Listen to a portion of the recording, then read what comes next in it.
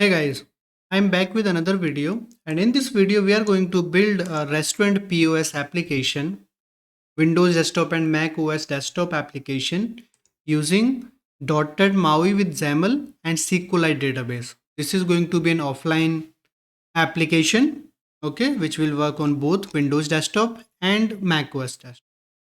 So this is the demo of the application. This is final application. We have main page, we have our name, these are main categories, we have menu items for these main categories. Then we have this right section where we can have the current order details. So let's try to add couple of items. So you see when I'm clicking on these items from the this menu items, these are getting added to this current order screen. We can change the category, add those. We can increase the quantity by tapping on this plus or decrease the quantity. And if that item is already added in the cart, so let's say for this chocolate, if I click on it again, it will simply going to increase the quantity in our cart. And here we have this text which is changeable, so we can change it if you want to. Right now this is default to 5%. We can change it to, let's say, 10%. When we'll apply, all these amounts are going to be changed in real time, and this text 10%, this value is also saved in the preferences. Okay, now when I increase or decrease this quantity, you will see the subtotal, tax and total are going to be changed in the real time.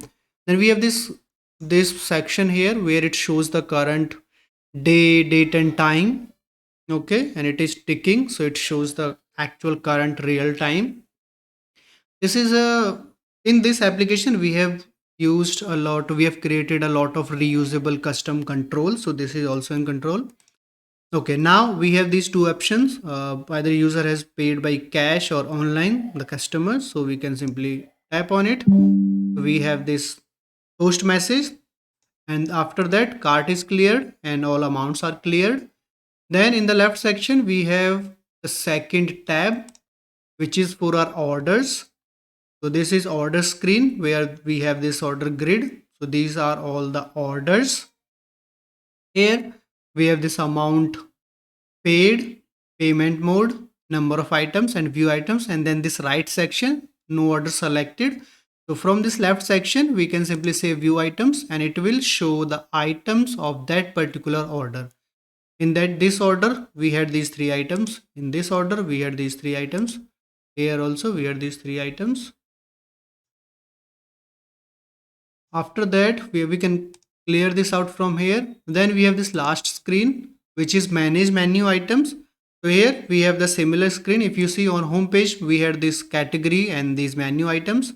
The right section was different, and on manage menu page, we have the same manage categories and these menu items. So these two things are also custom reusable control. So we are using the same control which we were using here with some slight modifications. And on the right section here, you can see this timer, and then we have this save menu item form. So this is a form which we are using. So from here, what we can do, we can simply tap on any of this item and it will be opened in edit mode. Here we can see the name, image, price, description, and these categories. We can change the category, select other categories. We have cancel and save screen. And if you want to add any new item, we can simply cancel it or directly adding here. So test item, then we can pick image. Let's did I did something else? Okay, enter name, test, pick image, and let's try to find some icon image. So I'm selecting this one. Price 5, description, some random description. We have proper validation also here. So let's add it to beverages and fast food. We are saving it. So you saw that small loader. We have this post message, and now if we go to the home page, here we should see this test item. We added it in beverages and fast food. Okay, and now here everything is updating in real time. What I mean is, let's go to this main course. We have this fried rice. The price is 4.99. I'm going to add this to the cart. Modify this. Now 4.99. In the cart as well we have 4.99. Okay, and the total amount is 10.98. Now if I go to the manage menu items, if I select this fried rice, and if I change this price to, instead of 4.99, let's say 3.99, and if I save it and I go to this main screen, here you see 3.99 price has changed. In this also price has changed, and if you see the total, this is also changed. So all these things are changing in real time. So this is also a functionality of this. All right, after that we have this small help icon. If we click on it, it opens a help pop-up where we can say you can connect with us with this. So we have email ID and contact number here, designed and developed by the developer name, and here we have copy to clipboard functionality for this. This is copied. Now we can use this to send an email, and we have this phone number as well, so we can use this also to call.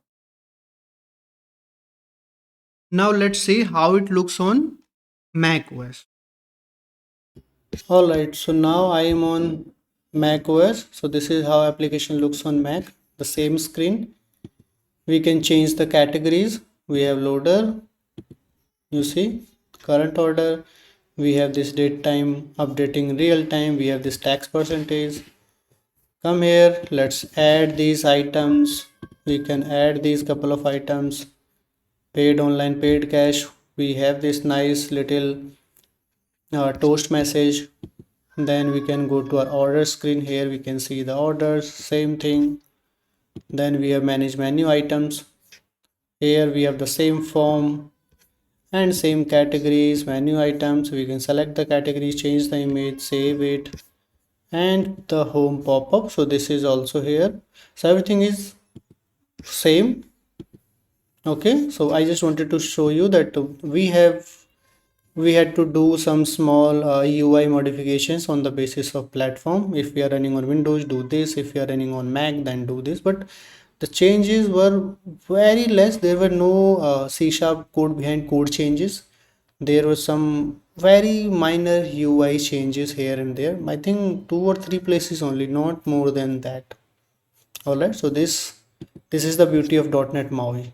And yeah, we have this clear card functionality as well with this confirmation box and this name and this tax percentage. So I didn't show you, but when we open our application for the first time, at that time it asks us for our name. Okay, at that time it asks for our name and we need to provide our name. If we don't provide it, it will keep on asking us our name, and after setting that name, then it will allow application to open and then we can see this name. All right, so yeah, let's go back to Windows. So I'm here in my Visual Studio 2022. Okay, and we are going to build a .NET MAUI app. Let's select .NET MAUI. Next, set the name,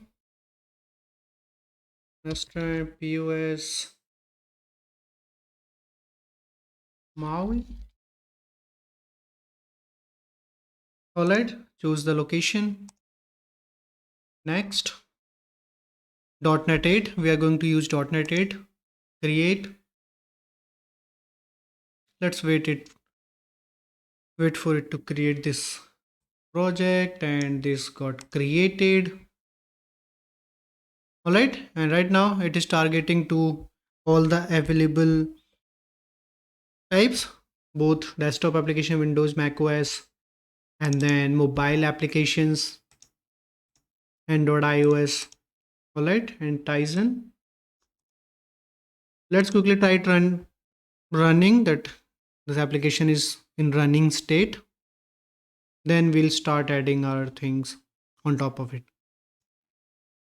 Alright, so this is default application. We can click on it and it is reacting to this click and updating this click 9 times, 10 times, 12 times. Alright, let's close it. Let me increase font size. Cool. So now first thing we'll do, we'll remove the framework types which we are not using. So we are not using Android, we are not using iOS for this. This is going to be completely desktop application. Okay, for Mac and Windows. So we'll remove Android iOS, we'll remove Tizen, and here we have remove iOS and then remove Android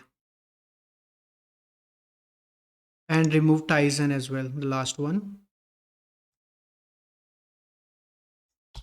Now we have what happened? Mac Catalyst and Windows, and on top as well Mac Catalyst and Windows. So now we are good. First thing is done. After that, what we'll do, we'll see what all NuGet packages we need for our application. Okay, so in our application we are going to use MVVM with community toolkit. So this .NET MAUI community toolkit, it gives us a lot of things related to MVVM and community toolkit.maui. These two NuGet packages we are going to add because we need pop-up element which comes from community toolkit.maui. We need toast which comes from community toolkit.maui. All right, so we are going to install these two things. Browse. Here we'll say community toolkit.mvvm. Community toolkit.mvvm. Let's install it. Apply. I accept. After MVVM, we'll install community toolkit.maui. Community toolkit.maui from Microsoft. Install this as well.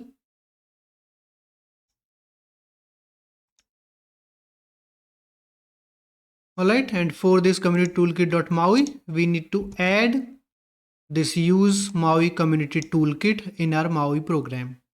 Okay, so let's copy this thing. Go to MAUI program.cs file. Here, where we have this builder, in here we are going to add this use MAUI community toolkit, which will come from using community toolkit.maui. Alright, and apart from these two packages, we need SQLite integration in our application. So for that also we are going to add NuGet packages. So right click on the project, same thing, manage NuGet packages, and from here we are going to install SQLite related NuGet packages. For SQLite, how can we use SQLite in our .NET MAUI applications? I already have a couple of videos for this. So if you want to check those out first, I would recommend you to go to my channel, youtube.com/Abhay Prince. There you will see the videos related to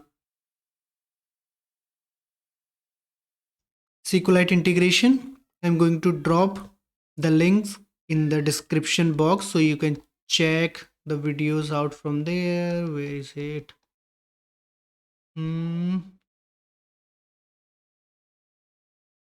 These two. Connect .NET MAUI app to SQLite database. Alright, for Android and iOS. And then if you want to see this in real projects, then I have been using this. And if you want to use EF Core, you are free to use EF Core. For that also I have this video.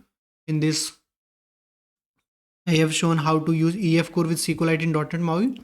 Then for Windows desktop application, not Windows, is desktop application, how to integrate SQLite. I already have a video for this REST client, this REST API client desktop app. So what is ClickUp? ClickUp. Okay, I'm going to drop link of this application as well. By the way, this current application we are going to build, this is going to be used .NET MAUI XAML. But if you're interested in .NET MAUI with Blazor hybrid for desktop applications, so this is that application actually.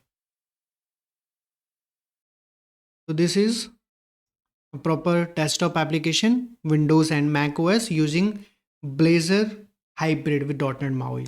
Okay. All right. So for SQLite, we are going to install first SQLite net PCL. This is the NuGet package. We need this one. Install it.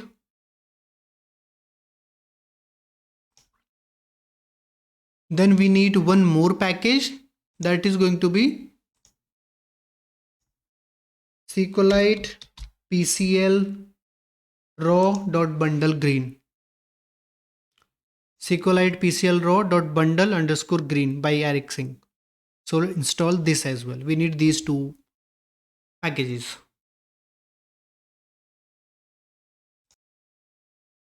Let's wait for these to install. Apply. And this is done. Alright, so we need these packages only. Now what we'll do, close all tabs. Now we need, for our application, we need a couple of images, icons, and fonts. We are not going to use default font. Okay, if you go to MAUI program, here we can see Open Sans regular, Open Sans semi bold. And if you go to resources, fonts, here we can see these TTF files, right? Font files. So we are not going to use these. We are going to use a font called Poppins, so that you can get from Google Fonts. So Google Fonts. Here you can search for Poppins. Alright, we have this Poppins font here. Here we can say get font. Download all. So right now we have this Poppins. We can simply use this. Now it got downloaded. We can simply go here and extract this zip file. So these are the extracted files. Okay, and here what we'll do, we'll get regular and bold, these two fonts.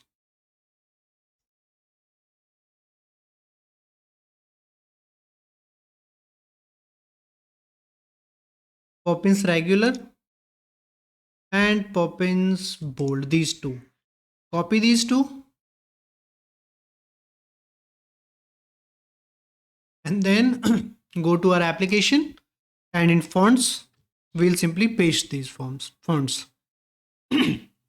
Alright, now we need to add these fonts to our application. Right now we just added these two fonts.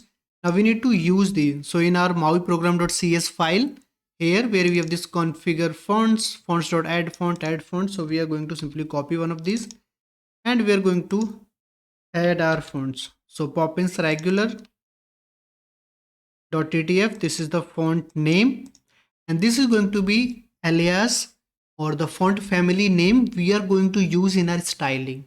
Okay, so it could be anything, but let's use Poppins regular. This name is up to you. You can name it whatever you want.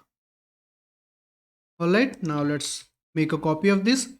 The second one is Poppins bold and Poppins bold. Alright, so save it. Now we are good. We have added these fonts. Now we want to remove these default fonts.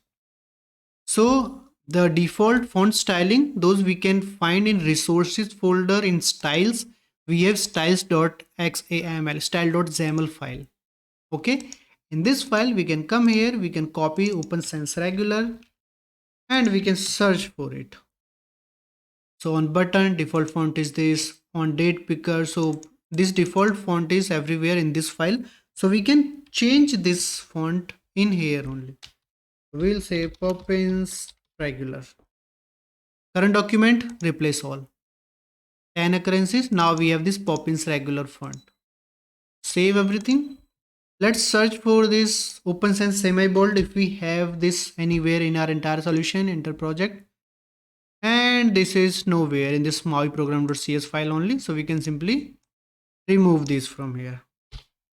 And as we remove these from this settings, so we can directly remove these from this folder fonts as well. We don't need these. Delete. Okay, so save everything. Let's quickly try to run it. I want to see this, nothing is breaking, and we can see this new font. All right, let's see. And we can see this changed font and functionality is working, everything looks fine. So that means font got applied properly and we are good with this. Cool.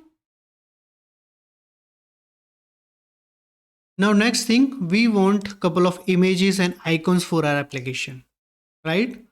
So for this, what I have done for icons, I went to box icons, boxicons.com, and from here, that home icon, these home icons, then that phone icon, this phone icon, then that shopping bag icon, all these icons I downloaded from here.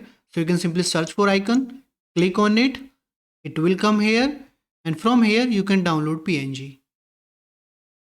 All right. And for image icons, I have used flat icons. So go to flat icons, and here you can search for anything. Let's say food, and you will get all these things. So from here also you can simply click on it, and you can choose the size. I think I have used 128 or 256 so that I can display these on bigger screens as well. So just select it and then free download, but you need to provide credits for them. So I am using these and I have a list of credits. Now all these icons, what you can do, you can come here and download from this. And for my use case, I have downloaded these and added on my GitHub. Let me show you. So you can simply go to github.com/Abhay Prince/image icons, or was it images icons? Yes, images icons.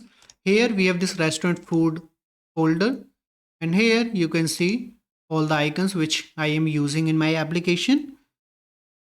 All right, and the link of these icons you can check in this only. There should be a credit.txt. So all these icons are from flat icon only. Okay, you can find these icons from here. All right, now I have these downloaded, so let me add those icons and images in this images folder. Okay, resources, images. All right, so I have all these images and icons ready. Cool. Save everything. So now looks like our basic external setup is ready. What I mean by external is NuGet packages, fonts, images and icons. All these things are ready. Now we don't need to go anywhere. Now we'll work inside our application only. All right. So now next thing, let's quickly do create the folders which we are going to need in our application. So first we'll need a view models.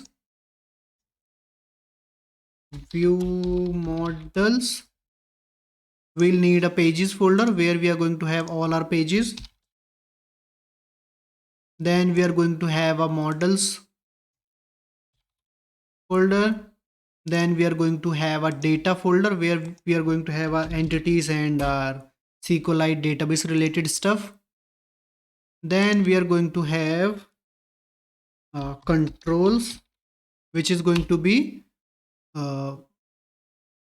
wrapper for or folder for all the reusable controls we are going to create in our .NET MAUI application. All right, so we have this thing ready. Now first thing, we'll create our pages, so we can move this main page.xaml to this pages folder. So let's move this, and then in pages we are going to create other pages which we need. So we need an orders page. This is not going to be a folder. It will be add new item, and this will be .NET MAUI content page with XAML. So orders page .xaml. All right.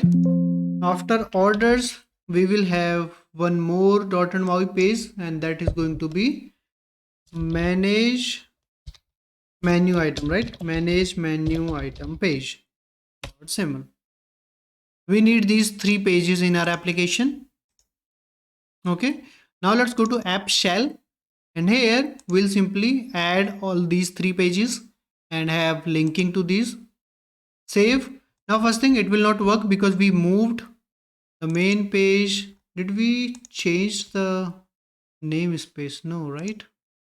Main page.xml. Let's change the namespace so that it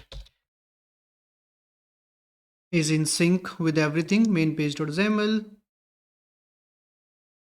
Restaurant POS MAUI dot pages dot main page. Save it. We are good. Now it will not work. App shell.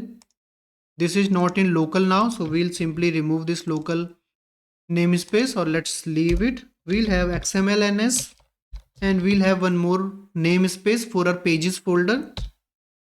Here we'll say simply restaurant POS MAUI dot pages. Now we are having our pages as namespace, and we can simply change this shell content to this. Now the way we want our application to be, we will have a flyout section with a small width. Okay, so we are going to use, let's do this. Save this. First let's copy shell content 3 times for our pages. First we have main page, home. Second we have orders page. It will come from pages only. Orders page. Third is going to be manage menu items page. Route is going to be this only, and title manage menu. If I run it this time, we are here and we cannot see anything. No tab bar, no left flyout. So now what we'll do, we'll simply start designing it. Let me set these side by side. Okay, so in here, first thing what I'll do, shell.flyout behavior, instead of disabled, I want it to be logged. That means it should be on the screen fixed. This is here. Save it and we are good.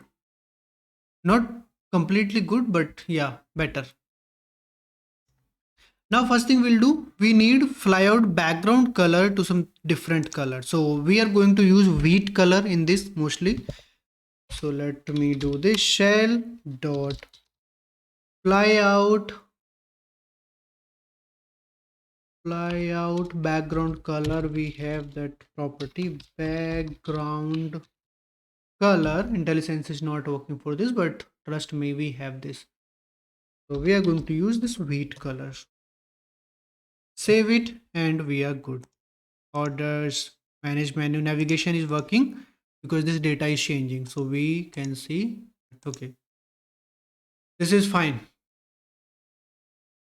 Now next thing we need, we don't want this flyout section logged taking this much of screen. We need smaller flyout section. Let me set this.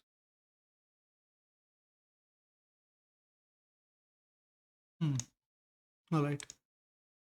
So for that, what we are going to use on this main shell only, we'll say shell dot flyout width. Okay, we'll have it somewhat 60. Save it and we are good. But right now we can't see the text. We will be able to see the icons but not text, but we have not provided icons. So let's first thing provide icons for this shell content item. We have icon for home. We can use home.png. So these icons I have directly added in images folder, so we should be able to see these. And this is not coming, and why it is not coming? Resources, images, gh home regular underscore 24. The name is this, home underscore regular underscore 24 dot png. Save it, try to hot reload, and we can see home icon here. All right, let's do same for others. For orders page, then for manage menu, and the icon names for these, For orders, we have list underscore ul underscore regular underscore 24.png. Save it. Hot reload. We can't see this list underscore ul, and we can see this as well. Now for manage menu, for this one we have, I guess, grid underscore alt underscore regular 24. Save and try to hot reload, and we can see this as well. So now we have these three items. Okay, home, orders, manage menu. All right, and now at the very end, at the very bottom, we need that help icon, that call icon. All right, so for that, what we are going to do, we are going to use flyout footer in here. So we'll say shell dot flyout footer. We can customize this flyout, complete flyout section, header, body, footer, everything. So I already have a video on my channel. If you guys want to check that out, you can check that out. All right, in this shell.flyout footer, I'm going to have an image. Okay, and on this image, I'm going to add source, and this is phone underscore regular underscore 24.png. Save it, and we can see this phone icon, right? It is ugly, but at least we can see it. Let's have some height and width. So height 20, width 20. Save it, and we can see this at the very bottom. Let's have some margin bottom. So we'll say margin 0 0. So left, top, right 0, and bottom, let's say 25 in here. Left, top, right 0 0 0, from bottom 25. Save it, and now we are good. Okay, to make sure that this does not go left and right and breaks anything, to be safe, we can use horizontal options at center.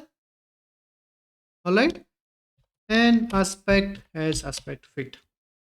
So now we are completely okay with this thing. Cool. Now one more thing which will change, this application name. We are going to change this, and looks like I made a mistake when I was setting the name. Oh my god, it is RAS, but it should have been RES. Okay, we'll fix this. But for application title, what we'll do, we'll say Restaurant POS. Save it, and we can see this thing here. All right, so our basic setup is ready. We have our font, we have our icons, images, we have our this navigation bar ready, and we have these pages. All right, next thing we'll work on are entities and SQLite initial data. We will have some seeding data so that we can start designing our application. Then we'll implement our managing menu item screen so that we can add and modify the menu items, but we will ship with some default menu items and category. All right, that thing we are going to do next. But before that, what I'll do, I'll simply rename everything. This restaurant, this RAS, I'm going to rename this to RES. So I'll do this offline. All right, fix this. All right, so now I have renamed this to RES, and now we'll work on our database. So in our data folder, I'm going to create a new file. Let's say entities.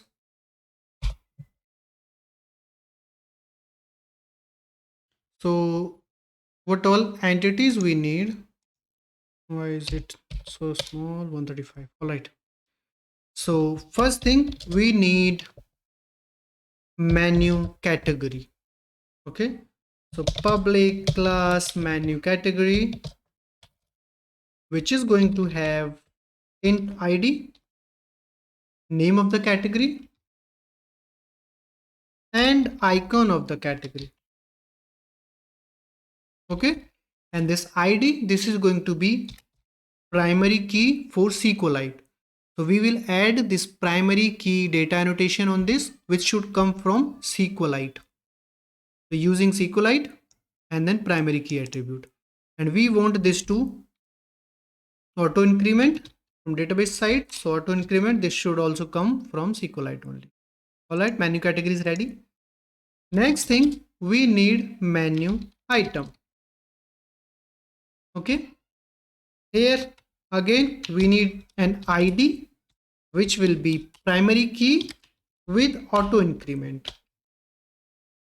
Then we need name of the menu item. Then we need icon of the menu item. After that we need short description of that menu item. After that we need a decimal price for that item. All right, so these are the ones we need for menu item. All right, now we need to map these two things together, the menu category and menu item. But the way our application is, one menu item can fall under multiple categories. So there is going to be one to many relationship from menu item to category. Okay, so one menu category can have multiple menu items. Oh, sorry. Yeah, that is also true. But one menu item can fall under multiple menu categories. So we can't have directly it inside this menu item. Instead, what we will need to do, we will need to have a separate table for this. All right. So we'll have public class, let's say menu item category mapping, something like this. Menu item category mapping. Okay. And here we can have one primary key property for this. So primary key auto increment, we are not going to use this. Then we are going to have two IDs here. One is going to be menu category ID and one is going to be menu item ID, which will come from these two tables. Save it and our menu category mapping table is ready. All right, now our basic tables are ready. Now we can display the data, but let's create other entities as well, which we are going to need in this application. So that is, we need to create our orders. Okay, so we need to have order and order item, these two entities. Let's create this. So public class order. In this we are going to have an ID. So public long ID. I'm using long ID. Primary key auto increment, yes. After that we'll have a date time when this order was being placed. So order date. Then we are going to have total items count, how many number of items were there in this order. Total item count, total items count. Let's see. Then we are going to use total amount paid. What was the total amount which was paid for this particular order, which will be of type decimal. Total amount paid. Then we are going to have one string where we will use our payment mode. What was the payment mode? Was it cash or online? You can modify this as per your need. Okay, now one order is going to have multiple order items. We'll say public class order item. In this we are going to have an ID which will be same primary key and auto increment. Now in this order item we are going to have order ID so that we can map these two tables. So one order will belong to this order item. So one order will have multiple order items which are going to be here.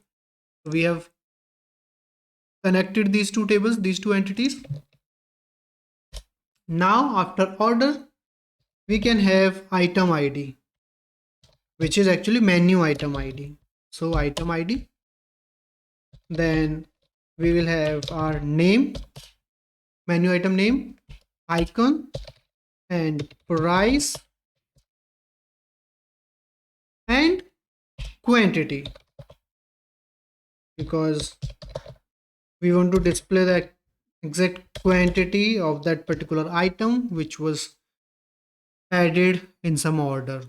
Okay, quantity, okay, quantity. All right. Now for our use case to show the amount of this order item, we can simply have one more property which will be of type decimal, which will be amount. But now this amount is going to be product of quantity and price. We need to multiply these two things.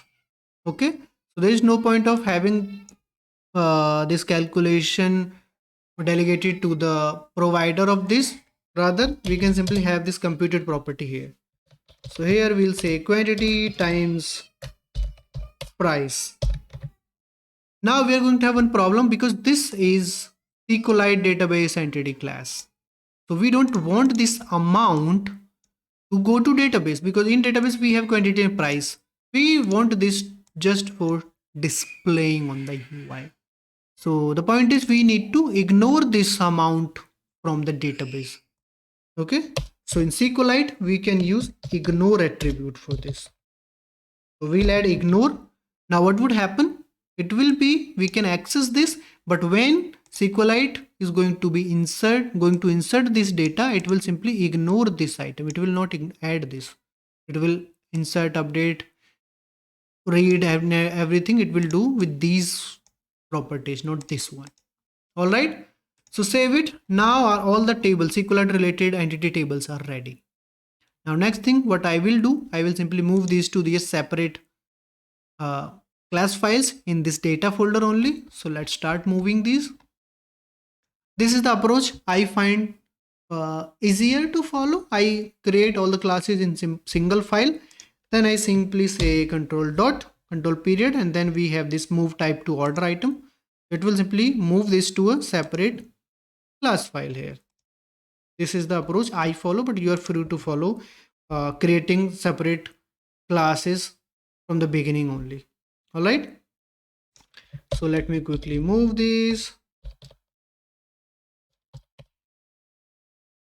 Menu category mapping, menu item, and menu category.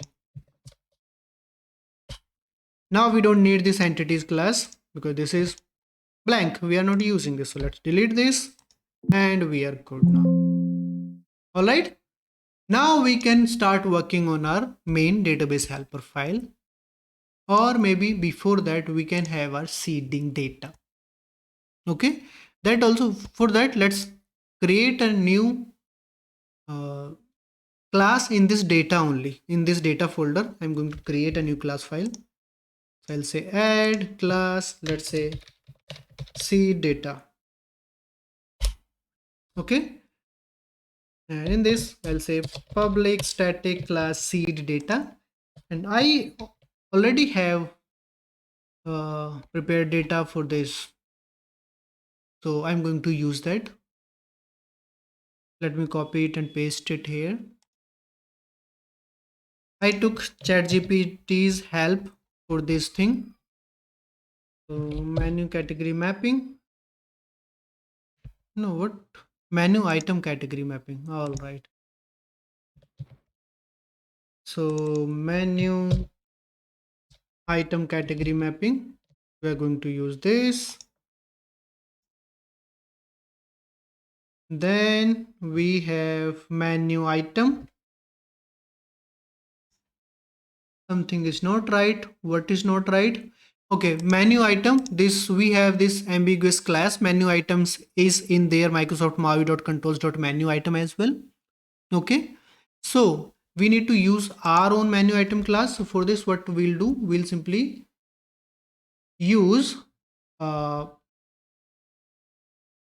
own namespace for this menu item here. So we'll say using menu item equals, we need this from this namespace, from our namespace, Restaurant POS MAUI dot data dot menu item. We want is to use this namespace. Remove all other. What is the problem? Didn't I add menu item like data class? Everything is fine. Menu item does not exist in here. Menu item, menu item, menu item. Okay, it is freaking out. Let me try to unload and reload this. So unload project, reload it. Let's open seed data again. Let's wait for it to come and we are good now. Okay, now it is able to pick this up. So we don't need this using, right? Okay. All right, we are good. So for this data, I'm going to add this as a maybe JSON on GitHub, and I'm going to add link of that in the description. So you can get this data, or maybe you can ask ChatGPT to generate this data for you. All right. Cool. Now our entity is ready. Our seed data is ready. Now we can start working on our database access and database related logic, right? So let's create a new class here. You can name it whatever you want. For me, let's say database helper. Let's name it database helper. And let's do this. Let's create it as a static class. You can create it as instance, and you can maybe use singleton instance of this as well. If you want to have some maybe unit testing or something like that. I'm not going to have it. So static makes sense for me. All right. Here I'll have, when we have private static read only database path, let's say db path, and here we can use path dot combine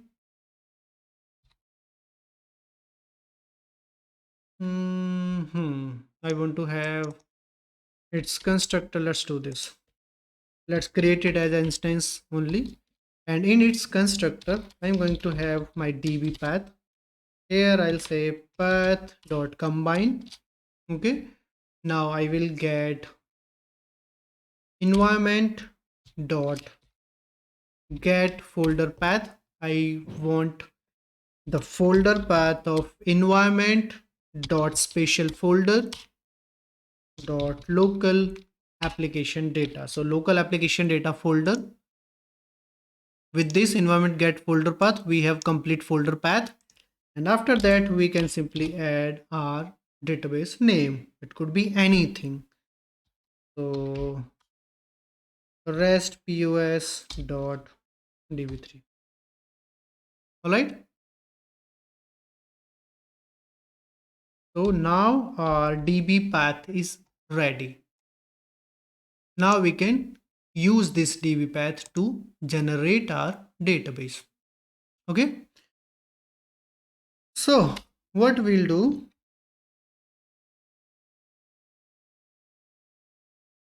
so here we'll simply say new SQLite async connection using SQLite. All right. And here we need to provide connection string, which is going to be our db path. So db path, comma, we can provide store date time as text, and we can provide SQLite open flags. So we are going to provide SQLite open flags here. SQLite open flags dot create. We want to allow it to create the database, and then this enum is actually a flag, so we can chain multiple flags. So SQLite open flag dot read and write. We need both operations, and let's maybe allow SQLite open flags dot shared cache. And now we are okay, we are good. We have this SQLite async connection ready. Now we will use this connection throughout this class. So it makes sense to create a variable outside of this. So private read only SQLite async connection underscore, we'll call it context or connection. And then we'll assign this underscore connections here. Alright, now our underscore connection is ready, which has this SQLite async connection. Now after creating this, when we are closing our application, so it's good idea to dispose this connection. So for that, what we'll do on this database helper, we'll use iAsync disposable interface. We'll implement this interface. Here we have this dispose async method. Here, first thing, we'll simply check if this connection, if this is not null, then we'll simply say connection dot dispose, connection dot close async,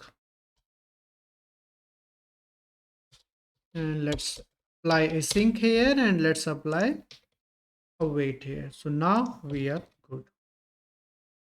All right.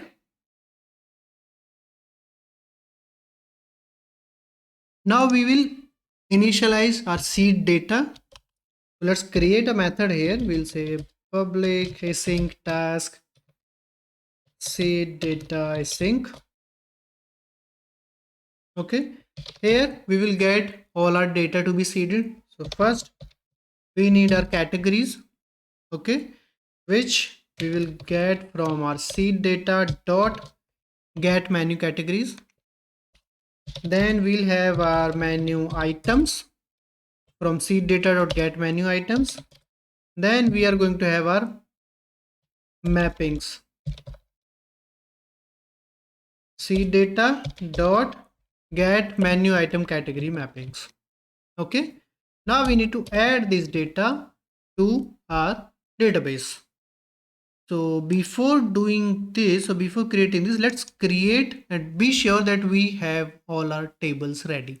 So for this, what we can do in this constructor only, after creating this connection instance, what we'll do, we'll simply say,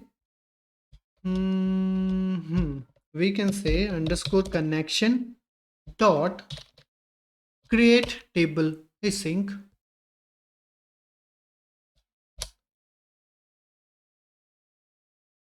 Here we can provide our table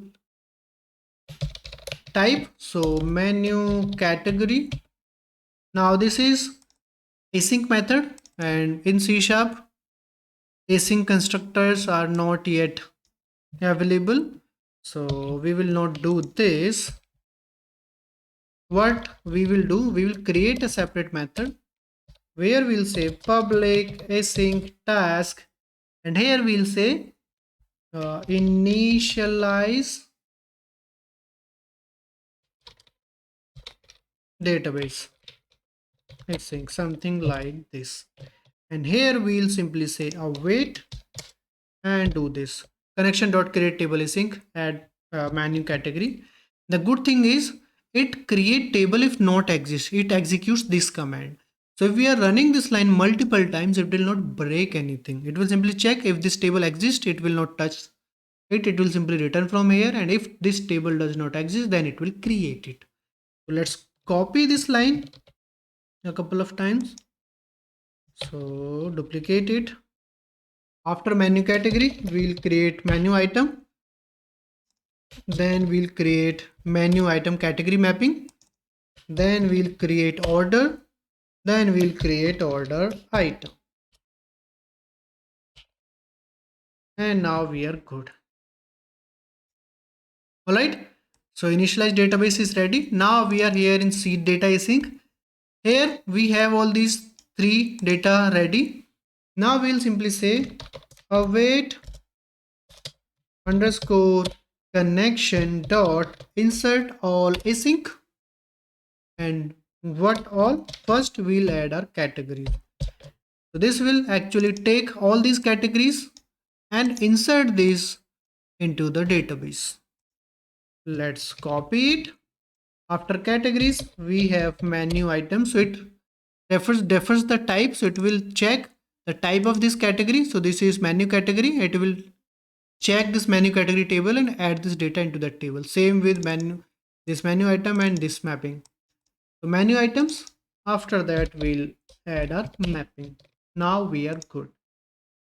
Now we will call it from somewhere, and this method might be called, might be not, we are sure that it is going to be called multiple times. Whenever we will open our app for the first time, it will simply run this, we'll add that logic, but this method is going to be executed multiple times. And if we have this setup, it will keep on adding, inserting the same data again and again whenever we are closing our application and open it again. Okay, so here what we should do, we should check if we already seeded it, if we already added this data into the database.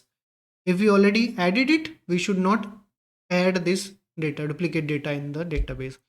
So for this, what we can do in this seed data async, we will simply try to access the first category. Okay, here we'll say await connection dot table menu category table, and on this we'll say first or default async. Okay, here we're trying to access the first category. Then we will check if first category is not equals null. That means we were successfully able to get the first category, first data from this menu category table. If that's the case, we will simply return from here, because now we know that we already seeded the data. Database already seeded. Alright, so when it will come for the first time, very first time, it will come here, it will try to get the first category. Because we don't have anything in database, it will be null. This condition will be false. It will continue, it will get the categories menu items mapping, insert into the database and continue. Now when second time it comes to this method, it will check this first category, it will try to access the first category, and now this will get the first category because now we have our database ready and we have these categories inserted into the database. Then it will check, it will try to get the first category, it will not be null, it will directly return from here because now it will be sure that we already have data, so we are good to go. Cool. So we have our database setup ready. Now we just need to call this initialize database and this seed database async from somewhere.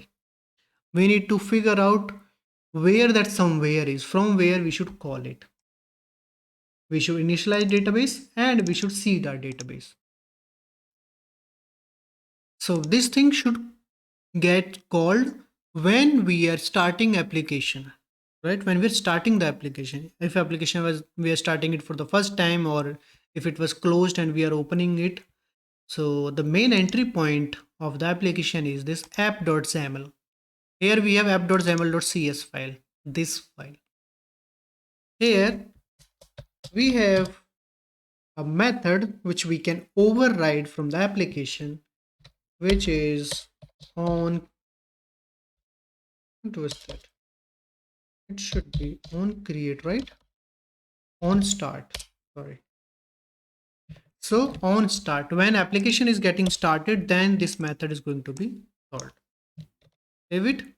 And now here, let it leave this base.on start. Here we'll initialize our database, initialize and seed database. This is the perfect place to seed and initialize our database. Now we need to access that database helper. Now this helper does not make sense because now this is not an helper or utility method. This is actually instanced class, which we will have as a singleton instance, but good. So let's rename this something like, let's say database service. Okay, so database service. First thing we need to inject this, register this in our dependency container in our MAUI program.cs. Before builder.build, we'll say builder.services.add singleton. We need single instance of this database service throughout our application. And now we are good. Now what we will do, we will simply inject that database service in our app. So here, let's use database service. We will inject it. We will have it in a private read-only field.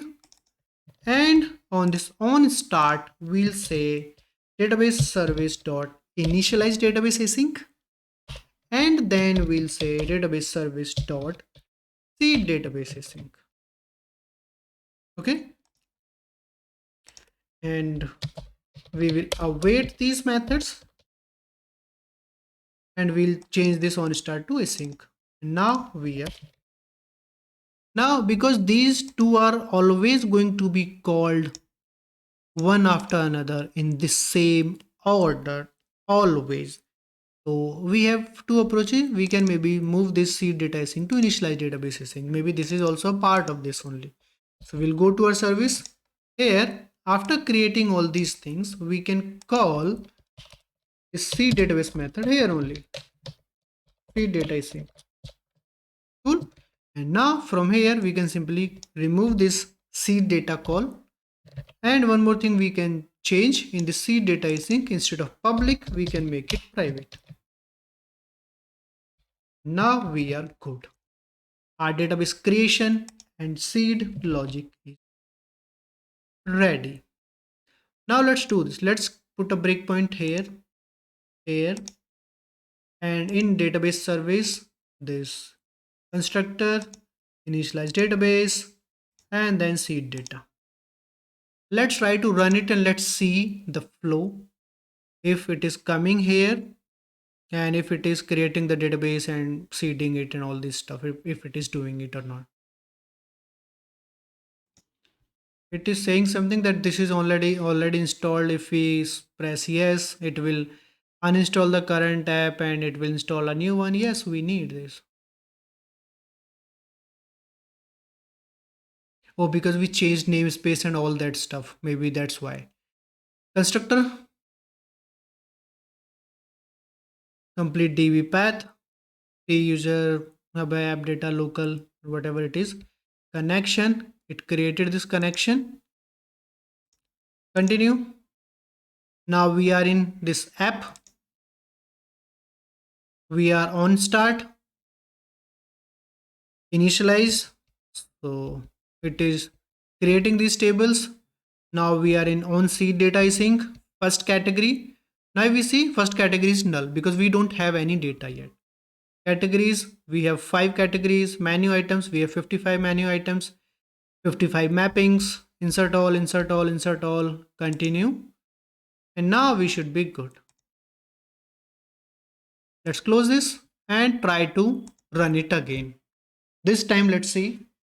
Constructor app on start, and we are here. Now as I already said that this create tables, these are okay to re-execute because it simply checks if we already have table, it will not do anything. See data async. Now first category, we actually have this first category. If you see, I don't know if you can see it, this is very small, but we can see icon drink.png id 1 and name beverages. So we have this data in database now. Now it will simply this condition, if condition will be true, and it will not try to reinsert this data. It will not duplicate this data. Continue from here, return from here, and we are good. So this is how it will work. All right. Now we have this basic initial seed data ready. Now we can start working on our home page. Okay.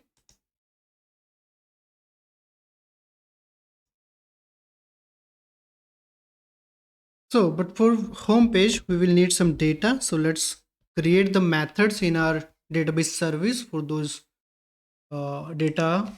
First thing, we will need list of categories. All right, so let's create a method here. We'll say public async task of menu category array get menu categories async. All right, and from here we'll simply say await underscore connection dot table. Which table? Menu category table. Okay, we are getting all data. Then we'll say to array async, and using this we are actually returning the complete uh, list of menu categories. All right, after this menu categories we will need menu items on the basis of currently selected category. Okay, now we have one problem. We can't do the same thing we have done for this. So here we need public async task. We need an array of menu items. We'll say get menu items async. Here we need category ID. Now in our menu item table, so connection dot table menu item table, we simply can't do this. We can't apply any where condition. The reason is we don't have category ID directly in our menu item class, right? Because we need many to many mapping. So one menu item can fall under multiple categories. So for that, what we will do, we will use SQL query. Okay, so we'll generate a SQL query here for this. Here we'll say we'll first change the name of the method get menu items by category async, so that it is intuitive. It makes sense that okay, this method will return menu items for this particular category. Okay, so here we'll generate our query, SQL query.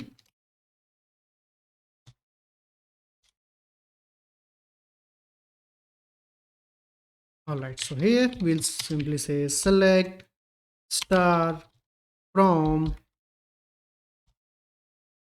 we have the mapping in our menu item category mapping table. So we'll say select star from menu item table, and we'll apply a inner join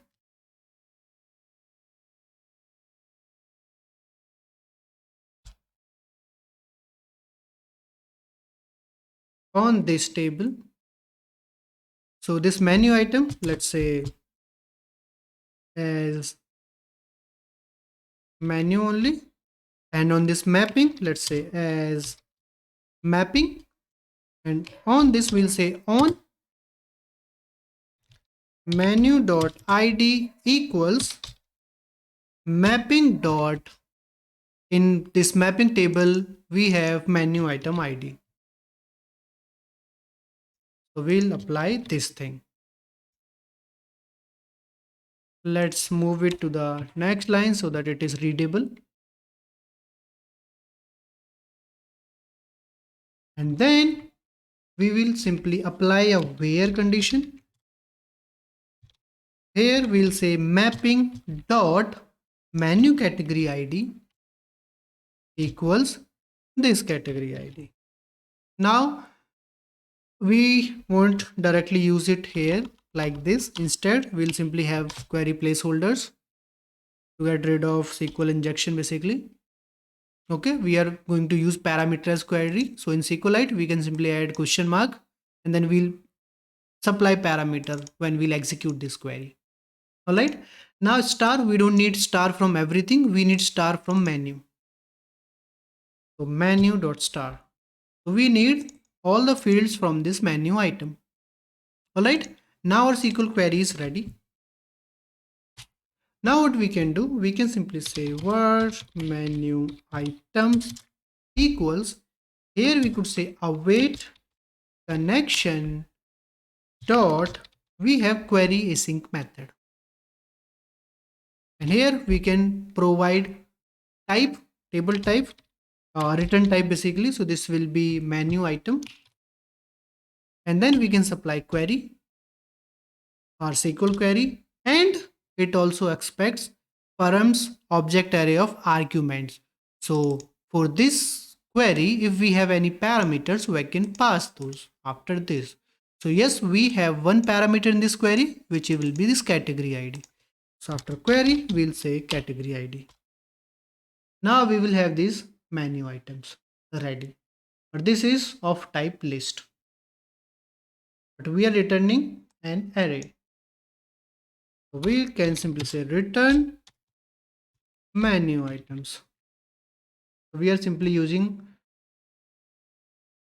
this collection expression with destructuring these items. So now this is an array representation of this list. All right. And what else we need right now? So we have categories and we have items. I guess we are good, right? Yeah. Save it. Let's quickly see if we are getting these items, if this is working as we are expecting it to work. So let's do this. After this seed data, let's do this just for testing. I'm doing this just for testing that our query is fine, it is working fine, and we are getting the data. So here we'll say simply menu items equals await get menu items by category, and we can provide any category ID. Let's say category ID 1. Let's put a breakpoint here, run it. I just want to see if we are getting this data. I should have removed all other breakpoints. Okay, we are here. Let's check menu items, and we have 10 items. Cool. That means our query is working fine. Great. Stop and then just remove this line because we have added this just to test if this query is working. Save it. And now we are good. Let's remove all the breakpoints. Disable all breakpoints. Save it. And now we are good. Now we can start working on our UI. Okay, so on home page, let's first create our skeleton. So pages, main page, we will remove everything, whatever we have inside this, we'll remove everything. Then we will simply have a grid with 2 columns. Column definitions. First one, I need 75%. So let's say 0.75 star, and second one I need 0.25 star. All right.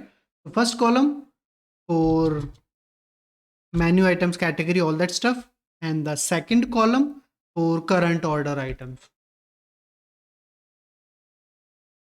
Okay. Inside this, for the first one, we will use a grid with 3 rows. Okay. Okay, first thing, grid dot column 0. So here I'm saying that this belongs to this first 0.75 column, and for this one I'll say row definitions auto, and star. We'll see what we are going to add inside this. After this, I'm going to have one more let's say grid only. We'll see what control fits best for this. So grid, here I'll say grid dot column 1. Let's for now have just a label with the text. I'll say current order items, and here I am going to have, let's say, one vertical stack layout with grid dot row 0, which is default. Here I'm going to say label text, Here I'll say first I'll show greeting, which will be like, let's say, hello Abhay Prince, my name. We'll make it dynamic later. And then second one, here we are going to have our categories list. And then we are going to have third, where we are going to have our menu items list. Save everything. Let's quickly run it and let's see how it looks. There is some error, counter button does not exist because we cleared everything from this main page.xaml and we didn't clear main page.xaml.cs. So here we need to remove this count because we are not using it now, and this on counter clicked method as well. Okay, run it.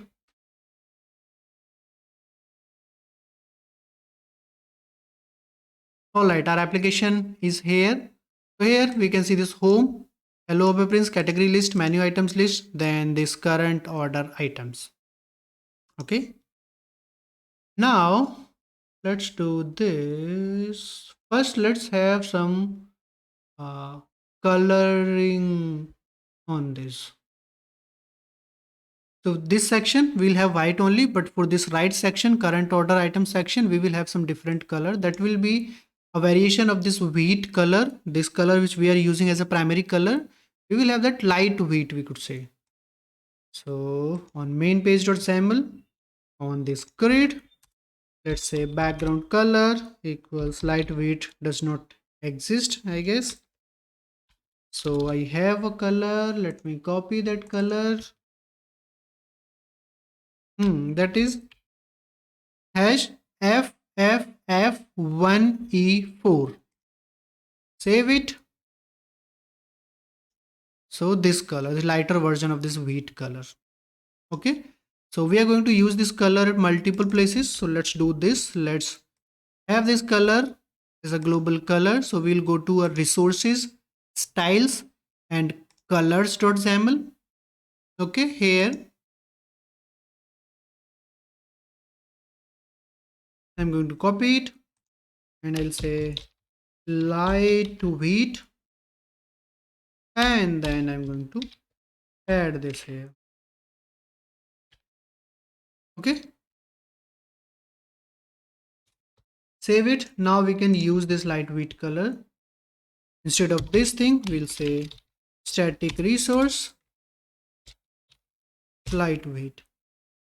Save it, and it should be same. All right, now this home and this section, this does not look good. We don't need this home here.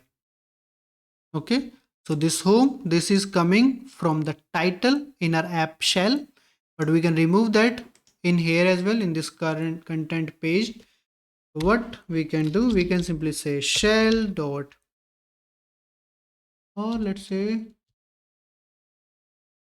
we can remove this nav bar completely. So we'll say shell dot nav bar is visible, we'll make it false. Now that is gone. Now we have this current order items, this section, and we have this hello Abhay Prince category list and manual items list.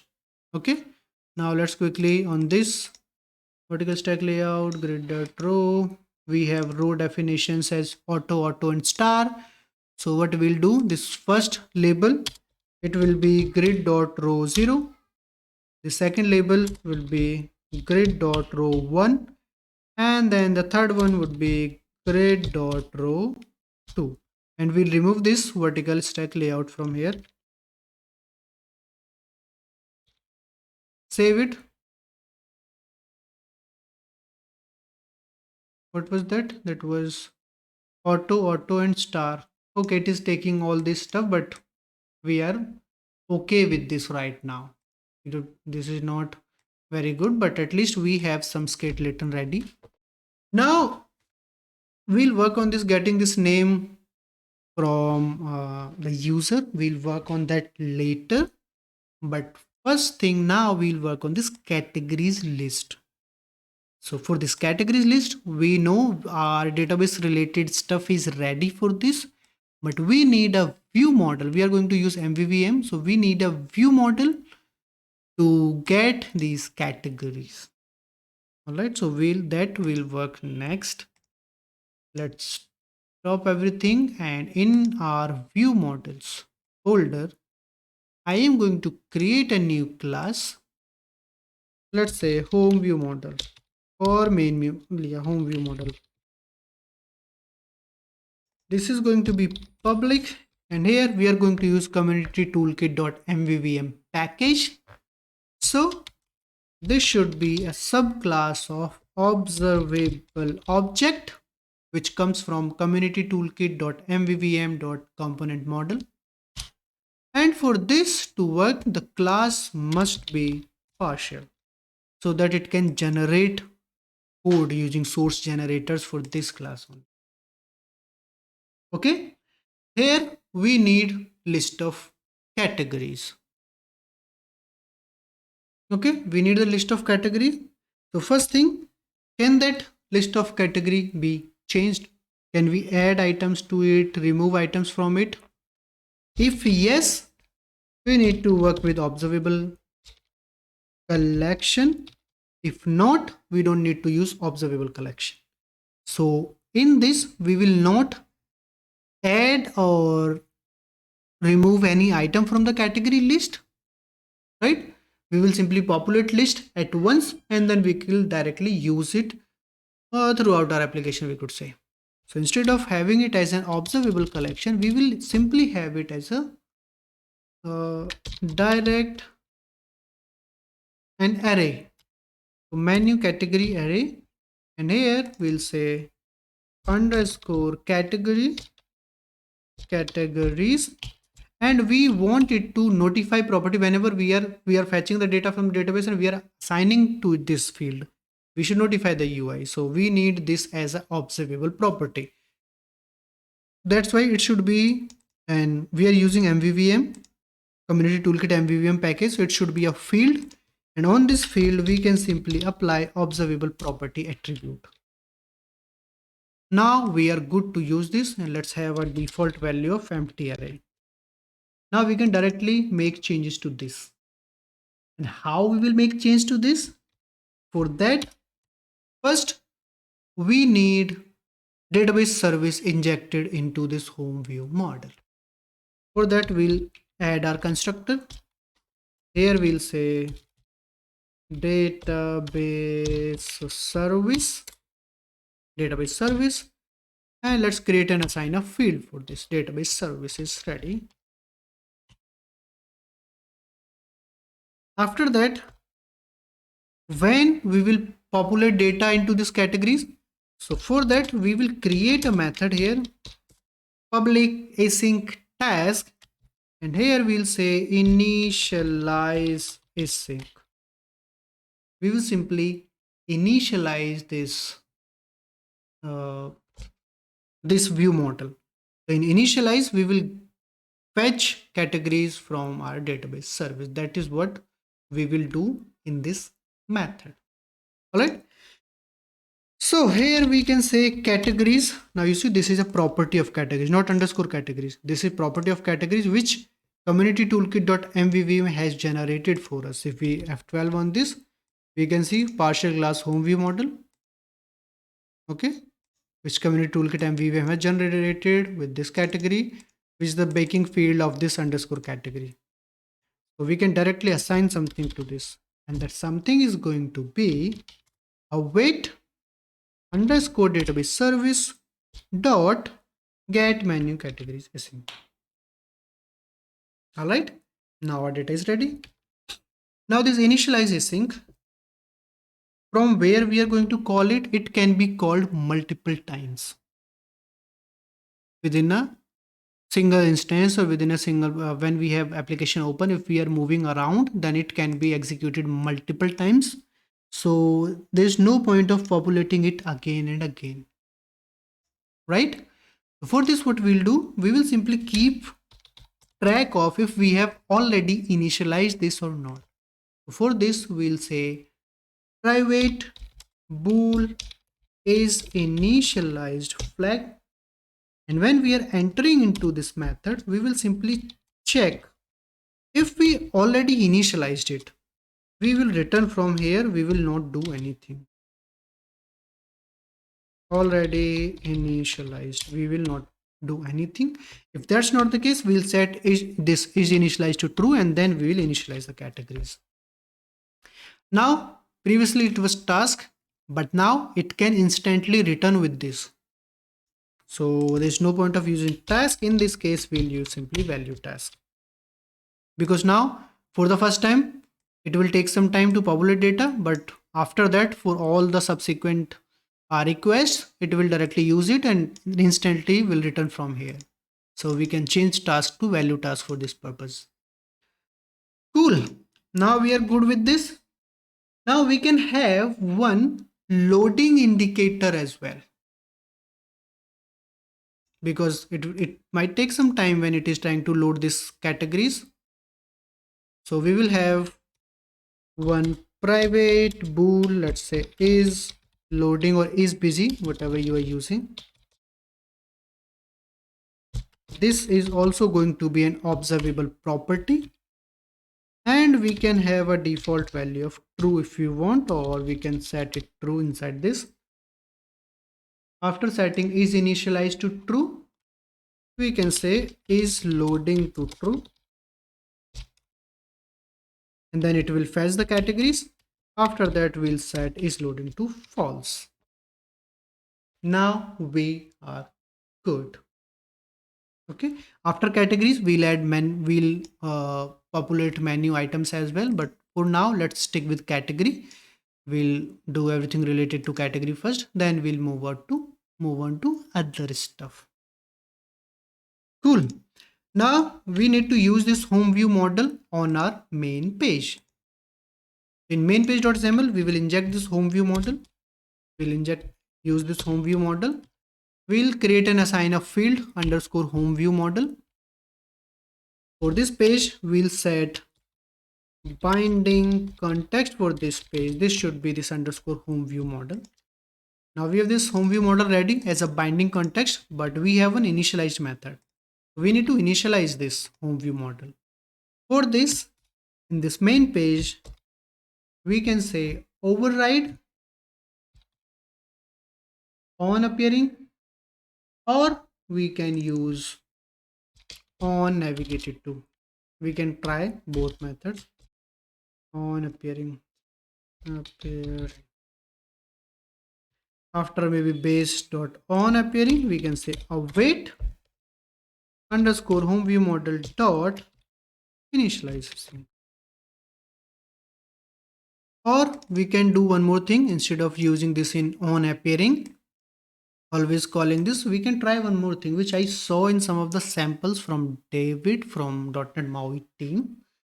So what he's done, he's created a method here. So private async, that was async void, so an event actually. Let's say load initial data, or maybe initialize.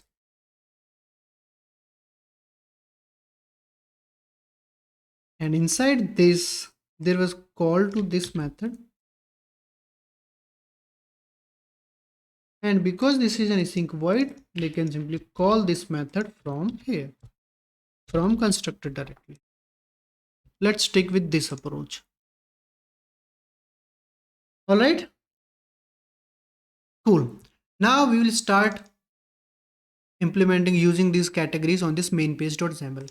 But before that, because we have injected these things in main page and in home view model, we have injected database service.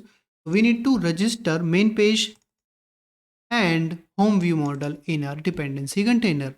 So let's go to MAUI program.cs. In here, after this add singleton, let's say add singleton home view model and add singleton main page. So we have registered these. Save everything. Now we will be good. On main page, first thing, we will add a namespace for our view model. We'll say XMLNS, the name, let's say VM for view model. Here we can say view models. And then we will need menu category as well.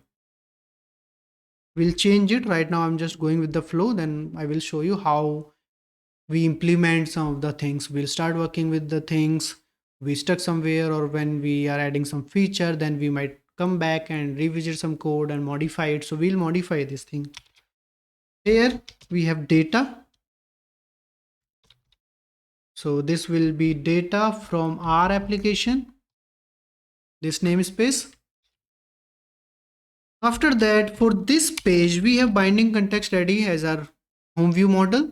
So on this, we'll set data type as home view model, which will come from VM, this namespace. So our view model is this home view model. All right. Now in this row definition, this thing, yeah, one more thing. When I was working on this application, so I have used flex layout, but flex layout on Windows has a lot of problems. So with nested flex layout, we have problems for changing the font if we have flex layout, and inside that we have some label or button, and if we are changing the font, then also it breaks, throws unhandled exception. Why? I have no idea. I have seen there were a couple of issues raised on GitHub. So for that purpose, I'm not going to use flex layout in this entire application, but there are so many places where flex layout would make sense if they fixed it. But we can achieve those things with other controls as well. That is the beauty of this XAML. We could say we can implement same layout using multiple approaches, using different components, different controls. Okay. So in this first section, in 0.75 star, 75% in the grid, after name is categories list. Here we are going to display our list of categories in a horizontal list. So we are going to use collection view here with item source as binding categories. All right.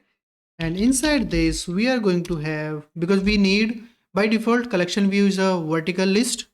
We want horizontal, so we need to explicitly tell it. So we'll say collection view dot items layout. This will be a linear items layout, and on this we'll say orientation horizontal. And after this collection view dot items layout, let's save it. Let's run it and we'll see the design in real time. We'll design it and we'll see how it is looking, and then we'll play around with this. Okay, this here, and we can see this horizontal list with this ugly text. Okay, let me set it MAUI on top this, on bottom this. Let me set this, then we'll start designing. Okay, here I'll start designing. First thing, we need this collection view in the second row. So we'll say grid dot row 1. Okay, now we have it here. On top, we need some spacing. So on this grid, row definition and all this, we'll say row spacing, let's say 10. We have some spacing here. Then in this collection view, by default, it is showing all these things. In this linear items layout, we can have item spacing, let's say 10. Save it. We should see this spacing. You see, we have this spacing now in these items. Now we can start designing these. For this, what we'll do, we'll say collection view dot item template. We'll define our item template, which will be a data template of data type. So X data type here, it will be menu category, which will come from data namespace. Okay. Now here, what we will do, we will have a border. Let's have border directly. Inside this, we are going to have image and label. Image, that will be icon, and the label, that will be name of the category. So for that, we'll use horizontal stack layout. Inside horizontal stack layout, I'm going to use image with source, binding, and on this menu category, we have icon. Okay. On this image, we will have height and width, some small height and width, let's say 20 height request, and width request also as 20. Save it, and we can see something. You see, we have these things. After this image, we will have a label with text, binding, and name of the category. So name. Save it, and now we can see this as well. Now we'll design this. First thing, we need both of these things to vertically center. So image, let's say vertical options at center. On label, let's say vertical options at center. All right. Then we need some spacing between these. On this horizontal stack layout, we will say spacing, let's say 5. We have some spacing now. Now on this border, let's have some padding. Right now it is touching the left and right section. Let's have some spacing. On this border, we'll say padding 20. It is a lot, so we need 20 from left and right, but from top and bottom, let's say 10. So we'll say padding 20, 10. Cool. Save everything, and we are good. Not completely good, but at least we can see something. All right. Now inside this border, we will have a background color. In this background color, we will use a static resource color, light wheat color. This color. Cool. After that, on this border, we'll have stroke shape. So we need rounded rectangle shape on this. The stroke shape, round rectangle of a corner radius of 10. This 10. Okay. And now this border, the stroke on this border element, we don't need this. On this, we'll say stroke thickness to 0. Cool. Now we can see this without any stroke. Save everything, and cool. Now on this label, I guess we are good with this label, right? We can just change the label color to this label color. We'll say text color on this label. Let's say maroon. I'm going to use this maroon color as well at a lot of places. Save, and now we are good. Everything looks fine now. Okay, so our category is ready. If we do this, we can see this horizontal scroll bar, although we will not have it this small because we will need some minimum height and width for our application. Okay, now our category design is ready. Now next thing is we can tap on any of this category, right? So when we tap any of this category, it should change. First thing, it should have some default selected category. So we will by default have the first category as selected. In this case, this beverages. It should be selected. We should have some indicator that should show that this category is selected. Then on the basis of that selected category, we should populate the menu items list. Okay. So for selection, and when we are tapping on any of these category, we should react to that change. We should change that selected item. So for that, what we will do, we need to have some click or tap gesture we will have on this border.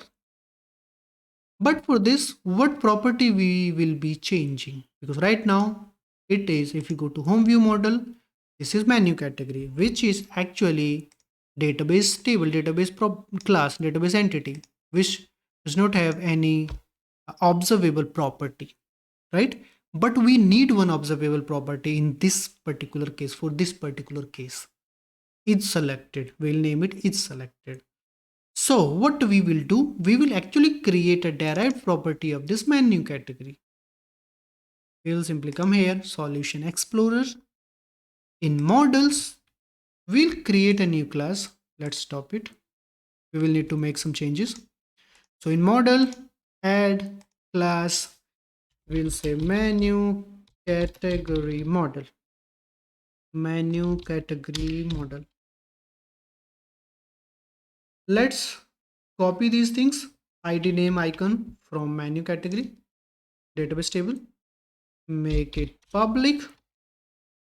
And now we need this as a property, a class which will have one observable property.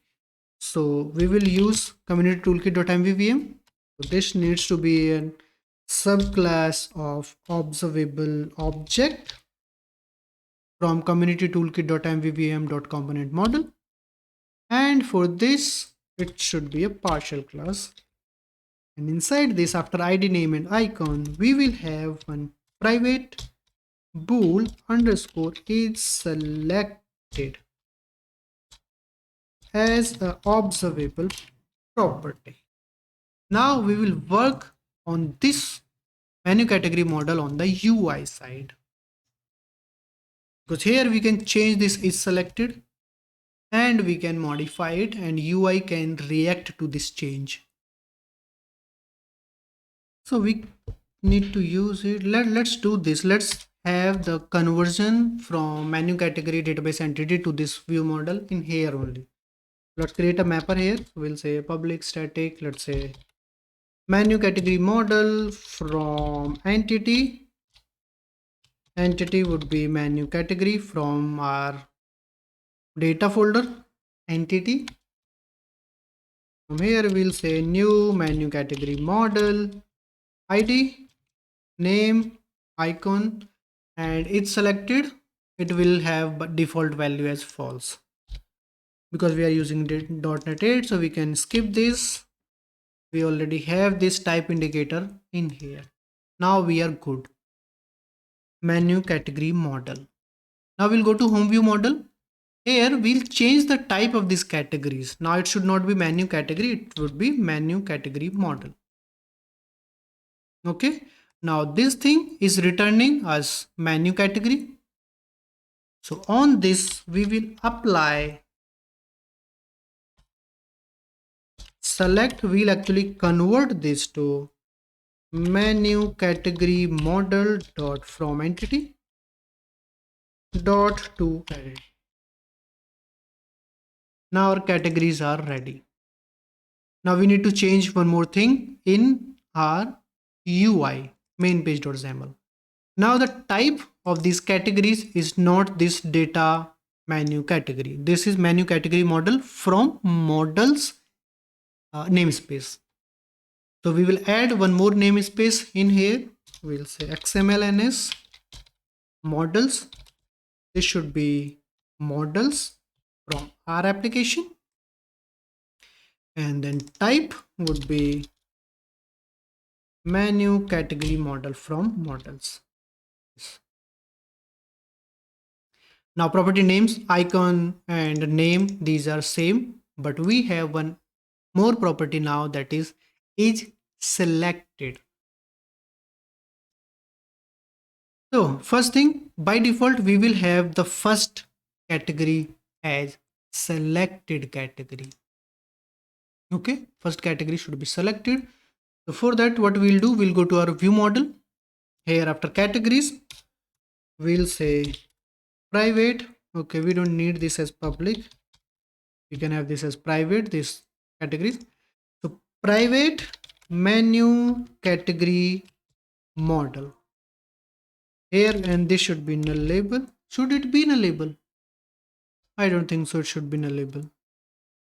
Or should it be null label? Yes, let's have it null label. Here we'll say selected category underscore selected category with a default value as null because we are having it as null. And this should be an observable property because it can change. Now when we are initializing the view model, we have initialized our categories. After initializing the categories, we will have the first category as selected. Selected category equals categories of 0. First category is selected. Okay. And from this categories collection,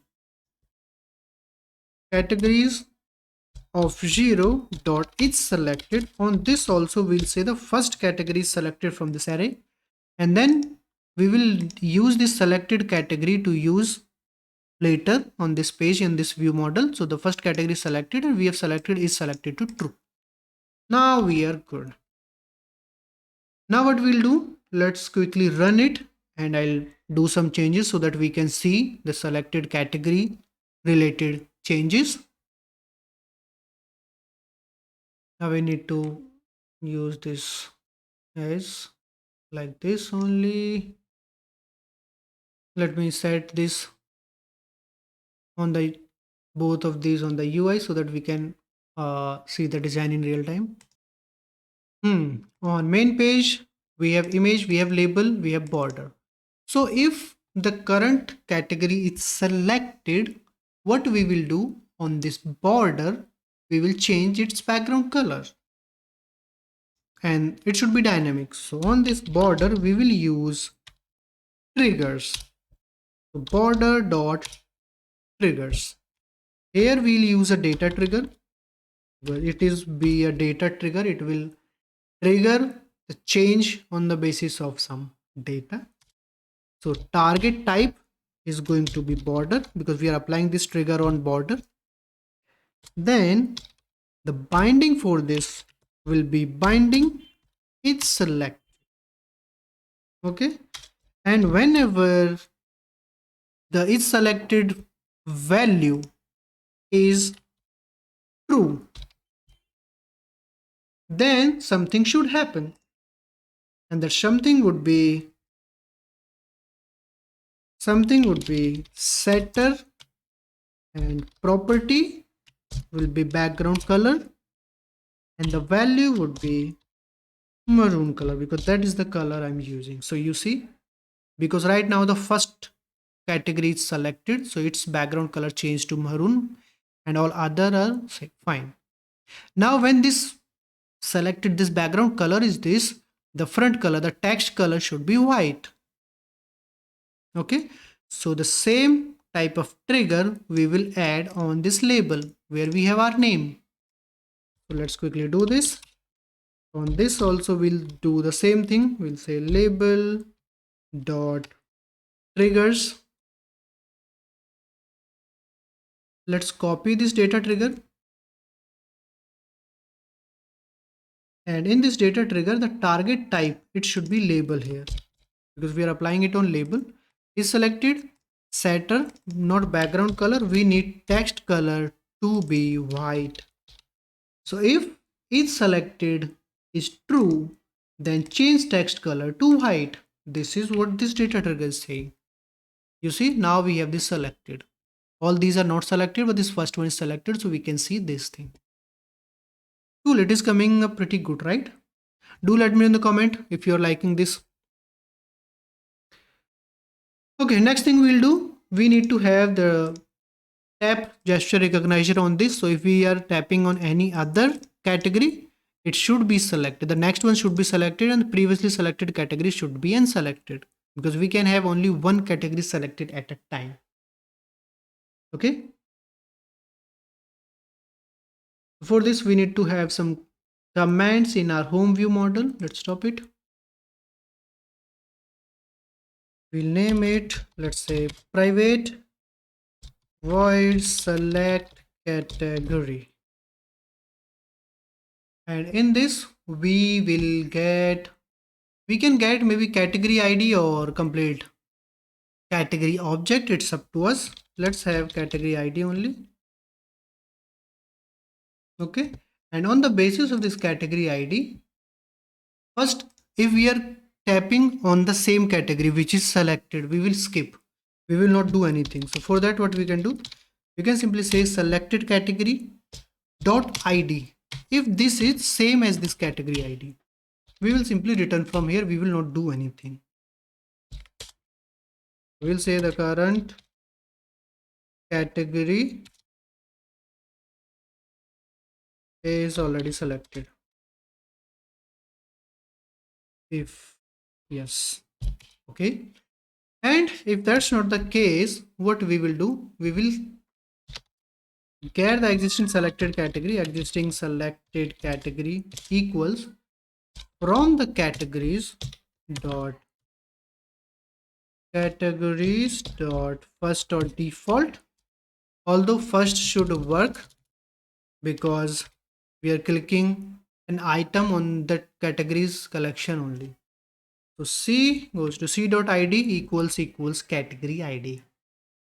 And on this existing selected category dot is selected, we will set it to false because now that category is not selected anymore. And we will access this new category. So we'll say new selected category, or let's say newly selected category. Or should we do this? Let's do this. Comment this and let's do this. Instead of having this category ID, let's access the complete category object. Menu category model category. Let's do this. So let's see if this thing works. Here we'll say if this category ID is already selected, we'll simply skip it. If that's not the case, we will get the existing selected category, we'll set it to false, or we can try setting this directly from selected category. Selected category dot is selected. I just want to see if this thing is working. It should work ideally because these are the same references in selected category. Is selected false. After that, we will set category dot is selected to true. That means this is the newly selected category. So on this is selected should be true. And then this selected category, this should be same as this new selected category. So selected category. Okay, this is not going to work. It is my bad because now we will change the references. Okay, let's stick with the previous approach. I'm sorry for this. So it would make more sense. It will be clearer as well. There is no point of introducing complexity. Okay, existing selected category, we are good. Now newly selected category. This we can get from categories dot first C.id equals category ID, and now I got the problem. Existing selected category. Categories dot first, it should be where C dot is selected was true. That was the existing selected category. Newly selected category is with this category ID. Now on newly selected category, we'll set is selected to true, and we'll modify the selected category, this one, to this newly selected category. Now everything is in place. Now this should be a command, so we'll use community toolkit.mvvm for this. So we'll add relay command attribute on this. Now we can use this select category on our main page.xaml. Okay. Now whenever we'll click on this border, so let's add gesture recognizer on this border. So we'll say border.gesture recognizers.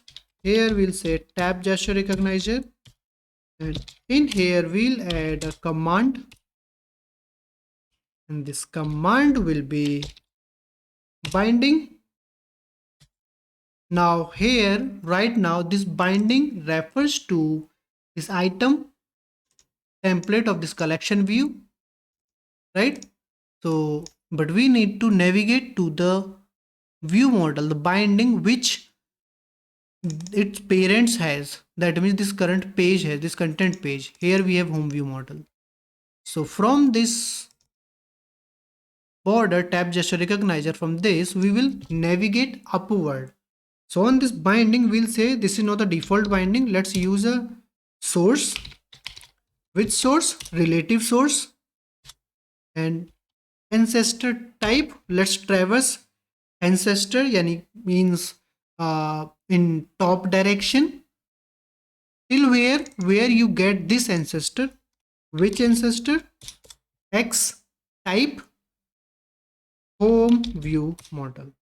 So here we are saying for this binding the source would be, from this it will be a relative source where ancestor type is home view model. That means it will traversing upside and it will reach to this home view model. Now it reached here, and on this home view model we will tell it that you need to call this select category command. Now pay attention, this is a private void method with select category, but we have applied this relay command which has generated a new public method with the name select category command. That we can verify from here. We will just say select category command. You see, we can go here. It has generated us for this property, which we can use, which we will use in our XAML. So in main page.xaml, here after setting this source, we'll say the path is going to be select category command. And then we need to provide command parameter as well, which is the category ID, right? So in binding, we will have ID, which is category ID. Save everything, and now we should be good. If I'll run it, it should show us the expected behavior. By default, the first one should be selected, and if we select any other category, the previous selected should be unselected and the newly clicked should be selected. Let's see if everything is working as we are expecting. Snacks, it is not working. Desserts, it is not working. Something is not right. And what is not right? Let's see if it is going till there. Home view model, put a breakpoint, tap on it, and it is not going there. We have missed something. Main page.xaml, tab gesture recognizer, binding, source, relative source, select category command. Let's see in output if we can see something is, if there is some error.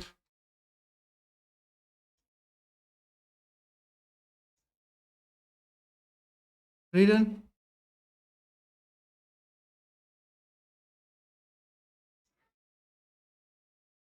It didn't go there. Border gesture recognizer, tab gesture recognizer, command, binding, source, relative source, ancestor type, home view model. We have closed this one, then this one, command, then command parameter, binding ID. Everything looks fine. I might be making some silly mistake or some minor thing is missing. Do let me in the comment if you guys figure out or if you know what the issue is. Home view model, home view model. This is actually home view model only. And here we have select category with relay command. Select category command.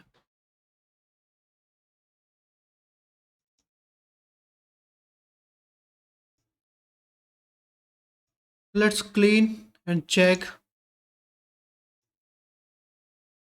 There's nothing on top of my mind right now. Let me clean and reopen it and I'll see. And let me uninstall the app which is right now installed. Then I'll try to run it. And I cleaned that up, uninstalled the currently published app, installed app, and I when I'm running it, I'm getting this error. With this, we got something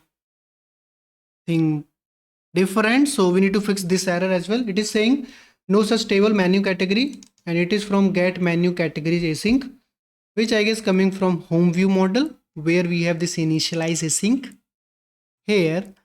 That means what is happening, this thing is getting executed before this initialize and seed. Okay, so what we should do, instead of doing this, we should not use await, or we should not continue from here. We should do this thing, initialize and seed database in our app.xaml.cs, where we have this initialize database async. Either we should not have it in onStart, we should have it here, or if we are having it here, yeah, I think we should have it in here in initialize component. Yeah, let's do this. Let's move this in here, and we will not continue from here. We will wait for this to finish. So we should wait for it. So instead what we can do, let's quickly, maybe let's do this task.run async await, call this database service initialize async, and then wait for it, or configure await dot get awaiter dot get result. So it will simply wait here till this operation is completed. Okay, and using this, we don't need this database service private read only variable here, and we can simply skip this thing as well, and we can use this database service directly like this. So save it, and let me do this. Let me do the same thing, clean, and uninstall the app. Then we'll try this again. Let's run it again.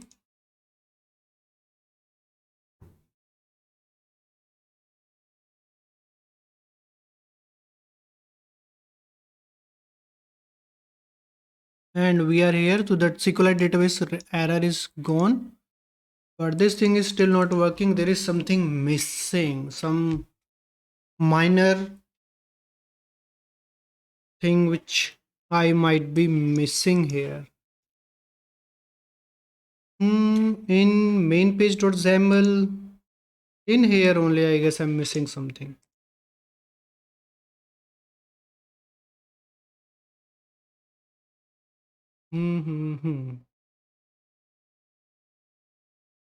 Oh my god, what a silly mistake. As I was saying that this is selected category command, but this is not the name of our command, right? This is select category, not selected category. So select category command, run,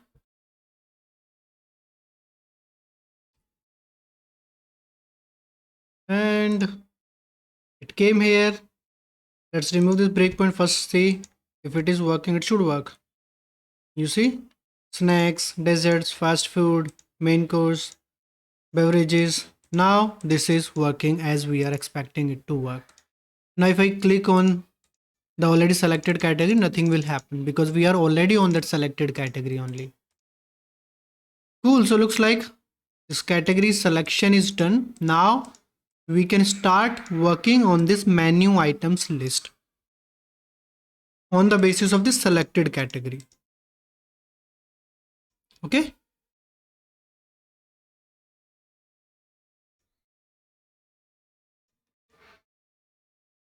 Alright, so for menu items, we don't need any property to be observable because we will simply display the menu items and we will have on tab on those menu items, and those are going to be either opened in edit form or going to be added into the cart. That's all. So we don't need any interactivity, and there is no visual difference in the selected menu item. There is nothing like selected menu item.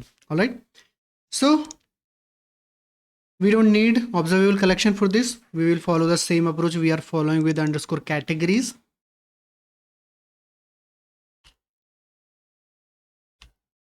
All right. So here again, private and menu item. So we can directly use this menu item model only from data underscore menu items with a default value as blank array. And this is going to be observable property. And now we are going to have a problem. This menu item, it should come from our .data folder, but it is saying it is ambiguous between Microsoft MAUI controls menu item because there also they have this menu item. All right, so we need to explicitly tell that this menu item should come from our data namespace. So for that, we'll use using menu item equals our application name dot data dot menu item. So we are using namespace aliasing here, that it should use menu item from here. Cool. Now we have this underscore menu items. This is observable property, so it will going to generate as a menu items property, public property with uppercase M without underscore. This is coming from again community toolkit.mvvm package.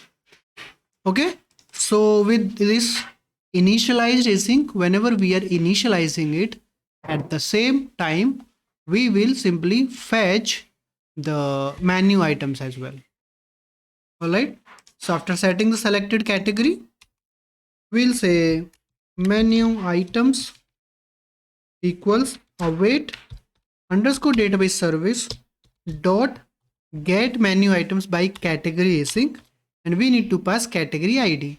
And here we know category ID, we can get it from this selected category. Right now we will have it as the first item from this categories collection. So selected category dot ID. And now we have our menu items ready. Save it and we are good. All right. And this same thing we'll do when we are selecting any other category. So here in this select category, after setting everything, we will call this menu items, same thing. But now this is awaited, this is async call, so we need to change the method signature, not signature, the private void, it should now be async of task, and we'll simply say select category async. But the name of the command, it will be same. So for async and non-async, basically sync and async for both versions, it does not change anything. And if we are suffixing, we are adding a async suffix, this community toolkit mvvm, it automatically removes that async suffix. So it will be same select category command. So save it, and now we should be good. But as we are having these menu items and this database call, so what we'll do when we are selecting some category, we'll do same, this is loading true and false. Okay, so is loading true. After selecting the category here, and after fetching the menu items, we'll set is loading to false. So save everything, and now we are good. Now our menu items are ready. We can use these on our UI in our main page. All right, so here we are here, this menu items list. So here we need to show those menu items. Okay, and we have that is loading flag, so we are going to use that is loading flag here. So for that, what we'll do, we'll simply have a grid here with grid dot row. So it should be the second row in its parent.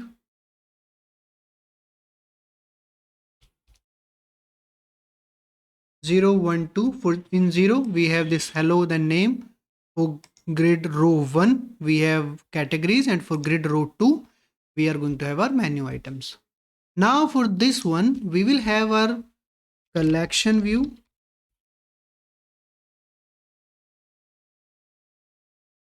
For menu items.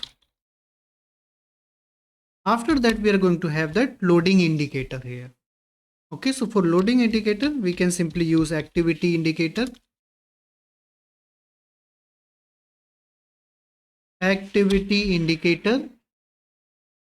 We can have some height and width on this.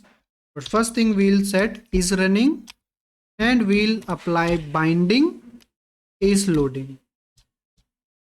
Okay, so if is loading is true, it will display this activity indicator. If is loading is false, this activity indicator will not be there. All right, now let's have some height, let's say 25, width 25, and horizontal options at center and vertical options as center. Now pay attention, I'm not having grid row or column definitions for this grid, so everything will be in single column, single row. And the way grid children works, these children will be stacked on top of the previous element, we could say. So there will be collection view, and on top of collection view we will have activity indicator. Okay, so stacked on Z axis. Okay, so this collection view will be behind activity indicator. All right, so whenever activity indicator is there, we will see just activity indicator. Let's change the color of this activity indicator. Let's use maroon color. Now we will have activity indicator, but let's have a box view as well. So box view as a faded layer on top of collection view. Okay, so now how it will be, we will have collection view, then in front of collection view we will have box view, and then in front of box view we will have activity indicator. So this box view, I'm just having it to show some faded colored background kind of thing. Okay, so let's see. So for box view, we'll say is visible property. I'm setting this is visible property with binding is loading. And on this box view, we'll design it a bit. First thing, we'll say horizontal options as fill, so that it takes entire screen, entire parent component. Same thing we'll do with vertical options as fill, and then we'll have color. Let's say we can have color as our light wheat color. Save, and let's have some opacity so that we can see the items behind it. So we'll have an opacity of, let's say, 0.5 only. Save it, and now we should be good. Right now, let's do this. To see this box view, we'll go to our home view model. In here, when we are selecting the category, here I am going to add an await of, let's say, task.delay of 5 seconds, or let's say 3 seconds. Okay, so that we can see that loader there. Save it, let's run it.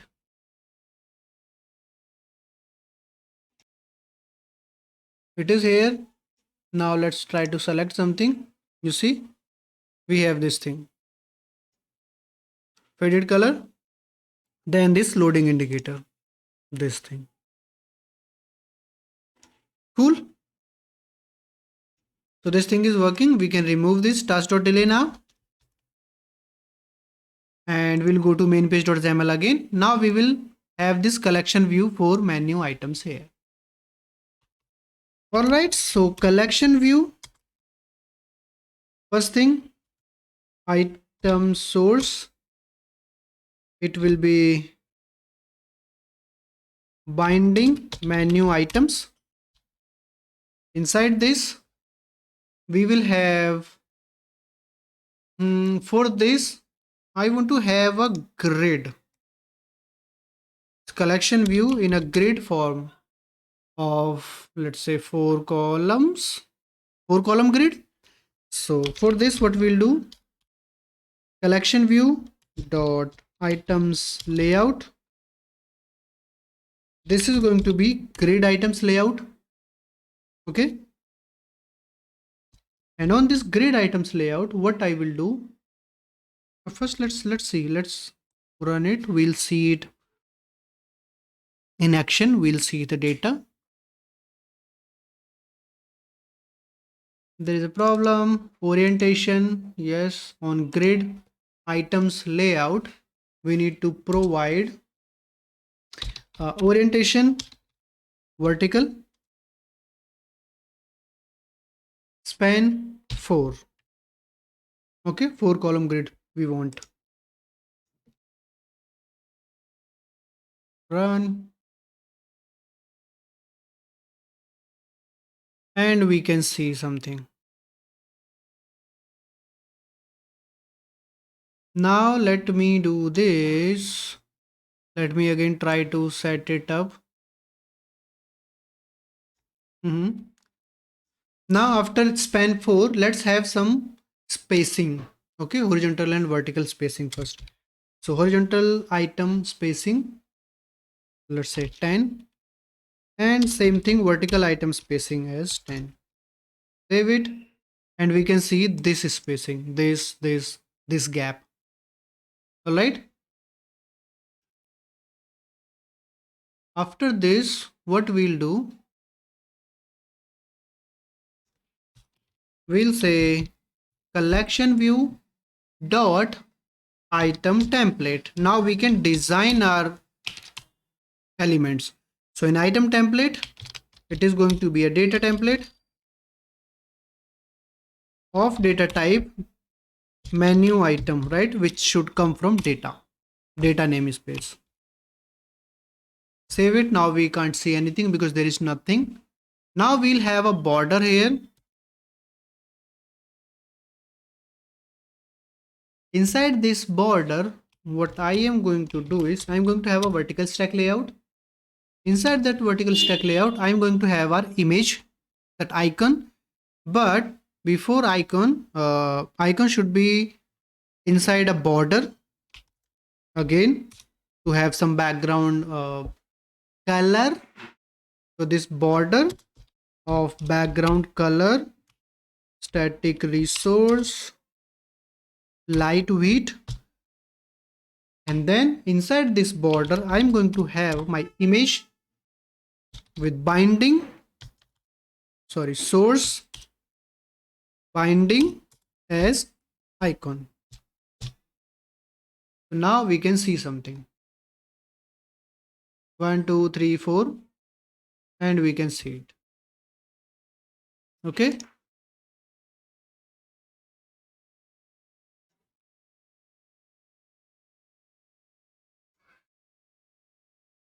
We'll keep on designing these.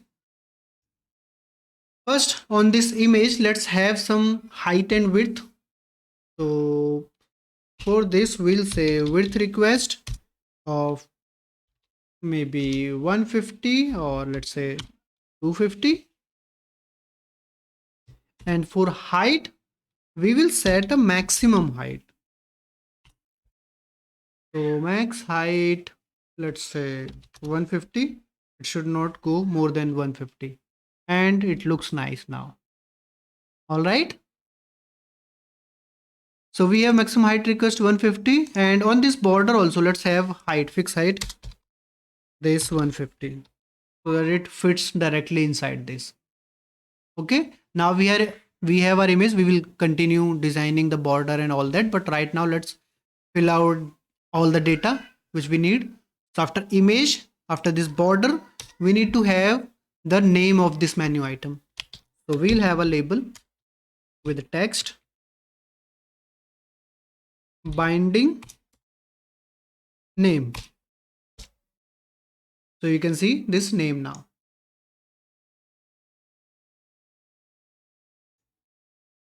Okay, after this name, we will have one more label. Let me copy this label, duplicate this.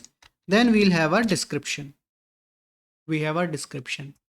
After this description, we are going to have price and the shopping cart icon. Okay, so for both of those things, I want them to left and right, one at the very left and one at the very right. Okay, so let's have a flex layout here with justify content space between, so that the items would be extreme left and extreme right. There will be space in between. First, we will have a label with the text as binding price, and here, because this is price currency, so we will format it string format. We'll format it as C, which is for currency. We can see this currency now. After this label, we are going to have an image button with source of not binding, we need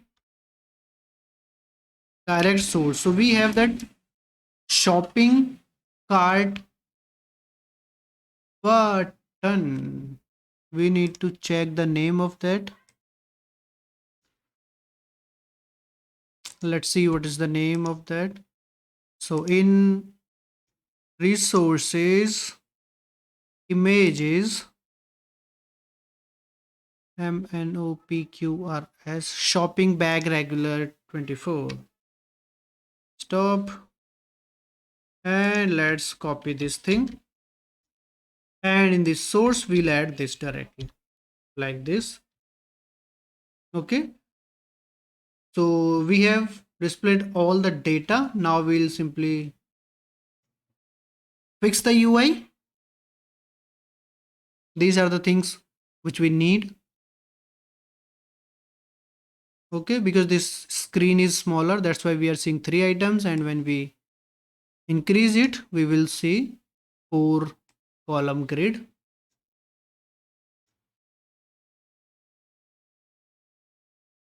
Cool.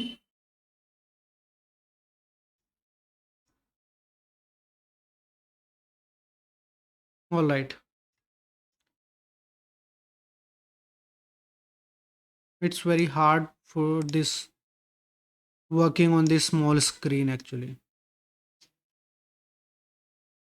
I hope you can see this. Okay, now let's start from the very top. So the main border, which is container of this complete item. Inside this collection view, data template, this border. Okay, on this border, first thing, let's have some padding. Let's say padding of 10. Okay, after that, let's say stroke shape, we will have round rectangle of corner radius 10. Okay, good. After that, round rectangle, this, we are okay with the stroke thickness, right? Let's change the stroke color. Stroke, let's say some light white color, so D. All right, save everything. Cool. Then we have vertical stack layout. Let's have some spacing in this vertical stack layout. So we'll say spacing of, let's say 10. Now we have spacing for this. Okay. After this spacing, we have this border, the wrapper of this image. Here we have background color, we have height, and on this we can remove this stroke. So here we'll say stroke thickness as 0. We don't need that stroke thickness on this on these images basically. So we remove them.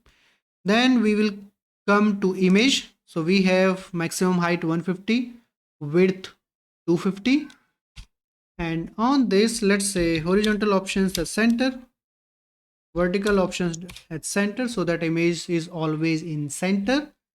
And let's set aspect to center as well. And now it is looking much better. Cool. Now we have these uh, item names. So for these we have label with binding name. First thing we'll do, we'll say font attribute as bold, name.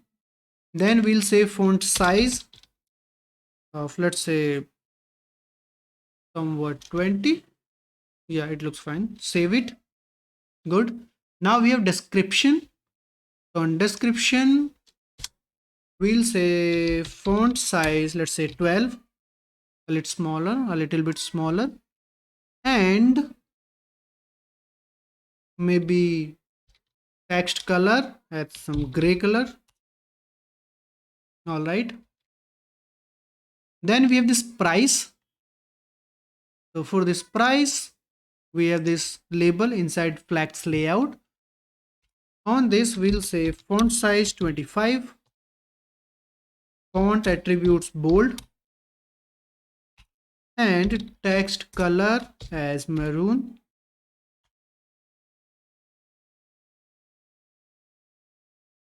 Fine, we are good with this. Then comes our image button. For image button, let's have a background color of our static resource light wheat color. Okay, we have this image button. Then it looks fine, right? Let's have some corner radius.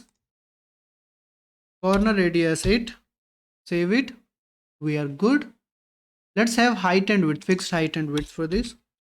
So height request 25 and width request as well 25.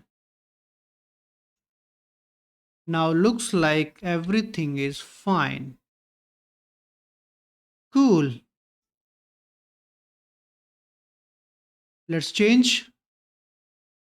Next, desert. Items are changing, and we can see the changed item, and we can see this complete UI. So this UI, it is again looking very pretty. I took inspiration from one dribble design actually for this. So not 100%, but I took initial inspiration. Maybe I'll drop that link in the description box so you can see that original design. You see that background color and that loading indicator, that box view. So that loading thing is also working fine. Let me quickly move around here and there. Alright, so looks like we are good with this menu items section as well. Let's have some styling for this name as well, so that this page will be completed, that not this current order items but this section. Okay, so on the main page only at the very top we have this label where we have this hello Abhay Prince, and here we'll say font size 22. Okay, then let's have font attributes as bold. Okay, then we need some spacing here from left and all this. So what we can do on this grid only, let's introduce, so we have row spacing as 10 already, right? Let's increase this row spacing 15.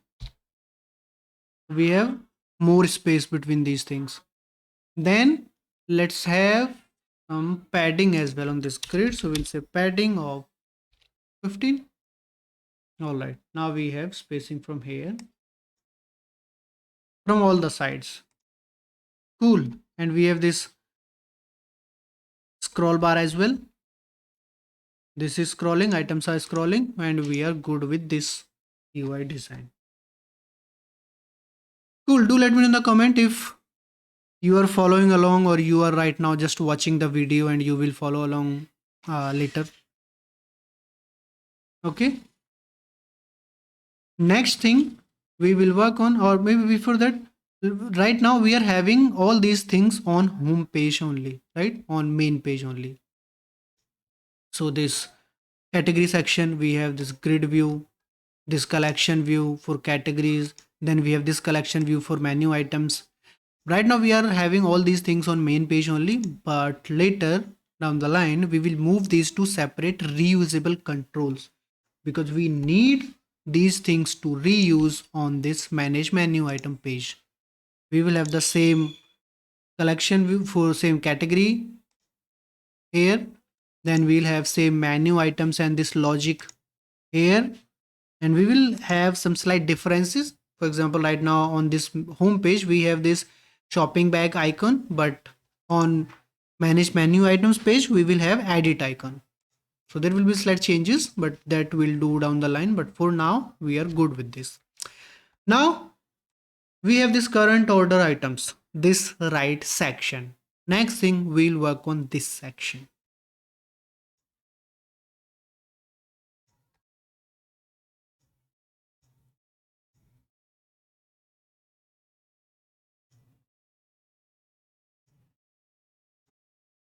So for the right current order screen, we will have one control where we will display the current date and time, and we will have the time keep on updating every second. Okay, that countdown timer kind of thing, not countdown but count up timer, the current clock we could say. Okay, so and we are going to reuse that at also at multiple places. That's why what we'll do, we'll simply create that as a separate control. It will not have any dependency on any other things. It will be kind of plug, or maybe just paste it anywhere and it will start working. Just call it. So in this we are going to use this controls folder. For this, in controls, let's add a new item, and because this is a reusable control, this is not content page. This is going to be a content view in .NET MAUI.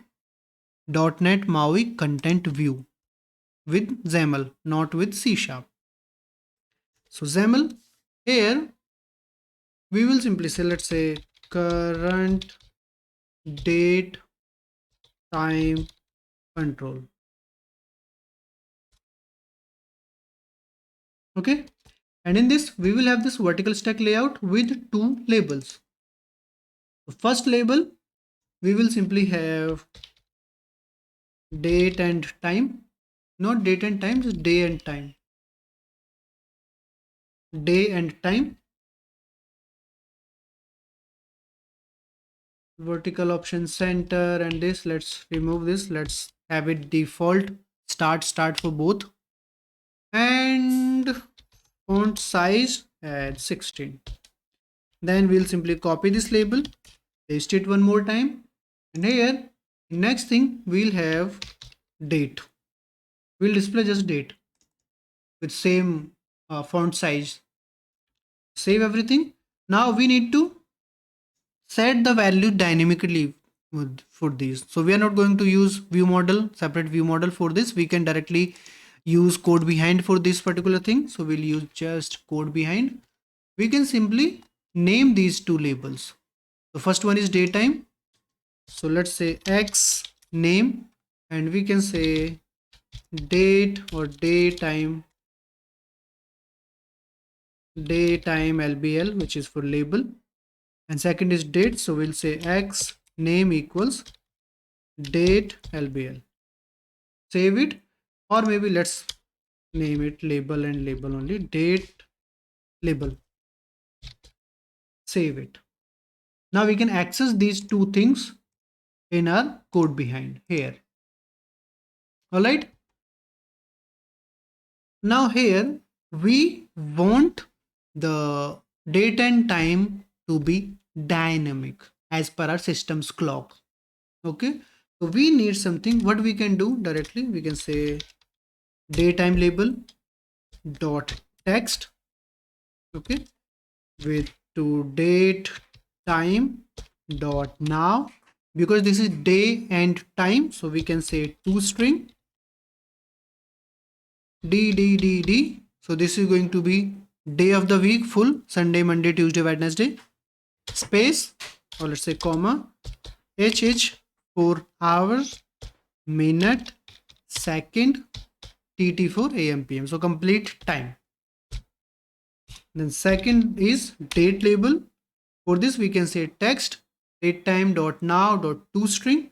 Here we will display the complete date, so month, dd for date, comma y for here. Save it and we should be good. Right now it is freaking out, but this is fine. It is related to it sometimes freaks out the Net MAUI XAML file code behind, so we are good. We can now use this control on our main page. So in main page, the second column, which is taking 25% of the screen, where we have current order items. In here, after current order items, let's do this vertical stack layout. And we will simply paste, we will add that current date time control here. But for that, we need to have namespace of that. So we'll add one namespace, XMLNS controls. We'll use our controls namespace from our application, this. And now here we can simply say controls current date time control. Save it, save everything, and now we are good. Now we can run this. This is incomplete right now. It will have the fixed date and time. It will not be dynamically updating every second.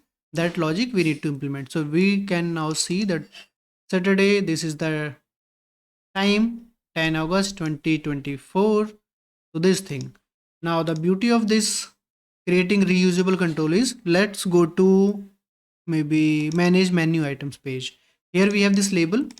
After this label, let's quickly add the same controls namespace, XMLNS controls equals controls, and here we are going to use same current date time control. Save it, let's run it. I have implemented it only at one place, and now I should be able to see it on home page in this right section, and on not on orders, on manage menu items page. Here also we can see the same thing, but right now this is not updating. We need it to update every second. So now we'll have our logic for that. In this code behind where we are setting these things, here what we'll do, we will have a periodic timer implementation here. Okay, so that periodic timer that will be keep on running every second, and it will simply update these things. Okay, so what we'll do, we'll have a private read only periodic timer underscore timer here, and we'll set value to this inside this constructor. So timer equals new periodic timer. Okay, and in this we can provide time span, the interval, okay, in milliseconds. So we'll use simply time span dot from seconds 1. So we'll say just this periodic timer should run every second. All right, now what should happen, this timer works a bit different. This periodic timer works a bit different from other timers. This is not automatically going to execute something. We need to have that logic. So we will have that logic in a separate method. So here I'll say private async void, I'll say update timer. Okay, update timer, or maybe start timer, or what we should name it. Yeah, for now let's have update timer. Now in here we have this underscore timer. So on this we can have an infinite loop with a wait underscore timer dot wait for next take async. This is the method which actually executes every second. So it will come here, it will execute, it will simply run again. And there are some added advantage, extra benefits of this. Maybe you can read about it. And how it works is, it will come here, it will keep on executing something. After that, let's say that operation took more than 1 second, then it should not. Now let's say this operation took 3 seconds. Now when this execution goes back to while after finishing this, it will not have three different execution. It will simply club or combine these 3 seconds into one, and it will directly run here. So we will not have. So this is fine. This is a very good use case for us to use periodic time here, periodic timer here. All right, so we have this. Now inside this we will simply apply this thing only, this logic. We will set daytime label, we'll set date time logic here. All right, with the same date and time, and it will keep on running. Now we need to just call this update timer. So we'll call it after setting the timer. In this constructor we'll call this event like this. Now because this is a timer, it is running for infinite time. We need to dispose this timer when this current datetime control goes out of the memory, we could say, goes out of the context or execution. So to free up the memory, we will simply use idisposable interface. We'll implement this interface. We have this dispose method. Here what we'll do, in this dispose method we'll simply say underscore timer dot dispose, but we will have this question mark dot. So if this timer is not null, then we'll simply dispose it. All right, so looks like we are good. Let's save it and let's try to run it. If this is updating the date and time every second.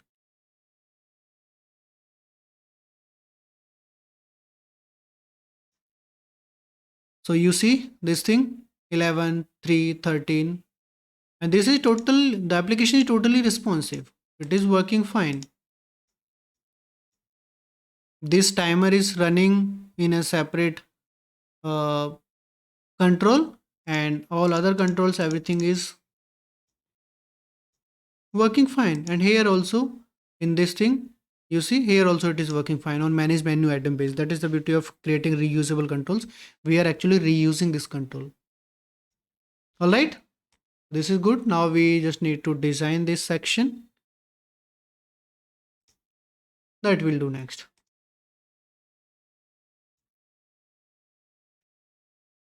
Okay, so for the right section on main page, let's run it and we'll see the design while we actually design the UI. Let me try to set it up side by side.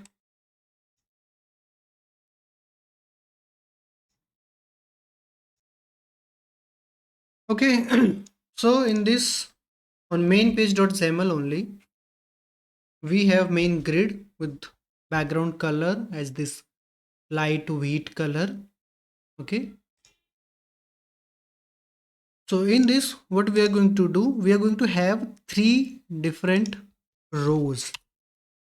So row definitions, first row for this current order item and this date time, then comma, second row, which will be star, where we will have all the cart items. And then third row, where we will have those subtotal tags and total and those buttons, all that stuff at the very bottom. That's why we are having it as auto star auto. So auto, whatever space this section is taking, then star, and then last one is auto, whatever space the bottom last section is uh, getting, and then whatever space is remaining, that will be for the second row, where we will have all the cart items. All right. So this vertical stack layout, this first vertical stack layout, this will be grid dot row 0. Okay. And on this we'll have spacing of, let's say, 5. And on this main grid, this lightweight grid, here we'll have a padding of, let's say, 10. Okay. And then this first label, current order items, let's say current order, and let's have font size, a bigger font size, let's say 25, and font attributes as bold. Save it, and we are good. Current order, and then this date and time. And after this is the vertical stack layout, first one. After this, we are going to have the collection view for cart items, and then we are going to have again a vertical stack layout for grid dot column, sorry, grid dot row 2, the last row, where we will have the subtotal, tax, amount, and our buttons, all this stuff. So this is how we are going to have our this right UI. Okay. Now after this header, for this collection view for cart items, we need one model for these cart items. Okay, which will be observable, because we can increase and decrease quantity, and on the basis of quantity, the amount for that particular cart item can also be changed. Okay, so for this, first thing we need to create a model. So we'll go to our models folder. Here we can go to menu category model, or you can directly right click and create a new model. I'll say public class and cart model. This will be an observable object. Because this is observable object, it should be a partial class. All right. In this, we'll have first int item ID. Then we'll have string name. Then we'll have string icon. After that, we are going to have decimal price. And then we will have quantity. So quantity is going to be observable because we can modify it. We'll say private int underscore quantity.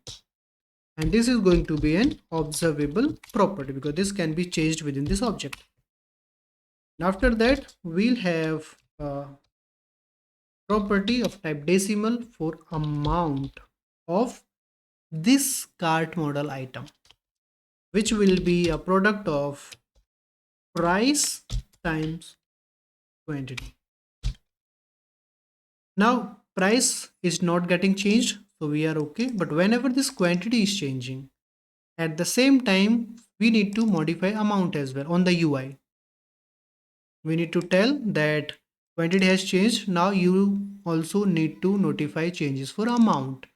So for that, community toolkit MVVM gives us one more attribute apart from this observable property. Here what we can do, we can say comma and notify property changed for.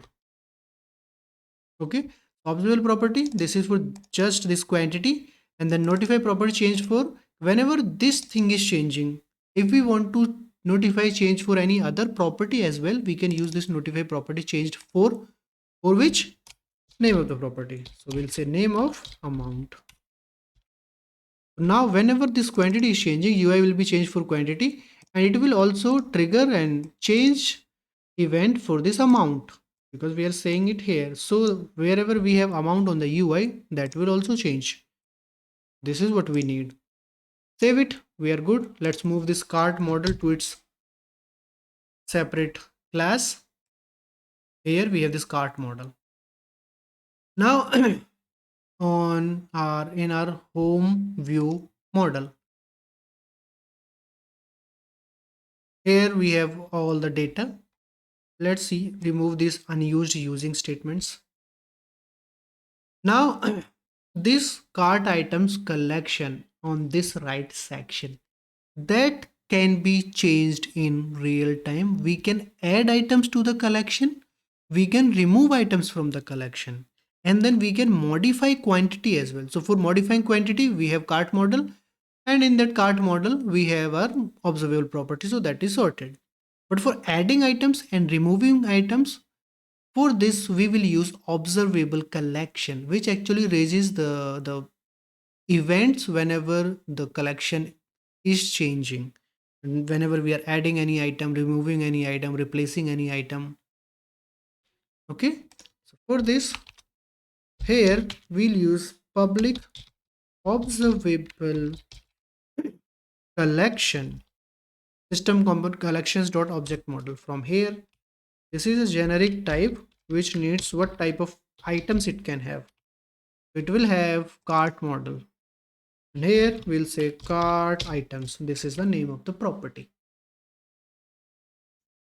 All right, and now we will have a default value for this. So new default value, so that it does not break. Now we are good. Save it.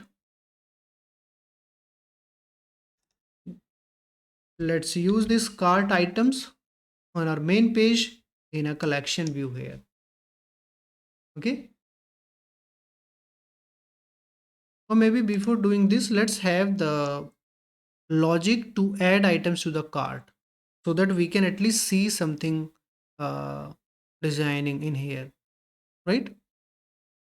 Okay, so for that, whenever we are selecting or tapping any item in here, for example this coffee, cocktail, or any of these items, whenever we are tapping on these, this should add that item to the cart.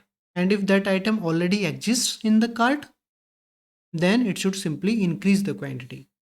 That's what we need. Okay, okay, so we need commands. Whenever we tap on this, we need a command. Let's create a command here on this home view model. So here we'll say private void add to cart. Okay, and we will have complete menu item as a parameter. Okay, now on the basis of this menu item, we will first check if this current menu item, it already exists in our cart or not. For this, we'll say var cart item equals cart items dot first or default. Here we'll say c dot id, c dot item id equals menu item dot id. Then we'll check if cart item is not equals null, or let's say first have cart items equals null.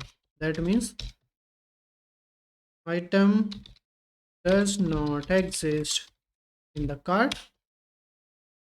add item to cart. Else this item already exists in cart, this item exists in cart. In this case, what we'll do, we'll simply increase the quantity in cart for this item, quantity for this item in the cart. All right, so these two things we will do here. So first add item to cart, and that cart items, this is actually of type cart item. So we need to convert this menu item to cart item.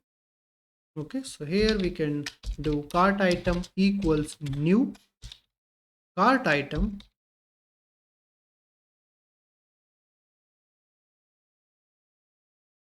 What was that? It was cart item, right? Cart model, sorry. Oh, it should be cart item model. Let's have cart model only, but it should be actually cart item model. Cart model, and in here we will have item ID, icon, name, price, and quantity 1. Because when we are adding the item to the cart, we will add one item at a time. So quantity 1. Okay. After generating this, we'll say cart items dot add this cart item. Cool. Now in else part, what we'll do, we have this cart item. So on this, we will simply say cart item dot quantity plus plus. Just increase the quantity. No need to do anything else. Now right now this is a simple method. We need to change it to command. So here we'll say we'll apply this relay command attribute, and community toolkit.mvvm is going to create a command for us for this add to cart. Save, and we are good now. Now what we'll do, on main page where we have our collection view for menu items, here on this border and on this image button, on these both we need to have commands. On this image button we have command, and this command, this is defined in main home view model. This is not defined inside this, so we need to follow the approach we have followed for the category collection view. This command syntax, binding source, relative source, this ancestor type, and all these things. So let me copy this command.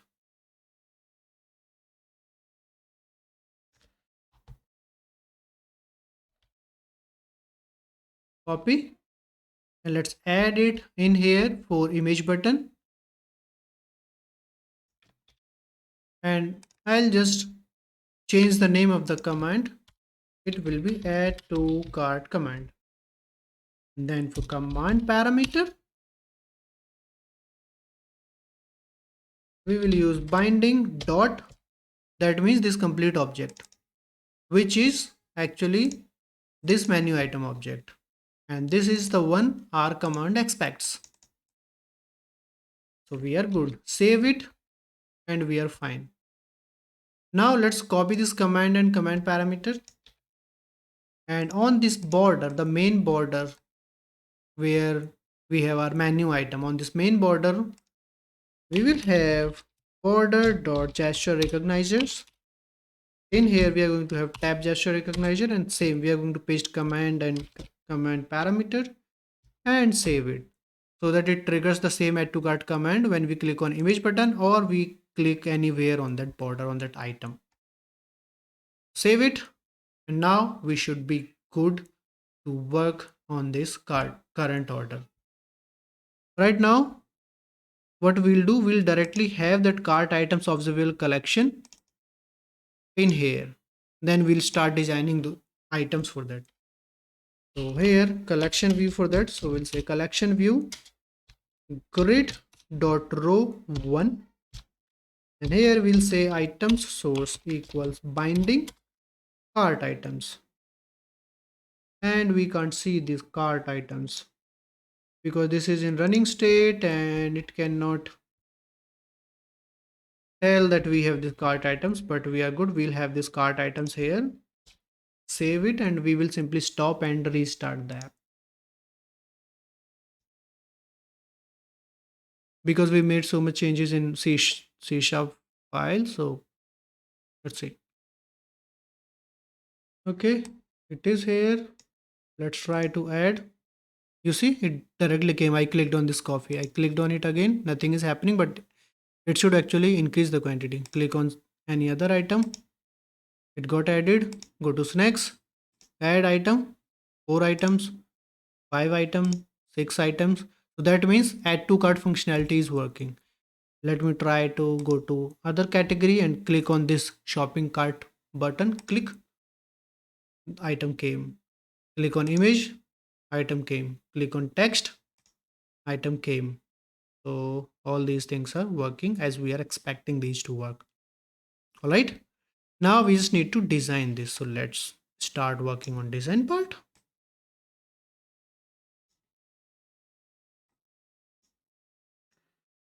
Okay. Hmm. So in this collection view, we'll say collection view dot item template.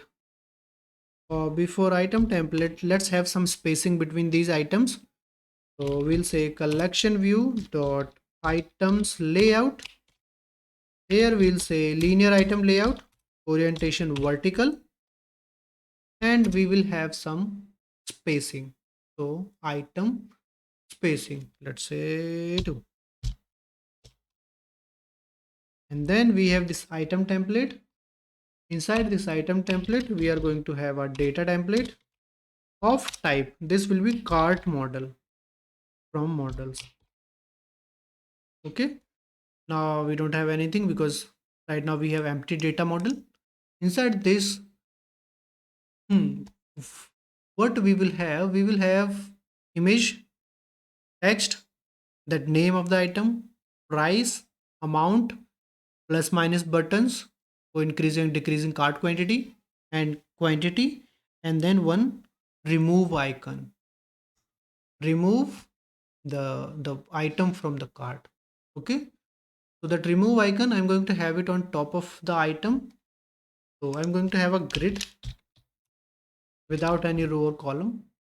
First, I will have the entire uh, item inside a border.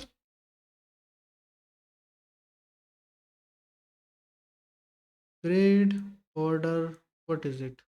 Okay. Then I'm going to have an image button for a cross icon. But for that, before that, let's work on this border. Save. Something is not right. Oh, double border. So we have this border, or maybe all these are all those borders. Okay. The first thing, let's have padding of 5. Now we can see we have multiple items here. Okay. After this, we are going to have stroke shape round rectangle. Okay. By the way, if you are not okay with this typing, because there is no IntelliSense for this round rectangle, so there is one more way to do this. What you can do, you can actually do this inside border. You can say border dot stroke shape. This is the property, and here you can have round rectangle. Okay. And on round rectangle, we have corner radius property. We can set it to 10. I don't know if you can see it. These are coming here. Let's do this. On this border, we will have a background color. You can have all these properties like this if you want to. So background color, we use it at, let's say, static resource, lightweight. Should we have it as lightweight or some other color? Let's have this lightweight only, but on this collection view, let's have uh, background color of wheat. Okay, inside this we can see this. All right, this is fine now. Okay, we have these items now. Item spacing 2, so that we can at least see some spacing. On this border, after setting border color, let's have some padding as well. Oh, we already have padding. Okay. All right, now we can start adding the items. That means, so inside this border, we'll have a grid with column definitions. As first we will have image, we'll have that, let's say 70, and then we'll have second column where we will have everything. Okay, so in this first column where we want to have our image, we'll follow the same approach we have following for menu items. First we'll have a border. Inside that border we will have our image. Okay, so here we'll say border, which will be grid dot column 0, and here we are going to have image with source as binding icon, and we can see something cool. All right, after this border we will have one vertical stack layout where we are going to have name and price and card buttons. Okay, so in this vertical stack layout I'm going to have first one label, then this should be grid dot column 1. Sorry, this vertical stack layout should be grid dot column 1, grid dot column 1, and this label, for this we are going to have text as binding name, and we can see this name here. Okay, and after name we will have our price and buttons. So we will have price here and buttons here. So let's have a grid. Okay, so here we'll have a grid with 3 columns. So column definitions, first we will have auto, or maybe 2 only. First we will have that what we call it, that price, and then second one we will have for that card buttons, increase, decrease and quantity. So auto and star. Okay, now in here we are going to have a label with grid dot column 0, and text would be binding price. Now we can see the price as well. Okay, and on this grid we will have vertical options as end.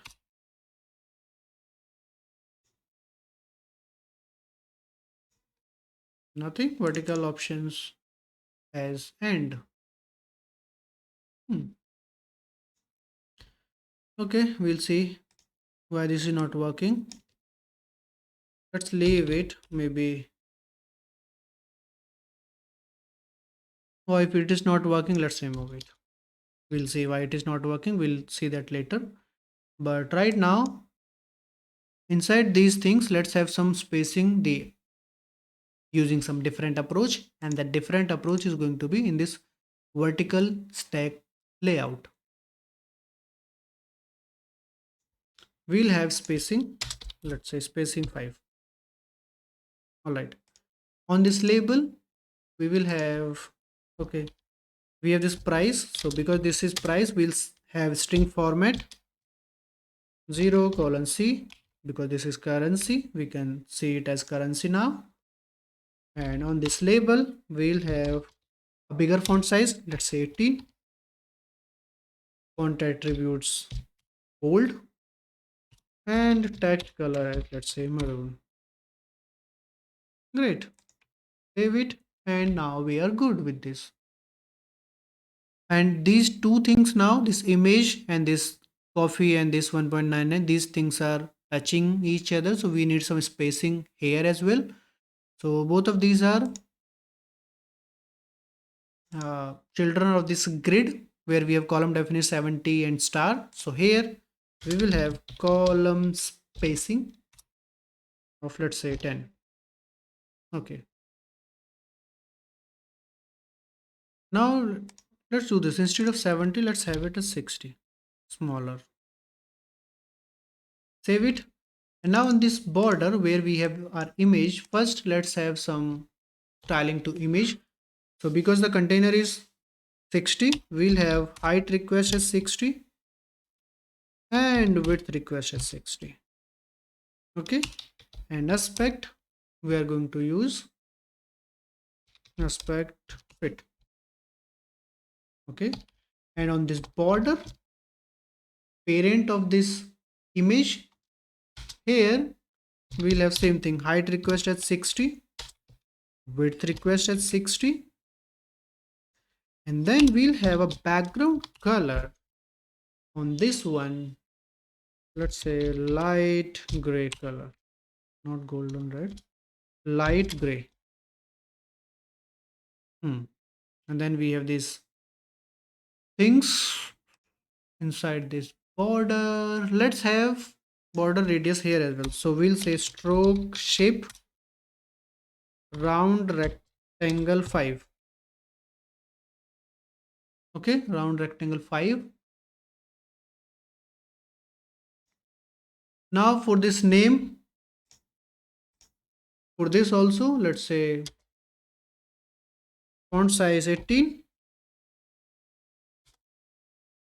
and font attributes bold. Okay, save, and we are good. Now we can have that plus minus and those things, but before that let's have some more spacing.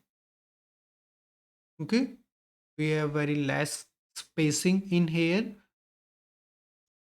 We need that spacing around this collection view, right? So this collection view, where is this? This is the collection view. This is the collection view.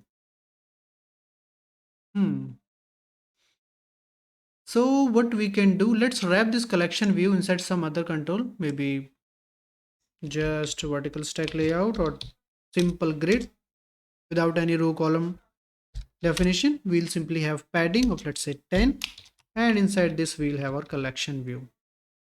And now it is breaking because this grid should be grid.row 1, and we remove that grid.row 1 from collection view because now this is not the direct child of the parent main grid. Grid.row 1 padding 10. Let's try to hot reload, and still came here, but this background color, now this is on collection view. We don't need this on collection view. We need this on this container, which is grid in this case. Save it, and we are good now. And we can see our scroll bar as well. Okay, and now we are good. It is coming out pretty good now. Now we want to have that plus, minus, and quantity. Let's work on that thing. So in this last grid, we have grid.column 0 for this price. And now let's go to the right section where we are again going to have one grid for minus button, plus button, and the quantity. We'll have grid with 3 columns. So here we'll say grid. First we'll tell it where it belongs in its parent. So in its parent, which is again a grid.column 1. Inside this grid.column 1, here we will define column definitions for this one. We are going to have 3 columns, minus and plus for image buttons, minus button and plus button, and then quantity. So we will have star, and let's say 2 star for displaying the quantity, and star. All right. So 25%, 25%, 50%, something like this. So double the size where we will display quantity, and single size where we have the plus and minus. All right. Now here, first we will have an image button with grid.column 0. This will be for minus or decrease quantity button. Okay, so grid.column 0. Here we will have source. Okay, and this source we should have minus underscore regular underscore 24.png, and we can see this minus. Okay, now we'll make it this button a bit smaller. Okay, for this we'll say height request 30 and width request 30, And let's have background color of yellow. These buttons are different color. Now we have set height and width 30-30, but this is not working, and that is because we have some global styling on image buttons where we have minimum height and minimum width that is defined in our where is our resources styles, and here if we try to find image button, this is the image button. Here we have this minimum height and minimum width request. Okay, so we can maybe remove this. We will, for now, let's comment this out.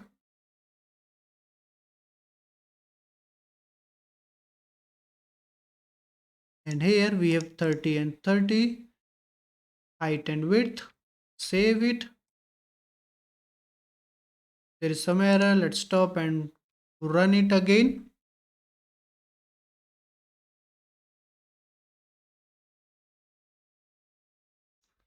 And it again has this error. So this kind of error I was getting with the text associated with error code could not be found. Network error. What is this? I don't know. Let's see in styles when we added this. Did this break something? Sometimes we get unexpected errors, or maybe if this error is expected, do let me in the comment. If we'll run this again, uncommenting this thing, it came. So maybe it was related to something which is not fine. So we are good. Okay, we have alternate approach for this. So here it is setting minimum height and minimum width request. So we'll go to our main page, and here instead of setting height request and width request, we also will set minimum height request and minimum width request. Save it. Should be good. Let's add a couple of items. Okay. Minimum height request, minimum width request, 30 and 30. And let's have some. Okay, grid dot column 0 because it is taking the entire width. We need to make it smaller, but before that, let's add other things. Let's add some corner radius to this. So corner radius of 5. Okay, and save it. Now let's copy this image button, paste this again, and this time grid dot column 0 1 2. So we'll use 2 because this time we want to use that plus button. Okay, so that should be same with, instead of minus it should be plus underscore regular underscore 24. Good. Save it. Everything is else is same. Now this center part for this column number 2, index 1. On this, we will simply have a label where we will display our quantity. Here we'll have a label. First thing we'll set grid dot column 1. Second thing we'll set text, which will be binding, and this is going to be quantity. Cool. This is one here. Now inside this, we will set, let's say, background color as white. Text color as maroon, and horizontal options at center, or this is taking this entire thing, and we should also have the same height and width on this, the same we are having on these two things, this minus and plus, these things. So height request 30 and width request 30, but instead of height 30 width 30, okay, first thing, it should be double of these things because it can grow. We will increase the font size. Let's increase the font size. So we'll say font size 18, and we'll have some padding, let's say 5. Okay, and then Horizontal options is all already center. We'll set horizontal text alignment to center as well, so the text is in the center. Save it. Now we are good. If it would go 2 digits, then this will maybe overflow from this. That's why we had that second column as the 2 star. Where's the grid? This grid where we have this column definitions, star, 2 star, and then again star. So on this grid we will have, let's say 30 is this, 30 is this, so this section should be 60. So label width request would be 60, and now we are good.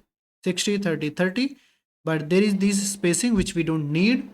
So for this we can simply go to this grid, and now we exactly know the width of this section. 2 buttons, 30 each, it becomes 60, and one label, 60 width, so 60 plus 60, 120. So this will be width request as 120, and now we are good. Okay, for this we need it to the very right. So on this grid we'll say horizontal options as end. Save it, and now we are good. If we add padding to image buttons, would it make any difference? Would it make these items? Yeah, it is making these smaller. Let's have the same padding on both of these. Save, and now we are good. So our design is ready.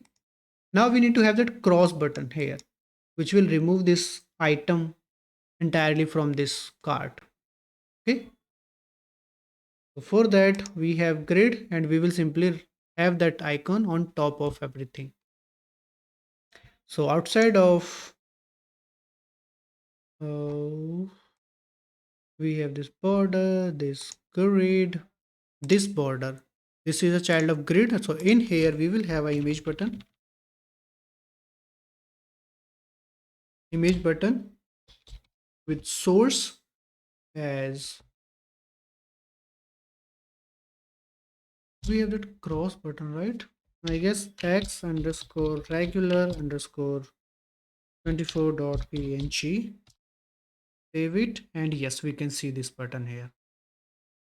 This thing we need horizontally at the end and vertically at the start.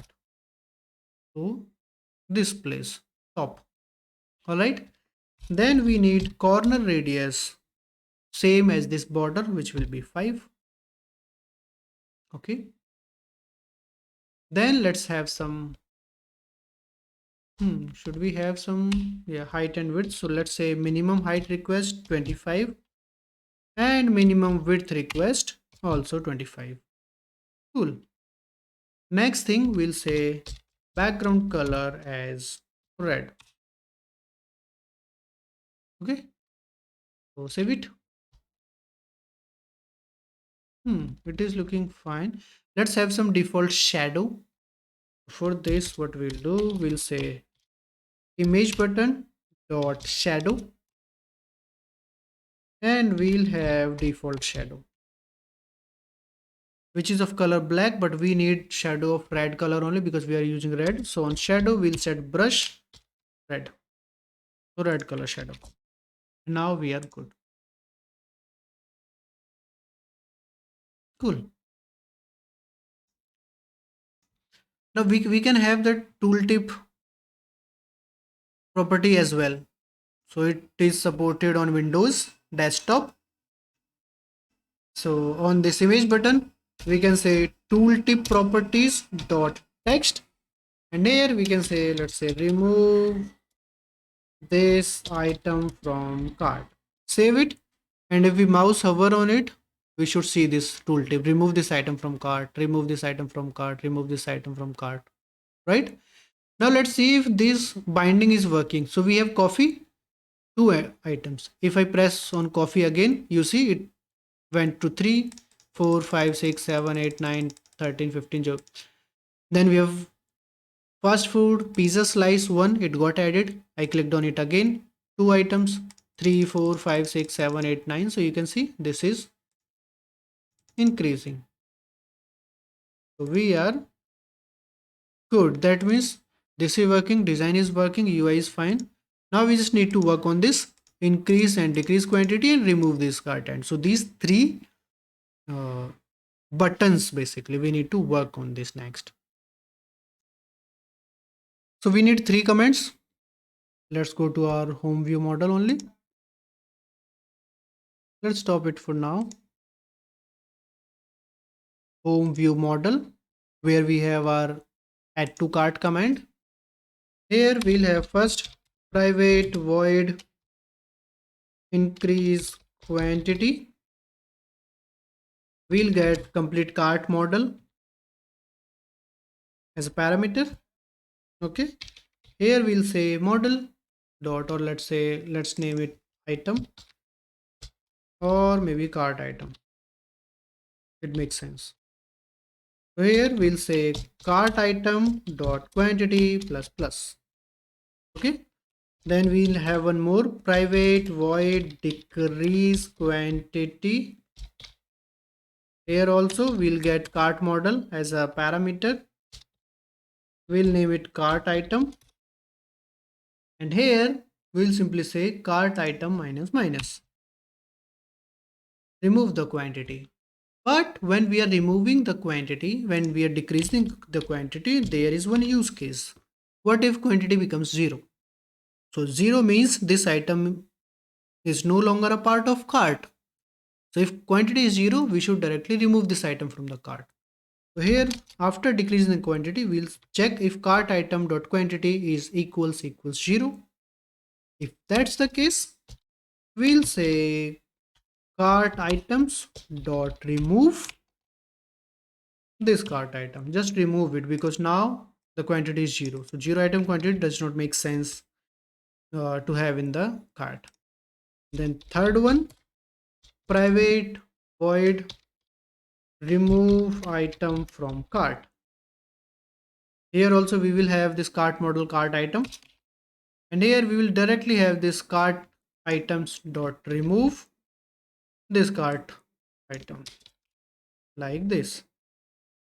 Save it, we are good. Now these three are simple methods. Let's make this as expression body because this is single line only. Now we need to make these as commands. So for that we'll simply add relay command attribute on all of these three. Save. Alright, now we are good to use these. Let's go to main page.xaml. Here we have first remove this item from cart. We have this image button. Here we will have, is this part of collection view? Yes.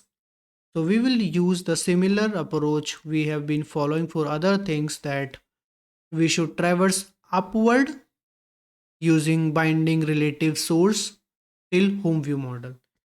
So let me check if we have that command. So this command and command parameter. So command binding source, relative source, ancestor type, home view model, and path. This is remove item from cart, right? So let's get the name of this method, remove item from cart, and we'll add command after this because this is what relay command has generated for us. Okay, and we will pass cart binding dot because we are directly passing the complete cart item. Okay, let's copy these two lines and add this for the increase and decrease quantity, minus and plus image buttons. So image button minus, image button plus, save, and then let's use this increase quantity. For plus, we will use the command path as increase quantity command, and for the minus we'll use decrease quantity command. Minus button, this is the one, so decrease quantity command. Save everything. Let's run it. This should work now. Adding items to the cart, increasing, decreasing quantity, and removing items from the cart. All these things should work.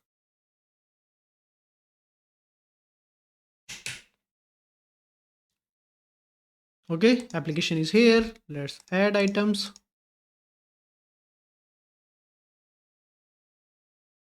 All right, now orange juice, I'm going to click on this close icon, so it should get removed. Orange juice, it got removed. That means remove item from cart command is working. Now this has 4 quantity nachos, decrease, it became 3, 2, 1. So this thing is working. Now if I press it again, it should remove this item from here, because then quantity will be 0, and it got removed. Right now it has 2 quantity, 3, 4, 5, 6, 7, 8, 9, 10, 11 fried chicken. Now let's go to fried chicken again. When I click on it here, it should increase the quantity to 12, and it is increasing to 12. So that means this thing is working. All these commands are working. And now we are good with this thing as well. Okay. So cart item is ready. Cart collection is ready. Now we should work next on the subtotal, total, tax, and all those buttons, actually making these cart items, placing the order. That thing we should work next. All right, close everything.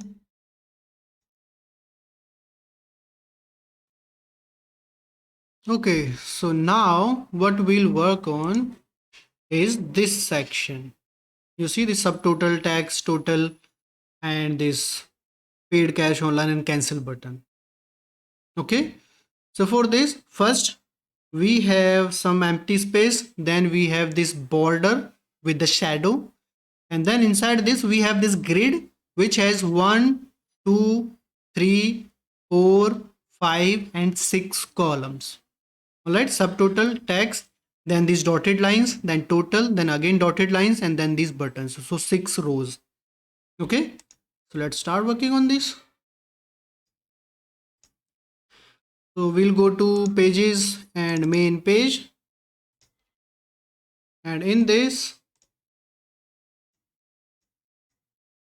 after main thing, we have this vertical stack layout, grid.row 2, and in here we are going to have one border. Okay, we can run this application, we can see the design when we build. Let me run it. Okay, it's here. Let me again set it. Okay, so here we are going to have one border, and inside this border we are going to have a grid with 6 rows. Okay, so row definitions, and let's have auto 6 times. Whatever space they require, we'll provide that only with 2 content, basically 1, 2, 3, 4, 5, and again one auto. We have 6 now. And for column definitions, we'll have 2 columns. First, label, that is a subtotal, tax, and total, and then second column where we will have actual amounts. Okay, so 2 columns, and the second column would have 2 buttons as well. So what we'll do, we'll make first one 40% and second column as 30%. All right, so 2 star, 3 star out of 5 stars basically. Okay, and then inside this grid, first let's have one label only, then we'll keep on adding the labels. So grid dot row 0, grid dot column 0, and text subtotal. So we can see this subtotal here, and then with this only we'll have one more label with grid dot row 0 only, but grid dot column 1 Okay, and then text, we are going to have, for now let's have some static text, let's say 2.99, then we'll make it dynamic. So now we can see 2.99 here as well. Save it, and now let's start designing this. So on this border, first thing, we will have background color as white. Okay, then let's have a padding of 10.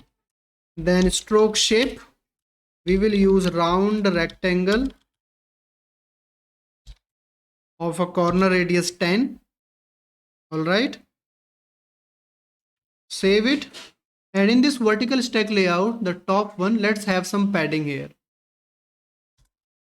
Padding 15. So we need this padding from left and right. Okay, we will not have it from top and bottom. So here what we'll do, we'll say simply 15,0. Save, and or maybe we can have from top as well, right? Okay, so let's do this. Left 15, top let's say 10, right 15, bottom 0. Okay, save it. And again we are on border. In border we don't need this stroke, the border of border. So we'll say stroke thickness to 0. Okay, now let's add some shadow on this border. So we'll say border dot shadow.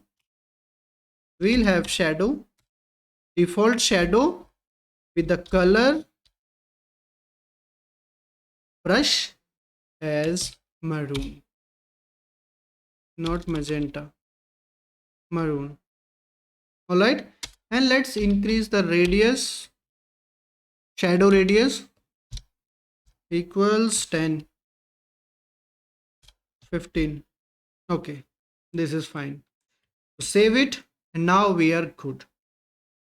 Okay, now here we have these first two labels, and for these labels we are going to have some common styling for the subtotal, total, and tags, all these things. So let's do this. Let's create a style here. So we'll say content page dot resources, resource dictionary, and here we'll use style, and target type is going to be label, and X key, let's say label, or what should we say? Let's use LBL only. I don't know what to name it. Okay, and inside this we can have our setters, property, and value. Now first thing, let's use this, and then we can add styling to this, and that we can see while we design. So first label, let's say style, static resource, and LBL. Save it.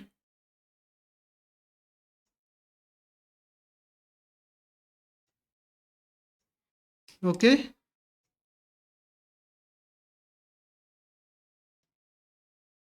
okay, after subtotal we need tags, and that is going to be kind of dynamic thing there, because there we need this section from where we can actually tap on it and we can add the tax percentage. Okay, so this is going to be a control with two items in it. So we are going to use horizontal stack layout for this. We will have one label text and then another label with some different styling and tab gesture for that. Okay, let's do this. So for second row, we will have horizontal stack layout, grid dot row 1 and grid dot column 0. Okay, inside this we will have first label with text, text,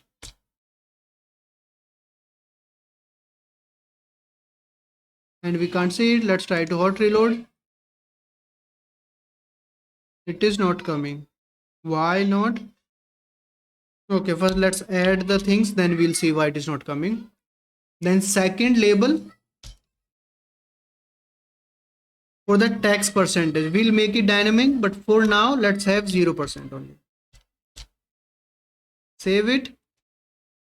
Let's restart. And it is complaining about this thing, that's why maybe that is not working. For now let's comment this out. This property was well empty.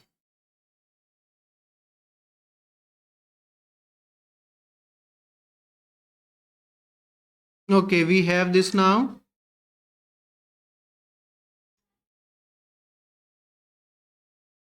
All right, now for this 0%, we'll have some additional styling on this. First thing, we need a padding of, let's say, 5. Background color wheat. Okay, and inside this horizontal stack layout, both of these labels will set these as vertical option center, and on this one as well, vertical options as center. Okay, now let's have some spacing between these two, text and 0%. So on this horizontal stack layout, we'll say spacing to, let's say, 2, or maybe let's increase this 5. All right, now padding from top and bottom, vertical padding does not look good with 5. So what we'll do, we'll have 5 from left and right, and from top and bottom let's have 0. Yeah, it makes sense now. Save it, and we are good with this text as well. Now right side, we'll use similar kind of label. So let's use this text 2.99. Here the only thing we'll change, it would be grid dot row 1 and column 1, and then this text amount. Okay, so save it. Then after this, we are going to have the dotted line. So for that, what I did, I simply created a border. Okay, here we'll say grid dot row 2, and I want this to span for both the columns. So instead of saying grid dot column, we'll say grid dot column span 2. So span to both of these columns. Okay, now we can see this. Here we'll change the color to stroke color, so stroke maroon. Now we can see this. Now we need this dotted line. So for this, what we'll do, we'll say stroke dash array. So 20 comma 5, 20 20 units line, then 5 units gap. This is what it is saying. So 20 units line, then 5 gap, then again 20 units line, then 5 gap, then 20 line, then 5 gap. This is how this works, stroke dash array. Okay, now this is looking a bit odd because we have this border. So border means it has border on all the sides. This stroke, basically, when I say this, stroke is from all the sides. So left, right, we are okay, but from top and bottom, we just need 1 unit. So when we want 1 unit, so what we will do, we will simply say stroke thickness 0.5. So 0.5 from top and 0.5 from bottom, it will sum up to 1 unit. So now this is looking nice. Okay, after this border, we are going to have our total. For this, what I'll do, I'll simply copy the first one. First, where I have subtotal and total amount. So here I'll do this, copy this, and I'm going to change the grid dot row. Now it should be grid dot row 3 for both of these. And the text should be total. All right. And after this total, we again need the same dotted line. So I'll use the same border. I'm going to just copy it and add it after these labels. And we need to change this grid.row to 4 now. Save it and we can see this thing here. Cool. After this, we are going to have our buttons. So we have 3 buttons. Okay. So in this, what I will do, I will simply have a grid with grid.row. This is from parent. This is the last row, grid.row 5. And in here, I'm going to say grid.column span 2. I want to have it as a single column, and inside that I'm going to create 3 columns. Okay. So grid.column span 2. Inside this, I'm going to have our buttons. First button, or maybe let's define row will be 1 only, but column definitions. First, we want to have cancel buttons, whatever space it can take. Then we have 2 buttons for online and cache. Now what I need is, I need some spacing between those. So, okay, let me do this. First thing, let me have some spacing in these rows. So on this grid, what I will do, I will simply say row spacing. Let's say 10 or 5. Save it, and now we should be good.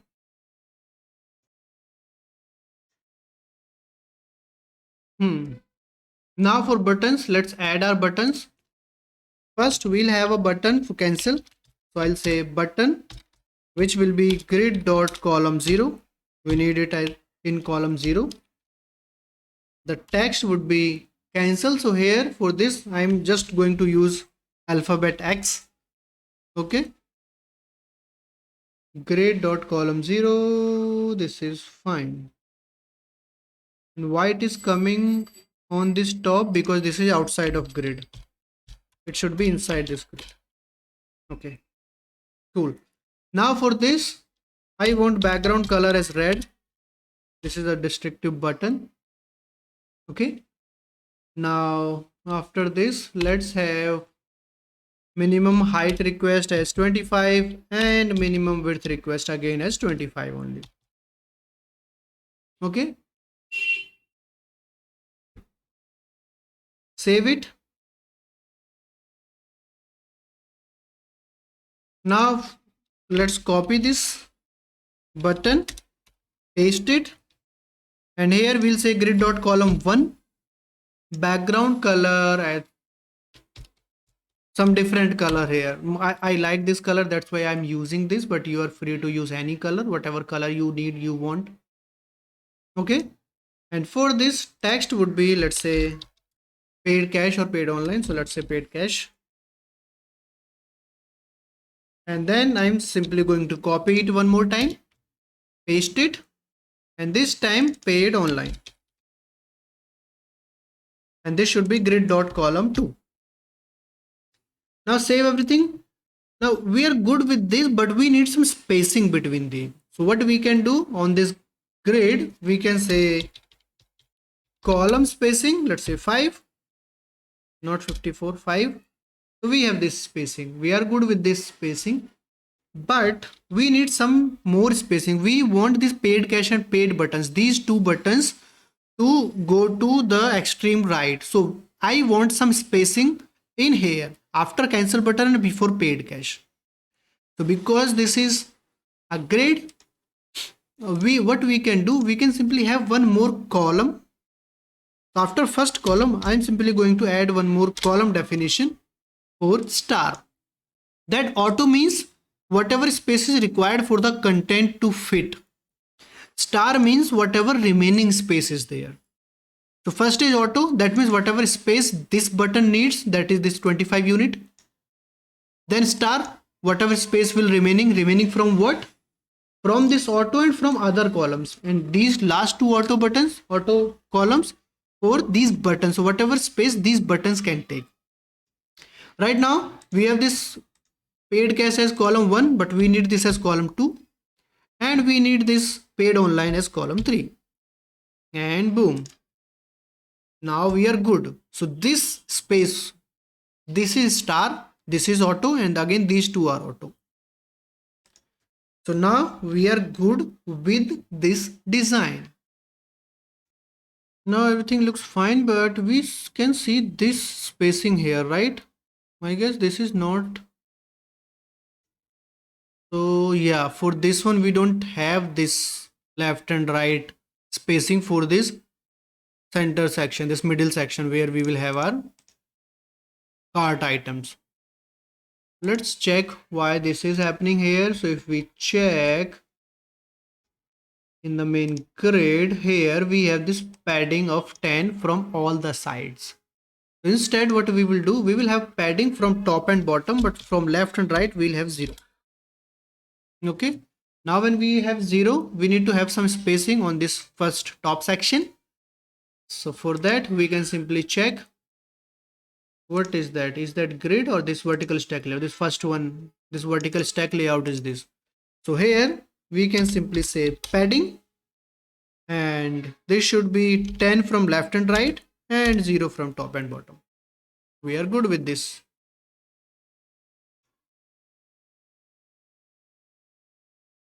Okay. This looks fine now. All right. So save it. Now let's add some more spacing between these last buttons and all this. So row spacing, instead of 5, let's have 8. Okay. Save it, and now we are good. Now next thing we'll do, these 2.99, 2.9 and all this section, we need these things to center aligned in this second column. Okay, so let's move these to center. So 2.99 here we can have horizontal options at center. Cool. Let's copy this horizontal option center and add it to the tax amount, and then this total amount as well. So save everything and we are good. For total, we want to make it bold.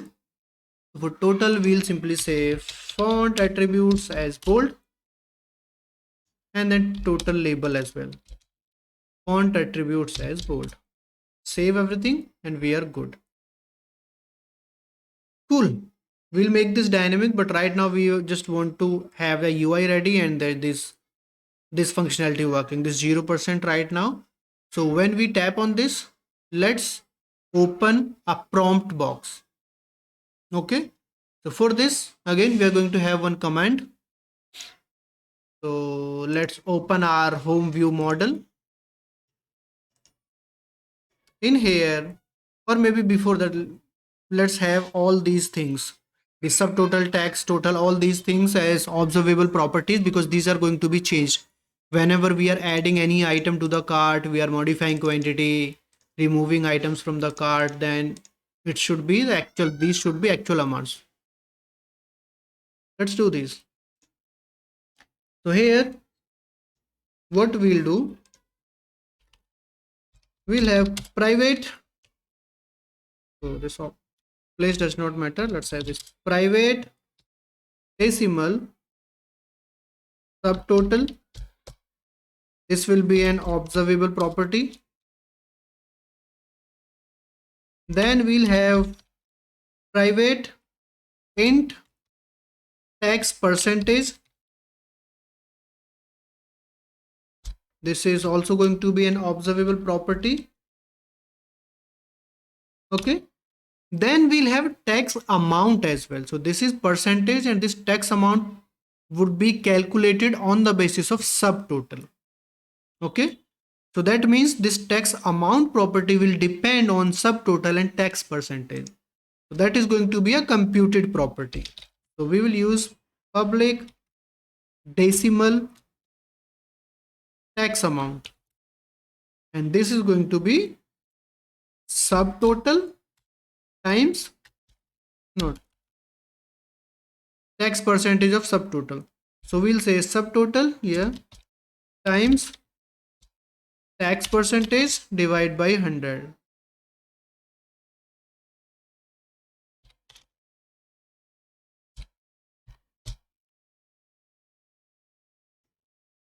Okay, and then this total amount, this should be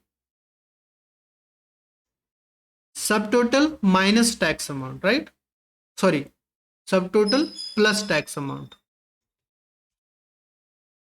So prop decimal, and this would be total. So subtotal plus tax amount. And now we are good. So now subtotal and tax percentage, these are observable property. These are going to be changed and reflected on the UI. But whenever these things are changing, we need to change these two things as well, because these two would be calculated on the basis of this, right? So whenever we are making any change to subtotal, we want to notify property change for tax amount, name of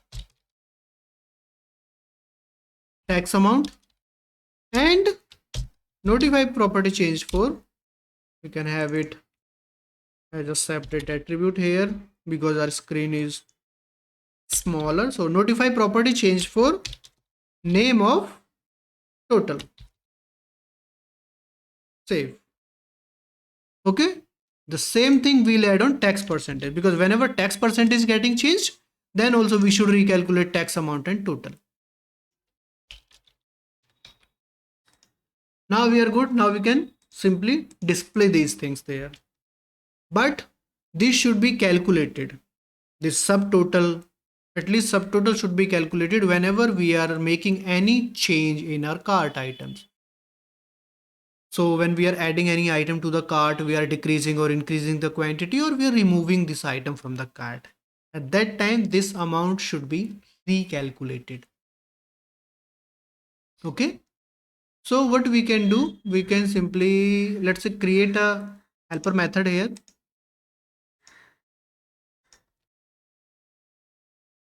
Private void will say recalculate amount, something like this. Okay. And in here, what we'll do, we'll simply say subtotal equals cart items dot sum of what, sum of c dot amount, and this amount is actually price times quantity. Okay, so now we will have this amount, and we are modifying subtotal like this. Now we should be good. Now when should we call this method? Whenever we are adding item to the cart. So here cart items dot add, and we are increasing the quantity. So here it should be out of these two if and else condition, because we want to add it anywhere, anyhow, if it was first add or second time adding the item to the cart. Same whenever we are increasing the quantity. So here now we can't have this as the expression body method. We'll do this recalculate amounts, and then we have decrease quantity. Here also we'll do the same thing. Then remove item from the cart. Here also we need to do the same thing. Or can we do something else? Hmm. Let's do this right now.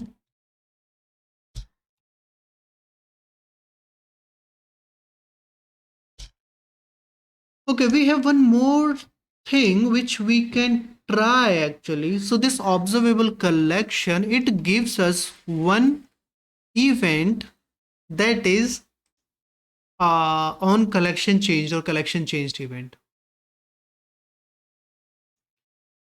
Okay, so collection change event gets triggered whenever we add any item to the cart or remove some item from the cart, from this collection, observable collection. So let's utilize that method.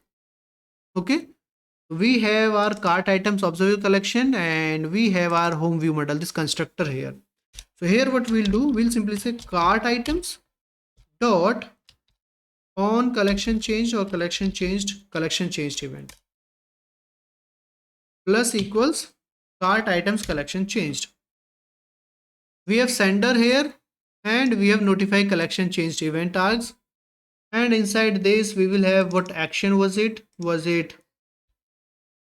add, remove, replace, move, reset. For all these options it triggers this notify this collection changed event. So whenever we are adding any item, removing any item, moving any item, that means changing the position index, reset whenever we are resetting the card, so card dot clear kind of thing, the collection dot clear, and then this replace, this is if we are changing any item directly. So let's say on index 1 this item was this one and we are directly throwing this item or adding some other item at the same index, that is replace. But when we change any property inside one item, this is not a collection event, because using this we are not adding any item to the cart, we are not removing, we are not resetting, and we are not replacing this entire item. So when we are changing the cart, at this time it will not trigger this. Apart from this, it will trigger all these things. Same thing when we click on it again, this time it will not trigger this. So for these two operations we will explicitly call that recalculate amount, but for all other we can simply leverage this collection changed event. I hope it's clear. So here what we'll do, instead of doing this throw, we will recalculate the subtotal in here, or we can simply call that method from here, recalculate amounts. So here we'll say it will be executed whenever we are adding any item to the cart. Let's do this. Whenever we are adding any item to the cart, removing item from the cart, or clearing the cart. So for these three operations it will recalculate. All right, so now we can come here, add to cart. Here we are adding, so it will automatically recalculate, so we don't need to do this. We'll move it here. Here we are increasing the quantity, so now we need to explicitly call this recalculate amount from here. Okay, same thing when we are increasing the quantity, then it makes sense. When we are decreasing the quantity, then also it makes sense, but only if this did not come to this case, because if it came to this case, then remove will automatically trigger that. So here we can say else recalculate. If cart and quantity is 0, we are removing it, so it will automatically call that, raise that collection change event, and it will recalculate the amount. So we are good with this. And from remove from cart, we don't need this, because from here it will trigger that collection change event and it will automatically fire this. So we can have this as same, and I guess we are good. Save everything, save. Now we should have all our these quantities, not quantity, all these prices, tax percentage, tax amount, total, all to be in sync. Now we can reuse these on our UI. Let's do this. Main page. Here from the top, here we have subtotal. So we will use binding subtotal, and it is not coming. Why it is not coming? Maybe it didn't pick up. It's in running mode only, that's why it didn't pick up. So let's stop it and let's rerun.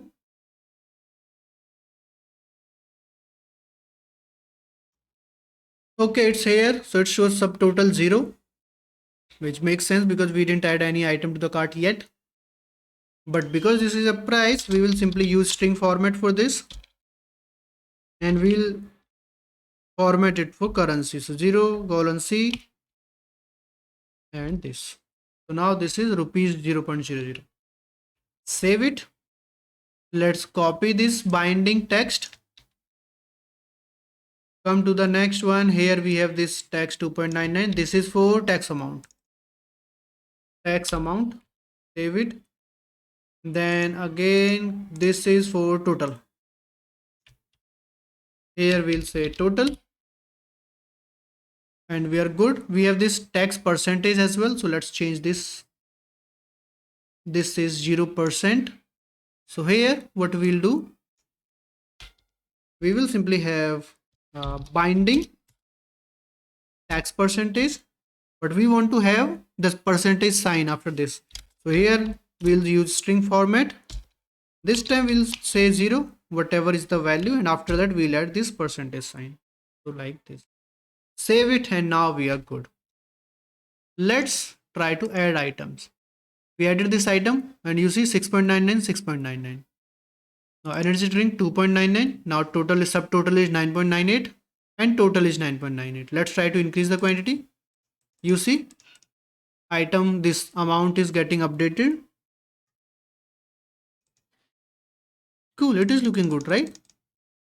We can use this, and let's remove this item directly from here collection, and we can see 6.99. That means all the counts are working properly.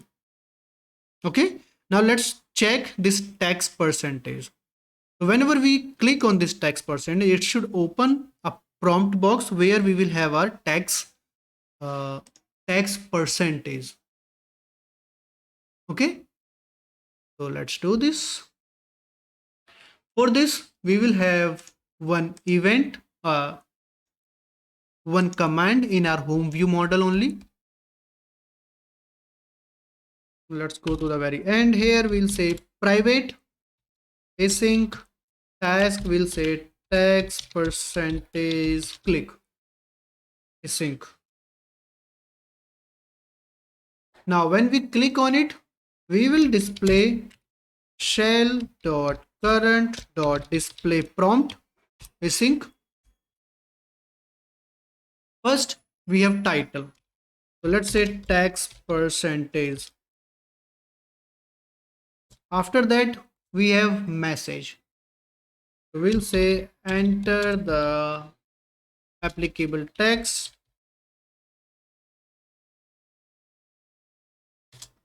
percentage, something like this. Okay, and then what else we have?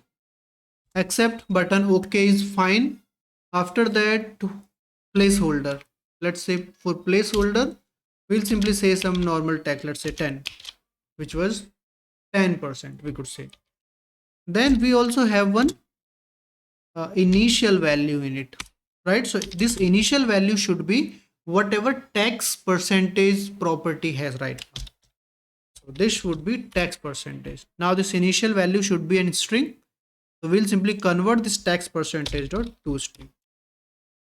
We know this is never going to be null, it will be 0 by default, so 0, we are good. So initial value is 0. If we already have some value, it will display that value. And now we are good with this. Now it returns us a task of string. So let's store this in a result variable. Now this result, it could be any string, null or empty. So we need to have some check if user has added something to the text box or cancelled it. If user cancelled, we will not do anything. If user added something, then we'll do something. That something is going to, we'll check if string dot is null or white space result. If this is not null or white space, that means user provided something, user didn't cancel and user didn't add empty spaces in that prompt box. Okay, after that we know now user has added something to result, but we are not sure if that result, because that prompt box, it takes any string, but tax percentage should be an integer number. So we need to sanitize this. We need to check if this was actually a number or not.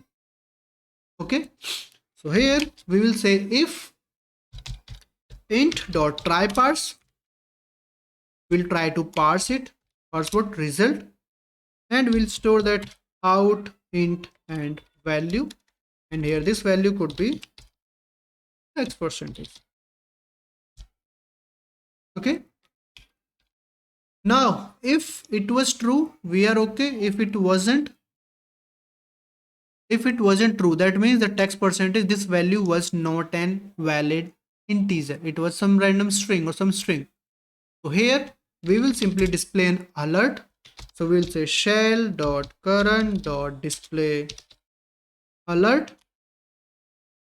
Here we'll say invalid value, and we'll add a message entered tax percentage is invalid, and then cancel button, which will be just okay. If that's the case, we can directly return from here. We will not process further. Now if that's not the case, that means it was a valid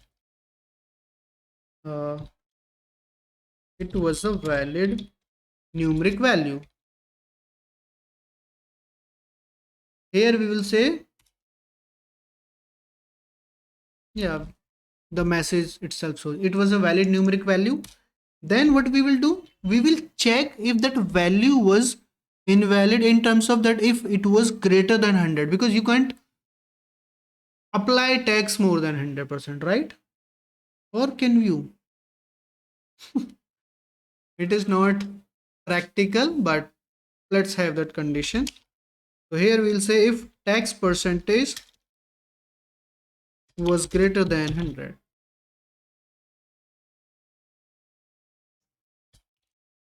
So this case is up to you. If you really want to, you can add. If you don't want to, you can simply skip it. Okay. So here again we'll display an alert. So shell dot current dot display alert. Here again we'll say invalid value, and we'll say tax percentage cannot be more than 100, and then just OK button, and just return from here. Don't process any further. Now if that was also not the case, that means everything was correct, everything was right, tax percentage was a valid integer less than 100. Okay, now in that case we'll simply set our tax percentage, which is actually our observable property, to this tax percentage value, or let's say rename this to make it clear, entered tax percentage. Now we have set tax percentage. Now it should trigger this re-rendering, this value change on UI, and on the basis of this tax should be calculated accordingly, and whenever we will recalculate tax, at that time total should also be recalculated. Let's stop this and call this from the UI. We need to add relay command first. Relay command, go to the main page, and from here we can add, where is the tax amount, tax percentage, this label. So we can have label dot gesture recognizer, tab gesture recognizer, and on this we can add our command, and this time this label, this is not a part of any collection view or any internal control, right? So it is directly inside home view model, so we can directly call our command from here. We'll say binding, and what is the name, tax percentage click command, click command. Okay, I made a typo, click let's remove this a and remove this a from here as well. All right, and do we need any parameter for this? No. So we don't need to have that command parameter here. Save it, and now we should be good. Let's try it out. I'm running it.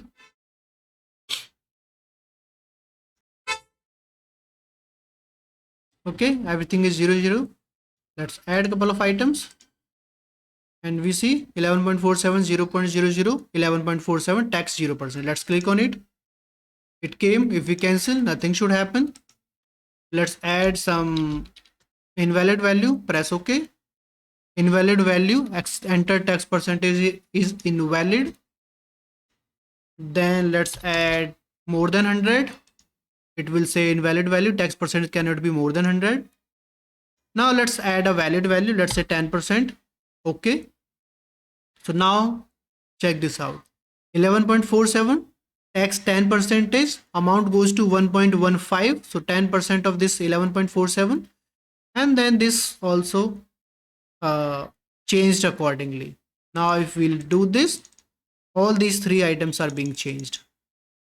That means we are good. Remove. So increasing, decreasing, adding items to the cart. So everything is working as expected. Now there is one thing, this cross button, on click of this, it should clear this entire cart. Okay, let's quickly do this, then we'll work on paid cash, paid online, because on clicking on this we need to generate and create an order. So first we'll simply work on this cross, canceling the entire order. So for this, in our home view model, we will create a command. We have remove item from cart. We don't have any clear, directly clearing the cart item, completely clearing it. Okay, so here we'll create private void cancel order, or we should say clear cart. Okay, and on this we'll simply say cart items dot clear, and this clear, it will going to trigger collection change event, and that should automatically recalculate the amounts, this clear in the cart. So we should be good. Just add relay command and use this main page.xaml. Where is our cross button? It is here. So here we'll say command finding clear cart command and run. We should be good with this.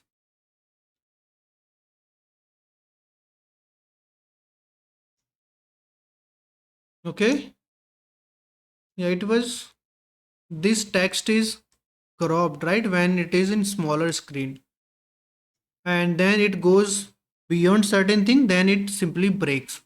So what we need to do, because our design expects at least this much width, something like this, so we will have fixed minimum height and width, so our application cannot be go less than that height and width. So we'll do that as well. For that, what we can do, we can simply go to app.xaml, app.xaml.cs, and in here we can override create window method. Okay, and here this create window gives us a window object. So we'll say var window equals base.create window,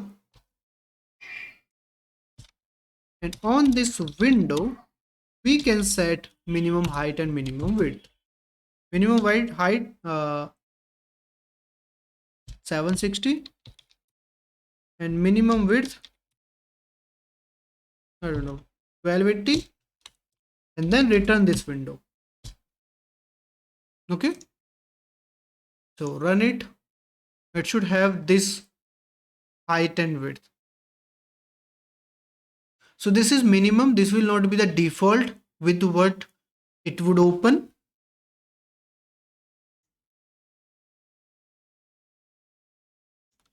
And it is again going, something is not right. Window dot minimum height, minimum width, everything looks fine.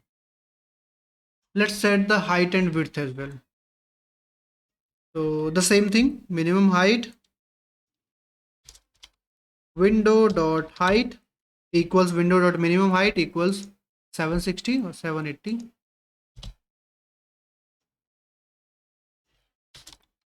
Window dot width equals window dot minimum. Oh, I said minimum height, it should be width. Minimum width 1280, 780. Run it. You can tweak around with this with your screen size or whatever suits you and your application. It opens up with this. We can at least see this. Now it is not going further this. You see, I'm trying to do this, but we can increase it, but we can't decrease. Same thing would be with the height. I can't make it smaller than this, but I can increase its height. Cool. Okay, so now cancel. If we do this, we have this 18.90 and all this thing. Let's add 10%. Okay. Now if I cancel this, I guess we should have some uh, confirmation alert here and have tooltip. But right now let's try it. I clicked on it, everything is cleared, and all these subtotal, tax amount and total is 0. So that means resetting is working fine. We just need to have tooltip on this cancel and an confirmation box on this. So this is in our home view model. Clear cart, right? So here, instead of doing this, we should have if await shell dot current dot display alert.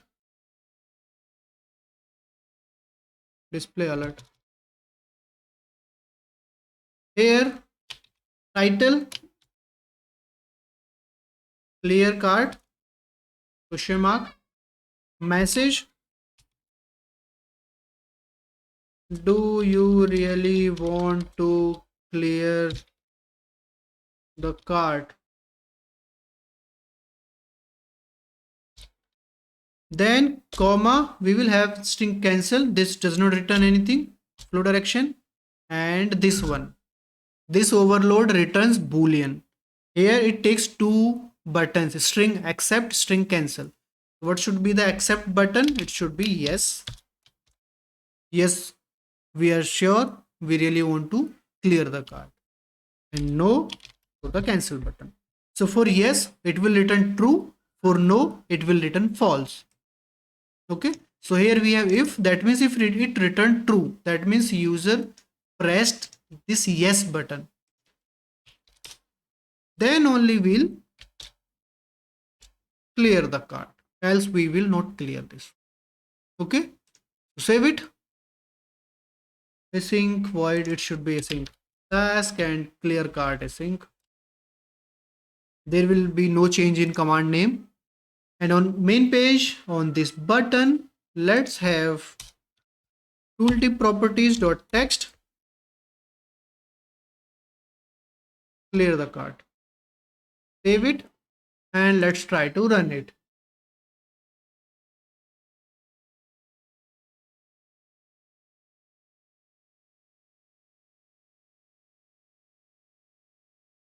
Okay, it's here. Now if I hover over it, clear the cart, this is here. If I try to clear cart message, if you press no, nothing will happen. If I press yes, then it will clear the cart. So now we are good with this clearing cart as well. Cool, so it is fun. I guess we are good with this screen. Everything is working, all the functionality is working. We just need to work on this paid cache and paid online. So for this, we need to generate our order. So we'll create a separate order view model where we will have our order generation logic. That thing we'll do next. Okay, we are okay with this. Save it.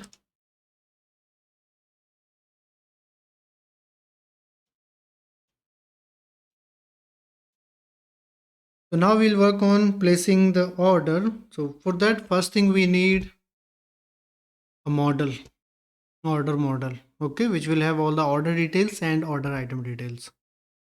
So in models, let's create a new class. Let's call it order model only.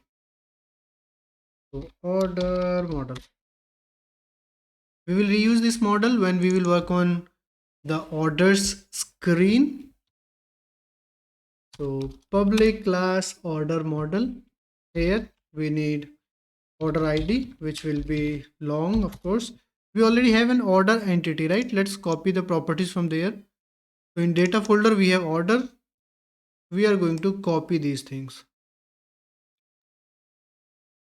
and paste. Okay, so ID, order date, total items count, total amount paid, and payment mode. Apart from this, we will need order items as well. So here we will simply have order items array and let's say items only. Okay, so save it. Now next thing we'll do, we'll work in database layer. So in our database service, we are going to create a method public async task. Let's say save order, place order async, place order async, and we will get order model as a parameter.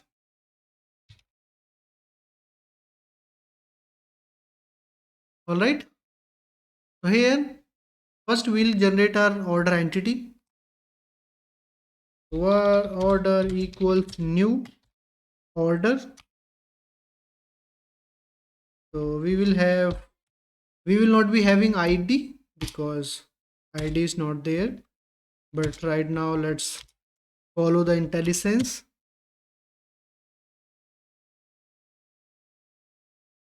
Now our order entity is ready, but without ID because this ID would be provided, or we could say would be auto generated by SQLite. So here we are just trying to place an order. We don't have that ID yet. Okay, so now our order entity is ready. Next thing we'll do, we'll simply say await connection dot insert async, and we can provide our order. Now this class, this method insert async, it returns integer which inserts the given object and updates its auto incremented primary key if it has one, and it returns number of rows added to the table.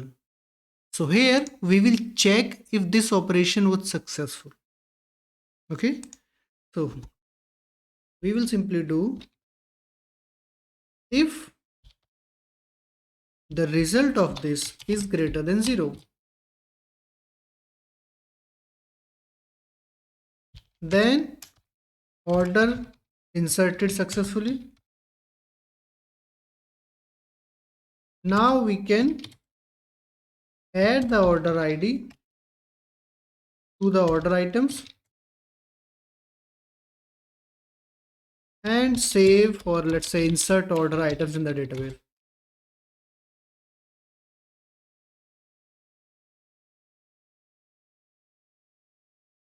Now before this, we don't have any ID with this order model, but it has these order items. So we have two different tables for order, right? One is order item and one is order. This order item has this order ID to map this order item with the order. Okay. So in our database service, till here we didn't have any ID. Now what this operation did, insert async, it generated ID for this order, assigned that ID to this order, and inserted the order into the database. Now this order ID, we will have this here. Now we can add order ID, order inserted successfully. Here we'll say now we have order ID in order.id. Now we have newly inserted ID, we could say inserted order ID in order.id. Okay, so now we can add the order ID to the order items and then insert order items in the database. So what we'll do first, we will add this order ID to all the order items inside this model. So here we'll say for each var item in model.items. These are order items. So here we'll say item dot order ID equals order.id. Now we have mapped all these items with this newly inserted order. Okay. And now we can try inserting all these order items into the database. So here we'll say await connection dot insert all async. This time we'll insert all the order items. So model dot items. Okay. Now what if this operation failed? If this operation gets failed, we will have an incomplete or invalid order inserted in the database. So there will be this order inserted, but order items will not be there in the database. So that should not happen. If somehow this operation fails, we should roll back this insert, this connection, order insertion as well. Okay. So this insert all async also gives number of rows added to the table. This insert all here. So again, we'll check the same condition. If this operation result of this is greater than 0, that means it was able to insert, then it is success. Let's handle the opposite case. If it is equals 0, here we'll say this means order items insert operation failed. Remove the newly inserted order. Okay, previously inserted order, because, or let's say newly inserted order in this method. Now let's do this operation. We need to revert this operation. For this, what we'll do, we'll simply say await connection dot delete async order. Just delete that order, and now we are good. If that was not the case, then operation was successful, so we can continue from it. Now this method is ready, but we need to somehow communicate to the consumer of this method that this operation was successful or failed. So the minimum what we can do, we can simply have a nullable string return type from here. So it will return an error message. Okay. So in here we have this delete order async, and then we'll simply say return error in inserting order item. This is the error. If that's not the case, we are good. Then if this operation got failed, the first operation when we were trying to insert the order, let's have else case here. So from here we'll say return error in inserting the order. That's all. If both of these conditions didn't match, that means order insertion was successful, order items insertion was successful, that means everything was fine. So at the very end, for that case, we can simply return null. And we can assign the order ID to this order model as well, if you want to use it. model.id equals order.id. We can do this. So here we can simply have a description that it returns error message if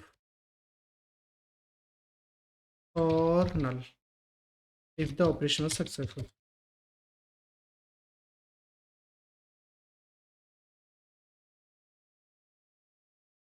Okay, so we are good with this method. Our method is ready now, and our order model is ready. Our method is ready. Now we are good to create a new view model. Okay, orders view model. Let's go to view model folder. Here I'm going to create a new class, orders view model. Right now we'll use this for placing them in order, and after some time we are going to use it for orders screen as well. Okay, so public orders view model, we'll make it partial because we are going to use observable object as a base class to use MVVM using community toolkit.mvvm. Okay, so right now we will just have one method here, and that method is going to be placing an order, and for that we need a method here. So public async task, and let's say place order async or create order. It's up to us how we are uh, creating the method. Now this is going to be get called from the UI with that paid cash or paid online. So that means at that screen, at that point of time, we have a collection of cart items. So in this place order async, we will have array of cart model where we'll say cart items, and then we need to have one flag or one value if that was paid cash or paid online, which button was pressed, was the payment using cash or online. Okay, let's say bool is online or is payment online or is paid online, whatever the name we want to choose is paid online, something like this. Save it.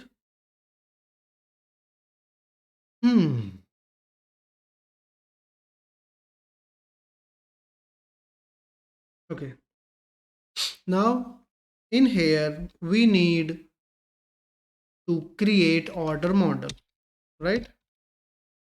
Order model, so new order model. For this ID we don't have it. Items will get from cart items. Order date, we can generate datetime.now. Payment mode, here we can say is paid online, so we'll say online, else cash. Then we have total amount paid, 0, not 0, we'll change this, and total items count. Here for total items count we have these cart items, so we can directly get length of this array. Total amount paid, we can say cart items dot sum of amounts. Now we have sum. For this we are good, our order model is ready, but we need items as well. So first we'll generate our items. So var order items equals, now from this cart items collection we'll say dot select c goes to new order item from data, and here we can have all these things. Item ID is going to be c dot item ID, name, price, and quantity.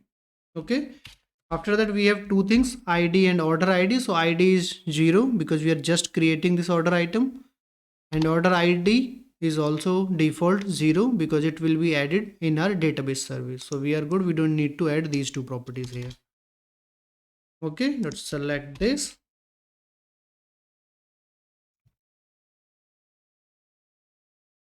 We are good. We have order items now. We can use these order items here.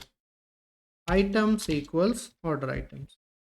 Now our order model is ready and it is complaining about it is an array. Okay, so dot to array. All right. Now we can call the method place order async from our database service. So for that we need to inject our database service. We'll create a constructor in this orders view model.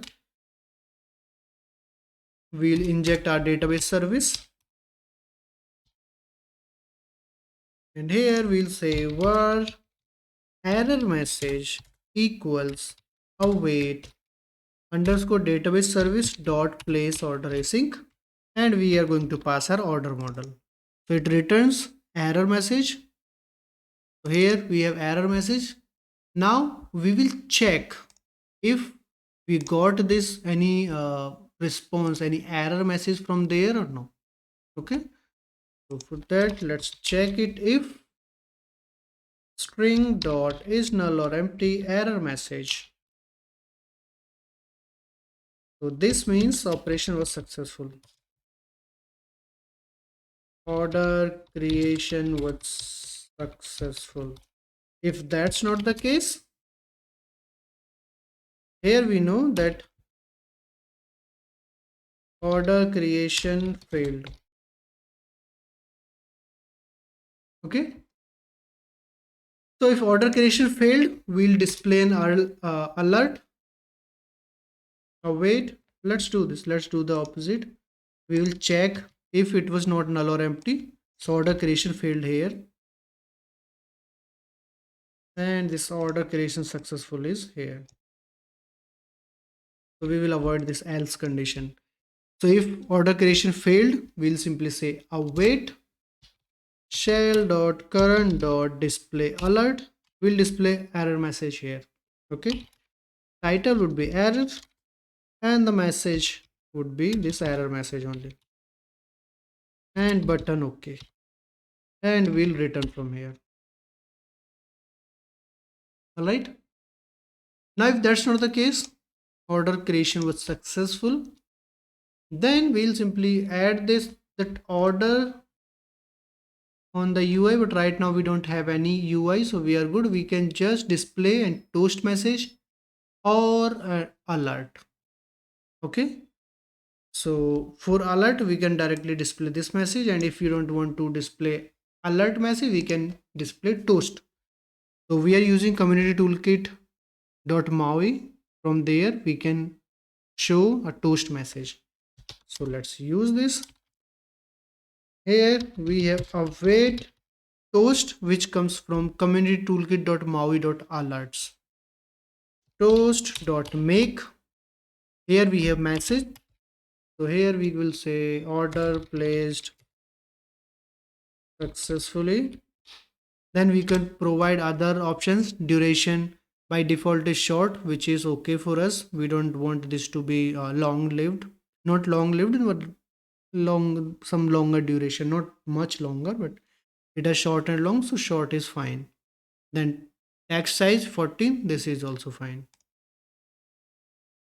On this we have the show method, which is an async method, but I don't know why they chose not to add async, but this is okay. All right, so now we are good from here. When we are doing this all this thing, we can have is loading indicator, right? Or maybe we will not have it here because this method is going to be used from home view model. So let's handle that loading state from there only. All right, place order async in orders view model is ready. Now we can inject this orders view model in our home view model, because here is that section for that those buttons place paid online and paid cash. Okay, so here we are going to create a method.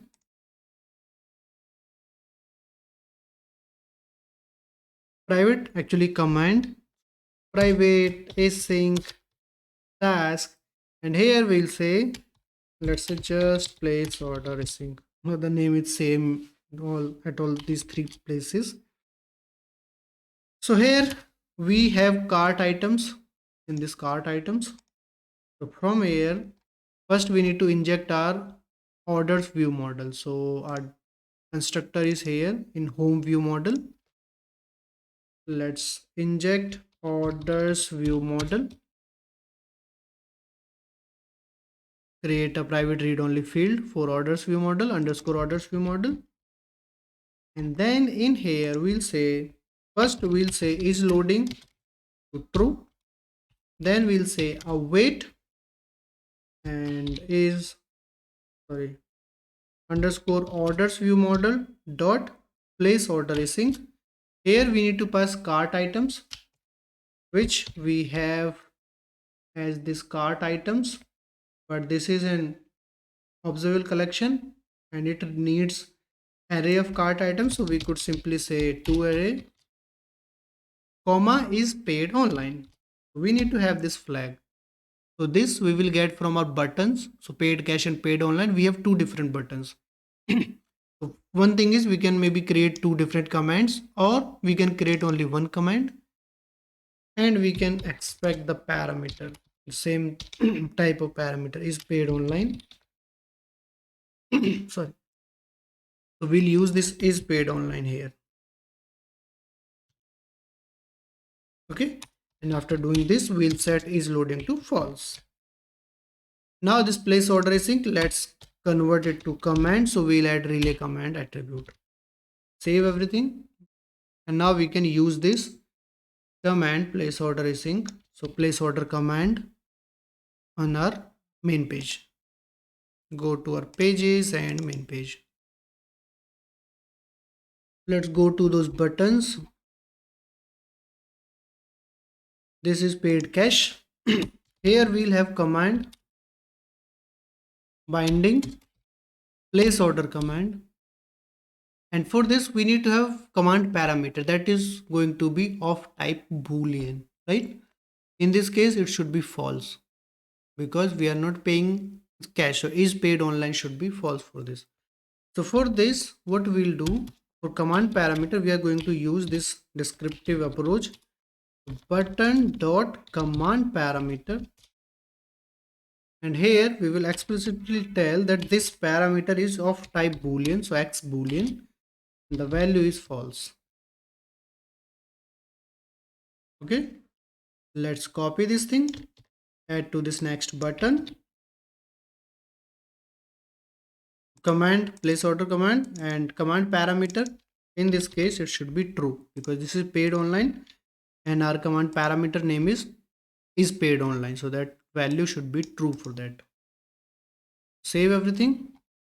Now we should be good. Let's run it and let's add a breakpoint here in place order async, or maybe let's remove this and we'll see. Okay, one more thing, when this order place uh, operation is successful, we should clear the cart items, right? Because these cart items are added to the order now.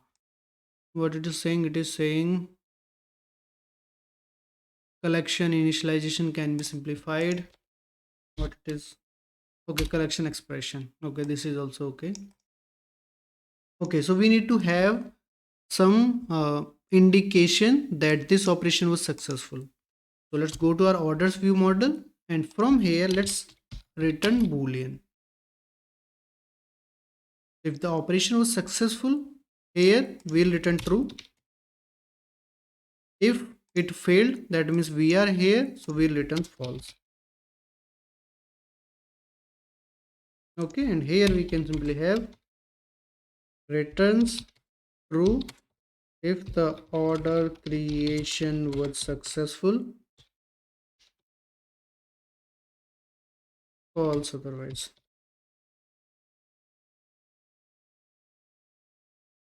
Okay, now we can store the result in some variable. or maybe we can say if this result of this was true. Here we know order creation successful.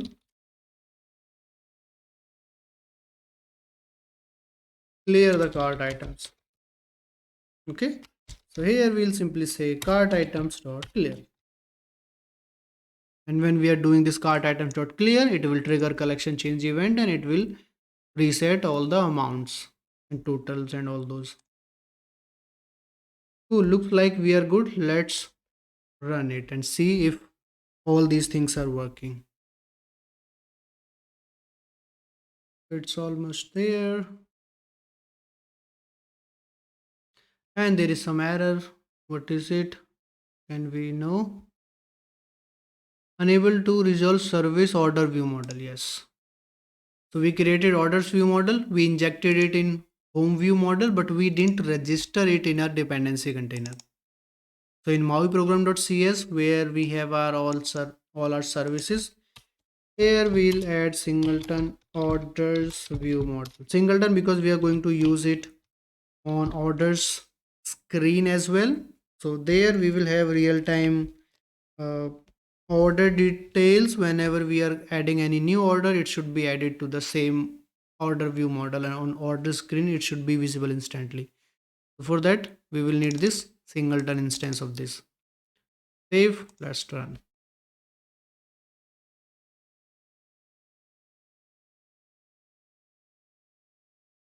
Okay, application is here. Let's add and paid cash. You see this got cleared and we have order placed successfully, this toast message. And good, let's add couple of other items. This time paid online, same 00, and we have order placed successfully and cart is cleared, so we are good. That means our place order functionality is working as expected. Cool, next thing we'll work on this orders screen. Okay, cool.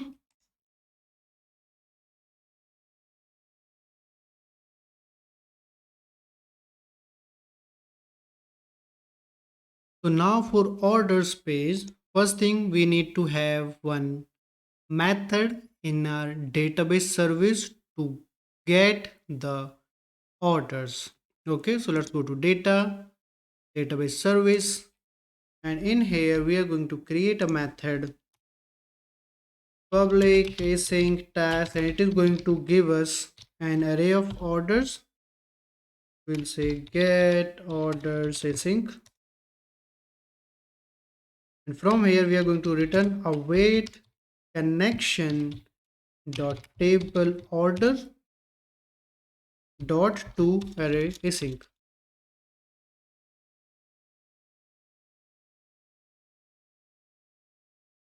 Alright, our database method is ready.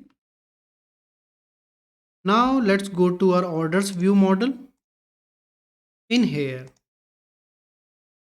now we need to know if the list of orders which we are going to display on this screen, can that list be updated while we are on that UI?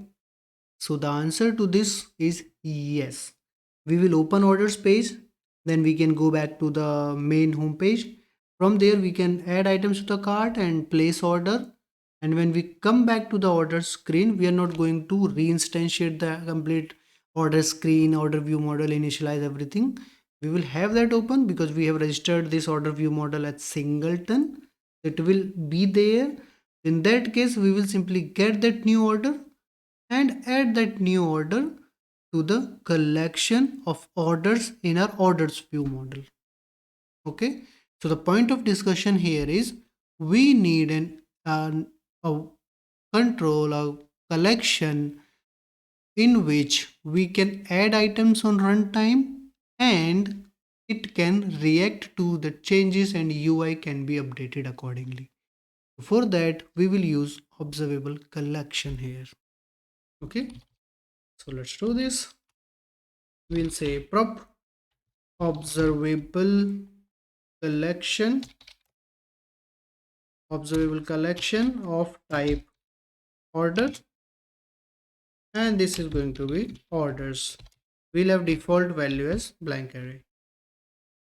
Okay, now let's create a method here to get these orders from the database. So that is going to be part of the initialization of this orders view model. Okay, we'll say public async task, and here we'll just say initialize async. Okay, here also let's have a flag, private bool underscore is initialized.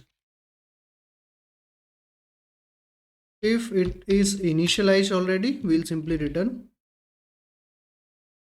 So in this case, we'll change it to value task, and after this we'll set is initialized to true, and then we'll simply start uh, fetching the orders from the database. Okay, now here also, because this operation might take some time, so it's good to have a loading flag here. Okay, and that can be changed over time, and we need UI to react to that change. For that, we are going to have that as an observable property. So private bool underscore is loading, and here we will add observable property for this. Okay, after is initialized true, we'll say is loading equals true. Then we'll fetch our orders from the database. Await database service dot get orders async. Okay, after that, what we need to do now, this is a collection, observable collection. We cannot directly reset this.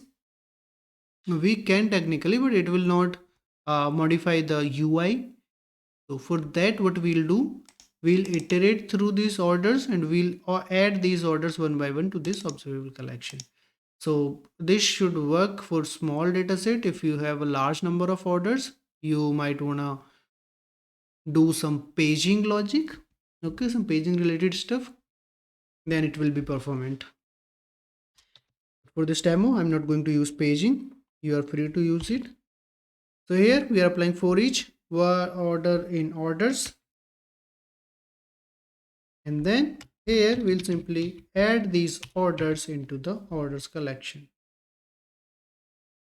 And after doing all this, we'll set is loading to false. And now we are good. Our initialization logic is ready. Our orders observable collection is ready. Okay.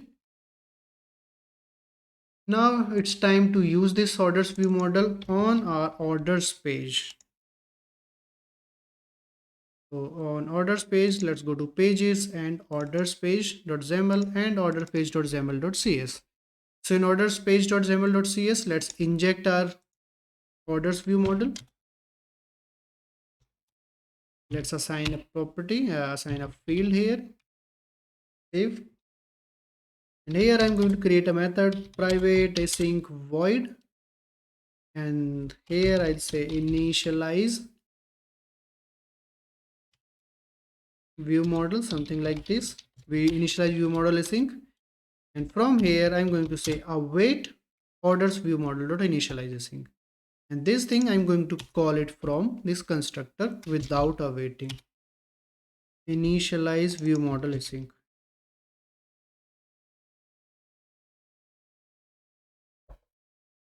Okay, now maybe before doing this, what I'll do, I'll simply say binding context to this page of this orders view model underscore orders view model. Now we are good. We have added orders view model in the orders page.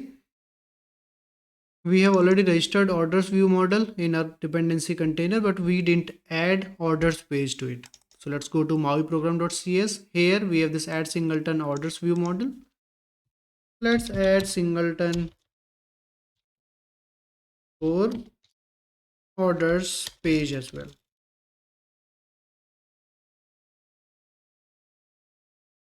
So now we can use this.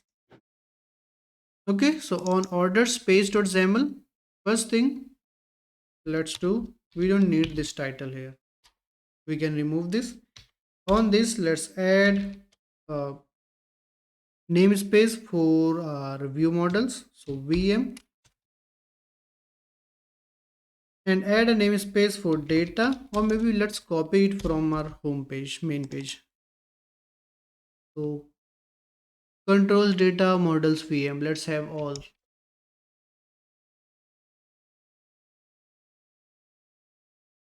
Save. And after this, we'll set data type for this page, and this will be orders view model from our VM.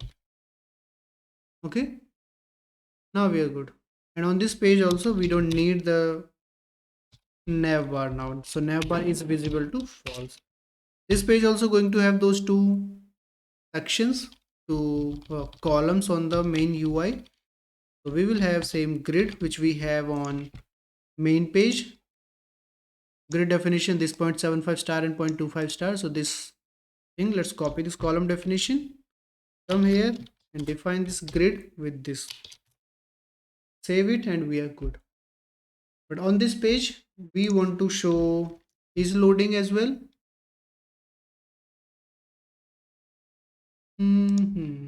So we can have that is loading on entire screen or maybe inside the first section only. First section only, it would make sense. Okay. So inside this, we will follow the same kind of thing we were following on main page. So first, we'll have a grid for the first section. There we are going to have a label with some text. Okay. And then we'll have a list of orders.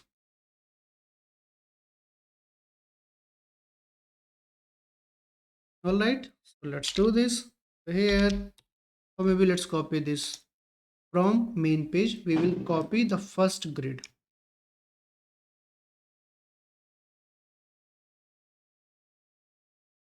Okay. And then inside the first grid, we are going to copy first label as well. Okay. And in the label text, it should be orders. Save and we should be good now. After this orders, we will have a orders grid here. When we say grid, this is going to be orders table, something like this. After that, the right section of the grid, the second one. So let's copy this as well from our main page.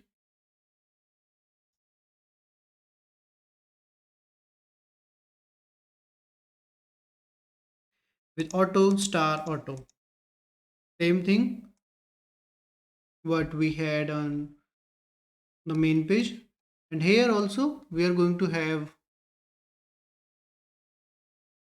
3 rows selected order item and then our list of order items. Okay, so that means 2 is fine. Having 2 rows is fine. Okay, the first row in this we are going to have a label with the text, let's say current order items or selected order items, and this will be create dot row 0. And then here we will have list of selected order items. Save it. Let's run it. We'll see this and then we'll start designing the main orders table. Run. We should see 2 to 3 orders, right? We created when we were testing the paid online, paid cash buttons.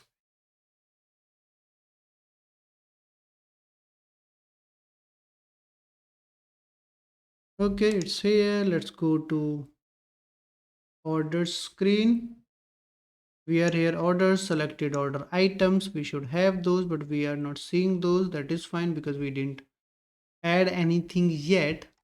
So here, what I want is, I want to give it a tabular look, data grid actually. Okay, so there's nothing built in .NET MAUI. What I am going to do, I am going to create it using, that is not going to be exact data grid, but what I will do, I will have a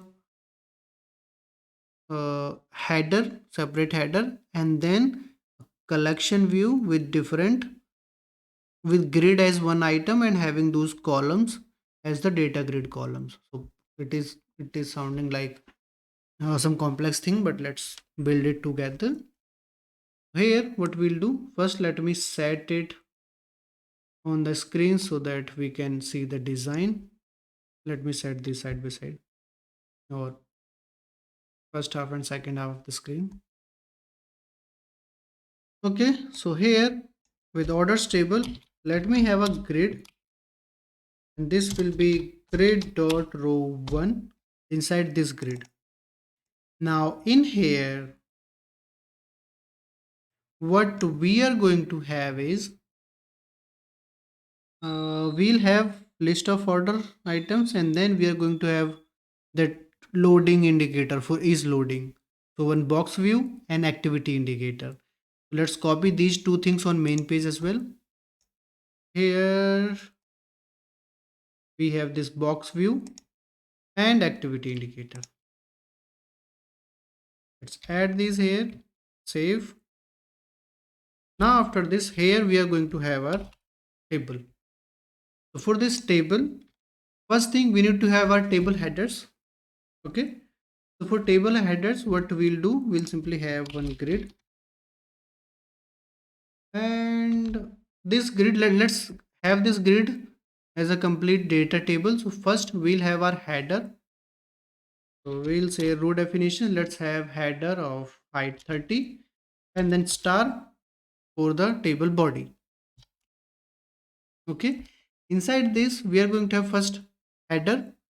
For that we'll again have a grid with column definitions. Okay, and let's see what all columns we want to have. We want to have order ID, then order date, right?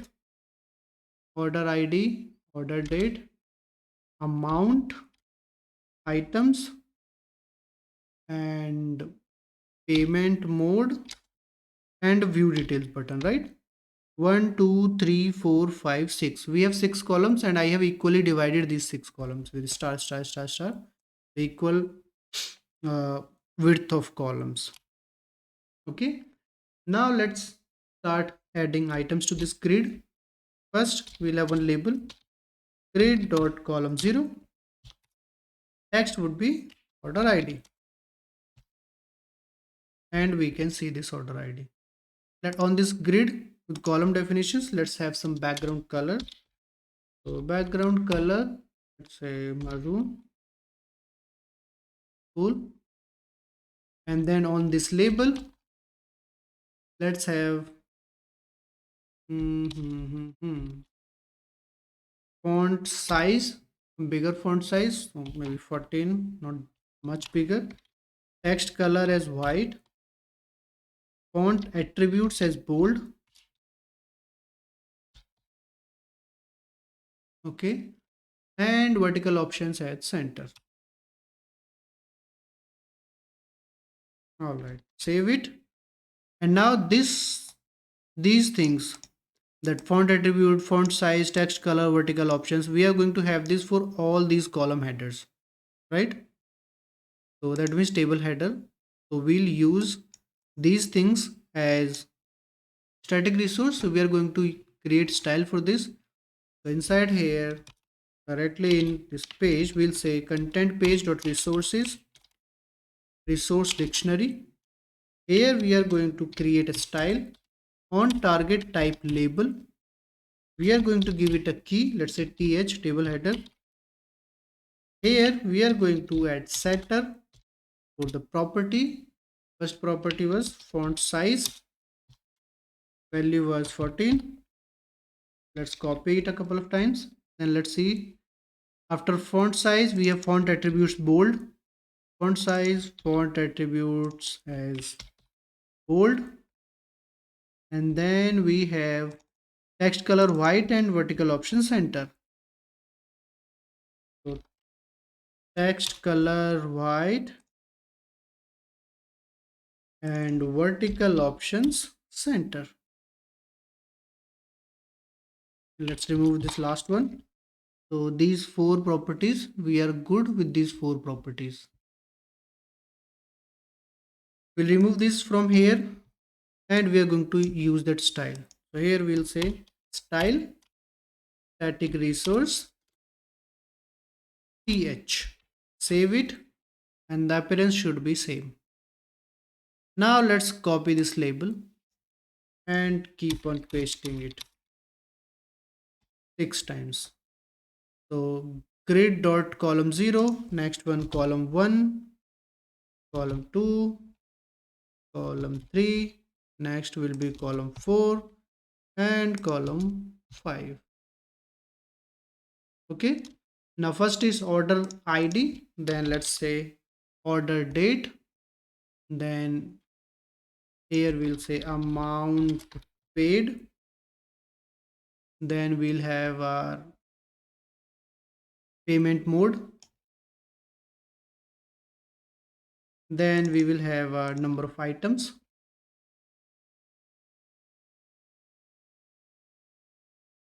and we'll have view orders button. So in header we are not going to have anything, let it be empty, and we are good with this. Now this first one we should have some spacing from the left because it is directly connecting with the left edge, so we should have some spacing there, but that will be applied only for the first header, so first th. So there is no point of having it inside this setter style. So we will have this explicitly on this label. Here we'll say padding. From left we need, let's say 5, but from all other sides we need 0 0 0 0. Save it and we are good. Our header is ready. Okay, now we can start working on our actual table body. So this was this 30. Now we'll work on this star. Okay. All right, so here we are going to have our collection view. So grid dot row 1, item source is going to be binding orders. Okay, we are good with this. In this we are going to will be having it as vertical list. Yeah, so there's no need to add explicit items layout. We'll just have item template. So collection view dot item template.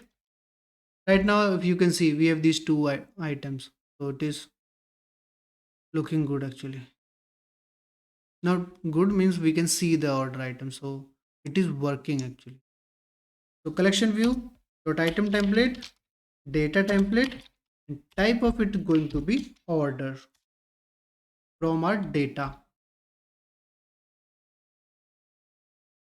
Okay, now inside this we are going to have the same thing, 1 2 3 4 5 6 columns, so kind of same grid which we have here. Okay, let's copy, paste it here, save it. Now we don't need th for this. Okay, so here let's create one more style and we'll call it td. I'm following HTML conventions, so it's up to you how you are designing it. So font size is fine. Font attributes, we don't want to make it bold. Text color white because we will not be having background on this, so we can remove text color. Vertical option center is fine. So for td we'll have just this. Let's come inside our collection view, remove this background color maroon first thing, then remove this th or change these ths to td. TD, TD, and these two TD as well. Save. Now let's change these hard-coded text to dynamic values. So first is order ID and all this we know. All these things we are going to have in this. Here we'll say binding, order ID or just ID, binding ID. Okay. And for this, how we want to display it? We want to display it is hash, then the pound sign, and then number. So we'll use string format, hash, and then 0, whatever it is. So you see now 1 and 2. Next is order date. So binding,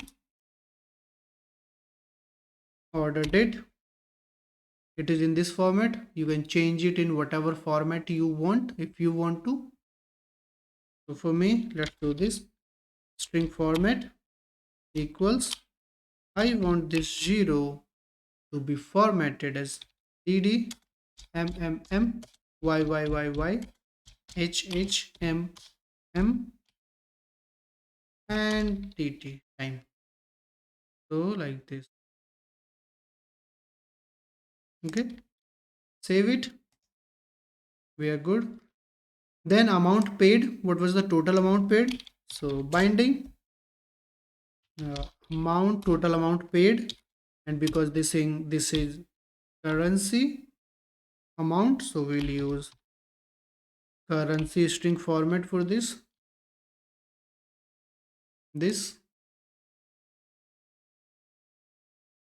After that, payment mode.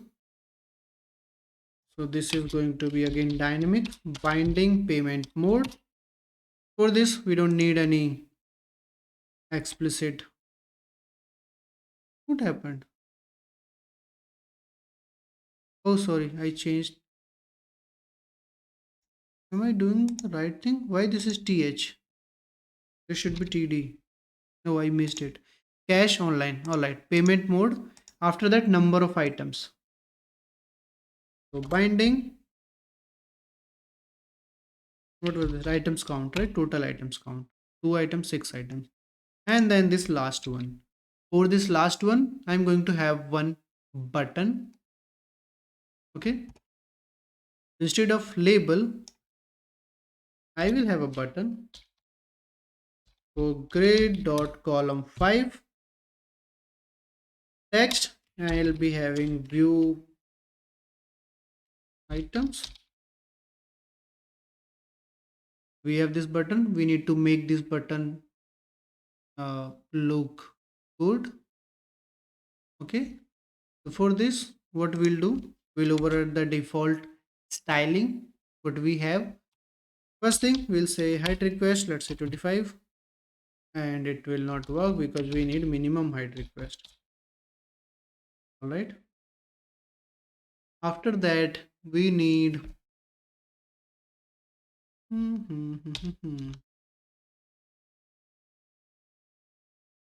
let's say background color of primary color.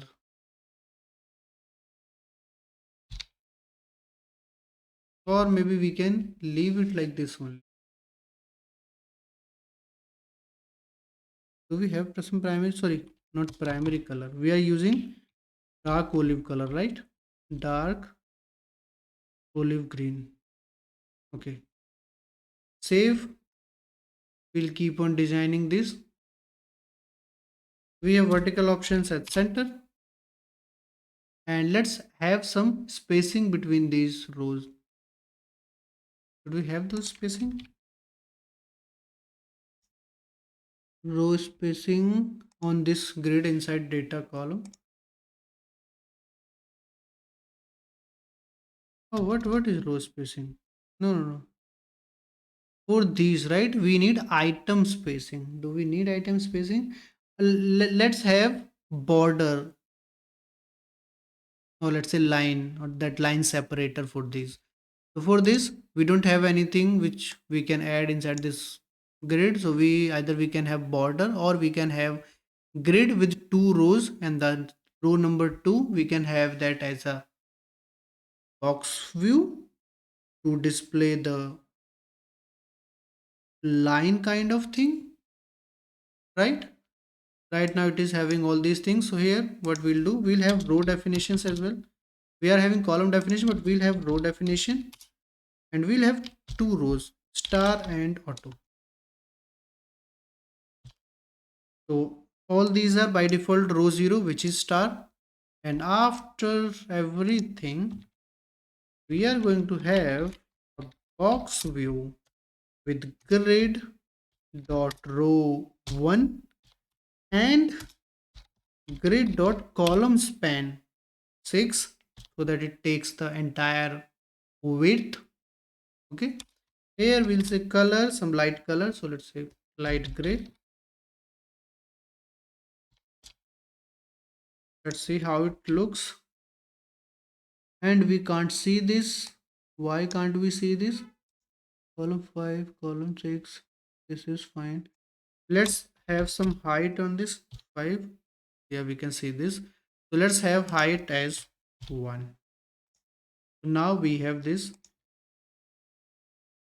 separator inside this. For this view item button, vertical option center, let's have horizontal options as well center. And we need to make it smaller, but it is not. So we have minimum height request. Let's use height request as well, 25, and it is very small now. Why is it behaving like this? Let's change corner radius to 10 first, so that it looks like this. Then 25 is very less, right? Height request 25. Let's make it 35 or 30. I think 30 is fine.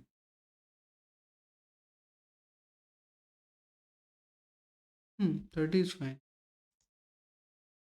Let's have some spacing here as well after this button, right now we are not able to set it. So what we'll do, what is the default font size for this? Or maybe let's tweak the font size for button. Font size 14. Is it same 14, or is it padding which is doing this? 2. Font size 10. Okay, but we still have very much this spacing from top and bottom. Okay, let's do this. Font size 12, 14 is fine, and 30 is a lot. 28, we will need to stick with 30. Okay, let's do this. Let's have some spacing in here after this this line and this thing. What we'll do, in this grid with row definition, let's have auto and auto, and let's have one more column inside this. So we will have 0 for this. The first one we will have 0, where we are not going to have anything, so that we can have some spacing from the top. Okay, and for all these labels we are going to use grid dot row 1. Yeah, so that we can skip some spacing from top. Let's use this grid dot row 1, grid dot row 1, 1 on all these items except this box view. Here we will have grid dot row 2. Save. Let's try to hot reload. Let's have some, instead of auto, the first one, let's have 2. Yeah, now we have some spacing from top. Okay, 4 is fine, I guess.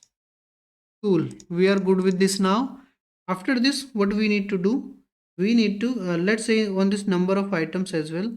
After this number of items, let's add items. Let's make it kind of clickable so that it makes sense that if we click on this, it should open selected order items. And on this view items as well, if we click on it, it should open order items. Okay. For this, what we'll do, on the number of items, total items count here, first thing we will have string format. Here we'll say 0 items, 2 items, 6 items, and whatever number of items are there. And in this, we are going to have text color, let's say blue. Okay. And let's have uh, some underline to this. So we'll say text decorations under, not strike through, underline.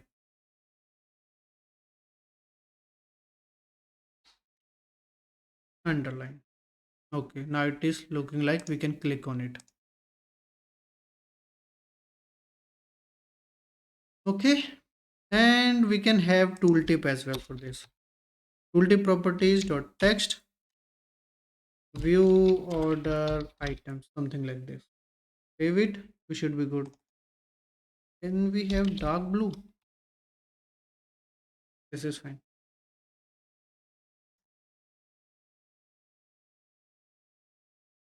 Save it, and now we are good. Now whenever we are clicking on these two items or this view items, it should open this item details in this section, this right section. This is what we are going to do next. For this, first thing we will need to have a database service method which will fetch order items. Then we need to create command in our orders view model, and then we need to bind that command with this click of these button and this label. Okay.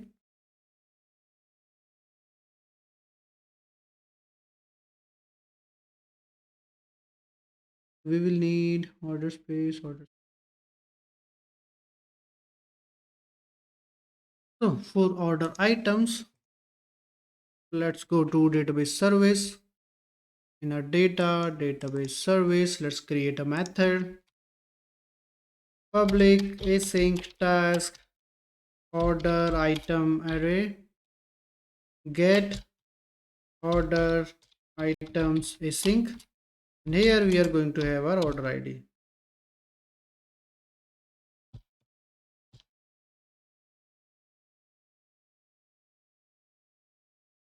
Let's have single line only. Here we'll say await underscore connection dot table order item table. On this, we are going to apply where condition. So order items oi dot order id equals order id dot to array sync. Our database method is ready. Now in our orders view model, we need to display those order items. So first thing, we need to have some selected order related logic, because there should be some selected order, right? Or maybe we can directly have one command and there we can pass that order.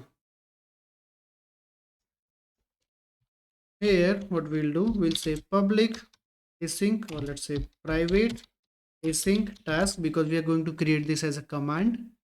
Private async task, let's say select order async.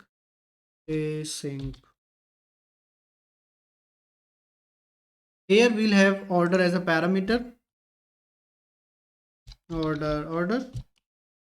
Okay, let's make it nullable so that we can have this for cancel the TUI. Here what we'll do, we need to have some list of order items to display, and that is going to be an observable, not observable collection but observable property, order item array underscore order items. Now I have not created it as observable collection because we are not going to add or modify, create or remove items from this collection. We will entirely replace this entire collection. Whenever we select any other order, we will use the totally different array of these items, because for other order items are going to be different, totally different. Okay, now for this select order async, first we'll check if order is null, or to be safe, order dot id equals 0. If somehow order is not null, it is an empty array, empty object. Order dot id would be 0. If this is the case, we don't need to do anything, or maybe we can simply reset order items. Order items equals blank array. Okay, now if that's not the case, and we'll return from here, we will not do anything further. If that's not the case, we are here what we can do, first thing we can simply say is loading to true. Okay, then we will fetch order items from our database. Okay, we'll say order items equals await underscore database service dot get order items async, and we need to pass order id, which we can get from this order dot id, this parameter. Now we have order items. After this we'll say is loading to false, and our command is ready. Let's have relay command on this, save it. Now we are good, we can use this relay command, the select order command, on our orders page. Let's do this. So here we have this button. On this button we'll say command equals binding. Now this button is inside a collection view, and that command is defined in this orders view model. So we need to traverse upside, so that long line we need to use that. So binding source equals relative source ancestor type x type, and this type is going to be orders view model, this time orders view model from, and the path is going to be select order command. Save it, and we need to provide command parameter as well. Command parameter is going to be this complete object. So binding dot means this complete object, this one item of this collection view. Okay, let's copy this command and command parameter. Let's go to this label where we have this view items. Here on this label we'll say label dot gesture recognizer, tab gesture recognizer, and let's paste command and command parameter. Save it. Now we should be good. Now we will have this data populated into the order items array, but we need to display those order items somewhere. Yeah, so for that we will use the column, right side column. Okay, so let's go to the second grid. Here we already have one label where we are saying selected order items. Okay, on this selected order items, what we are going to have, we are going to have one cross button as well to remove the currently selected order. Okay, instead of directly having this label, we are going to have a grid here with two columns. First, before that, let's have grid dot row 0. This is going to be row number 0, and on this grid we will define column definitions star and auto. So first star where we are going to have our heading, and second auto where we are going to have our close button, cross button. Okay, inside this I'm going to paste my label with grid dot column 0. Okay, and here selected order items, this is fine. Save it. Let's have some styling, so font size 25 and font attributes bold. Save. We should be good with this. Now the close button, so For that, we are going to have our image button. Okay, with image button, grid dot column one. Source is going to be x regular underscore 24 dot png. Save it. Okay, and on this we are going to first thing, horizontal options as very end. We want it to the very end.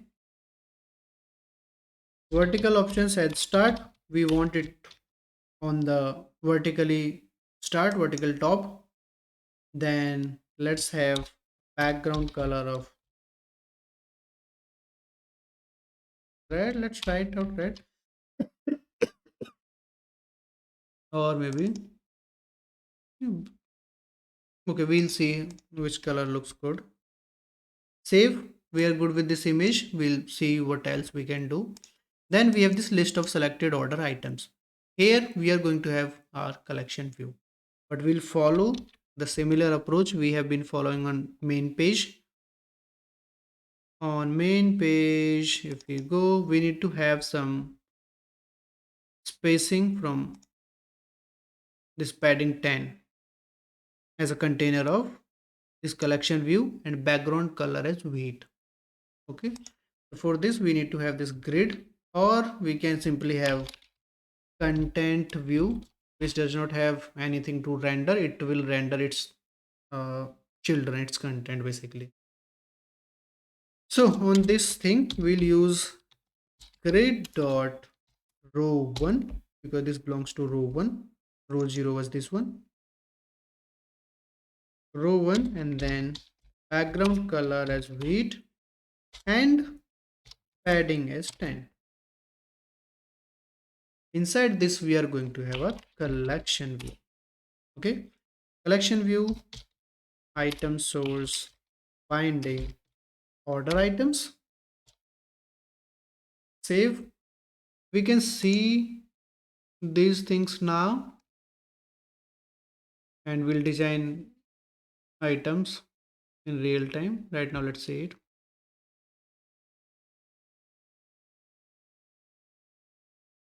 The design we are going to have, it would be similar to this cart, this one. So there we will not have this cross button because we cannot remove items from order because order is already generated. Then we are not going to have this plus and minus icons. We will have the count but not plus minus icon. So the UI would be similar to this. Let's go to orders. We have these two orders. We have this thing. If I click on this, we can see these two items. Okay, these two items. Now we need to just design these. And this cross, this does not look good, but we'll make it look good. But before that, let's work on these order items. Okay, what I am going to do, I am going to simply copy the designing, copy the styling from main page to cart items. Inside this collection, we had this border or grid. We had this grid, right? Inside this grid, why did I add grid? To have that close button, so we don't need this here. We can directly have border, border, this border.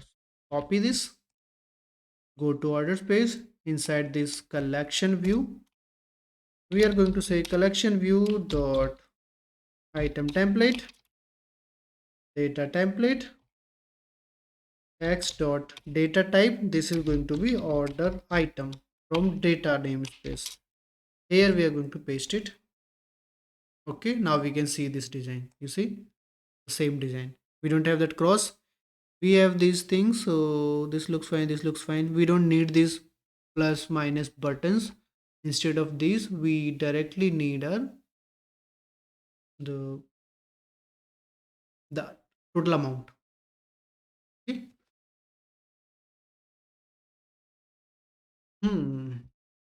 And we need to have quantity as well, right? Donut rupees this. Okay, so for this, let's first save it, and then where we have this price, So inside this grid, we have this price. So in here with the price, what we will do, instead of price directly, we are going to have a horizontal stack layout. Okay, inside this, first we are going to have our quantity, quantity. So let's copy this label, paste this label here. We'll say quantity. That quantity, we don't need any string format for this. Quantity does not exist on order item, it should exist, right? Quantity. We have item. Why don't we have quantity? Quantity. QUAN. Yeah, the spelling is correct. Okay. We have quantity with this 2. After this, we are going to have, let's say, the cross multiply icon. So I'm going to have X here, 2x, and then the price. Okay, now let's have some spacing in here. So in this horizontal stack layout, let's have spacing of 5, 2, 3. Let's have 3. 3 is fine. Save. Let's not use bold for this. So let's remove font attributes bold, bold, and bold. And there is no point of having grid dot columns on this because this is horizontal stack layout. So remove grid dot column. All right, save, and we are good with it. Okay. Now instead of this plus minus and these things, here we are going to have our price, total amount. Okay, so instead of this grid for column 1, we are going to remove this grid. Here we'll have one label with grid dot column 1 text. We are going to have binding amount. Okay, and string format, currency format. We should see this. We have this thing here. We will use this text color maroon on this. We will use font size as same 18. We will use font attributes bold for this one, and we want this to be at the very right. Okay, so let's do this horizontal options as end. Let's have some padding or some spacing. So we'll say padding, or we can have margin, 0 from left, 0 from top, let's say 5 from right, and 0 from bottom. Save it, and we are good now. Let's have some more spacing between these items. Okay, for that what we can do, we can simply go to collection view, and here we can define our collection view dot items layout, linear item layout. Here we will use orientation as vertical, which is default, and then item spacing 5. Save. It didn't load. Let's try to hot reload, and we have, this is a lot. We don't need this much. Item spacing 2, 3, 2 is fine, I guess. Save. So we have these now. We can click on it. We can click on it. 6 items. We have 6 items for this. You see, if we click on first one, we have 2 items. If we click on this last one, this second one, we can see these 6 items with all the details of this order item. Cool. Now this section, this background, this should, I guess, pick this entire height. Okay, we'll see this later.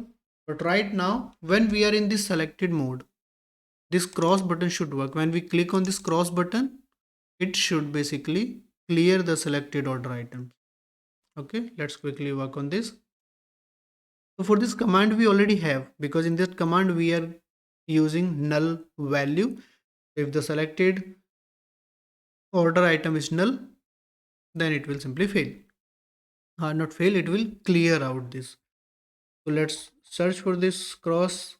We have this image button here where we have this cross button. Okay, on this horizontal option says and, vertical option says star. We have column definitions at star and auto. And on this image button, let's have same minimum height request 25. Yeah, this is fine. We don't need to set height request, right? Minimum height request is more than enough. So same thing, let's say minimum width request as well, 25. Okay, we are good. Let's add, or maybe instead of 25, let's use 30. 30. Okay, let's have some shadow and corner radius on this. So we'll say corner radius 5. Okay, let have shadow. So we'll have default shadow on this image button dot shadow. Here we are going to have shadow with brush type. Let's save it and we are good now. Okay, now if we tap on it, it should simply clear the selected items. So let's use command here. Command, we are going to have binding select order command. Let's see if we didn't pass any command parameter, would it consider null as a parameter? Let's try to click on it and it cleared. Select again, clear. Select again, clear. This thing is working now. Okay, now when we don't have any item selected, we should have some message here. Okay, so for that, what we are going to do, we are simply going to use the collection views empty template. Here we'll say collection view dot empty view. If the collection view is empty, then what should be displayed on the UI? Okay, so here we are going to use a grid. We will display one image, one icon and some text. So we'll have grid with the row definitions as, let's say, star, auto, star. Inside this, star will be for some spacing. Second auto would be where we are going to have our image and label, and then third star is going to be again to have some spacing, and we can remove this if we want to. And or let's have that star so that the intent is clear that we want it to be center. And on this grid, we can have minimum height request of, let's say, 25, 250, so that it takes this space, at least this space. Okay, now inside this we are going to have a vertical stack layout with grid dot row 1. Inside this we are going to have an image. The source is going to be cylinder underscore regular underscore, I guess, 60.png. Save it, and we have this cylindrical image. On this we are going to set height request 60, width request 60, and we are good. Okay, after this, or let's have horizontal options as center to be sure. After this image we are going to have a label with text, let's say no order selected. This thing we will move it to the center We will say horizontal options at center, make it bigger, font size 25. Okay, and let's have font attribute size bold, save, and let's have some different color, text color as maroon, save it, and we are good now. After this we can have some helper text as well, so let's have one more label here. Text here we'll say select and order from the left section to view its items. Okay, we have this thing. Let's increase the font size 18.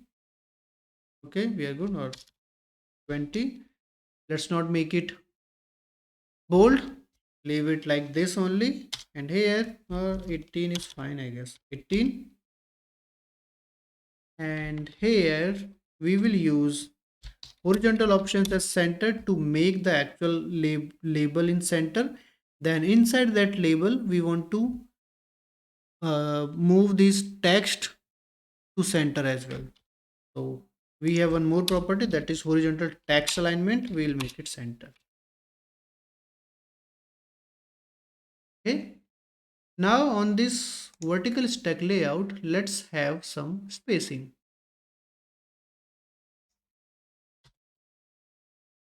10, and we are good now. Save it, we should be good. Right now no item selected. If we select some item, it will have those items. No item selected. Empty layout is working fine.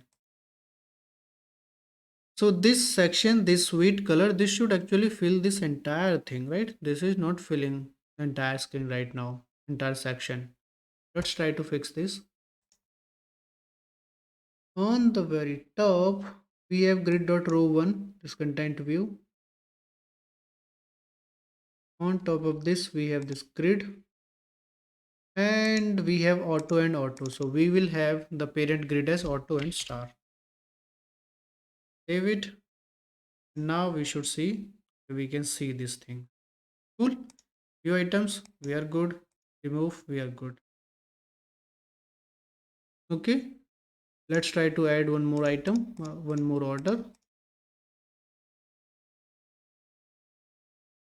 So much items, order placed. Let's go to orders. Right now there's no way that should come here. That's why we have taken these order list as orders collection as an observable collection. Right now that is not coming here. We need to fix that. We need to work on that.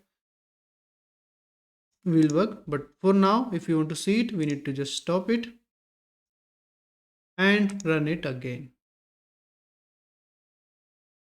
We will see this new order. I just want to see if we have multiple items, then how would it look.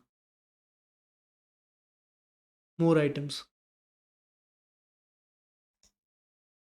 Okay, it's here. Let's go to orders, select the 7 items.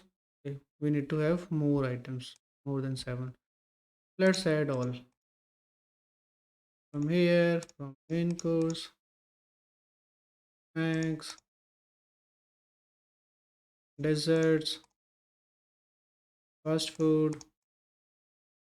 Okay, here we have this scroll view. Let's use paid cache. Go to orders.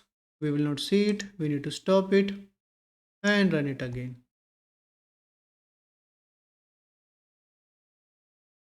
Go to order screen. 20 items. 20 items. Here also we have this scroll view. So we are good. We can see all the items inside this selected order. So close this. Now let's do one more thing quickly. Then we'll work on that, passing the newly created order to this order screen. Here, if we click on it, any item, right now we have selected order items, but which order row is selected from this left section, we have no indication. We should have some indicator on this left data grid for that selected order. Okay, So we should have some indicator on this complete row, and that can be changed when we click on it. It should change. Okay, so for this, what we'll do right now, we don't have anything. We need to have some piece of state, some variable and some property that should be observable on each row level. That means order level. So right now, if we see in our orders view model, orders order is a database entity where we don't have anything related to that. So now what we will do, we will create a subset or of this order, or not subset, we'll create a model observable object from this order. It will have all these properties plus one observable property for is selected, that current order is selected in the grid. Okay, let's go to models. I'm going to copy these, then I'm going to go models. Oh, we already have order model. All right, all right. Okay, we good. We already have order model. Let's convert it to observable object. Observable object. And here we are going to have private bool underscore is selected, and it will be an observable property. Save it and we are good.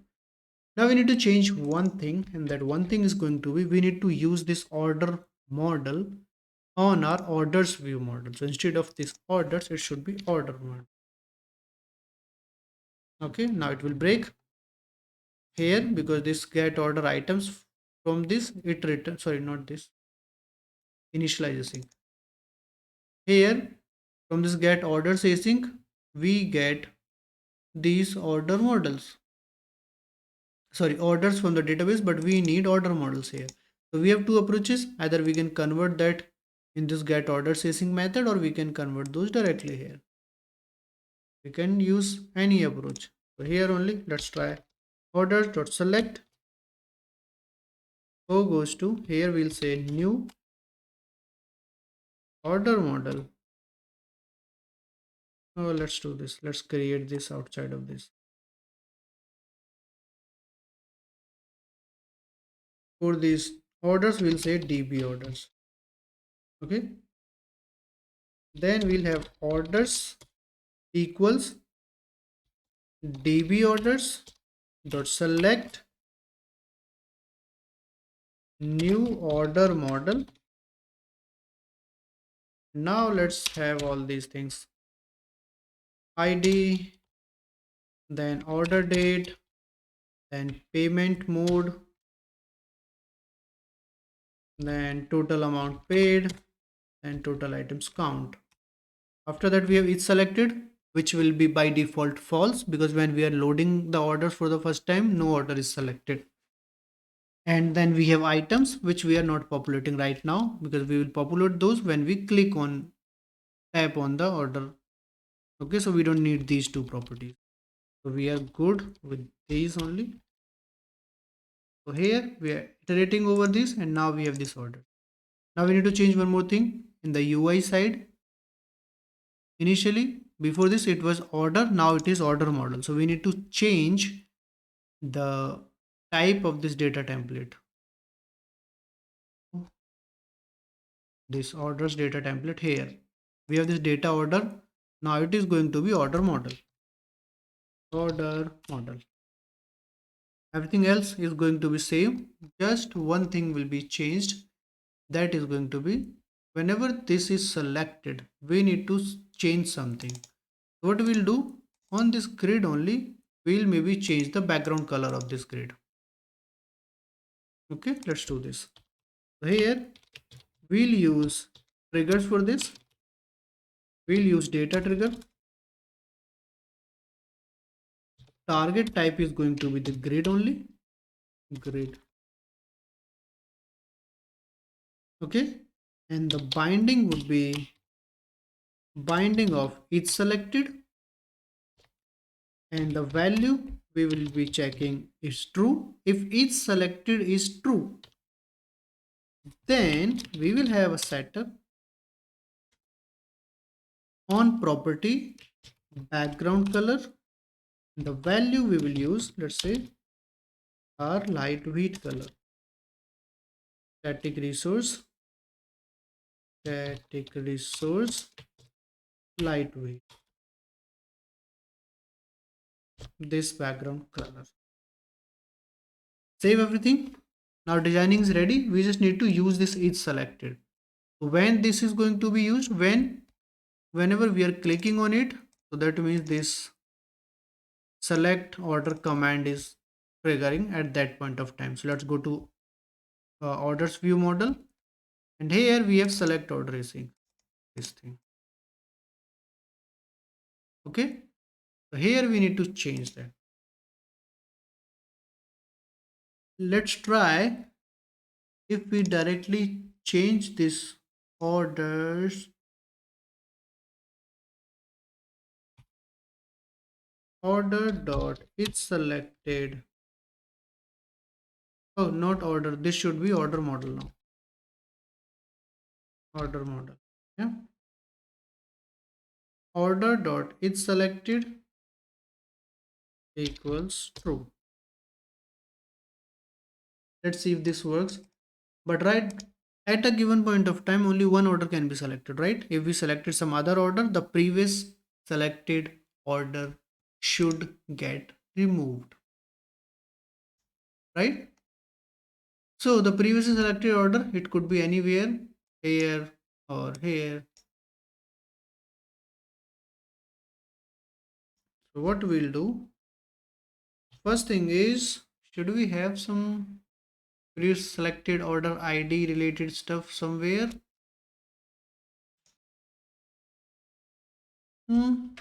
Maybe let's, no, we'll see if we need that, but right now let's do this. Let's check if previously selected order items, if we have any. Selected order equals, here we will be having our orders dot first dot default, where o dot is selected is true.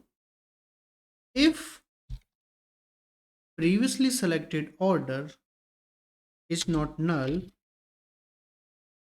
then we'll say previous selected order dot is selected equals false. So if it was selected, now we are going to deselect that. After that, we are going to check if order is null, new order selection is, we are clearing that. We are simply doing this. After that, we are coming here, we are setting the new order as selected and continue. Let's see if this is working with the entire thing. If not, we'll see. Let's run.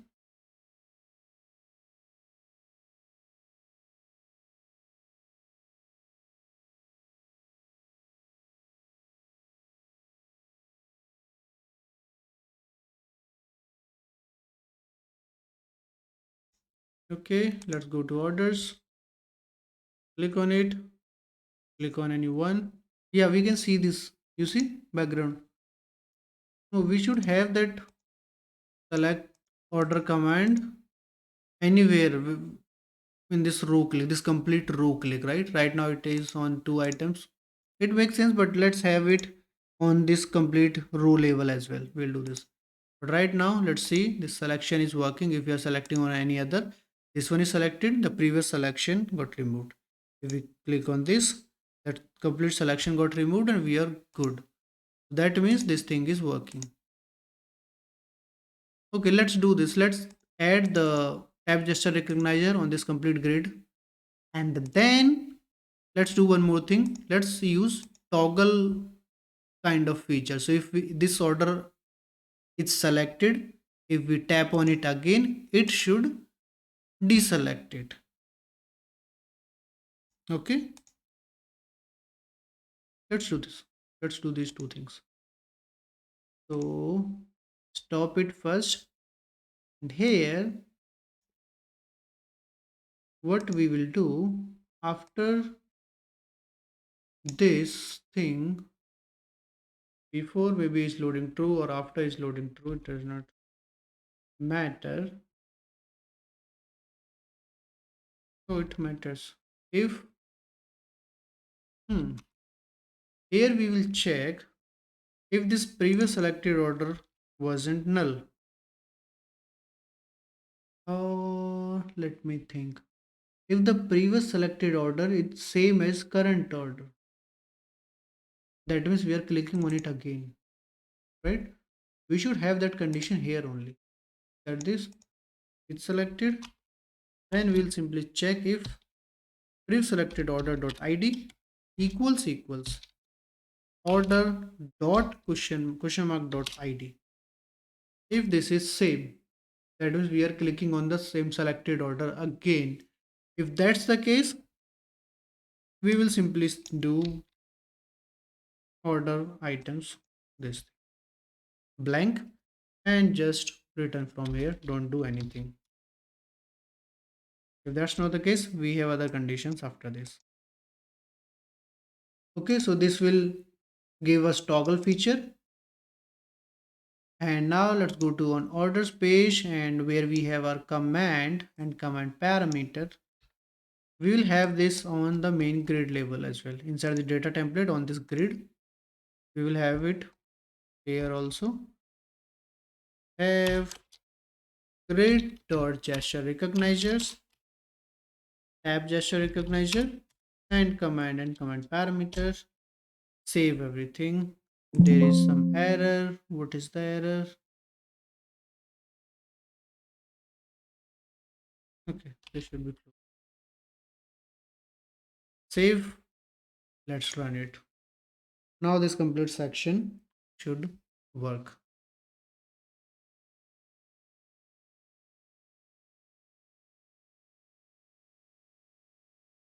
Okay, it's coming.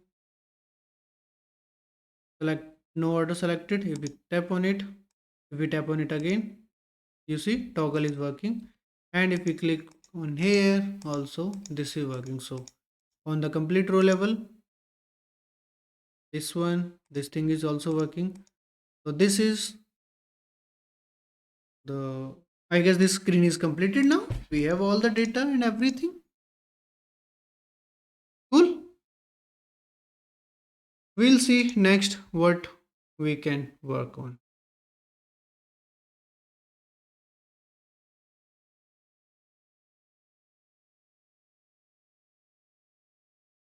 For adding orders in the on the orders screen, we can actually, we are adding order in orders view model, right? So when we have, here is our place order async method.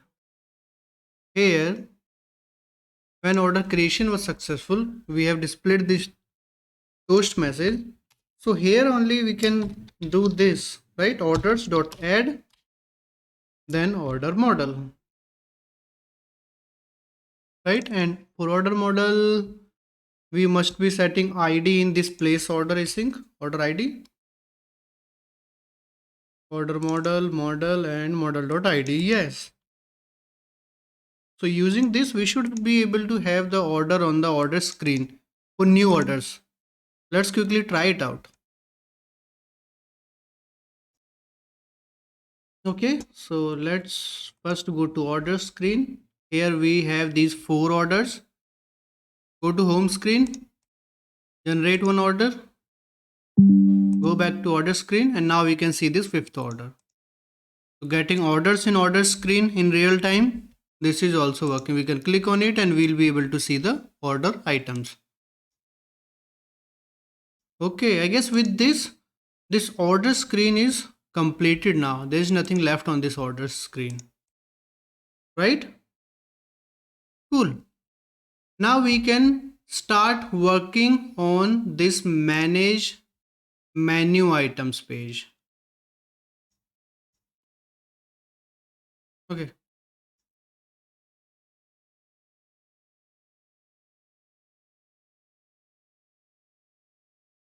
So for manage menus page, the design of left section, we will have the same 2 sections.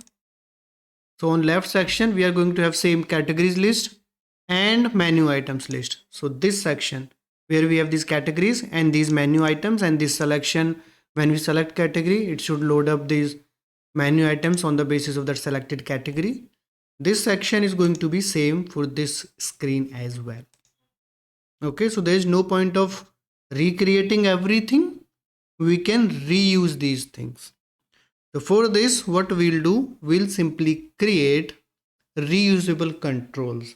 We'll move this category to a separate control, and then we'll move these menu items to a separate control. Okay, let's do this. Before creating any other thing, let's move these two controls, use those controls on home page, then we'll work on manage menu page. There we will directly use these controls. All right,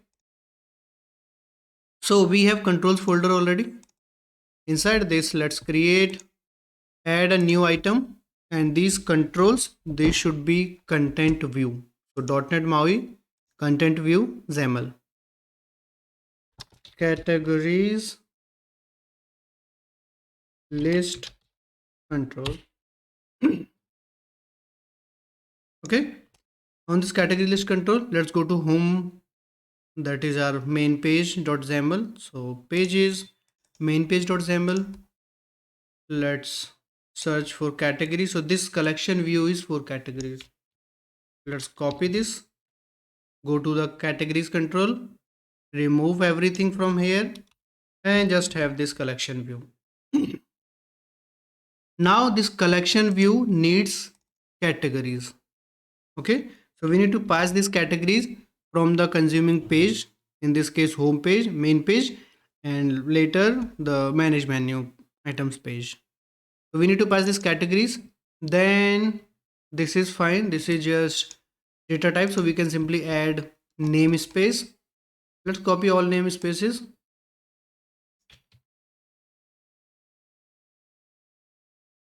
So namespace error should be fixed. We need categories. After that, do we need anything else? Yes, we need this command. And this time this command is not going to be this home view model, the ancestor type. This should be this same page, this control, because we are going to have these things defined on this control. So we need categories and we need one command. These two things we need. So we'll go to category list.control.xaml.cs. Okay, C# code behind. Here we will define bindable properties for categories. So let's do this.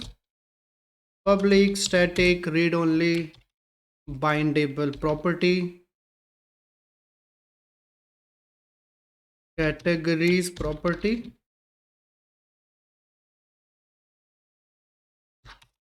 and let's create a actual property menu category, array of this menu category model. I think, right, we are using menu category model,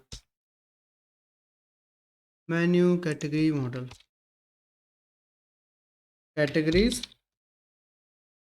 and for this get should be get value bindable property, that is going to be this categories property.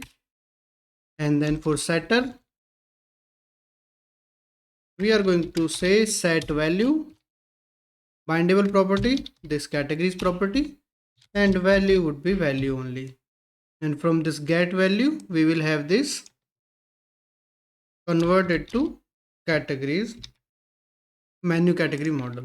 All right, we have this category ready. Now let's complete this bindable property. So this is going to be a private static read only field, and here we'll define it. We'll say bindable property dot create this bindable property.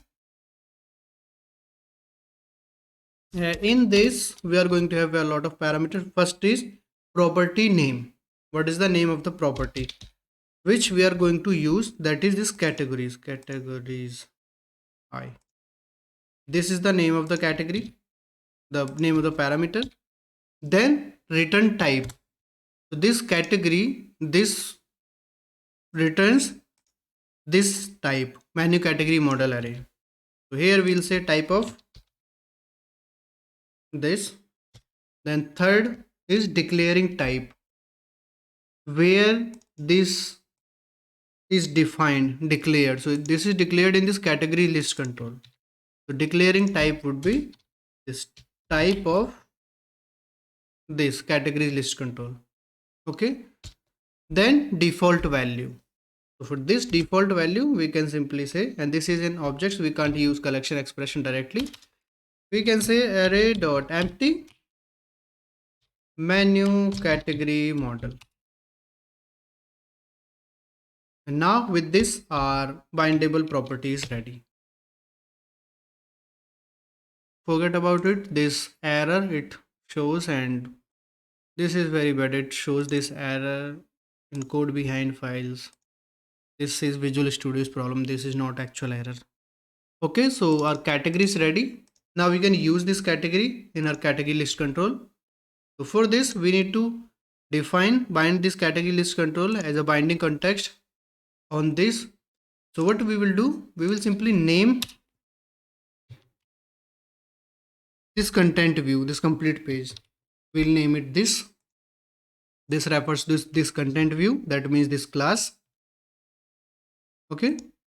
So for this, in this collection view, we will set before item source, the order does not matter, but here we'll say that binding context for you is going to be X reference this. So we are saying that for this collection view, the binding context should be this reference of this, and this is this X dot name, which is this content view, which is this code behind. So here we have defined this category. We can use these categories here. Now it will not complain about it, and if we press F12, it will directly come here because this belongs to this, refers to this categories. Okay, save it, and we are good. So our categories is ready. Now we have this command, select category command. Let's define this as well. On this categories list, we'll say private void select category. Okay, and here we'll get menu category model category. Now what should happen here? Whatever we were doing on main page, we were calling this select category command, and this was coming from home view model. And in our home view model, there was a lot of code related to this select category, all this thing. So for this, we are not going to copy this thing there. Instead, what we will do, we will simply have an event here, which we will raise when this select category is command is getting triggered from this control. Okay, so here we'll say public event action, and this will be menu category model, and here we will say on category selected. The name is up to you, you can name it whatever you want. Okay, so this thing we will use from home page or from manage menu page. So whenever this select category command is getting raised, what we will do, we will simply invoke this on category changed event, on category selected, question mark dot invoke and this category. All right now this is just a method. We need to change it to command, so we'll add our relay command to this. Save it, and now we should be good to use this select category command in our category list control.xaml. Now here everything is fine. The name, I kept the name same, select category command. Command parameter would be command parameter id. It should not be id now. Here it should be complete category. So that means binding dot. Save. And now there is one change. The binding source. This is not home view model anymore. Right? This is going to be this current control. Right? This is the binding. Where is it? Binding context for this. So instead of home view model, we will say categories list control. Now our categories list control is ready. Now we can use this.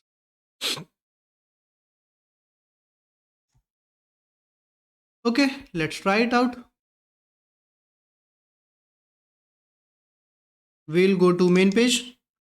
On main page, we have this collection view. We will simply comment this out, this complete collection view for now. It has grid.row1, so we need to add this grid.row1 on our control here where we will rendering it. So here we'll say controls and category list control. First thing we need to set grid.row1. It is coming from here. Then let's see what all we can set. So here we will have this categories. You see we have categories in IntelliSense, this categories property. So this should be finding categories. Now this category is coming from home view model. And on this we are going to have on category selected, this one. So for this what we'll do, we'll simply create a method here, category list control on category selected. So this is simply a event handler on this code behind in main page.xaml.cs. But from here we need to actually call or execute that command, which is coming from home view model, and the name is select category command. And we need to pass command parameter category ID. So that thing we'll do here manually. In this case, await underscore home view model dot select category command dot execute async. Now inside this we can pass our int parameter that is going to category ID that we can get from this obj. Instead of obj we'll say category, and here we can say category dot id, and we are good. Using this we have actually converted or we could say we extracted out this categories list control, this collection view for categories, into a separate reusable control. And on main menu item page as well, manage menu items page as well, we can use this directly. Right now let's try to run it and let's see if everything is still working same. Then we'll follow the same thing for manage the menu items list and other parts of the application. Okay, it's here. We still have categories and the selection is also working. You see? So we are good with this. Alright, now let's extract these category list, sorry, menu items list in a reusable control again. Stop it. And we have this menu items. So let's copy this collection view. Go to our controls, create a new item, content view XAML. Here we'll say menu items list control.xaml. Okay. Inside this, again, instead of vertical stack layout, we are directly going to have our collection view. And in this collection view, first thing we need namespaces. So let's copy these namespaces from category list control or from main page. It's up to you.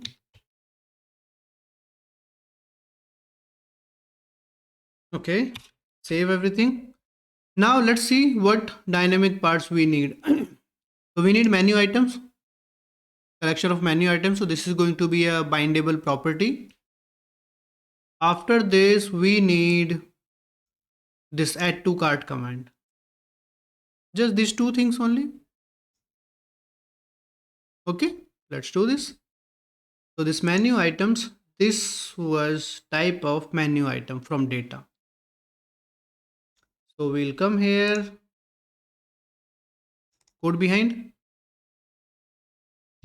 We'll define a property of type menu item array.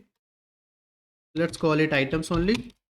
Then we'll define our bindable properties, public, static, read only, bindable property items property equals bindable property dot create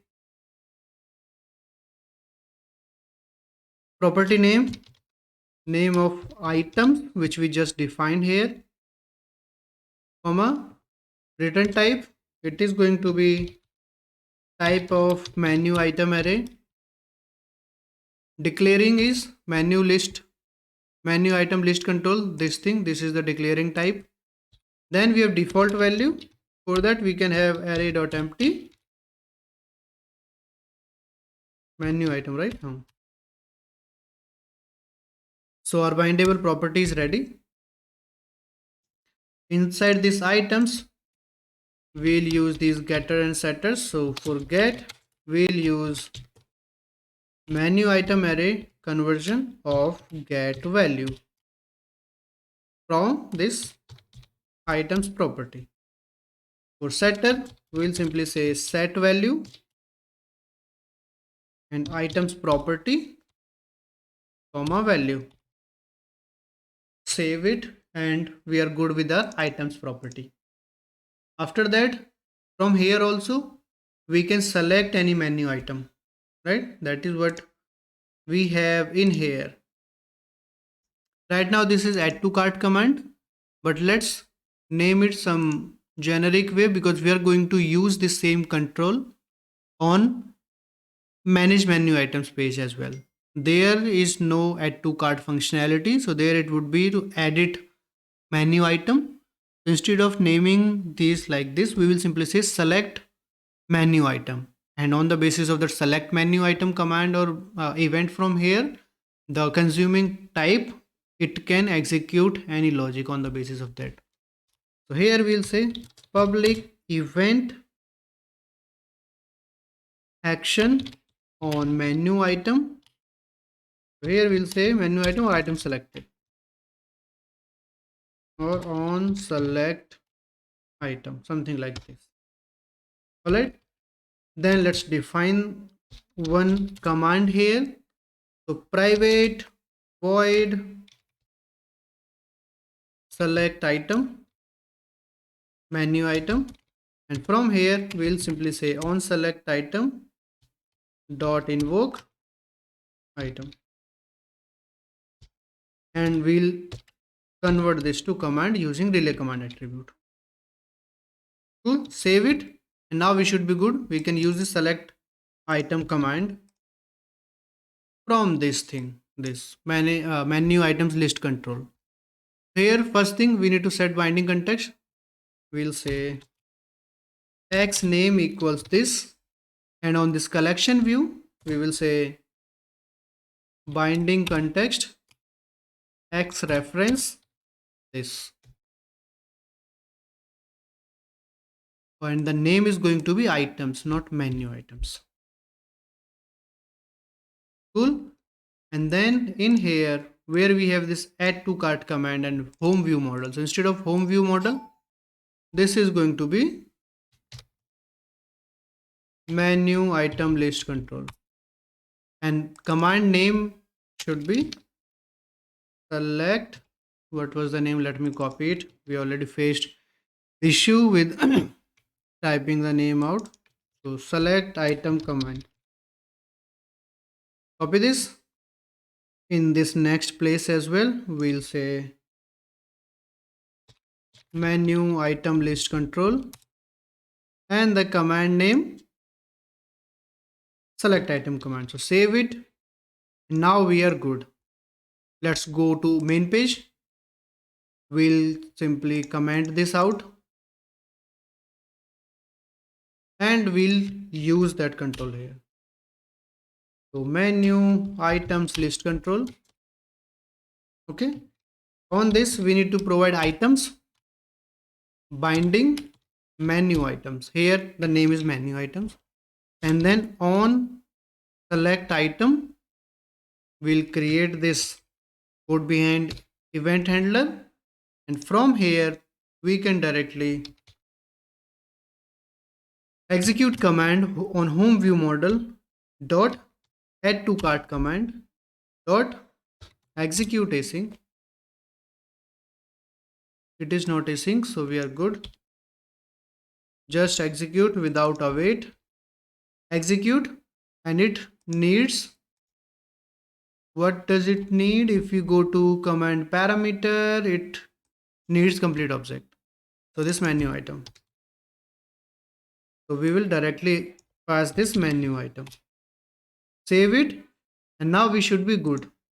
Let's try it out. Run it.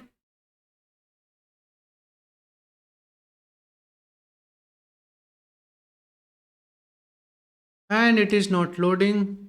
There is some issue. What is the issue? Let's see. Category selection is working, but menu items are not getting rendered. Are we missing something? First, let's check in the output if we have some error.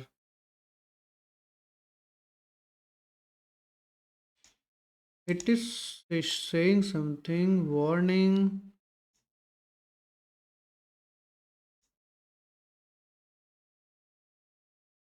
There is this long warning, and what is this? It is saying, let me copy this error and paste it somewhere. C# side, let me paste it here.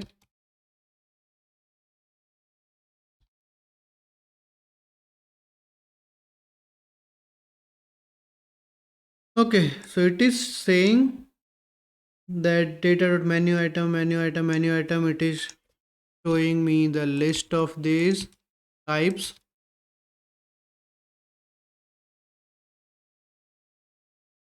Cannot be converted to type Microsoft.maui.controls.menu item. Okay, so this is the issue. The type we need our data.menu item property type, but it is trying to convert it to menu item. So on this code behind menu item.xaml.cs, we have this menu item which is coming from Microsoft.maui.controls, but it should not come here. It should come from this. So we will use namespace aliasing using menu item equals this menu item. And now it should be fixed. Let's try it again.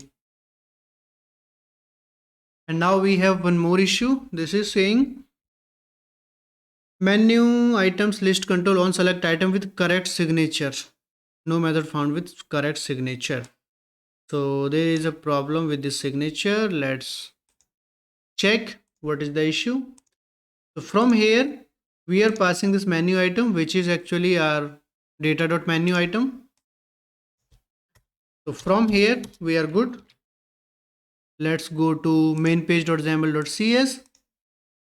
Here we have this menu item, which is again coming from, I should have named it something else actually. So in that case, I wouldn't have to add his namespaces aliasing at everywhere, but okay, what can we do now? I mean, we can change it, but I'm not going to change it. All right, save it and we are good. Let's try it out one more time. So we're getting this error. This is actually for good. So sometimes right now we are defining this menu item, but sometimes what happens, same class exists in two different external NuGet packages. So you can't change code of those packages, right? So in that case, this namespace aliasing, it helps a lot. All right, now we have data on homepage. If we change the category, you see the data is also getting changed. That means this is working same as before. So now we are good. We can reuse these two controls on our manage menu items page. Okay, that we'll do next. But before that, let's do one more thing. Let's clean this up, the menu items page, the main page.xaml page. Now we don't need to have this commented code because we moved that to control and this control is working fine. Cool. Save it and great. All right. So for manage menu page, we need to have our view model ready, and the main UI design would be similar to main page. Two columns, 75% first one, 25% second one. Okay, in first one we are going to have this thing, then categories, then in we are going to have menu items, box view, activity indicator. That means this complete thing. The first grid, this complete grid we are going to have, and then second grid as let's do this. Let's copy this entire content of main page, go to manage menu items page, paste it. Okay, we'll modify it. First thing we don't need any title on this, so we will say shell dot is navbar is visible false. Okay, then the main heading text, it would be manage menu items. Then we need categories here. After that we need menu items here. We need is loading state. Then we comes to grid.column1. In here we are going to have current order. Instead of current order we will say save menu item. Date time we can have, and then inside this second row we are going to have our form.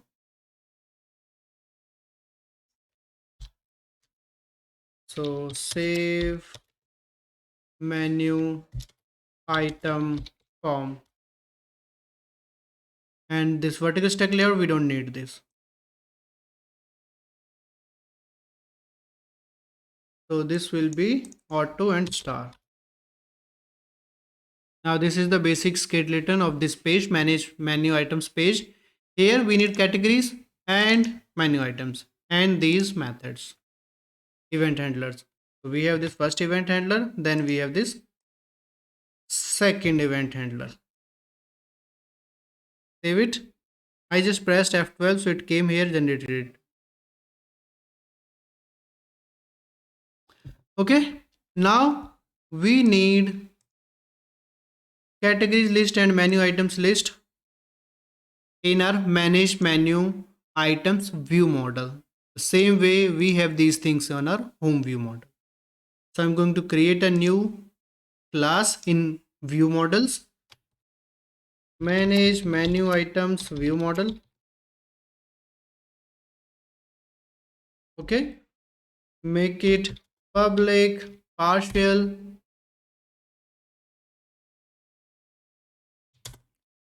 and then it should be a subclass of observable object.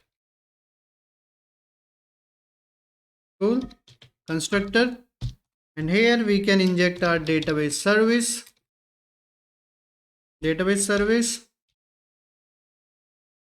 And now let's go to home view model and let's see what all we need on that page. So there we need categories, we need menu items, we need selected category. These three things, copy these three things, come here, paste these. Let's add namespaces. Menu items, we'll use this aliasing, this it should come from R. After that we need is loading.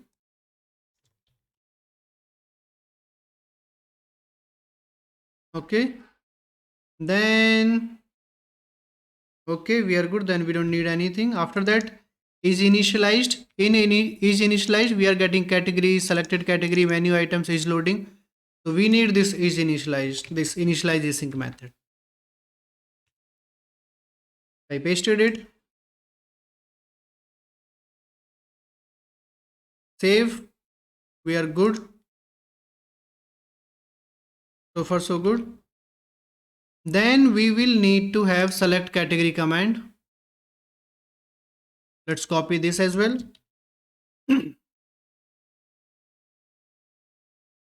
Okay, save it. After that we need, when we are selecting any menu item, then what should happen on main page, it was add to cart, but in our manage menu items page, we don't have that add to cart. Here we will have the edit functionality. So here what we will do, we will simply say private async task, let's say edit menu item, something like this. And we will get menu item as a parameter here. Right now, we don't have that functionality. We'll do this. For now, let's have just a alert. Select shell.current.display alert. Edit menu item and okay. And this should be relay command. Save it and we are good. Let's add async suffix. Our manage menu items view model is ready. Let's go to our managed menu items page. Code behind. Inject that manage menu items view model. Let's create an assigned field. This manage menu items view model. Okay. And here we need to initialize this view model. For this, we'll say private async void initialize async, and in here we'll say await manage menu items view model dot initialize async, and from constructor we will simply call this. Save it and we are good. Then category list control on category selected. From here we will simply invoke the command on this view model dot select category command dot execute async, and it needs integer parameter category.id. So category.id, and with this menu items list control on select item, this should be menu item. So here we'll say await view model dot edit item command dot execute async. It needs menu item parameter, so we'll provide menu item parameter directly. Save it and our view model is ready. Sorry, code behind is ready. Now inside XAML page, what we will do here, we will add namespaces and then we'll set data type for this page. So let's copy the namespaces from maybe main page.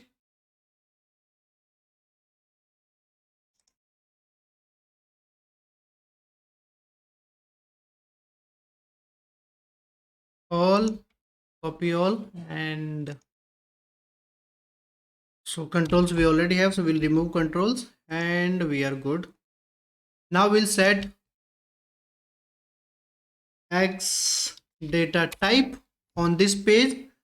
So this should be the manage menu view model, this one. Then we will have these categories. Code behind, we didn't set binding context, right? Let's set binding context as well. Binding context to this view model only. Save it. And I think we should be good now. Let's try it out. Run. Oh, it will break. It will break. We didn't add this view model and this page to dependency container, right? So stop it. Go to MAUI program.cs at the very end. This also will make singleton. Oh, let's not make it singleton because this screen we might not open every time, so there is no point of having it in memory. Let's use transient for this. Manage items view model dot add transient, manage menu items page. Save, run.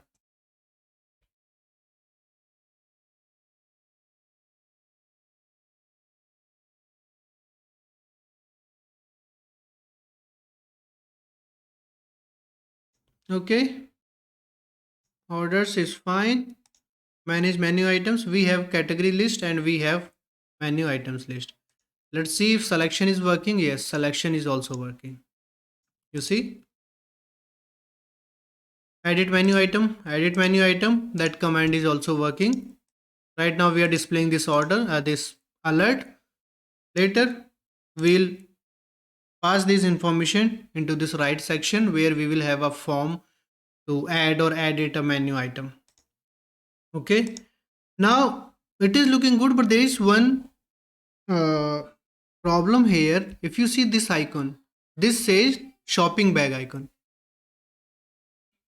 right? It makes sense on home page, but it does not make sense on this manage menu items page, because here we need edit icon. But how can we do this? Because this control, this is a reusable control which we are using from two different places. So we need to somehow make it conditional. Okay. So for that, what we will do in our control, manage menu items list control, here we should be directly having this icon path. We have one more icon for edit. For this, we need to know when we are rendering this menu items list control, we need to know that we are rendering it from main page or from manage menu items page, right? So for this, what we will do,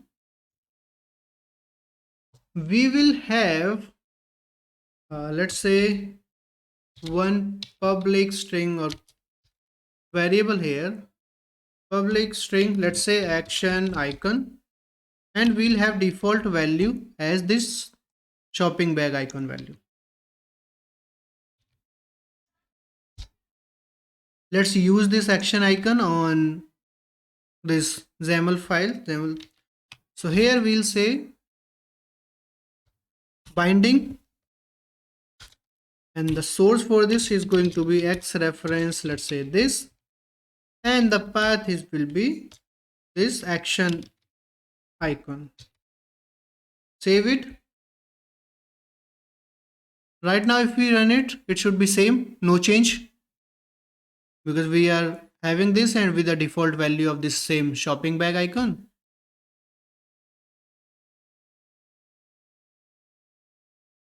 Cool, on both the pages same. Now we need to make it dynamic. So for dynamic, what we can do, we can have one property here, public property of type bool, let's say is edit case, if this is the edit case. For this, we will not have any getter for this because we are not going to read it somewhere. We will just set it from the parent page, and whenever we are setting it, at that time we will set this action icon to, on the basis of, is the, if the value is true, that means is edit case is true. So if this is edit case, here we'll display our edit icon. If that's not the case, we'll display our this shopping bag icon. Save it. Now edit icon, we should have some edit icon in our resources, images, edit or pencil, edit solid24.png. Copy this. Now we are good. Default value will be false, is edit case is false, so it should come here, it would set this with this default value, so it would be same. But now from manage menu items page, we need to set it is edit case, and we are not going to modify it on runtime. That's why I have not added it as a bindable property. Bindable property means it can change over the period of time. right? That's why we bind it with some value, and if that value changes, the bindable property changes, then our UI changes. But for this case, it is only one time set. When we are rendering it, if this was added, it will always be added. If it was shopping, it will always be shopping. Okay. So is edit case, we don't need to do anything on main page, because from main page default value will be false, and for false action icon would be this. So we are good. We will just set it from our manage menu items page.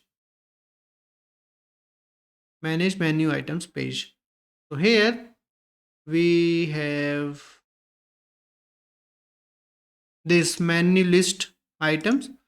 So in here only we'll say is edit case equals true. Save it. Let's run it.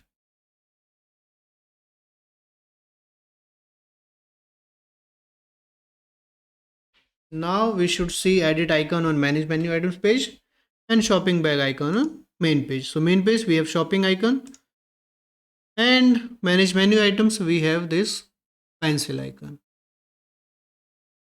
Okay, so we are good.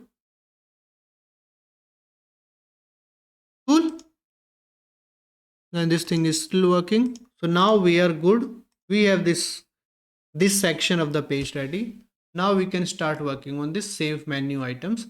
So we are going to have a form here, and that form also we can create a reusable control, but we are not going to reuse. This is, we could say, just for code separation. We will simply have this as a separate control. Okay, that we'll do next.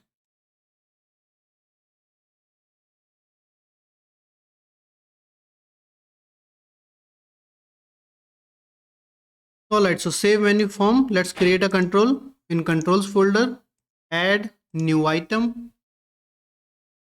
.NET MAUI content view.xaml.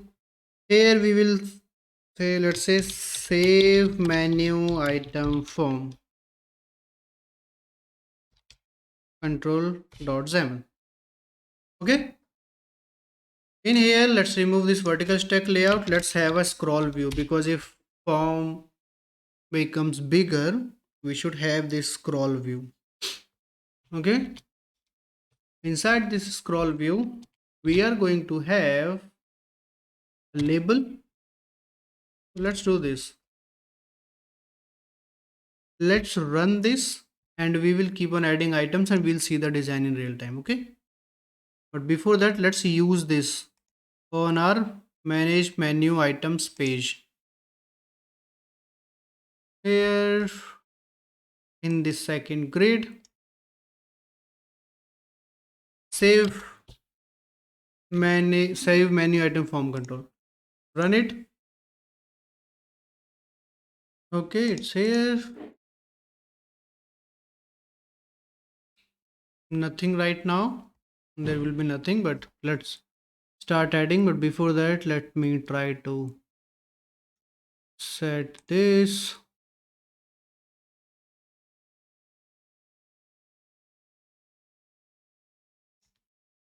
Okay.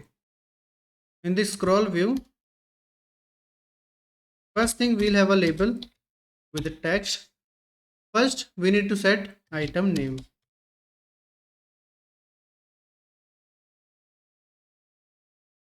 Okay.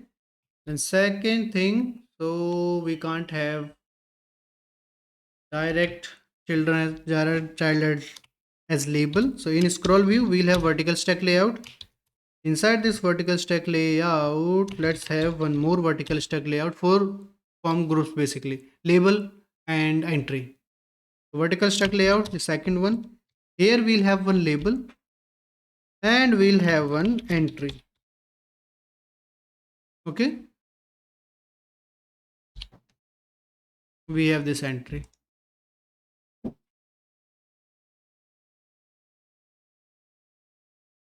If then let's copy this, or maybe before this, let's do this. On this entry, we'll say placeholder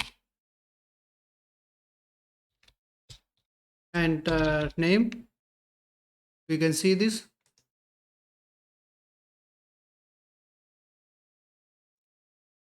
Save it. Let's have some styling this and on this entry. We are going to have multiple entries, entry controls. So let's create common styling here. So content view dot resources, resource dictionary, style, target type entry, and name. It could be anything.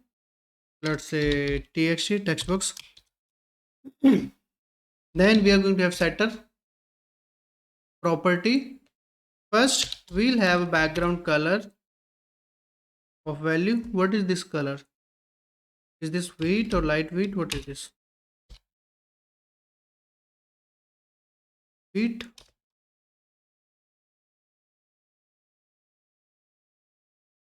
Lightweight. Static resource, right? Static resource. Lightweight.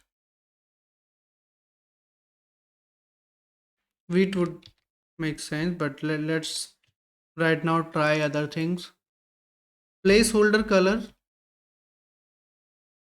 We can have it as black. This is the placeholder color. Light wheat is not good. Let's have wheat color only.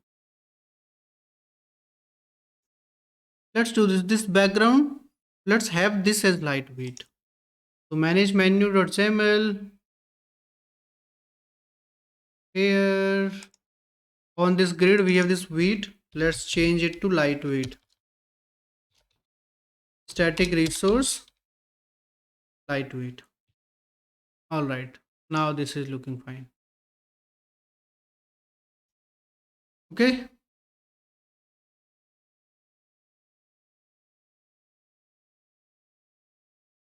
entry. Oh, I didn't use this, but without name it is doing this. Strange. Okay, let's add style. Here we'll say static resource txt. Sorry.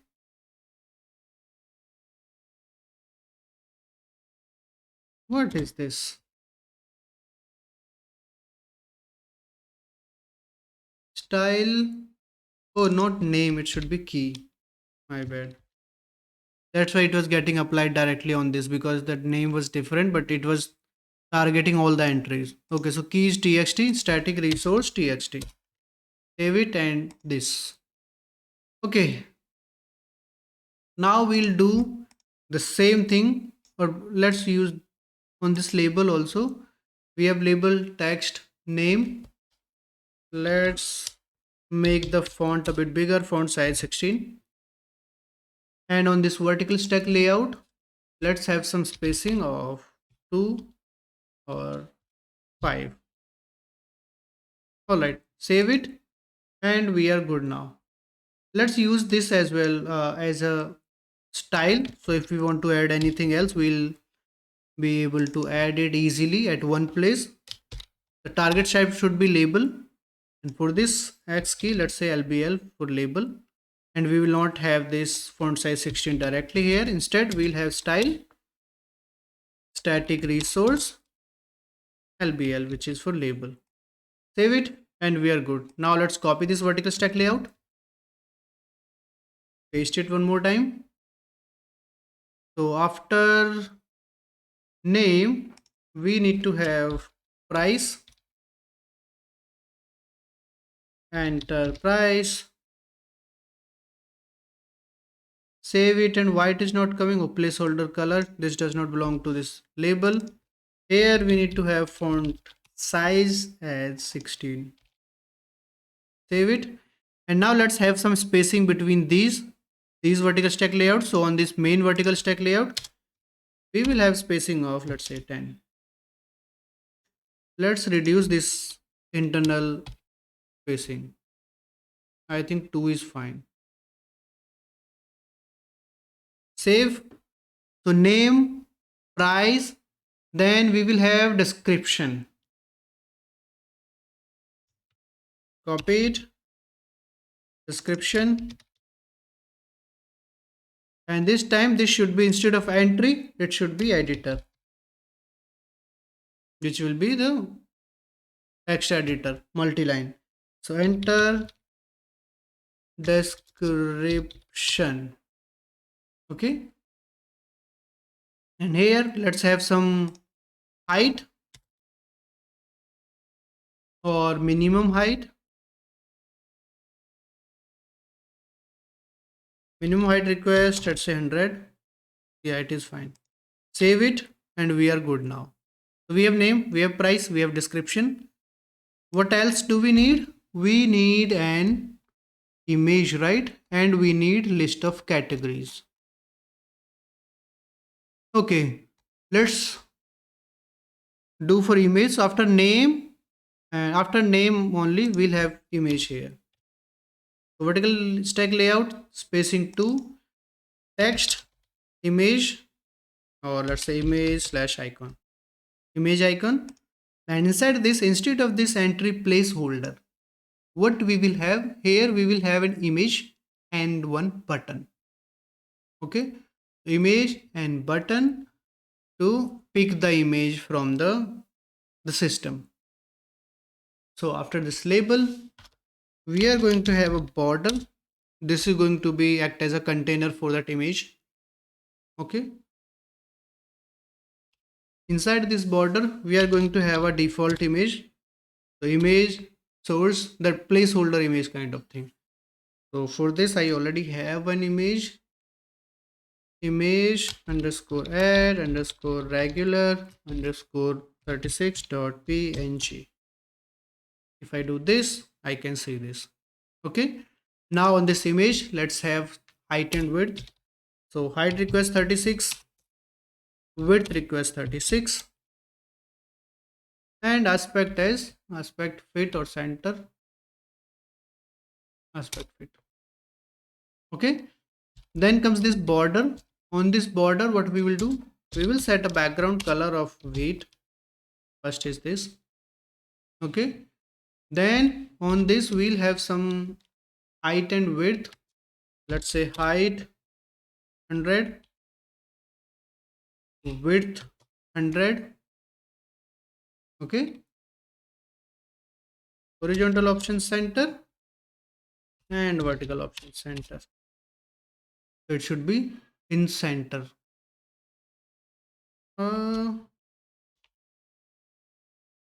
We should add these on this image as well. Okay, now we have this image. We don't need any border stroke thickness, so we'll remove stroke thickness, we'll set it to 0 on this. Now we have this nice placeholder for our image. Okay, now after this we need to have a button. Let's add a button. After this border we'll say button, text would be pick image. Okay, then let's move it to horizontal options at center. Okay, let's have background color as dark olive green. Save it. Then minimum height request 30. Save it. And I guess we are good. We just need to have some more spacing between these two. Then pick image and this image icon. So for this what we can do, on this border we can simply have a margin top. On this we'll say margin left 0, top 5, right 0, bottom 0. Save everything and now we should be good. Okay, next thing we need to have our button, save button, and here we will have cancel button as well. Save and cancel. Okay, and before that we need also need to have our categories.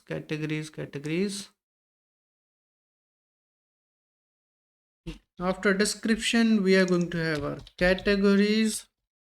In this we are going to have a collection view of categories. So categories collection view. After that we are going to have our buttons. So we are going to have two buttons, one for cancel and one for save. So for that we are going to have a grid with two columns. So column definition, star and star. First button, grid dot column 0, text cancel, background color as red. Okay, then let's copy this. Grid dot column 1, instead of cancel we'll say save. Let's remove background color and use dark olive green. We need to have some spacing in here. So on the first button we'll say horizontal options at start, which is default, and on the second button let's leave it like this only. This button is bigger, so we are okay with this button being bigger. Save it. Now we are good with our form. Okay, now we just need to have the dynamic values here. So for this name, price, description, and we need to have categories, list of categories. Okay, so let's do that. First thing is, now because this is a control, we need to have things inside code behind of this file. Okay, so here we need categories from its parent.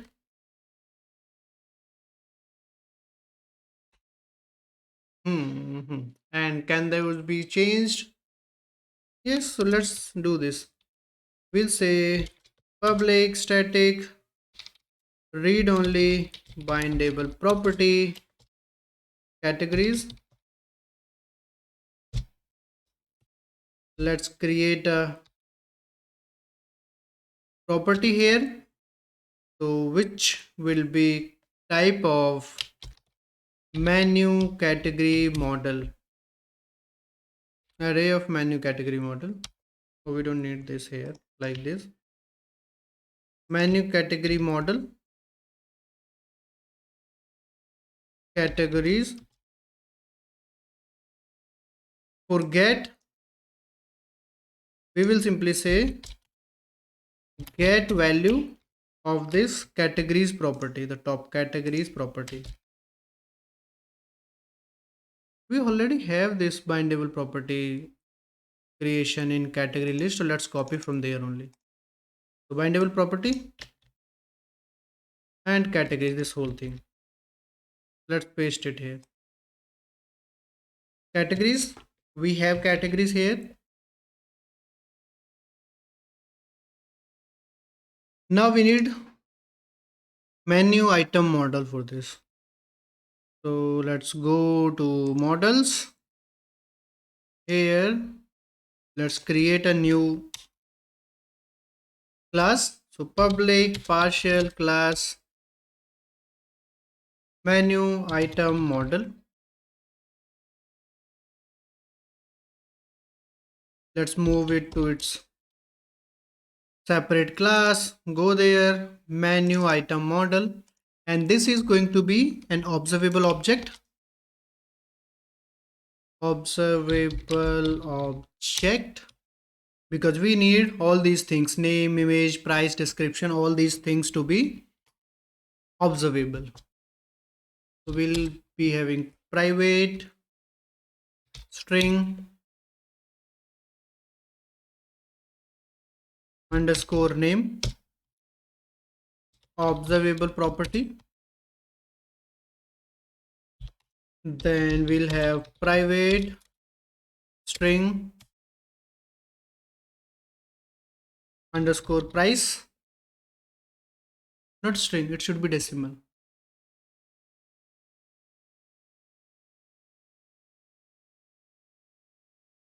Then private string image, which will be icon underscore icon, this is also going to be observable.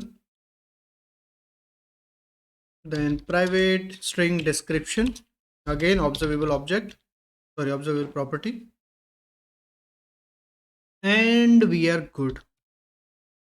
We need categories as well. So the categories of this particular item, right? Let's say we have 4 categories, but this item falls under 2 categories. So we need to have 2 categories, right? For that, think we should have it as an observable collection. Should we have it as observable collection? Because we will need to change the selected its selected property on this. Yes. So let's have observable collection. Observable collection of type menu category model. Here we'll say categories. Get set with a default value of empty array. Cool. So menu items, menu item model, item should be M. Let's stop this because we are making changes in here. Menu item model, rename this menu item model. And now we can use this in our save menu item form control.xaml.cs. Okay. Then here we will have a property of type menu item model. Let's name it item only. And then it should be a bindable property. Let's copy these categories, paste it. We'll create this bindable property, or maybe let's have it here with this item only. Bindable property, it should be item property, name of item, type of, it would return a type of menu item model without array. Declaring type is the same control, which is this save menu. Okay, this should be here as well. Then instead of array.empty, for the default value, we'll simply say new menu item model. And then with this item, we'll say for get, we'll say menu item model typecast of get value of item property. And for set, we'll say set value item property, and we are going to set value. Save it, and we are good now. Now we have this item. Let's bind this item in our XAML. So first on this content view, we'll set x name equals this. Then on this, maybe on this entire scroll view only, we can have our binding context set. So binding context, here we'll say x reference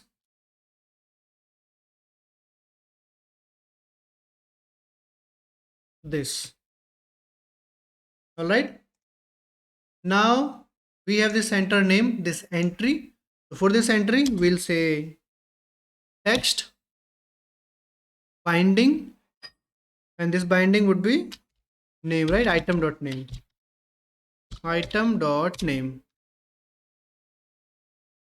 Then we are here with image. For image, we need to handle it differently. Then we have price. Here we'll say text binding item.price. Then we have description. So text binding item.description. Then categories, for these categories we'll create collection view. But for now, let's save it and we are good. Okay, for this collection view, categories, collection view, on this we'll say item source equals binding item dot categories. We have categories there, right? In this, what we will do, we will have collection view dot items layout. We are going to have grid layout here. So grid items layout, orientation, we need vertical with a span of 3. Okay.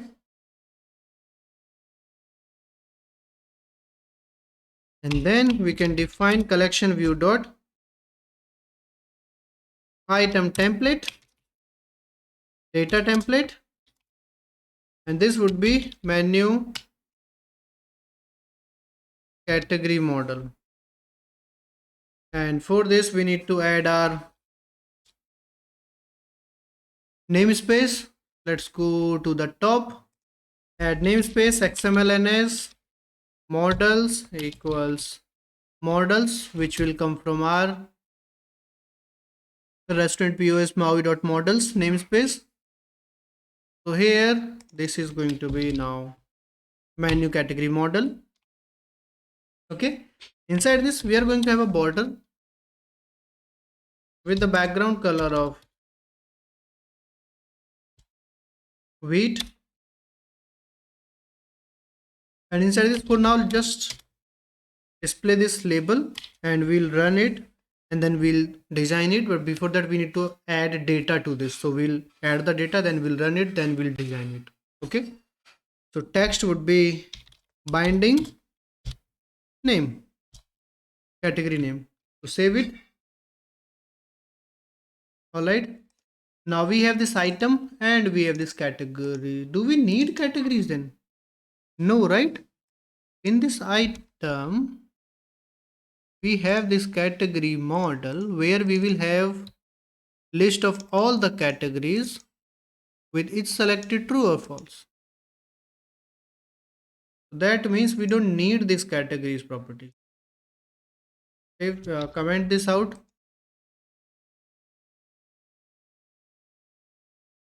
and we are not using it in XAML, right? Text categories, item dot categories, that's all. Okay, we are good.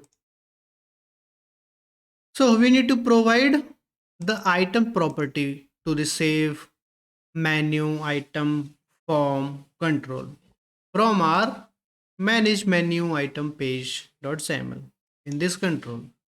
So if we need to display that, we need to have this somewhere in our view model. Okay, let's go to our view model. So view models, manage menu items view model. Here we have menu item, selected category. The same way we should have private menu item model underscore menu item,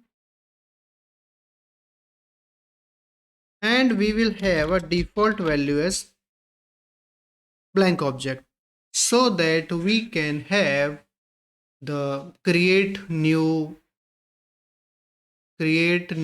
menu item. Sorry, this is going to be an observable property, and then right now I just found out we should have ID as well here, and that ID is not going to be changed, so we will simply have int ID. Save it and we are good. Okay, so we have this edit menu item async where we are getting menu item as a parameter.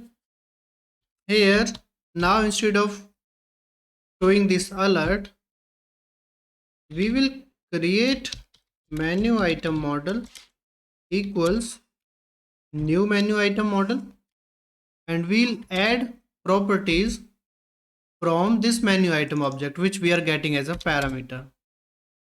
icon, ID, name and price.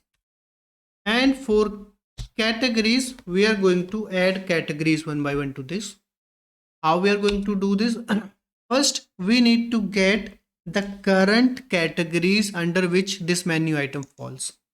Okay, so that information we don't have it here. We have that information in our database. So first we need to create a method in our database. So let's go to data, database service. In here, we need to create a method. Let's go to the very end. Here I'll say public async task of menu category get categories of menu item. Okay, here we'll provide int menu item ID. So we need categories, list of categories of some of a menu item. So for this also we are going to use SQL query. So we'll say var query equals, let's generate the query. Here we'll say select star from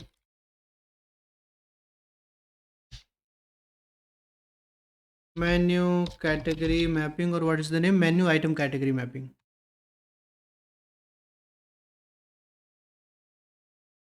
Menu item category mapping.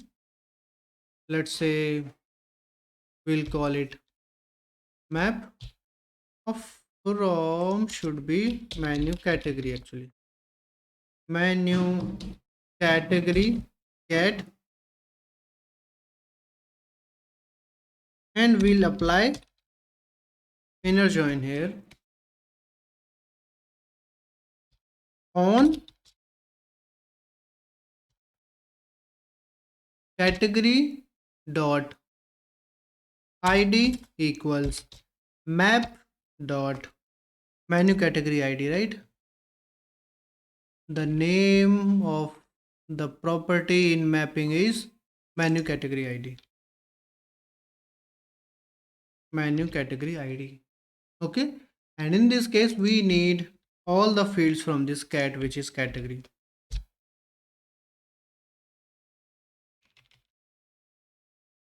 Where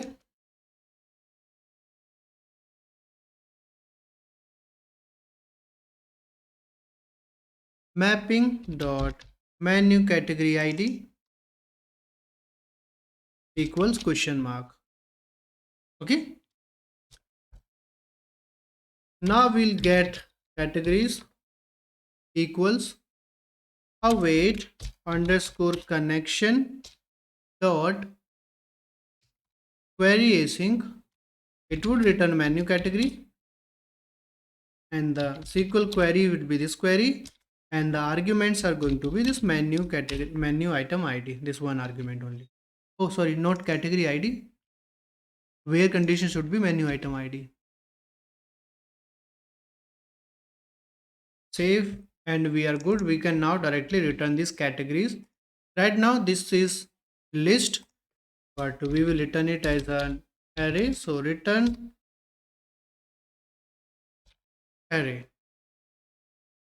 This should be menu category list. Alright, so our database method is ready. Now we can use this method in our code, in our view model. Okay, here we have menu items model. Then we'll hit save our item categories.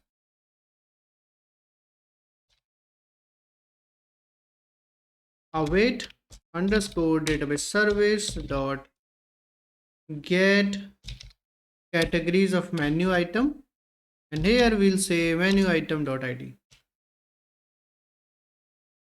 Now we have item categories. Now what we'll do, we'll say for each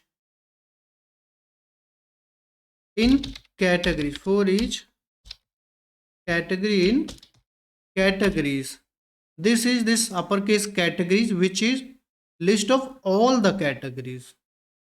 Okay, we will get all the categories and we will set each selected to true for the categories which are already assigned to this menu item.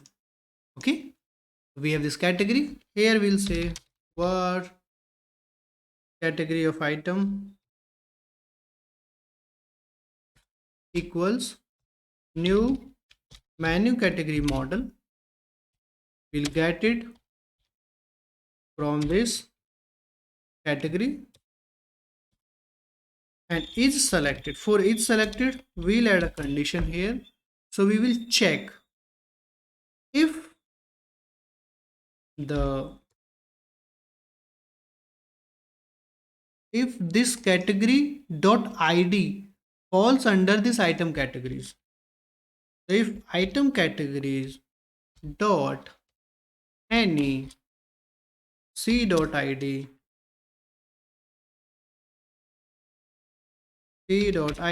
equals category dot id, if that's the case, we'll say category of item dot is selected equals true, because this category is selected, because this falls under this item categories. If that's not the case, we know that category of item dot is selected is true. Category of item.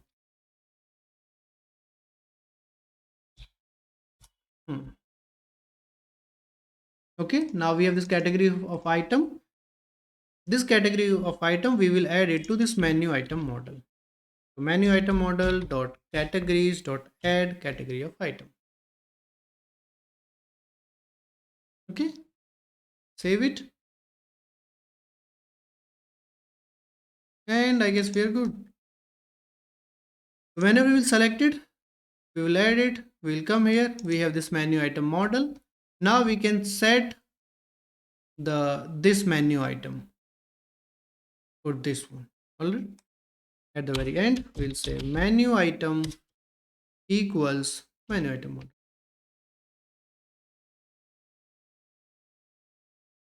Cool. Save it.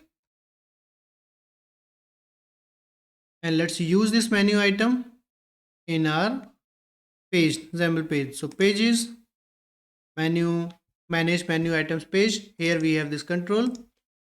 Here we will be having this item property. Here we can provide binding menu item. Save it.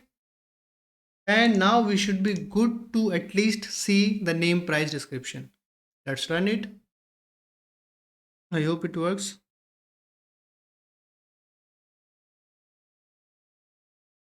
Okay, it's here. Manage menu items. Let's click on cocktail and boom. We have cocktail 6.99, refreshing cocktail, beverage, main course, snacks, dessert, fast food. Click on something else and the values are coming. Cool. We need to work on image, and before image, let's work on designing the category section, this list. So for this, we'll go to our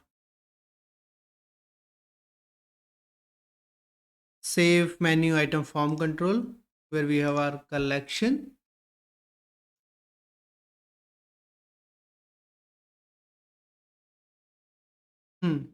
Inside in this border, what we will do, border color is wheat.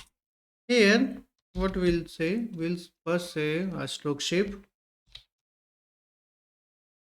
round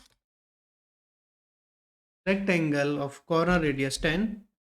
Okay, and we need some spacing. So on this collection grid items layout, I'll say vertical item spacing as, let's say, 3, and horizontal item spacing also 3. Horizontal item spacing 3. Save, and we have some spacing here. Then we'll come to border, and on this border let's have some fixed height. height request 30 or let's say 40. Save. Okay, now we need to move this text, this label to the center. On this label, we'll say horizontal options as center and vertical options as center. Cool. Save it. Now we should know that if this particular item is selected or not. So for that we have is selected property here. On the basis of that is selected, we will change the appearance of this category. So here we'll say label dot trigger. No, not on label. We should have it on border. So border dot triggers, data trigger, target type is border here, and the binding would be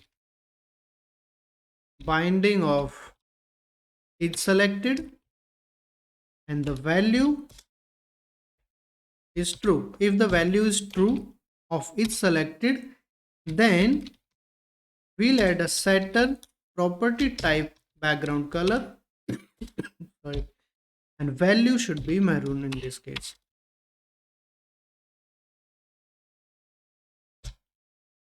So now we can see this category is selected. Okay, now when this category is selected in this maroon color, we should have this text as white. So on this label also we are going to have a trigger. So label dot triggers, data trigger, target type going to be label, binding would be same, binding is selected, value true. In this case we'll say setter property will be text color and the value will be white. Save it and we are good. We can see this now. Okay, now we need to have one toggle functionality as well. So when we tap on any of the category, it should be selected, and if we tap on it again, it should be deselected. It should remove from selection, right? Its selection should be set to false. So for that, let's create a event in here in this form only. So we'll say private void toggle category selection, and we'll provide menu category model as a parameter. And here we could say simply category dot is selected equals not category dot is selected. So if it was true, it will be false. If it is false, it will be true. And let's make this as a relay command. Save it. Let's use it. So inside this, on tap of this border, so we'll say border dot gesture recognizers, tap gesture recognizer, command, we will use binding source, relative source, ancestor type equals x dot type. It would be the same control. Do we have namespace of this controls? No, let's add a namespace. So XMLNS controls from our project, and the name of this is save menu item form control, and from this we need path with this. What is the name of this method? Toggle category selection, and then command, and then we'll add our command parameter to this. It should be this complete object, this category object. So command binding dot. Save it, and now we should be good. Let's check it, or maybe before checking, let's work on this image as well. So for this image, we need to dynamically set image For this, what we will do, instead of directly working uh, with bindings, what we will do, we will use code behind to change the image. Okay, so for that, what we will do, on this image we are going to have X name. Okay, for this you can say item image or item icon, save it, and then we can access this item icon in a code behind. Let's stop it because we need to make multiple changes inside this. Okay, so here, when should we set it? Whenever we are setting item property, then we should set that image. Okay, now how would we know that when this item property is being set? For that, this bindable property, it gives us one hook, which is property changed. So if you go to this would be, we can say on item changed. We need to define this method here, and for this we need to check the signature. So I F12 this, and there we have this property changed, which is of type bindable property changed delegate, and this delegate is, this returns null and has these parameters. So we'll have these parameters and we'll create a method here. Here we'll say private static on item changed, and the signature will be this bindable old value and new value. Okay, now here we can work on this. The first thing, we'll say if new value is menu item model, which would be, we are sure, but still let's have it like this so that we can directly, instead of directly converting, directly typecasting it, I like to follow this approach. Now it will check and convert, so it should always be true, so it will directly typecast it to this menu item model. Now on this menu item model, we can check the image icon. So on this menu item model dot icon property, we are going to have it here. Okay, now here we need to access this item icon, but because this is static method, we won't be having that item icon property here. That we can have from, if we somehow could get the instance of this save menu item form control. For that, we have this bindable object. This object is a reference of the current containing declaring type. Okay, here also we'll do the same kind of thing. If bindable is save item form control, and the name, it could be, let's say, this control.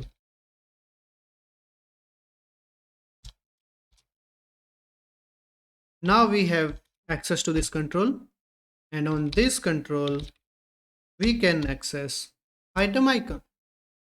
Okay, so item icon dot source, we can set this source from menu item model dot icon. There is some error. What is it? Item icon is not null, does not contain definition for item icon. X name item icon. Okay, it will have, but it is just freaking out, but it will have this.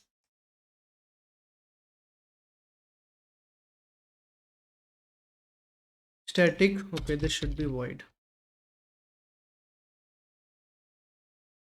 Item icon, we have this item icon, so we are good. If it is complaining about, we are okay, we know that this exists here.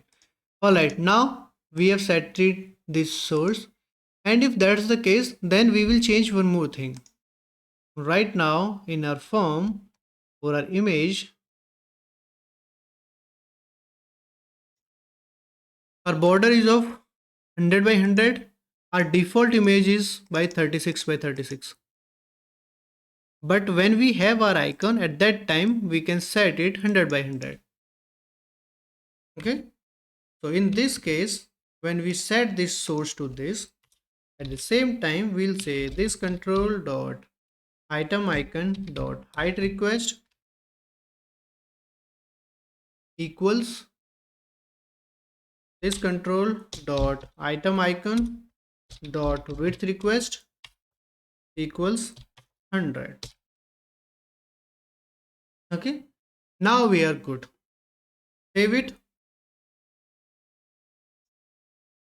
Now when we press edit or press select any item from the left section, we should see this image icon as well populated in the right section. Let's run it. So icon and categories both should work.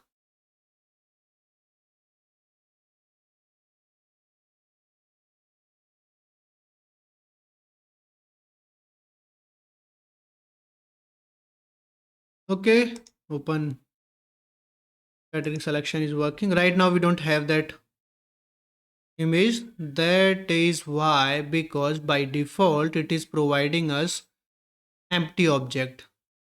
In there, this is null. That's why we are not having it. We are having this 0. We are having categories. We are not having any category. We'll fix these two things. But right now, for edit case, you see we have this image and we have this selected category.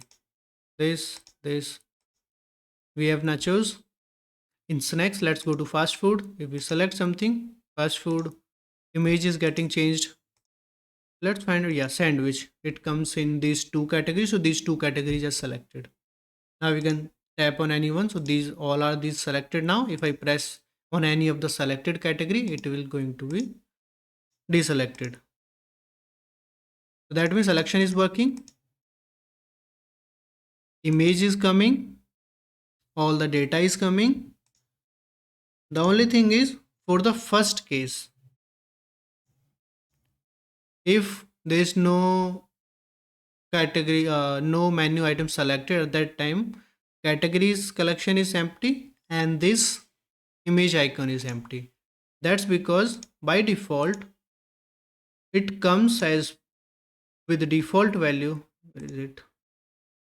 This default value of this. So if this is default value menu item model, the categories collection would be empty and the icon would be an empty string. So that's why we don't have categories and we don't have that icon. So for this, what we will do, first thing, in this on item changed, we will check if this is the first case or this is actually edit case where we already have category. Okay, so for this, before checking this bindable or maybe after checking this bindable, we will check if the menu item model dot id is greater than 0. That means we have this thing, then only we'll do this. If that's not the case, we'll fall back to the previous thing, and that is going to be images height and width 36, and this icon source, this should be that default icon in the XAML, this image add regular this thing. So this default icon, save it, and now we should be good for this icon. Let's try it out.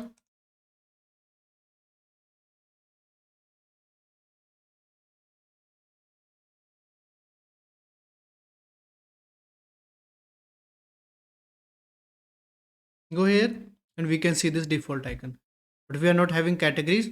This also will work, and if we select any other, then that category icon is going to be here.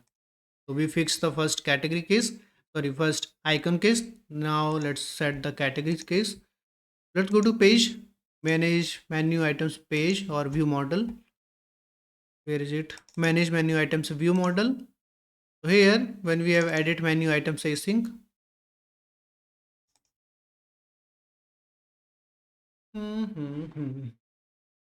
we have categories, we have everything, but for the default case, where we have this menu item new, we should have the categories collection here. Let's do this in initialize. In initialize, after setting the menu items, is loading, set to false, and after selecting the menu items, what we'll do, we will simply go over all the categories, category in categories, and then we'll simply create category of item, new menu category model, and we are going to set all the properties.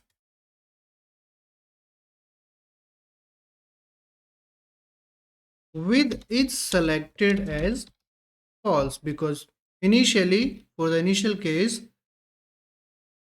is selected will be false. Now let's add this category of item to item, which is menu item property dot categories dot add. So this is for the initial case. Save it, run it.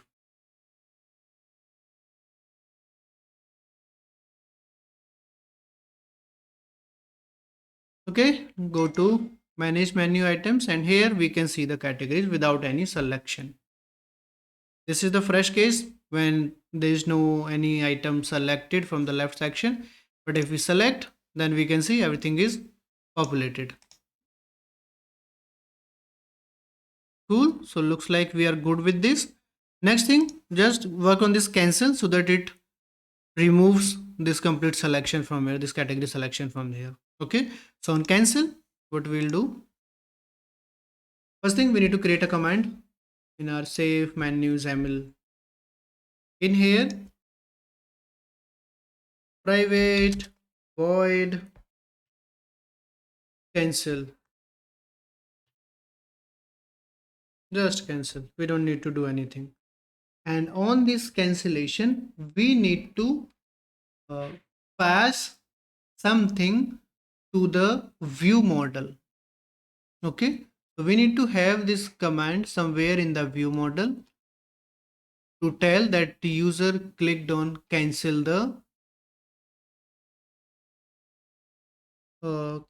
this edit form.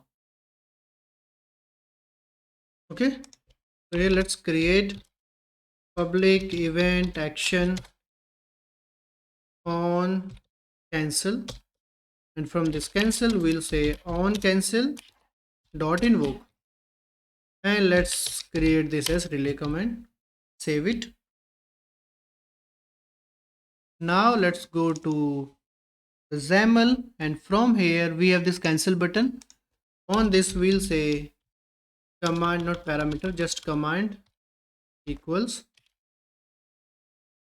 binding cancel command. Save it, and we should be good now. On cancel command, we are raising this on cancel event action. We need to react to this in our main page.xaml. So not main page, sorry, manage menu items page.xaml, where we have our form. So our form is here. Here we can check on cancel. We can create an event handler here, and inside this event handler we need to call one method from our manage menu view model. So let's go to manage menu view model. Inside this we will simply create a command. So private void cancel. Here what we'll do, what we will do here, from cancel we can actually call this edit menu item async only, because we will need to do this thing. Or not this thing, the thing we were doing in the constructor, this initialize, this thing we need to do this. So for this we can simply extract a private method. Private void will say set empty categories to item, and we can cut this thing, paste inside this, and right before this we'll say menu item dot categories dot clear, and then we'll look through the categories and add these. Let's call this method from initialize, and the same thing we'll do from cancel. So from cancel we'll say first thing menu item equals new, we have reset this, and after that we'll say set empty categories to item, and now our cancel is ready. Let's add a relay command to this, save it, go back to the view model, page, and from here we will simply say manage menu items view model dot cancel command dot execute without any parameter. It is asking for parameter, we can pass null because we are not expecting any parameter from here. So save it, it should work now. Let's try it out.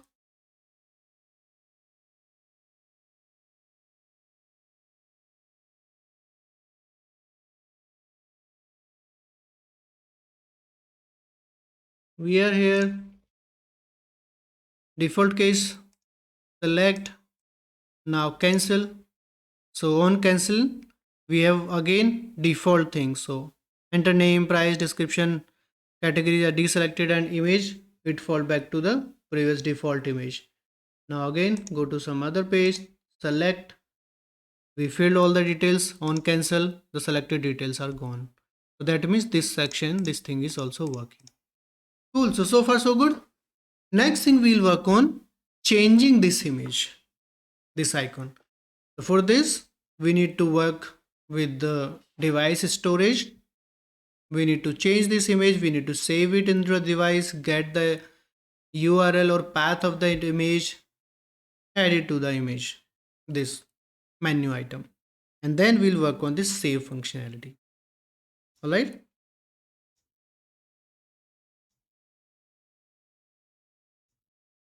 Okay, so we will have just this thing open, remove all other things.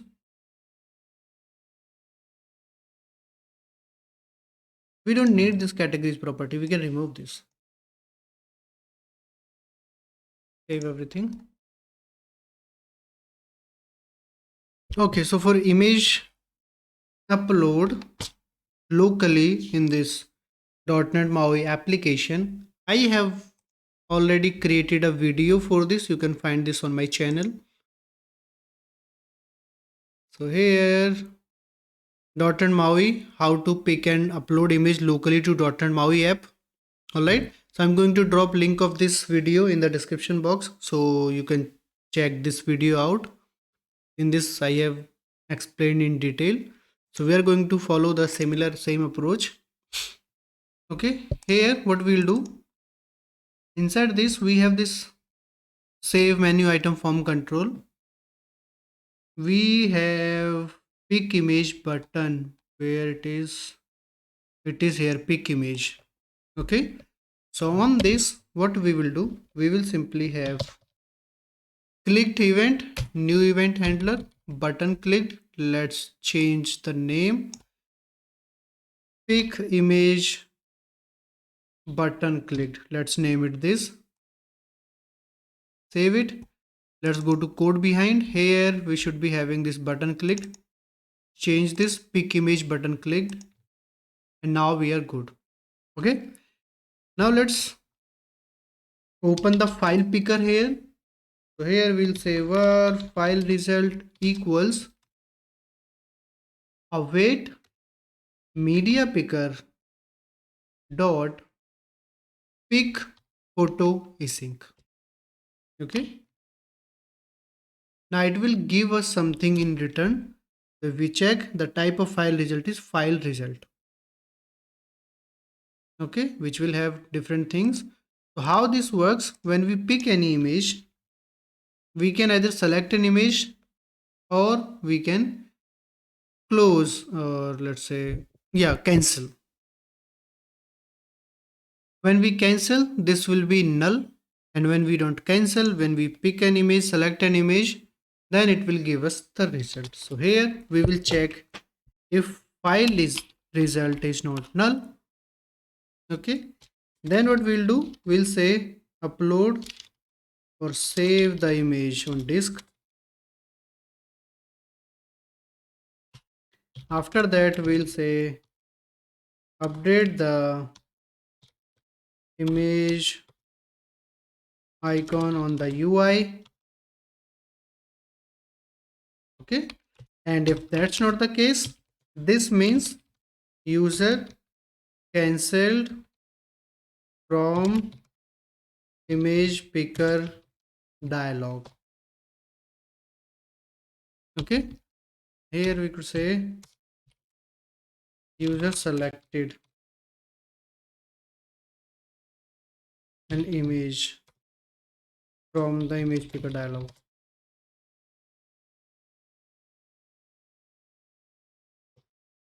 All right, so when file result is not null, we need to upload the image on the disk. Okay, for this also I have that video. In that video I have explained this in detail, how to do this and all that.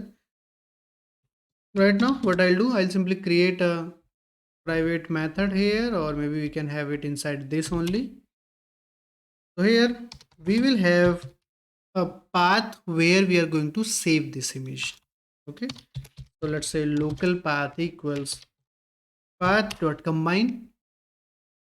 Here we'll say file system dot app data directory, and then file name, the name of the file. It could be file result dot name, file result dot file name. So this will be the file name we are saving with. Now we have local path.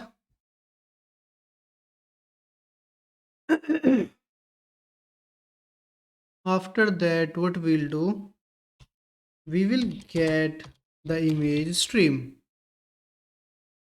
This would be file result dot open read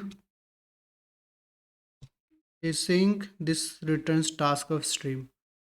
So we'll await it. Await file result dot open read async. So now we have this file stream which we can use to save the file. All right. So let's move it upward. We have image stream, we have local path. Then we can simply save this. And how we would save this? So the way we use streams to save any image or any file in .NET, we'll use that thing only. Here we'll say using file stream or fs equals new file stream. First we will have path. This is going to be local path. Then second we are going to have file mode. So file mode dot create, we are creating a new file. Then we can have file access dot write, we are going to write the file. What is the issue? File system type using statement cannot, using statement must be implicitly converted to system dot I disposable. So what's the issue? Oh, using varfs. Okay, now this is file stream. Now we have this file stream. What we'll do, we'll say await the image stream which we got from the UI. We will copy this, copy to async fs. So we will copy this image stream to this file stream. Now this image stream is the file we selected from the UI, And this file stream is the place where we are going to save this image. Okay, so using this thing we will be able to save the image. Where? At this place, this local path. Alright, after that we need to update the image icon on the UI. So for this we will follow this approach where we had this greater than 0. So this thing, let's copy this thing. Image icon dot source, we'll set that image path, and height request width request 100. We'll do this here. Here we don't need to use this control. We don't have this control. We will directly have this item icon, and the source would be this local path.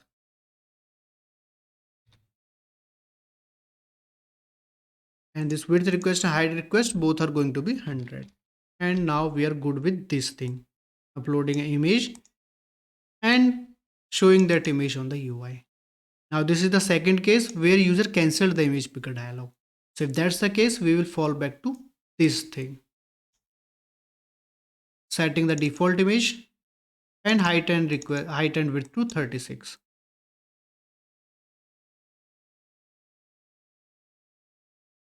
Like this. Okay, so save this. Now here also we are not going to have this control. Now this thing is getting repeated at multiple places, right? 1 2 3 4. Well, we are okay with this, but let's create helper method here. So we'll say private void set icon image.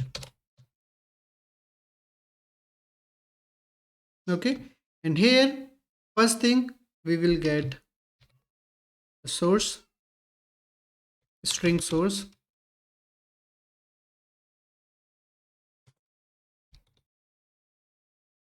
then second thing we will have let's say bool is default. Okay, so if it is default, then we'll use this thing.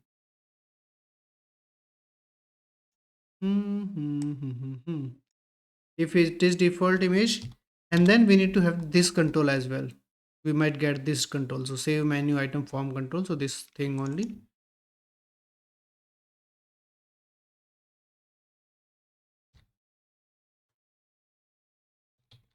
Control. Okay. Now this source, let's say icon source is default, and this thing, let's do this. First we will have default. Second parameter as item source, which can be null. Default value, let's have it as null. Same thing for this third one, control, we will have it as null. This I'm doing so that we can directly use something, and the something is going to be if is default is true. In this case, we'll simply say icon source equals this default image. Okay, and then second thing what we will do, we will check this control. If this is null, control equals, if control is null, here we can say control equals control or this.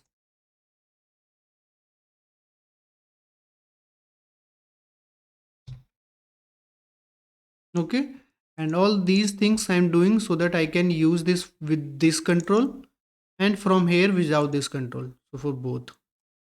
Okay, after that, if that's not the case, we'll do this. And then if this is default, let's have int height width, or let's call it size, which would be a default value of 100. If is default is true, then we'll say size equals 36 because that is what we are using here. All right. Then what we'll do, we'll say control dot item icon dot source equals this icon source. Right now it might be looking confusing, but trust me, when we'll change this, it will be a lot intuitive and easy to follow and all. Then in this second one also we'll say control dot item icon dot height request, control dot item icon dot width request equals this size. Save. And now let's first comment this out and just use set image icon on this control. So this control dot, okay, we need to make it, here it is, make it public. This icon dot set icon image, here we need to provide is default. In this case this is not default. Icon source, this is this menu item model dot icon. Third one is control, so this will be this control. Copy this, come to the second place, comment, paste. Here the icon source, it can be null, is default is true. So this is default, so it will automatically get this icon source and this control. Then here where we have this pick image button clicked, here we'll say directly set icon image, is default is false, icon source is local path, and last is null, which we don't need to provide. And then this one, let's remove this and we'll say set icon image is default is true. That's all. Okay, now it will work. Let's remove this thing, save, and now we should be good. Let's quickly try it out. Run. It's here. We are here. Pick image, cancel. We have the same image. Pick image, go to downloads. From here, let's pick any of the image. Let's say this ice cream, open, and we have this ice cream. Again pick image, cancel, it would fall back to this. Pick image, select some other image. First that image comes, then it goes back to this, right? But we can at least see the image. Let's see what is happening there. Why that size comes first, then icon source? Maybe because it takes time to load this from here. Might be, but we are good. Okay, if we got time later, then we'll see. Although the output is correct, but why that shows that increased icon, large icon, then it goes back to that we'll see later. But right now this is working as expected. Let's check that edit case as well. So edit case is working. If we cancel, this is also working. So we are good with this pick image thing. Now after pick image, we need to work on this save. Let's clean this up. We don't need these things now. Save. So when we click on that save button,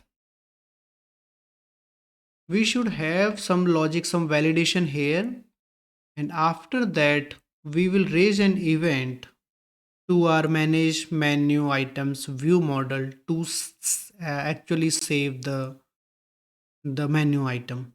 Okay, so here we'll have private void, or let's say private async task, and we'll say save menu item. I'm creating it as an event, not event, a command. So it is going to be relay command. Save it and save menu item async. Okay, now here we will have our validation logic. Okay, the first thing is we want name and description to be present. Where we'll save string dot is null or white space item dot name, or string dot is null or white space item dot description. If any of this is null or empty, we will return from here. But before that, we will display an alert. Await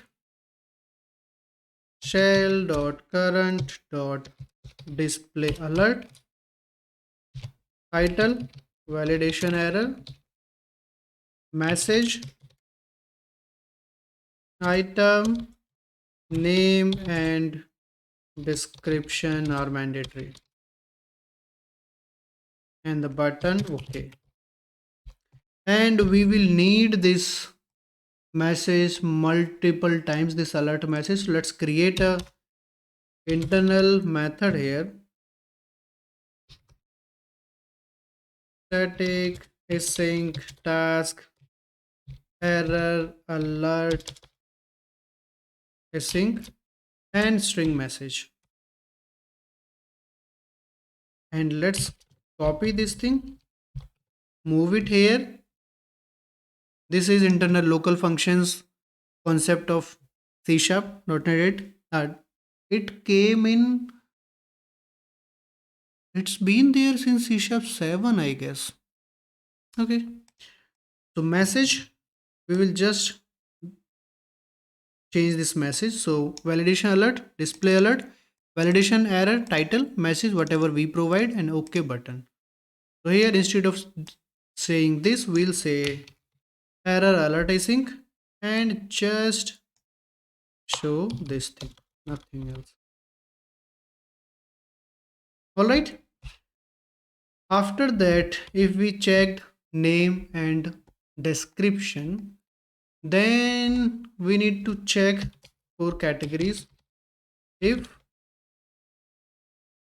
item dot categories, if no category is selected, dot any, not any.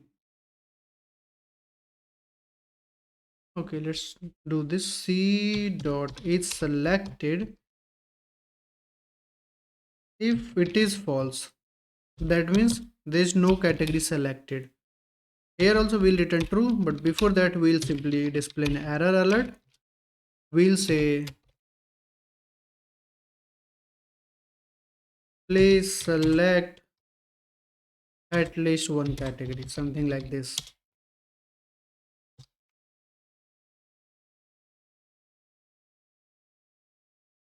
Save. After this, for price, we should be good. We can't have negative price, and it will not bind if we have some string or any other thing. I guess we are good. And icon image is also required, right? How would we know if we have icon image or not? Because if that is not present, we use default image, right? That where it is.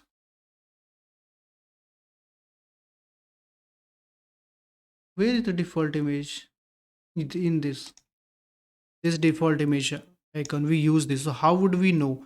We will simply compare it with this one. So for this, let's do this. Let's create a constant here, string constant. In this class, we'll say private const default icon equals this private const string default icon. And here when we are saving this, we'll say default icon. And now when we are saving here, we will check if item dot icon is equals default icon. So here we'll say await error alert async, icon image is mandatory, and return from here. Save, and we are good now. Okay. Now we are saying that it should not be default icon, but when are we changing this icon? We never changed it, right?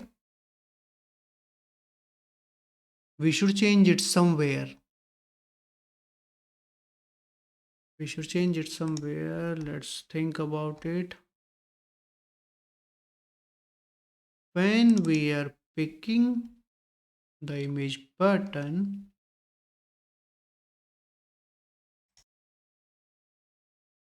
we should set that image in here. After setting this, so here we'll say item dot icon equals this local path. Now, if we click on that button again and we cancel it, then we will lose the original icon, existing icon in edit case, right? What I mean is here, let's run it and let me show you what I'm trying to say.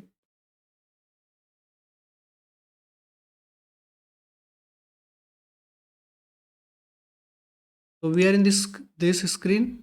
Let's say on this cocktail, I clicked on it. Now it has this is item dot icon. I say pick image. I cancel it. Right now we don't have any reference to that image, but we should have that reference to this image. We should store that existing image somewhere, and this would happen same with I selected energy drink, pick image. This time let's say I selected some image. I pick image again. I cancel it. Now we lose the existing image. So we need to store the existing image somewhere.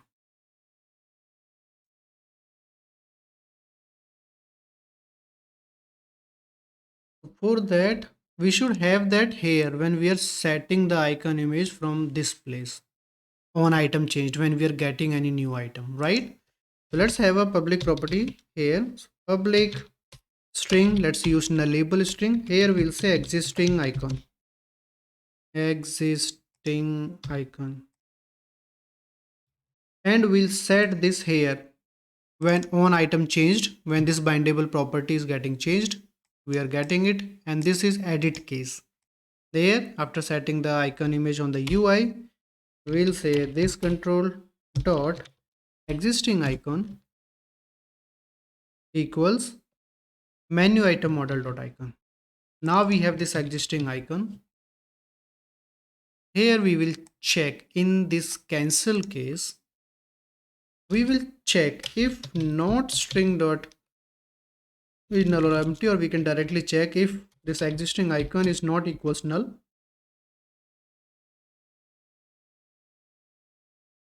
Then if this is not equals null,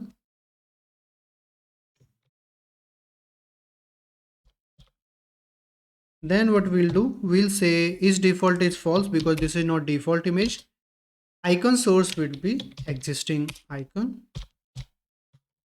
If existing image is null, then we will actually have the default image. So now this should handle that case. Okay.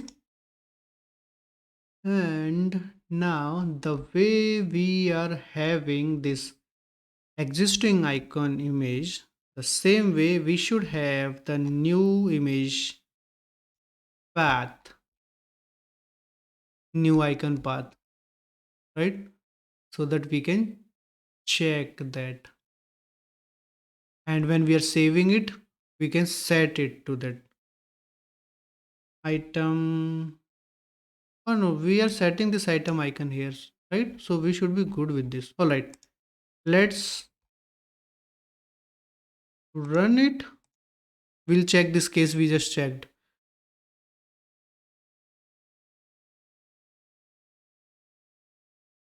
First, we'll see the default case without selecting or adding anything. Manage menu. Pick image, this is default. Let's select some. We got it. Pick image again, cancel and default. Now let's add it. Pick image. We'll say cancel. Nothing is happening. Select it, select some image. It got changed. If I pick image again and cancel, we are seeing the actual existing image which came with this menu item. So that means that existing image icon logic is working perfectly fine. Alright, now here we have all our validations.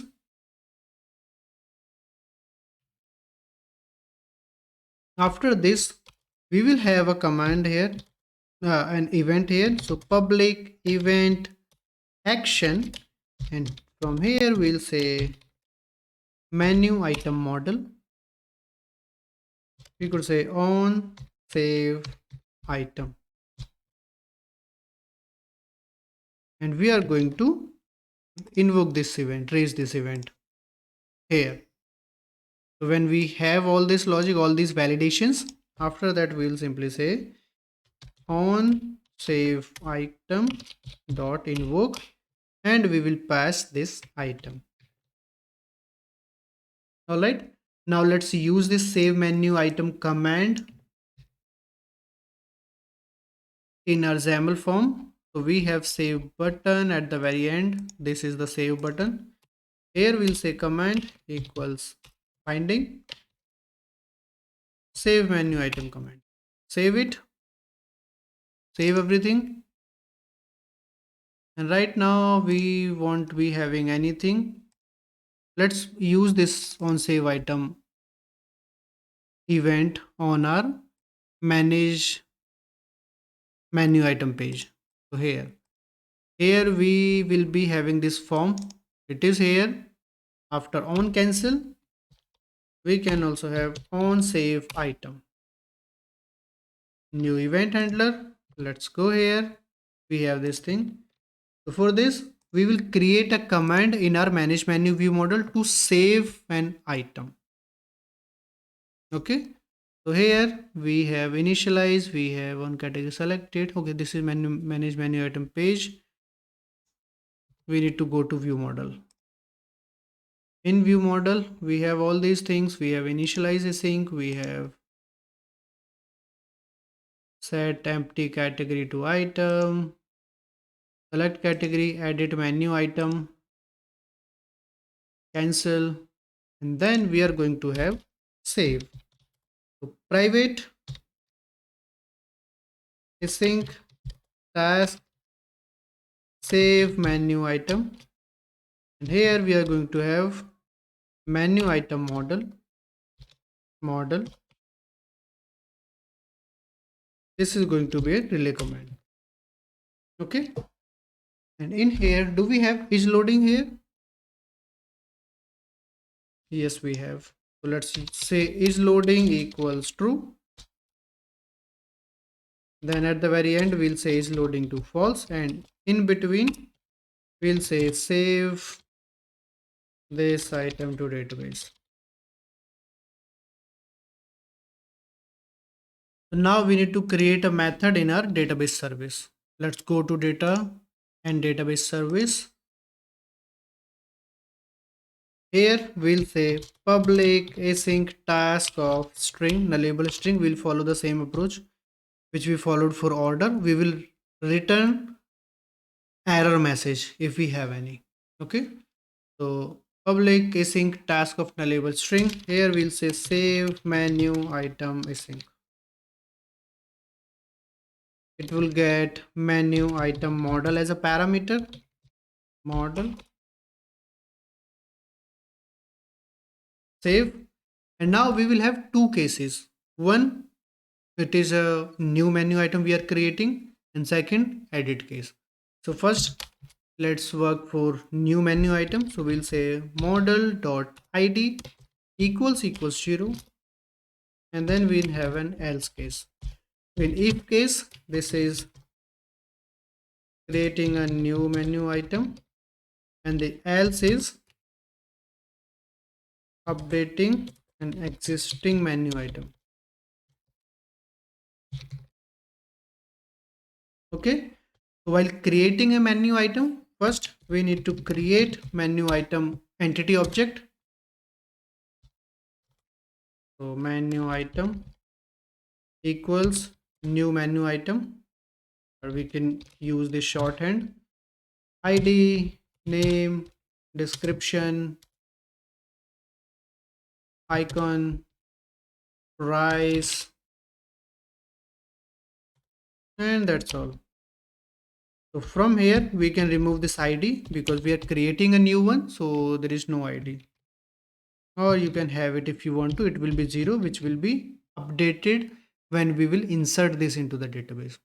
All right, then we'll say await underscore connection dot insert async menu item.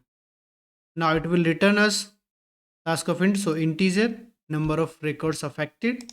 So here we'll say if this one is greater than 0, that means this save operation is successful.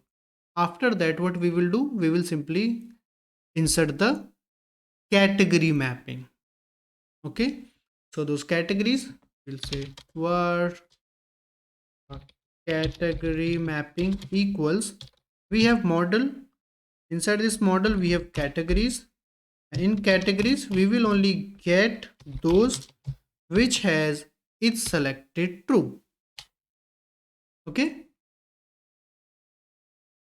we have category mapping ready. Now here we'll say await underscore connection. Not just this, we need to convert this category is menu category model, but we need to convert it to menu category because that is the name of our database entity. Select new menu category, just this. So icon, name, no, not menu category, sorry, we need to have what is the name of our mapping engine, menu item category mapping. Menu item category mapping, yes, this one. So here we have ID, which because we are creating it, so we will not be having, but we can have it as this default. Menu category ID, this would be c.id, and then we will have menu item ID, and this item ID we can get from this menu item, because when this insert async gets successfully executed against the database, then it automatically sets that auto incremented ID to this object. So here we will have menu item dot id. Now this is ready, our category mapping is ready. Now we'll say await underscore connection dot insert all async category mapping. Now again, this could also fail. So here also we are going to have if this is greater than 0, then we are good. What we'll do, we'll simply set the ID to this model.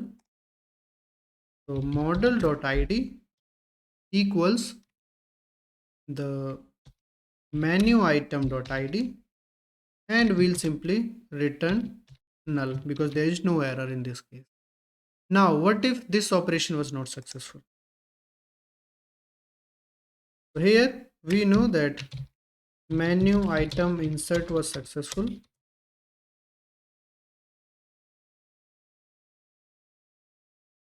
but category mapping insert operation failed. If this failed, so we should remove the menu item, newly inserted menu item from the database.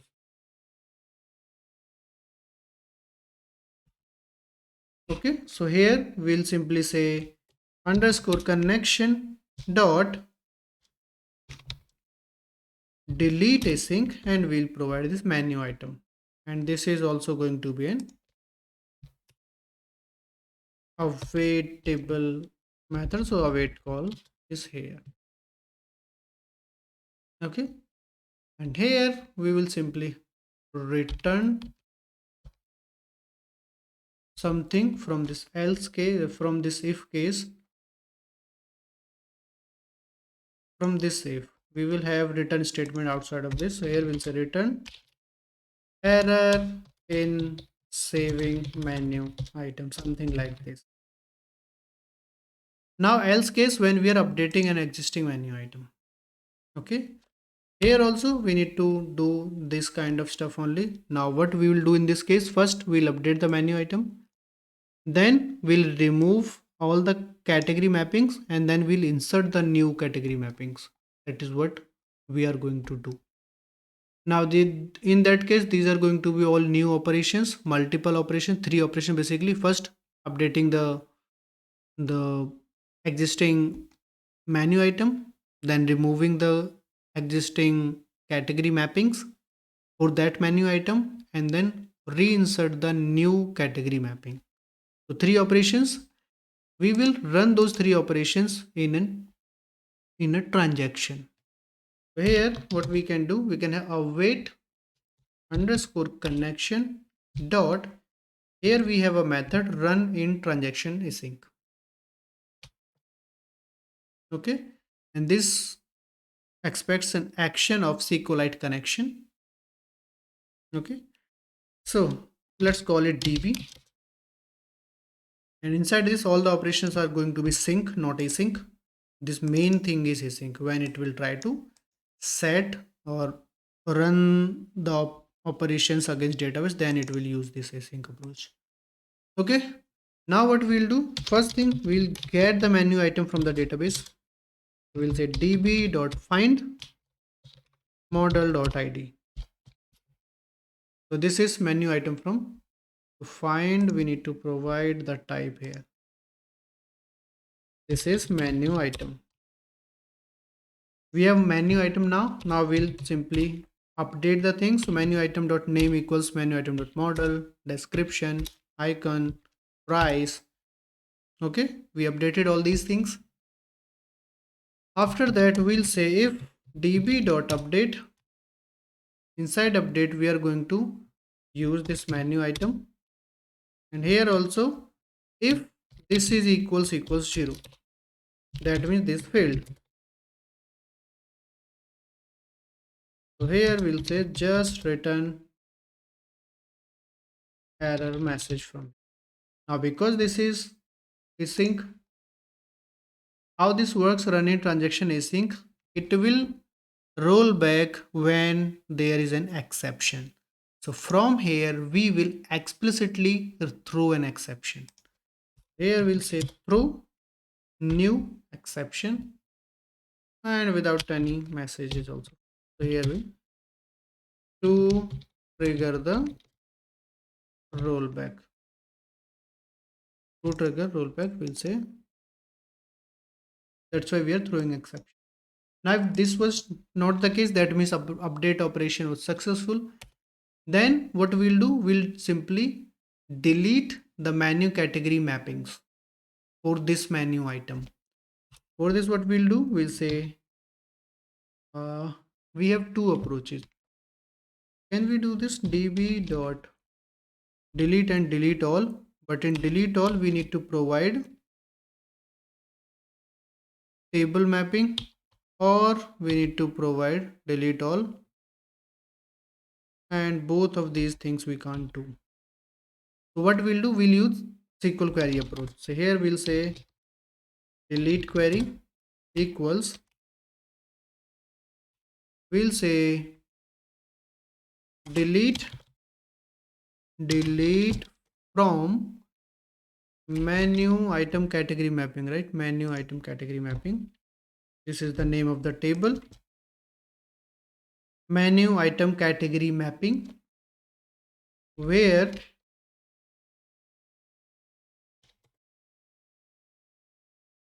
menu item id equals question mark parameter query. Okay, then we'll say db dot execute this query.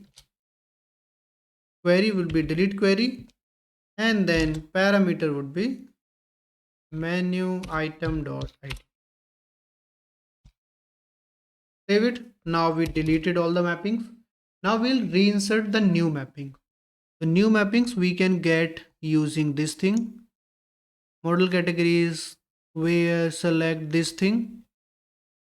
So instead of doing this again, categories dot is selected and all this, let's go here in our menu item model and let's create one more computed property here. So here we'll say public menu item, or sorry, menu category model, array of this, and here we'll say selected categories, and here we'll add that where conditions, categories dot where c dot is selected dot to array.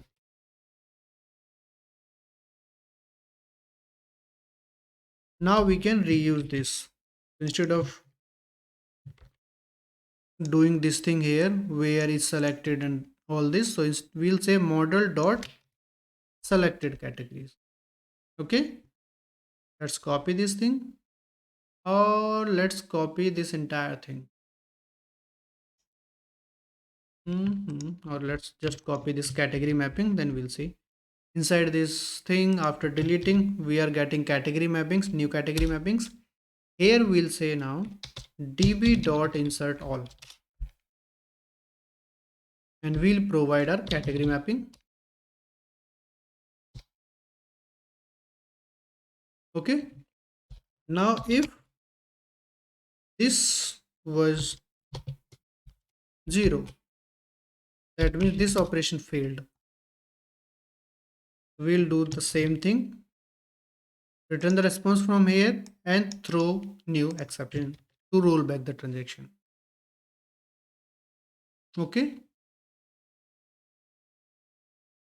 looks like we are good. Now how can we return something from here? We can't, because this run in transaction async does not return anything. This is just task returning, so void basically. Here we can have a method external outside of this. Here we'll say error message with the default value as null, and we'll set this error message. So here let's set this error message, error in saving, or let's say updating menu item.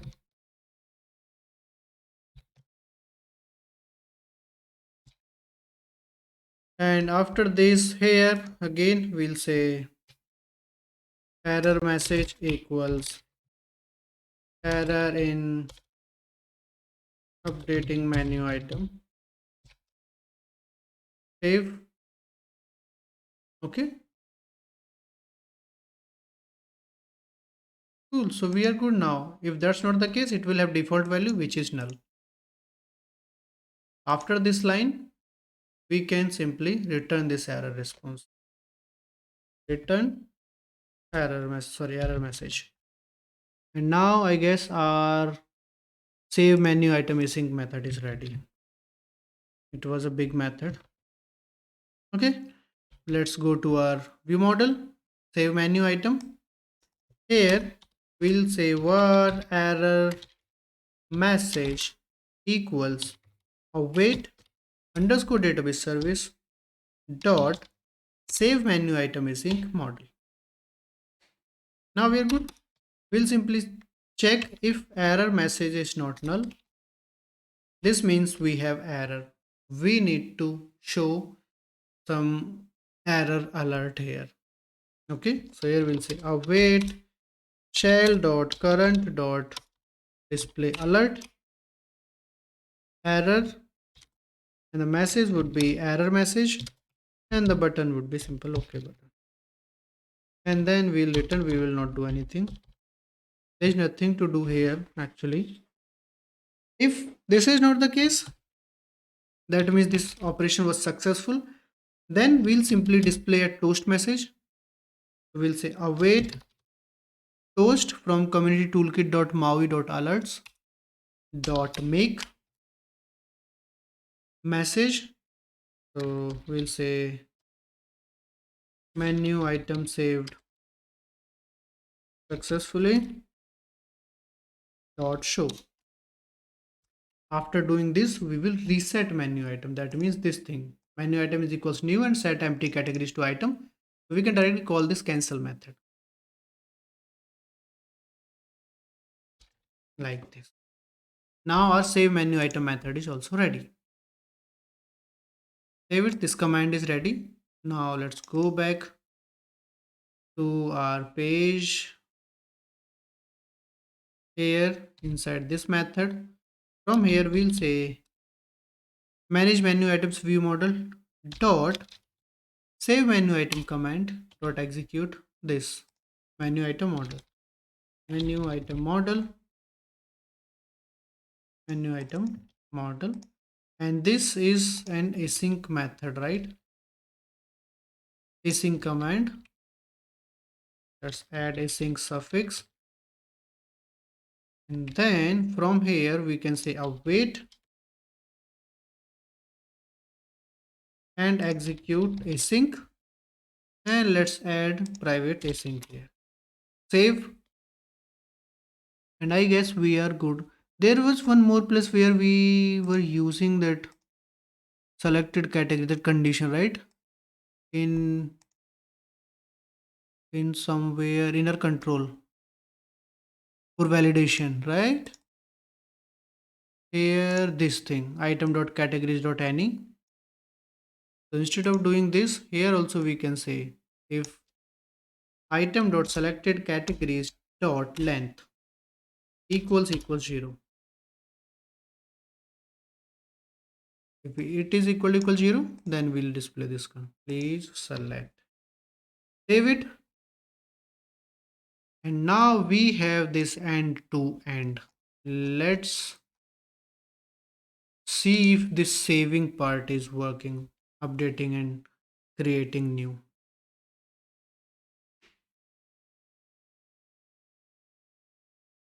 Okay, it's here. Let's come here. Let's do this. Cocktail 6.99. I want to change it to 5.99. Let's save it. Menu item saved successfully. We have this message. This got cleared. This is again 6.99. This thing we can go here and come back. Then we will have 5.99, but we need to fix it. We need to update it in real time. That we'll do later, but right now we can see that this got updated. Now let's try to create one item.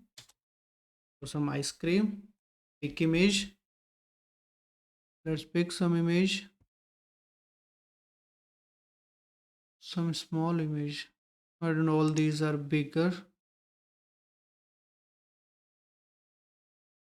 Price 2.5.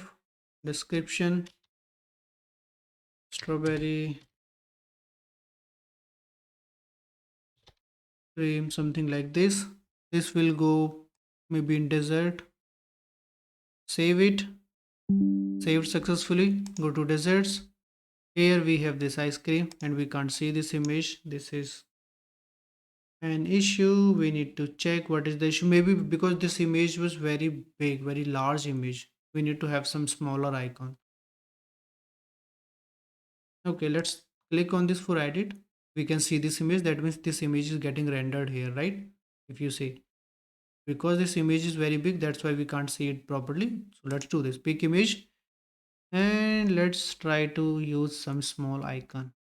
I don't know, maybe this GitHub logo. Open, save, snacks, desserts. Now we can see this GitHub logo because this image now fits. So we have this image icon. So creating new menu item, updating an existing menu item, these things are working fine. Cool. So we are good with this functionality as well. Now next thing is, whenever we are updating anything, it should update directly. We should not be going around here and there, right? It should be updated in real time. That thing we'll work on next. Right now, let's close everything. Save it. All right. So now for this, for showing the updated menu item in real time without changing the screen or doing anything. For this thing, we have two options. One is, now what would happen if we change anything from here? It should change on this screen, then it should change on home screen. And if we have those items added in this cart, let's say this soda, this is 1.49, and I go to this manage menu items. Where is soda? It is here. Let's say instead of 1.49, I make it 1.29. If I save it now, what should happen? It should update the price here 1.49. It is still 1.49. It should update the price here on this screen, main screen, and then it should update the price in this current order screen as well. Okay, so there are three different places, three different pages and components, the controls. So we need to somehow pass the updated information at three different places. Okay. So for this, we have one approach where we can have some centralized class to manage this state, where we will define, let's say, an event. Okay, and on these three places we will simply subscribe to that event change. We will add event handlers, and then we can react to the change. If that change is there, we will simply check if that item exists on this screen, then we'll simply modify it. Okay, and in .NET MAUI we have something called weak reference messenger, which is coming from community toolkit. So we can use that. That is kind of same thing, subscribing and publishing events. Okay, it calls messages. So subscribing and publishing messages. So we'll use that weak reference messenger for this. Okay, so first thing we need one message type for this. Okay, so that is going to be a simple model class. So in this models, let's create a class. We'll call it menu item changed message. Menu item changed. This name is up to you. You can name it whatever you want.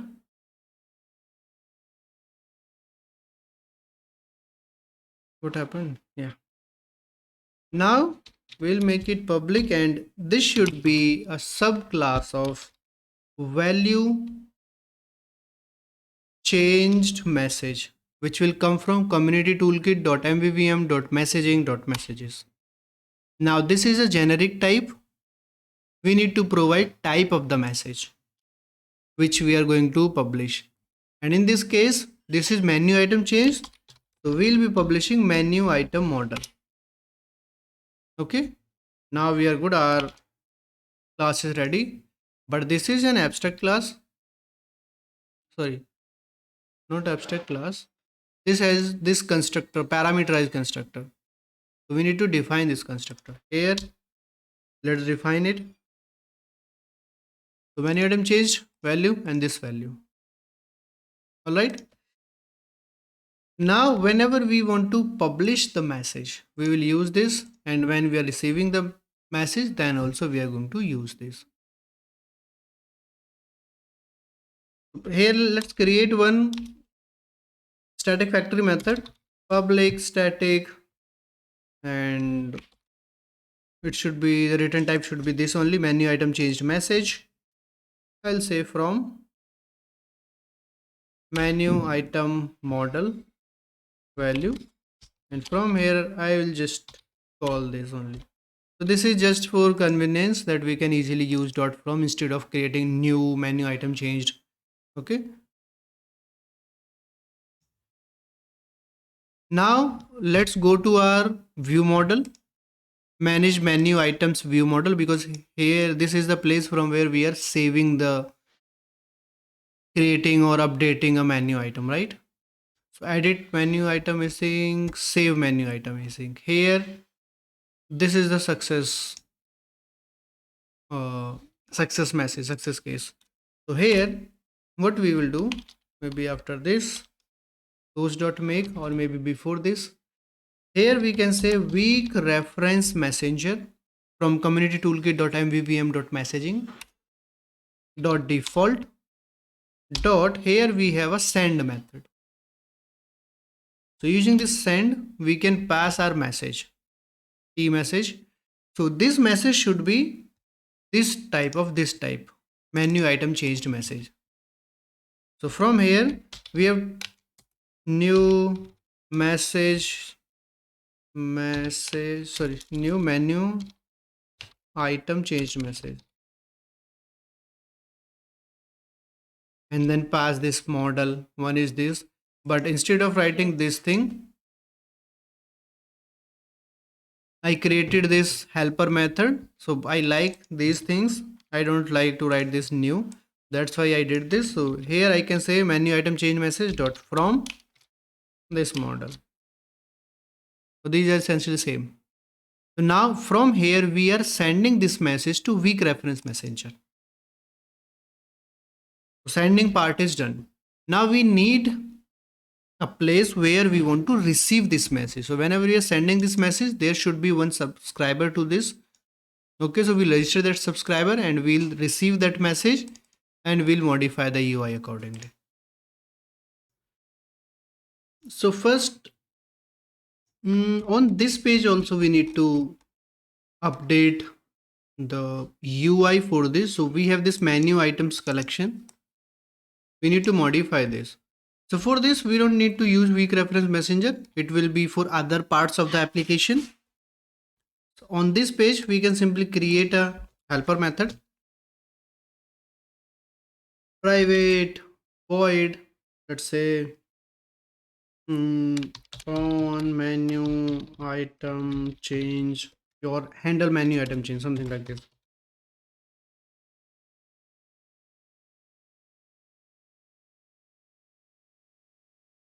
Okay, here we will handle this and we'll get a parameter menu item model,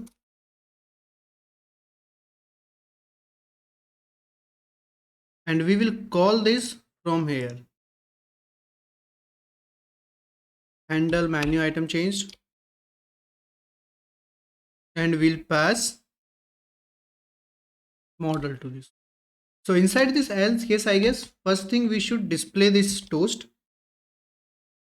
then we should update this current page, then we should send this message to weak reference messenger so that other parts of the application can update the UI, and then simply reset it. So this makes sense now. Now in here, first thing we will check if this model with this we are saying, if this actually exists on the screen right now. What I mean is, if we run this, because the left screen on manage menu items page, it belongs to one category, it shows items of one category. What if in the edit form we have item from some other category? So what I mean is, let's say I am on here, I am editing this soju, this is from beverages, but right now I'm on snacks page, but I still have this edit. So if I'm saying this instead of 3.99, let's say 3.49, and I save it, this time it should not update this thing, right? Because this item is not on this screen right now. So there is no point of updating anything or checking anything. If I was on this screen only and at that time I was modifying it, then it should check and update this accordingly. Okay, so let's do this. First we will check if are menu items, which is the list of menu items on this page. This contains, or we could say any, or not any, let's say var menu item equals menu items dot first or default m dot id equals model dot id. So if menu item is not equals null, then we know this menu item is on the screen right now. So update the details for this. So what we'll do, we'll simply say menu item dot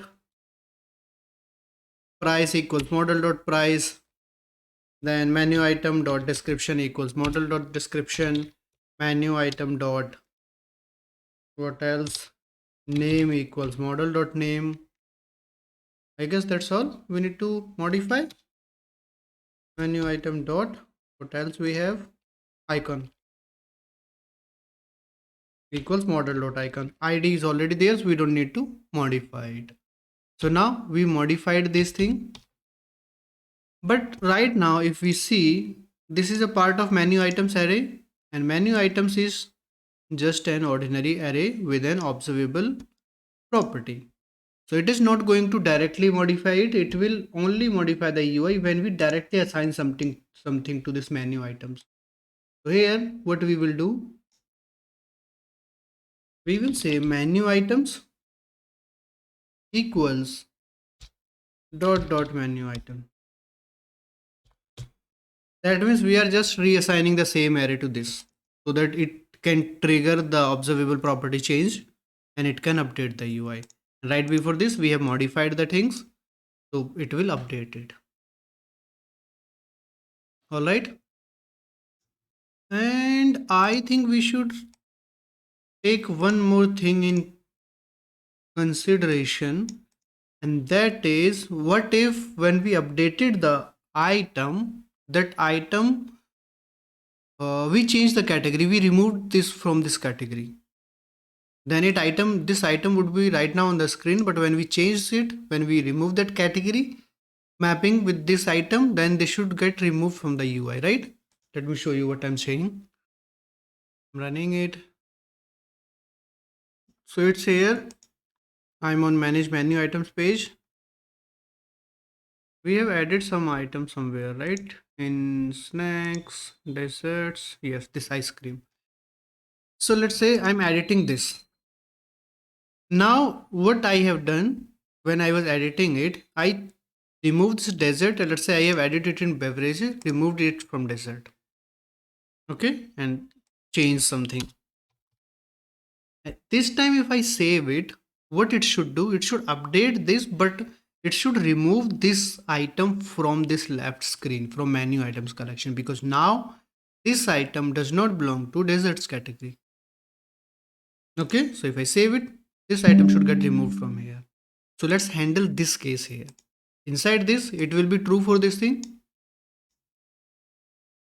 Here we need to check if the updated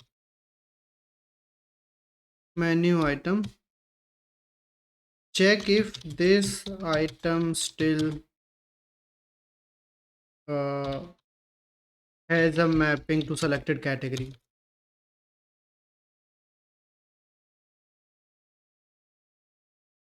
Okay, so for this we will simply check if this model dot selected categories dot any c dot id equals selected category dot id. If we have it, we are good. If we don't have it, then we'll do something else. So that something else, we'll check the opposite. So now it is saying there is no category, this current category is not selected inside this model anymore. So here we'll simply say this item no longer belongs to the selected category. Here we'll say remove this item from the current UI menu items list. Okay, for this also we'll simply say menu items equals dot dot, and here we'll say menu items dot where m dot id is not equals model dot id. So here what I did,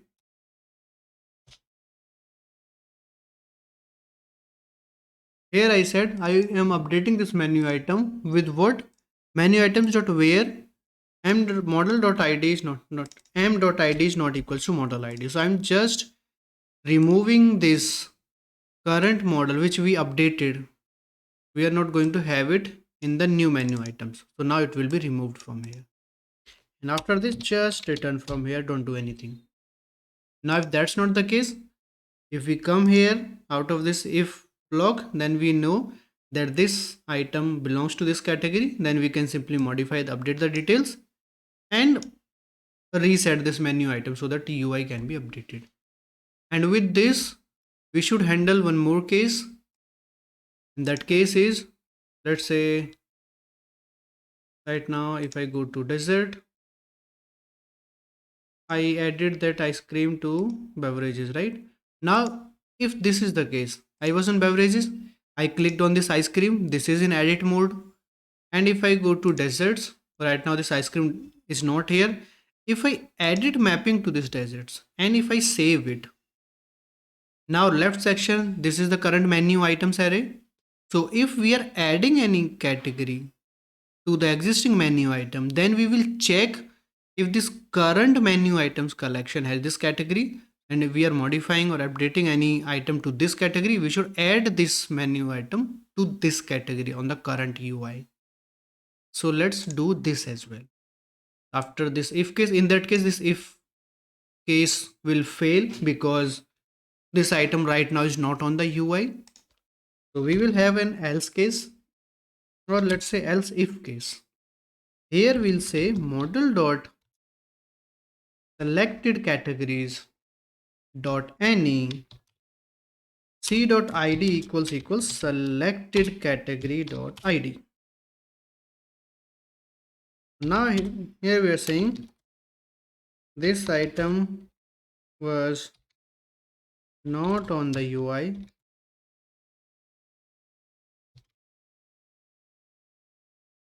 We updated the item by adding this currently selected UI, currently selected category. So add this menu item to the current UI menu items list.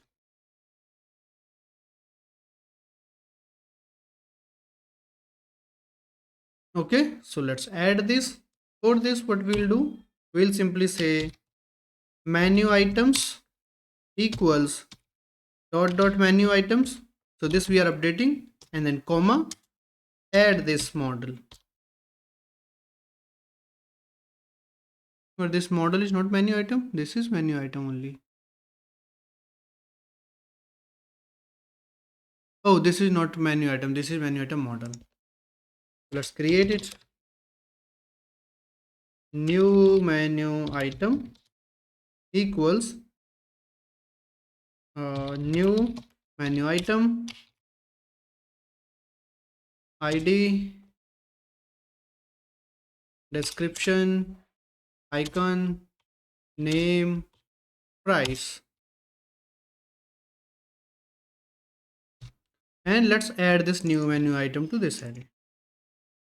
So here what we are doing, we are assigning in this menu item destructuring of the current menu items and then adding this new menu item to the same array.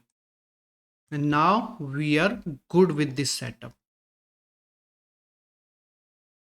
Now let's try it out. If all these cases which we discussed, are these working? Stop it and rerun. Okay, go to edit, manage menu items page. Ice cream, this is in beverages. Let's click on it.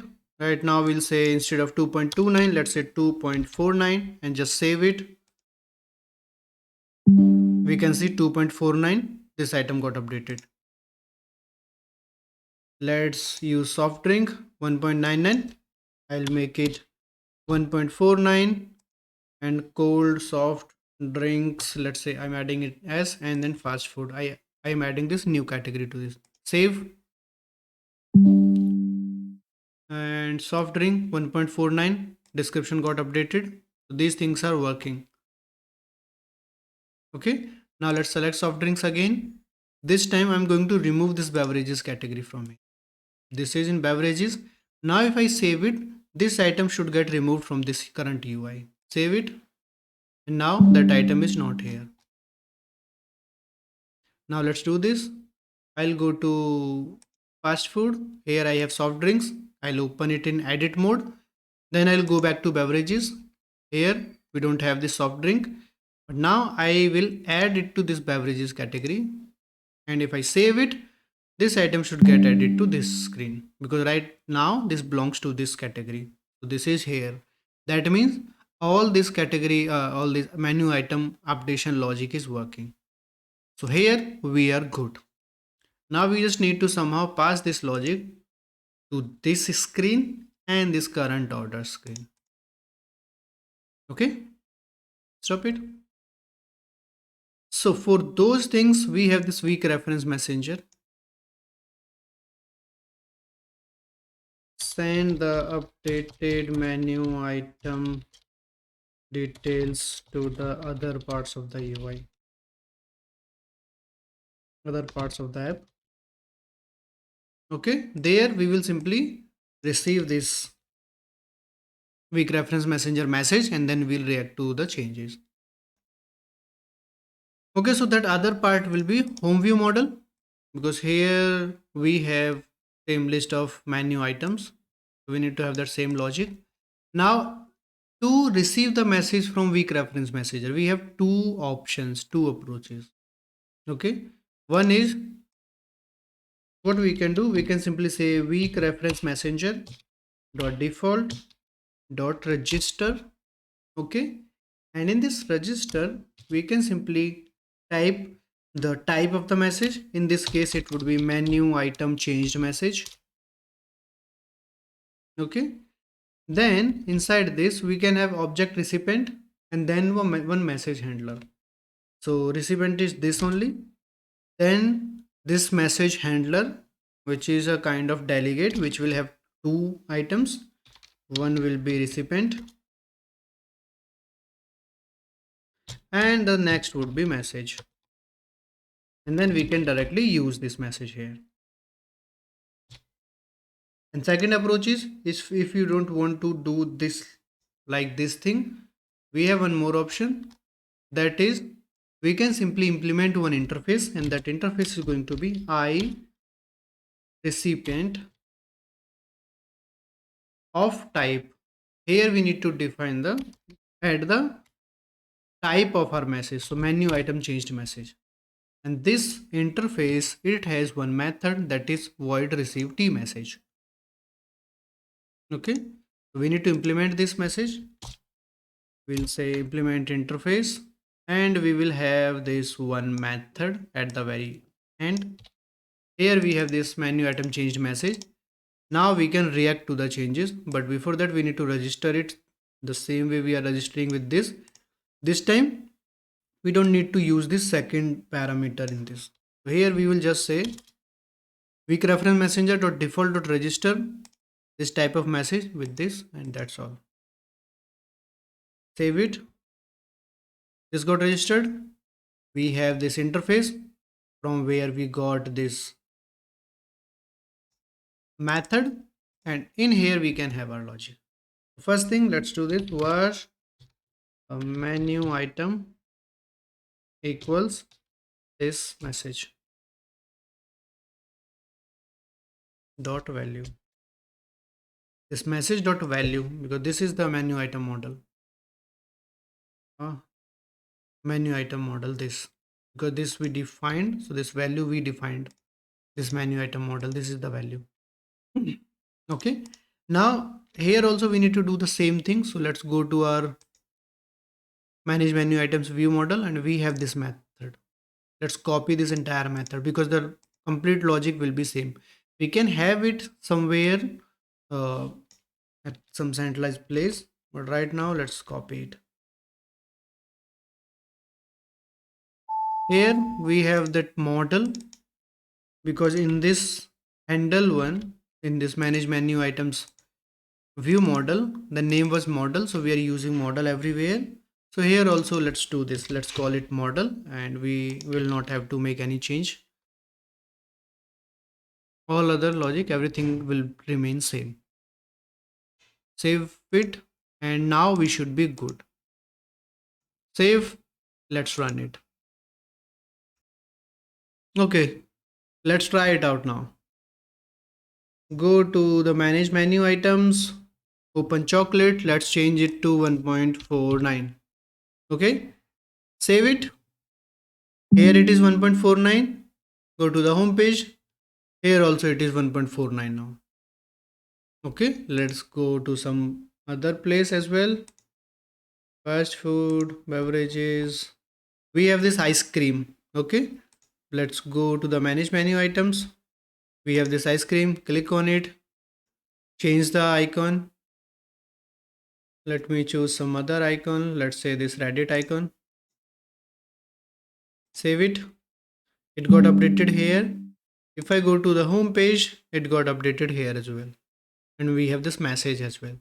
So all these places are working. But right now this current order, this screen will not work, I guess. What I mean by not work, it will not update this. We have ice cream here. We have ice cream here. Let's go to manage menu items. Click on it. Let's make it 1.49 and save it. Go to the home screen. In here we have 1.49, but in current order items it is still 2.49, but it should have been 1.49. Okay, so let's work on this.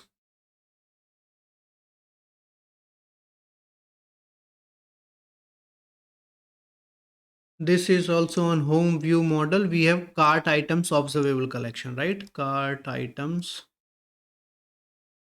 Where is it? This cart items observable collection. We just need to check if that updated item exists in this cart items. If yes, then we'll update it. So in this receive, after doing these menu items change, here we will check var cart item equals cart items dot first or default c dot item id equals model dot id. Here we'll say check if the updated menu item is added in the cart. If yes, update the info in the cart. So here we'll check if cart item is not null.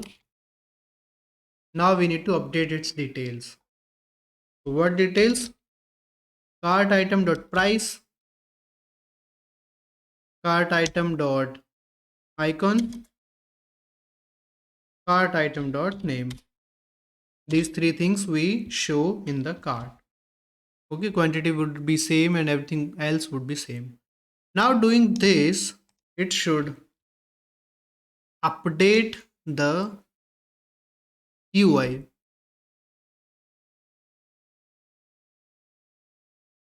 Why it would update? Because this cart model, this is observable.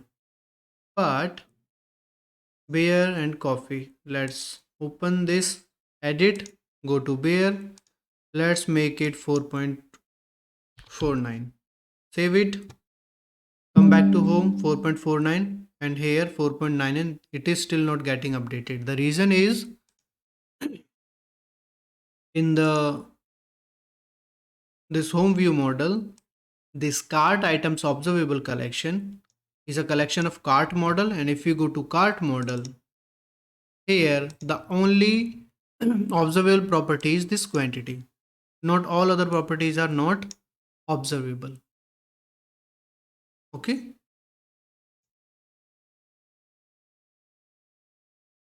So now what we can do, because what we did, we updated these three properties in our home view model here, but all these three properties are not observable, so it will not trigger UI update. Now we have one option that we can make all these observable, these price, name and icon, using this approach. But there would be one case which will not work with this thing, and that case is going to be, in that case, name, icon, price would be changed, amount would not be changed. In that case, you could say that we can have this thing, notify property change for amount with the price as well, because if we are modifying price, then it will trigger the amount. But using that also, it will modify this current item on the UI, but it will not change the actual that subtotal, tax amount and the total amount. So for that, we need to trigger and trigger a change on collection, right? That is how our current implementation is, when we are recalculating amounts when cart items collection is changing. But changing internal properties does not trigger collection change event. It gets triggered only when we add or update anything, or we clear the collection, or we change some item directly, we replace some item. That at that time also it gets changed. But using this approach, that if we modify these items, these things to be observable, then it would not re-trigger the item replace. So for that, we need to explicitly replace the item. What we will do here, we'll simply get the index of this item index. It would be cart items dot index of this cart item. To be safe, we can check if this is not equals -1, although this can't be true because we have this cart item. Let's not do this thing then, because we just checked this cart item exists in the collection. So with this item index, what we will say, we'll say cart items item index equals this cart item. So we are actually replacing the item at this index with the same item, with of course these modified properties. Now it will trigger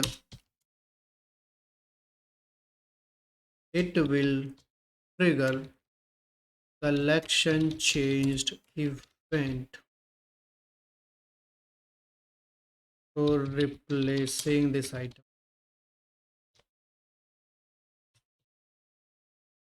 and which will recalculate amount,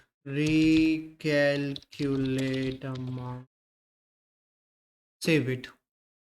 Okay, let's try it. It should handle both of those cases.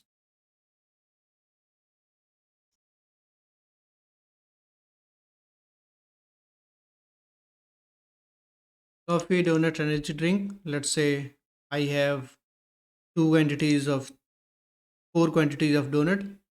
Energy drink 2.99. Let's go to the manage menu items. Go to energy drink. Make it 2.49. Save it. Got updated it here 2.49. We have toast.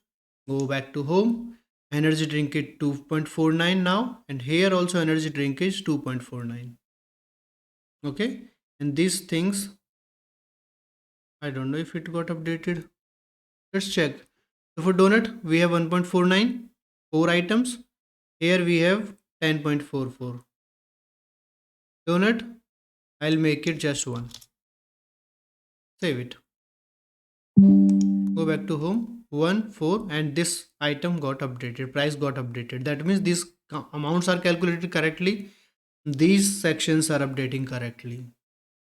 Okay, let's check this for tax as well. Let's say I am applying 10% tax on this and go back. We have this coffee, so 1.49. I'll make it 1.29. Save it. Go back to home. 1.29 here and then 7.78. Tax is 0.78, 8.56. So it comes to this, and all other things would work same. Now let's check one more thing. Here I have this energy drink of 2.49. I'll go to snacks section, manage menu items, energy drink. I'm making it 1.49.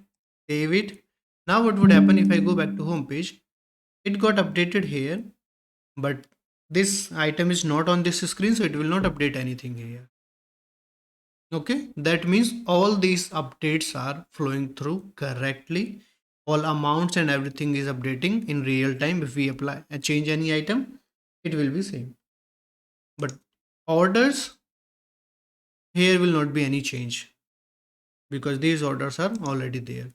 So these items are not going to be changed because after making an order, you can't change anything. This order is done already. Okay, cool. So what next? I guess we have achieved a lot or almost everything, right? Cool. So we have these three pages: home, orders, manage menu items. All these three are done with all the functionalities. Now let's work on this help icon. Right now it is not doing anything. What we will do, we will open a pop-up model for this. When we click on this, we are not going to create a separate page for this. We will just open a pop-up model where we will have simple uh, email and contact number. Okay, for help and support, we'll simply have those things and a copy to clipboard functionality for email and contact number. Okay, so let's do that next. Let's close everything. We are not going to touch these pages now. Okay, so help pop-up, we will create a control in our controls folder, new item, .NET MAUI content view. Here we'll say help pop-up. Okay, and for this pop-up we are going to use community toolkit.maui.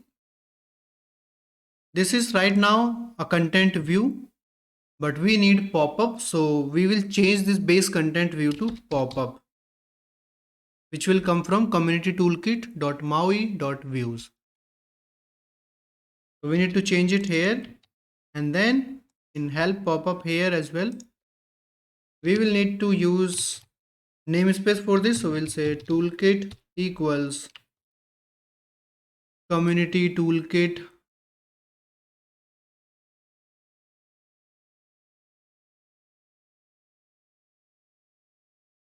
MAUI toolkit.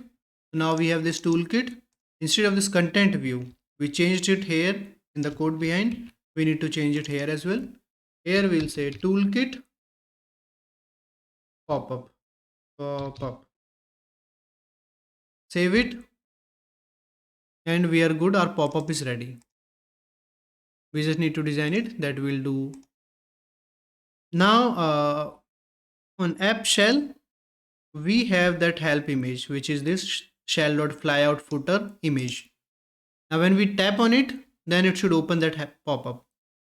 So here on this image, we will simply add image.gesture recognizers, tab gesture recognizer, tabbed event, and we'll use this event. Let's go to this code behind in app shell. Here we have this thing.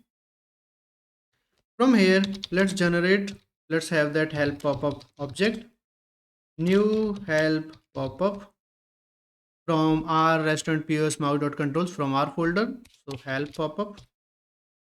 Then we can simply say this dot show pop-up and show pop-up async methods. Okay, and here we can simply pass this help pop-up as a parameter. We can await it with async, save it. Let's quickly see if this pop-up is working, then we'll design that pop-up.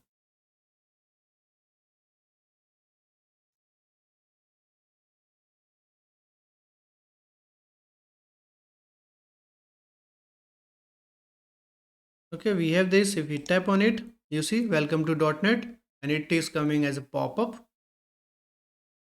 We just need to modify it, modify the appearance of this, but this is how it is going to look like. Okay, let's start designing it. So we will remove this vertical stack layout. We don't need this. We will have a border of background color wheat. Okay, with some padding, let's say 10. Inside this, for now, let's simple have a label text help. Save it, and we'll see if hot reload works with for this the pop-up change. Okay, we have this thing here. Let me try to set this UI if we can set it.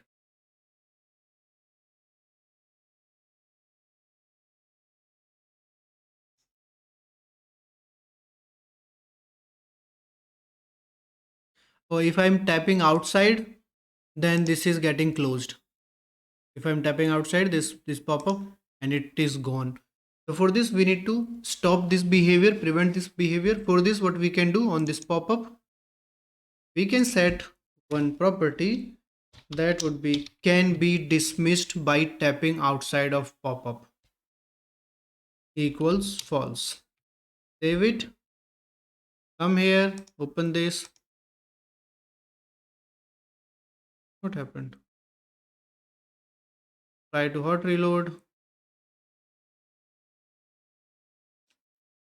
try to restart, close, run.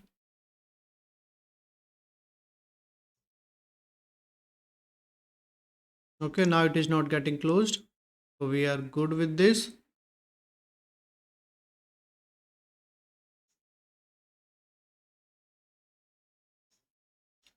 All right, now inside this border, what we will do, we will have a vertical stack layout. In the vertical stack layout, we are going to have uh, a label with the text, let's say need help, save, hot reload is not picking up. Let's keep on adding the things, we'll see. After this, we will have uh, we need to have the pop-up kind of thing, so one header, close button and all that, right? So first let's work on that thing. So let's assume this vertical stack layout, this is the main parent for everything, but after border of course. Inside this we are going to have a grid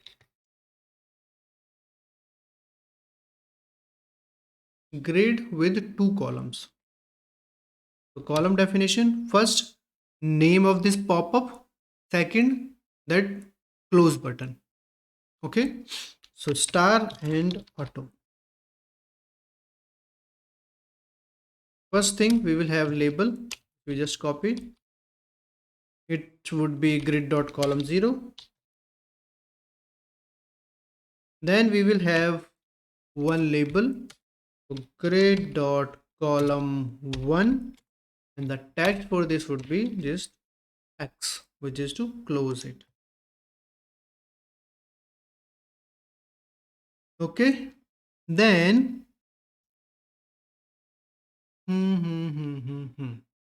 on this grid, let's define a background color of maroon. Okay, let's remove the external padding. So on border, we will remove this padding. Okay, we have this now. Save it. And now on this label, we will have text color as white, text color white. Okay. And on this second label, we should have a background color of, can we have red color? Yes, fine. On this one, let's say height request 25, width request 25, save it,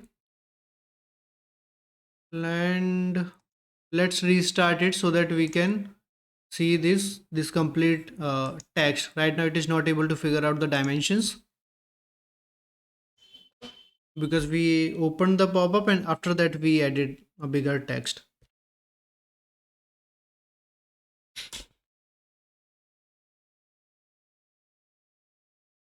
Open, we have this need help. This is ugly, but at least we can see something.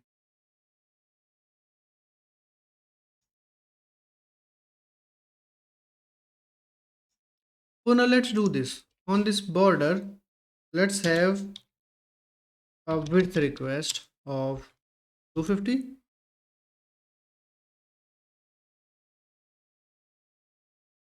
350. Save and restart.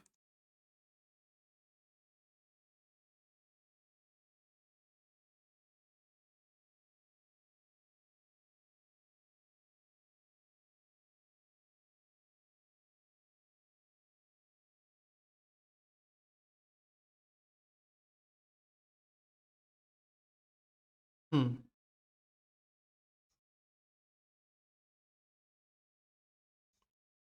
Okay.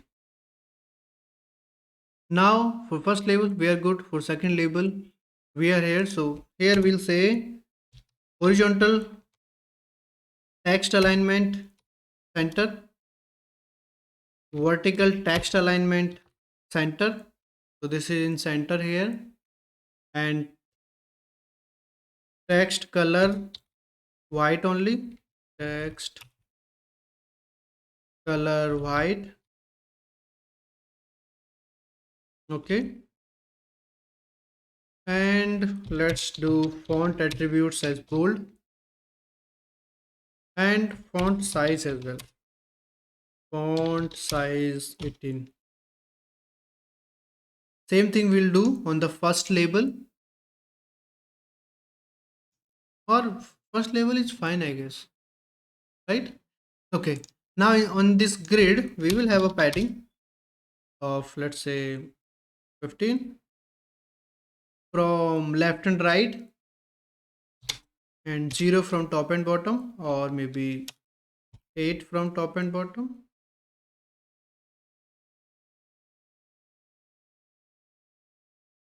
Okay, and we'll again try to hot reopen it again, rerun the application so that it looks fine. But let's have the font size as well on the first label, same 18. Okay, save it. After this, let's implement the close functionality. So when we tap on this close button, it should close this pop-up. For this, what we'll do, we will add a label dot gesture recognizer, tab gesture recognizer, and we'll add tabbed event here. Tab gesture recognizer tabbed. Let's rename this to close label tabbed. And here, from here, we can say this dot close and close async. We have these two methods which comes from this base pop-up class.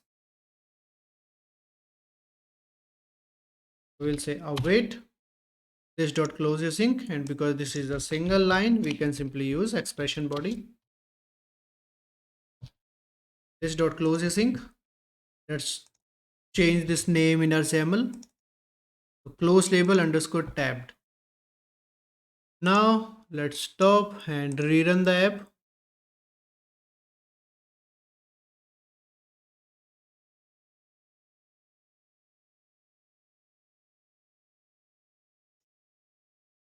It's here,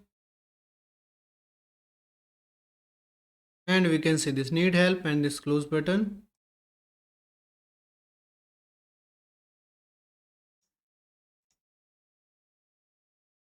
Okay, now inside this help XAML, after this header, we need to have body of this. So outside of this main grid, we are going to have a vertical stack layout again,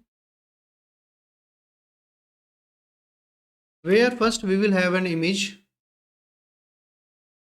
that phone image we are having there. So image source, it is phone underscore regular underscore, what was that, 24.png, right? And we can't see it, it's very bad. Okay, let's try to add these first image. Then we will have a label with the text. Let's say you can connect with us. After this, we are going to have one label for email, one label for contact number. And with the contact number and email, we will have copy to clipboard functionality. Okay, so we will use a horizontal stack layout here. In this horizontal stack layout, first we are going to have a label with the text. Let's say you can connect with us. In that case, we'll say email us at first label, and second label email id abc@gmail.com. Then third label, or we can have button, but let's use label, text, copy to clipboard. And for this text copy to clipboard, we'll give it a different appearance. So we'll have, let's say, background color is yellow. Now let's copy this horizontal stack layout, add it one more time here. This time we'll say, instead of email us, call us at contact number 789PA, this one, and copy to clipboard, background color yellow, and we are good. Save it, stop and run.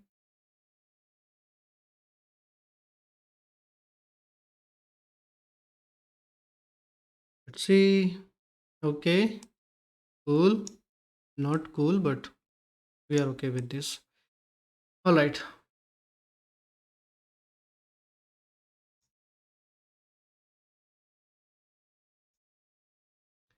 Let's set height and width on this. So we'll say height 25, width 25, save it. In this vertical stack layout, let's have some spacing of 10. Okay. And on this vertical stack layout only, we should have some margin or padding from top. Of padding we should have, right? Let's have padding. We will be having, let's say, 15 from all the sides. All right, save. You can connect with us. Let's move all these things to center. So image is already center aligned, but still let's have horizontal options as center. On this label, horizontal options as center. All right, email us at this email and copy to clipboard. So in this, let's have some spacing on this horizontal stack layout. So spacing 3, or let's say 5. Okay, add this same spacing on both of these horizontal stack layouts. All right, then let's increase the font size. So first you can connect with us here. Let's say font size 16, and then comes this email us at font size 16, same, and this email id font size 16. And on this, let's have font attributes as bold, or we can have some, let's say, underline as well if you want to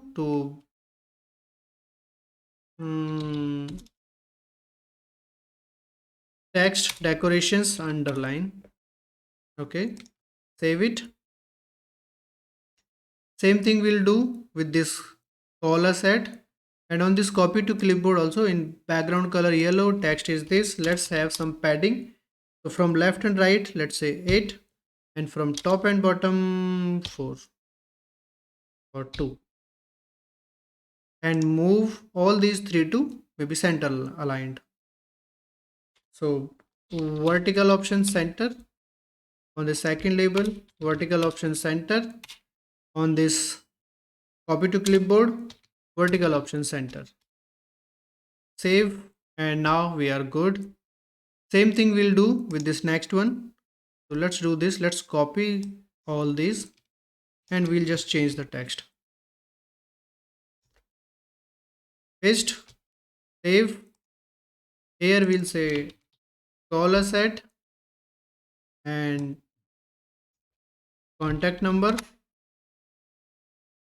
Okay, save it, and now we are good with this. After this, what we'll do, we'll have this way we have footer, the same header, same way we will have a footer. So let's copy the first grid.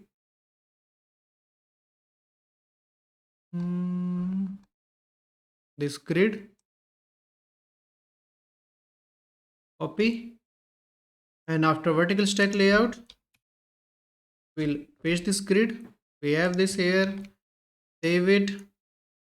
Oh, grid if it's not required, but okay, let's have this. Then we are not going to have this cross here. Remove this. Instead, inside this label, we'll say designed and developed by. For and we need to use and amp at the rate and ampersand, designed and developed by, and then we can have my name here. So label text Abhay Prince, and we can remove this grid. Instead of this, let's have a horizontal stack layout, or maybe let's have grid only, but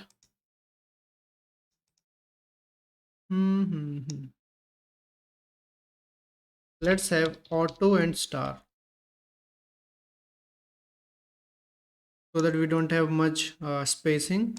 Grid dot column, grid dot column 1 for my name. Okay, then let's change this font size. So we'll have this font size as 40 maybe. All right, then the second one, label Abhay Prince, here text color white, and font size we'll have, let's say 15, and then we'll have the column spacing here is 5.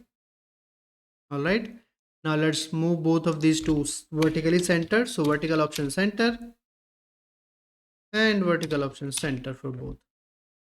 Save, and we are good. On this, we are not going to have padding 15 and 8. Let's, or maybe we can have this only. 15 and 8 is fine. Maybe top and bottom, let's say 5. This is okay. Save it. And now what we will do on this, on my name as well, let's have text decoration same underline. Save it. Now let's add one tab gesture recognizer on this, designed and developed by Abhay Prince, on this grid dot gesture recognizer. Here we'll say tab gesture recognizer, tabbed. So this is an event here. Let's change it to footer tabbed name. Here what I will do, I will simply say launcher dot default dot open async, and here I will simply open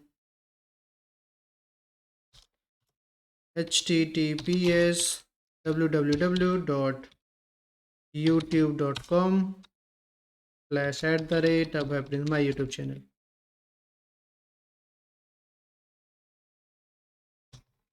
Save it, await it, add async, save it, and let's change the name here, footer tab. Okay. Now we also need to work on copy to clipboard and copy to clipboard for both of these. So for this, what I will do, I will simply have the names defined and then clicks defined on this. What I mean by this is, okay, let's do this. Here, let's define two method: private async task, or not async task, async void, because these are events. We'll say copy email underscore tabbed. Okay. Same object sender tabbed event args e, and here I will say copy email. So await clipboard dot default dot set text async, and here text is going to be our email ID. Now one thing is we can hard code email ID here, abc@gmail.com, or now we are hard coding it here and then inside this XAML markup. So it's better to use some centralized place. So what I will do, inside this help pop-up only, I will have private const string or publish const string email. Okay, abcd@gmail.com. Same way I'm going to have public const string phone,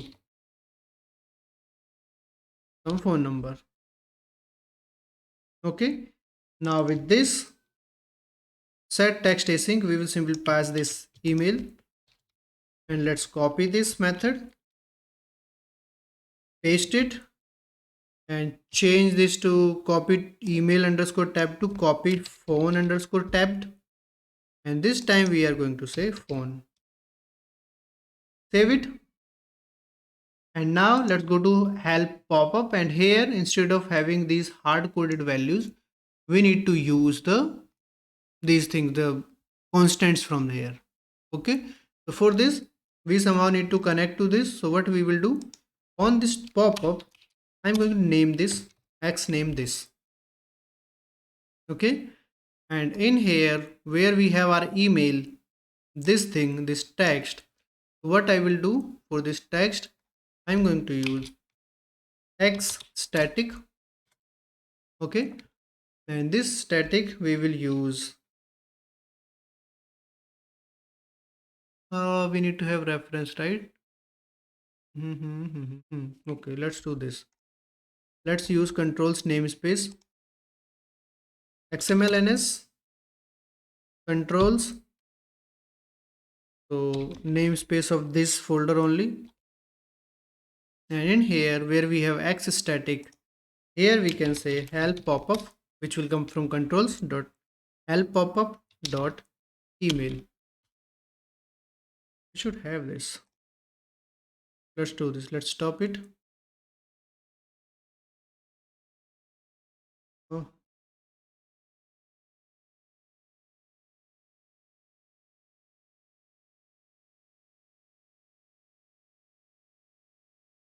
save everything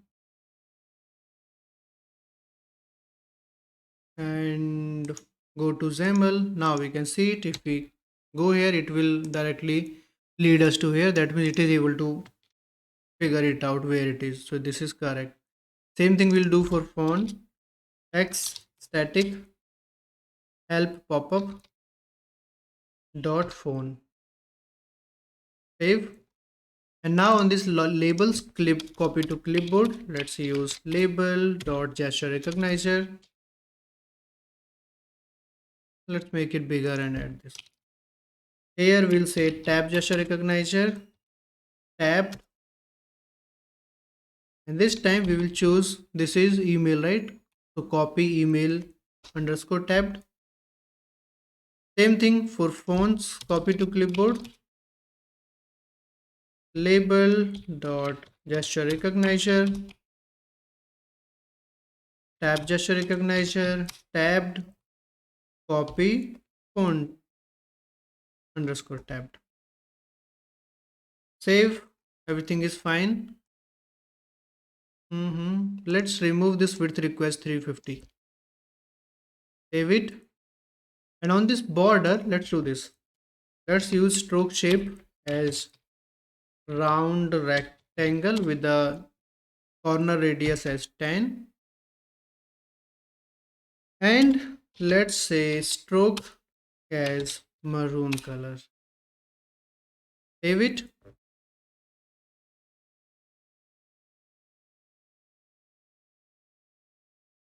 Let's run.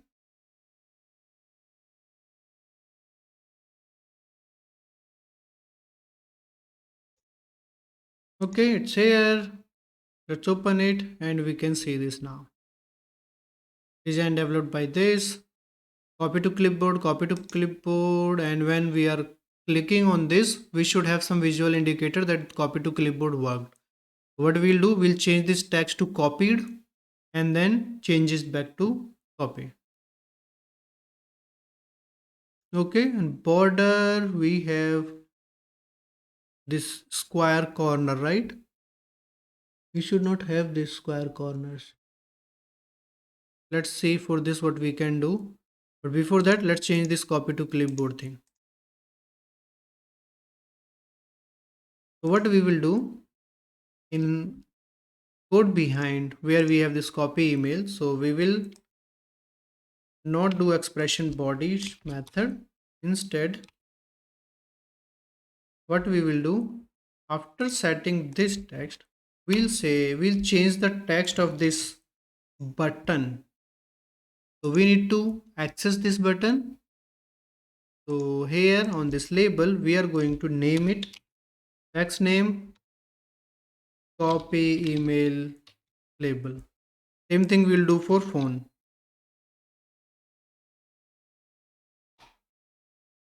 So this one copy phone label. Okay.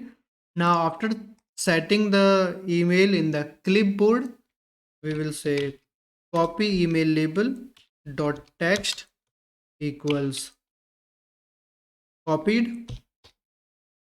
Then we'll wait for 2 seconds. So task dot delay 2000, so 2 seconds. After that, we will reset copy email label dot text to copy to clipboard. And we'll do the same thing for phone as well.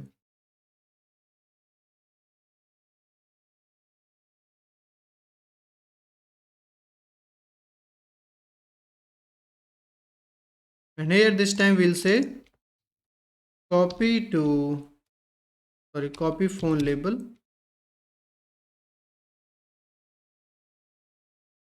save everything. Let's try it out.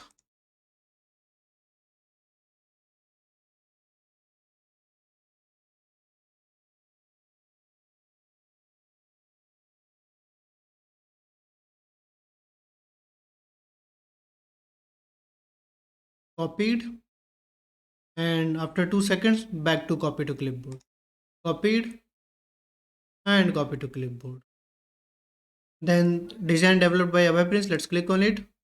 So it is opening my YouTube channel in browser. So this thing is also working. So I guess we are good with this. Let's add some shadow to this.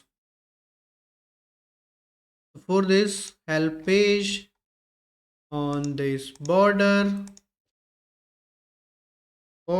dot shadow, we'll have the default shadow. Save it and check it, and we have the shadow now. Cool. So with this, This is also fine. This is also working. Our pop-up is ready with all the functionalities. All right. So I think we are almost finished. What else now? Okay. So I guess now the only thing is getting this Abhay Prince name and saving this text percentage somewhere. And when opening this application again, this text percentage and name should be populated. Yeah, that is the last piece. Let's quickly finish it up.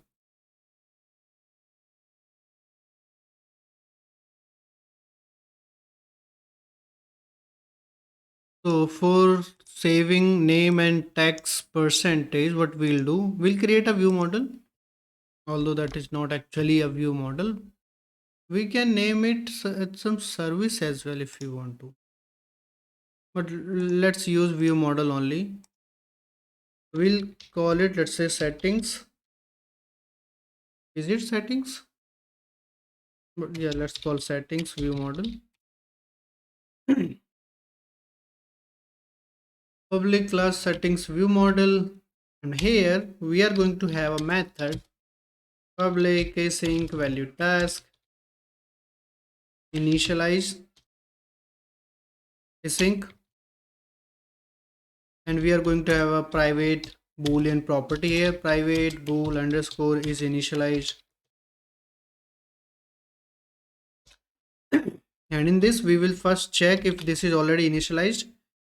If underscore is initialized, we will return from here. If not, first thing we'll set is initialized to true, and after that what we will do, we will try to get username from preferences.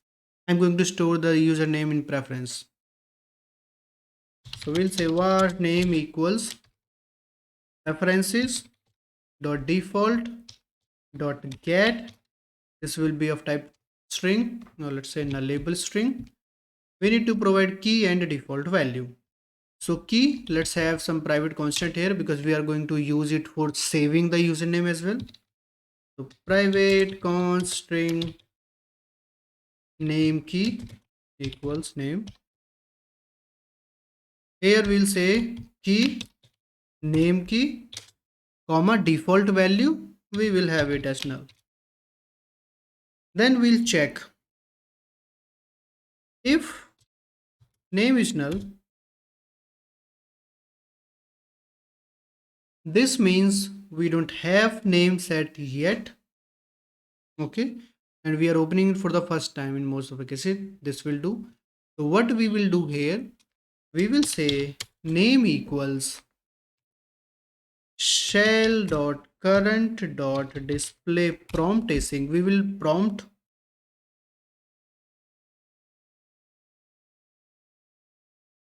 title will be, let's say, your name, message, enter your name, placeholder we can leave it, cancel, okay, we can leave all other things. Okay, we need to await it. Now we check for this name if user might click on cancel, or user might simply add empty spaces, just pressed space. So in that case, name is required for our application to run, so we want to be sure that name is provided. So here what can do, we can again check if string dot is null or white space name, then we need to display the same thing again, and we need to keep on doing this because we don't know how long we need to keep on doing this thing. So this is a valid candidate for a loop, that is, do this, keep on doing this name equals prompt till when we don't have this value, till when we don't have this value. So this is a valid candidate for a do while loop. Okay, so we'll say do this. For the first time it will come here, it will ask for it, and you need to keep on doing this while the name is null or white space. Okay, so for the first time it will come name is null from the preferences. We don't have name saved in the preference. It will come here display prompt. If user press cancel, it will come here, it will check, okay, it is empty. It will again going to show this prompt, again going to ask for it. If we pressed empty spaces, press ok, then it will come here, check it again. It will keep on prompting this until we provide some value, some name to it. And when we have that name, it will save that name to this name. It will come here, check in while, it will be failed, it will not pass this condition because now we have name, and it will simply going to execute the next code of block. It will simply skip this because now the execution of this is completed. Okay, so here we are sure that name is provided. Then we will simply set that name to this preference. So preferences dot default dot set string name key and this name. Now we are good.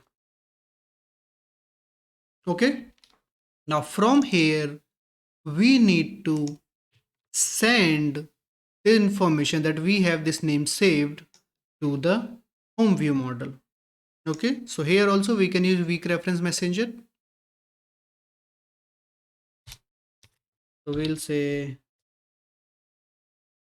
weak reference messenger dot default dot send. Now we need to send a message. We need to define that message, and this time the message is going to be name changed message. So let's go to our models where we have menu item changed message. So the same way I'm going to create one more class, public class name changed message. It will be value changed message of type string. Define the constructor,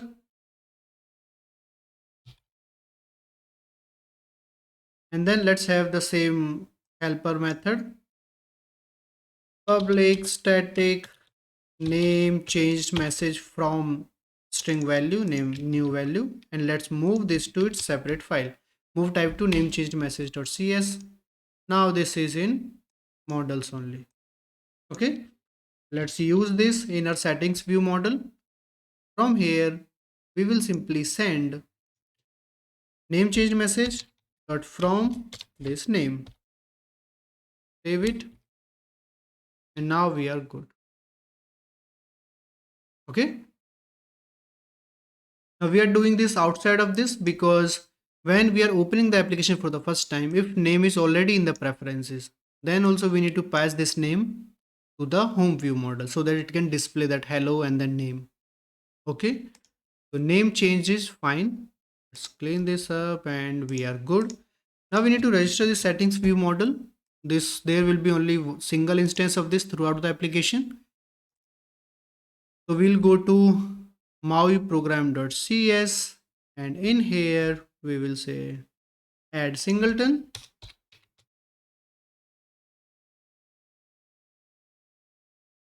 and this settings view model. Save it, and now we are good. Now comes when should we call this initialize async. Okay, the best place could be when we are starting the app in app.xaml or in app.xaml. Now the problem here would be we don't have app shell here. Then we have app shell as well. From here we need to check when it is coming here. Now there is a problem with prompts. So for display prompt it does not work here. The reason I'm not sure, but the reason might be right now it just does not know about the proper dimension, proper place where to display the prompt, or maybe shell is not completely rendered or initialized. That's why what we will do, we need to go to our pages and main page.xaml.cs because this is the first place which comes this constructor, and inside this constructor as well it does not know about all these things. So here after this constructor we have one method that is on appearing but in on appearing also it executes before the rendering. So this time also the display prompts does not work, it throws errors and or it does not just show anything. So we have one more event, that is on size allocated.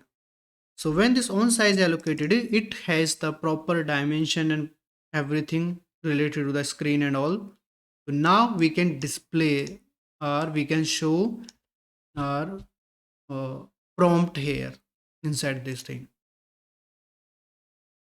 Okay, so here what we'll do, we need to have this base dot on size allocated width and height,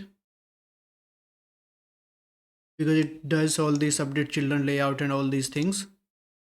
So after using this base size allocated, here we can initialize our settings view model. So for that, we need to inject it in our main page. So settings view model, settings view model. After on size allocated, we'll say await settings view model dot initialization. Okay, inside this we will see if it is already initialized, it will simply return from here. If it is not, it will set it and get the name from the preferences. After that, it will trigger this message. Now we need to get this message and display it. So in order to get this message, we need to go to home view model, because home view model is the place where we want this. So let's go to our home view model.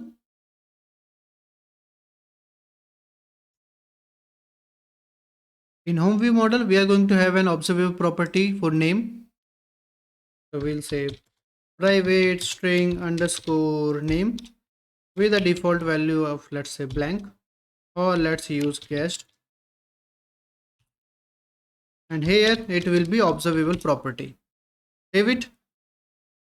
Now when we got response from this week message from this week reference messenger for name changed message. So for this one, I'm going to use that second approach without iRecipient. Here I'll say week reference messenger.default.register name changed message.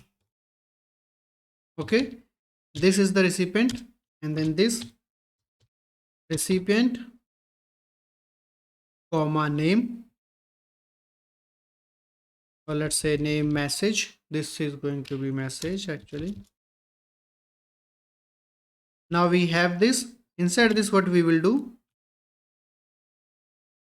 we will say name dot, or let's say name equals message dot value, because this is the name.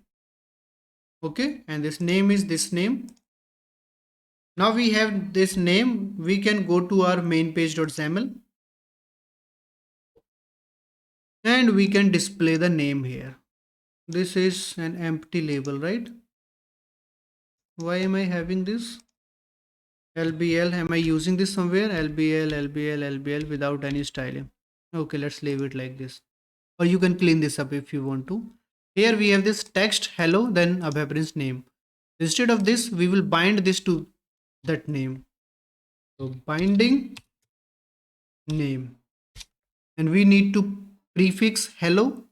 So we'll say comma string format equals, first we'll say hello, comma, then we'll do this curly braces 0. This would be the name coming in this binding. Okay. All right, we don't need to change anything here. So save it when we'll open it for the first time. Now when we say first time, that means right now I'm opening it. It will keep on asking me my name.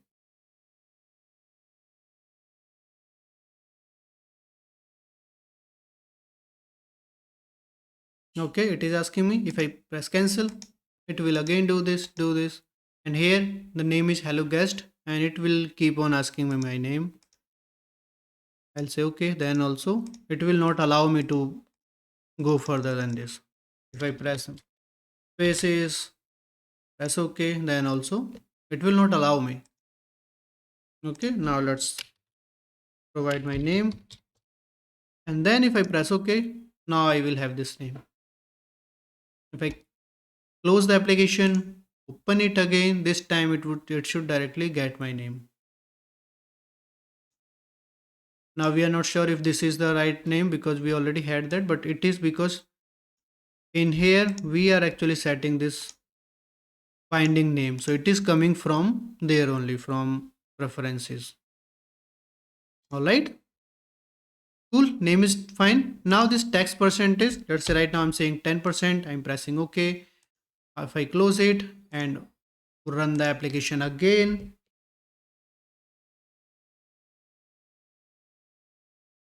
it is again set back to 0. What we should do, we should save this text percentage in preferences again. Okay, let's do this. And for this error, if you have joined later, so we have this timer going on to display the timer. When we close the application like this, we are in debug mode. It is not able to figure out this. The timer runs after application is closed. That's why it is trying to set this date time label, but this does not exist now. That's why it is showing these exceptions, but we are okay. So this is just in debug case. It will not be in release mode or any error there. But still, if you want to try it, you can simply have try catch block here. It will handle that. But this is not a some exception which is going to break anything or anything like that. That's why I simply skip this application, this exception. All right. So now for our tax percentage in home view model only, we should be saving the tax percentage somewhere. Tax percentage click async. We have this tax percentage here. Okay. So after showing this tax percentage here, we should save it in preferences. And when we are opening this home view model is coming up in here, or maybe in initialization phase. In initializing, we should get the percentage, this tax percentage from preferences, from our settings view model. Here we'll say get tax percentage from preferences. Okay, so initial tax percentage. Okay, so let's do this. Let's go to settings view model, where it is. Here we are going to have two methods. One is public string get tax percentage.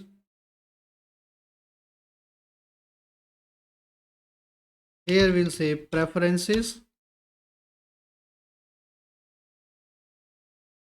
dot default dot get, this will be int, and the key, so let's create one more key here. So instead of name key, this time we'll say tax percentage key, and name could be anything.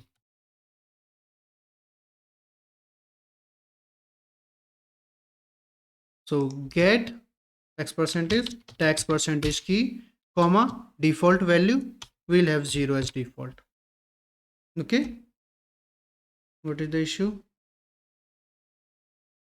It returns int. Okay, it should return int. Yeah, so we have get, then we would have set as well. So public void set tax percentage, and here we will get tax percentage as a parameter, and this time we'll say dot set tax percentage key and this tax percentage. Save it, and we should be good now. So here we need to get it, tax percentage equals underscore. We don't have settings view model here. Okay, let's inject it, settings view model.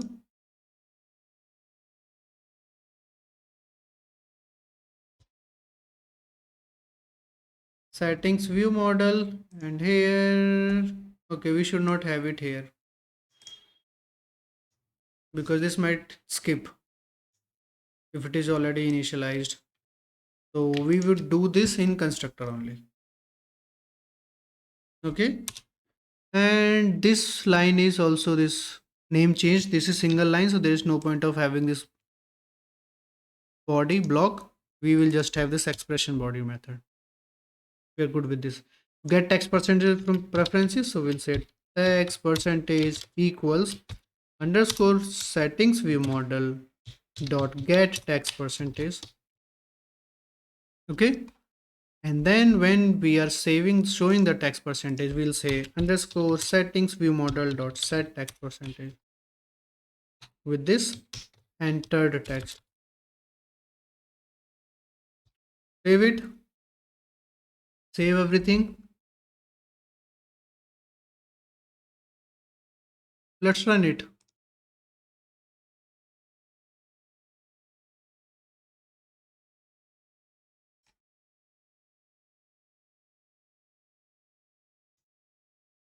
Okay, right now it's 0. Let's change it to 10. Press OK, close, open it again. This time it should populate with 10. You see 10%. It is already 10% and it is getting applied on the amounts. Now let's do this. Let's change this 10 to 5%. Press OK.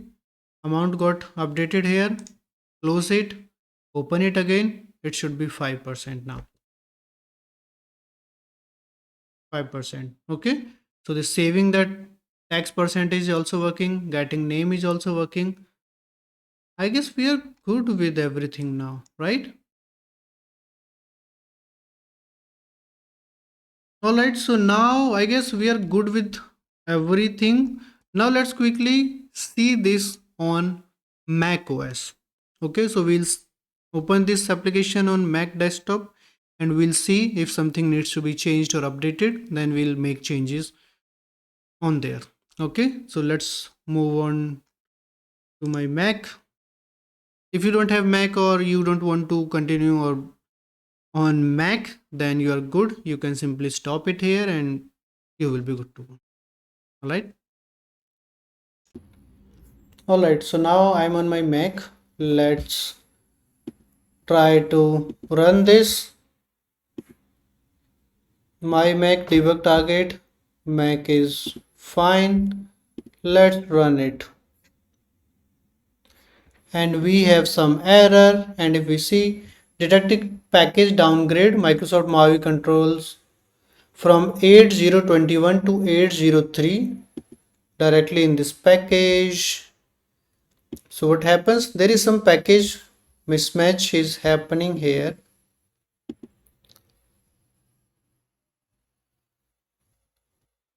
There is some maybe some package which has different versions. So 8021 this is required.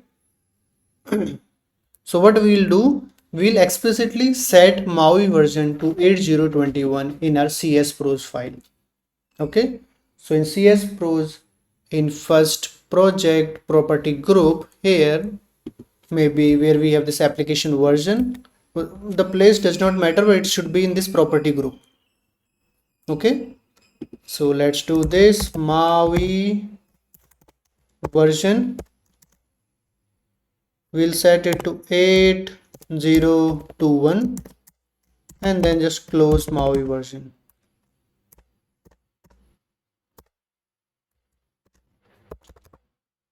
What happened? MAUI version.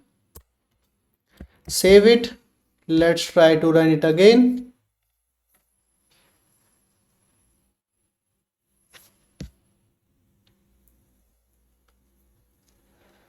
Show errors. There is still some error.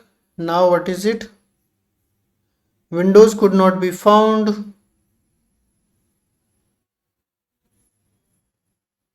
Windows, there is some Windows cryptography core. Are we using this package, this using statement? I don't know.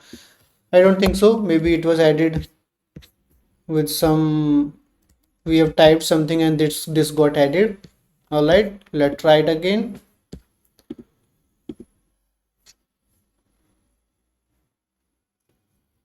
And maybe this time it will run.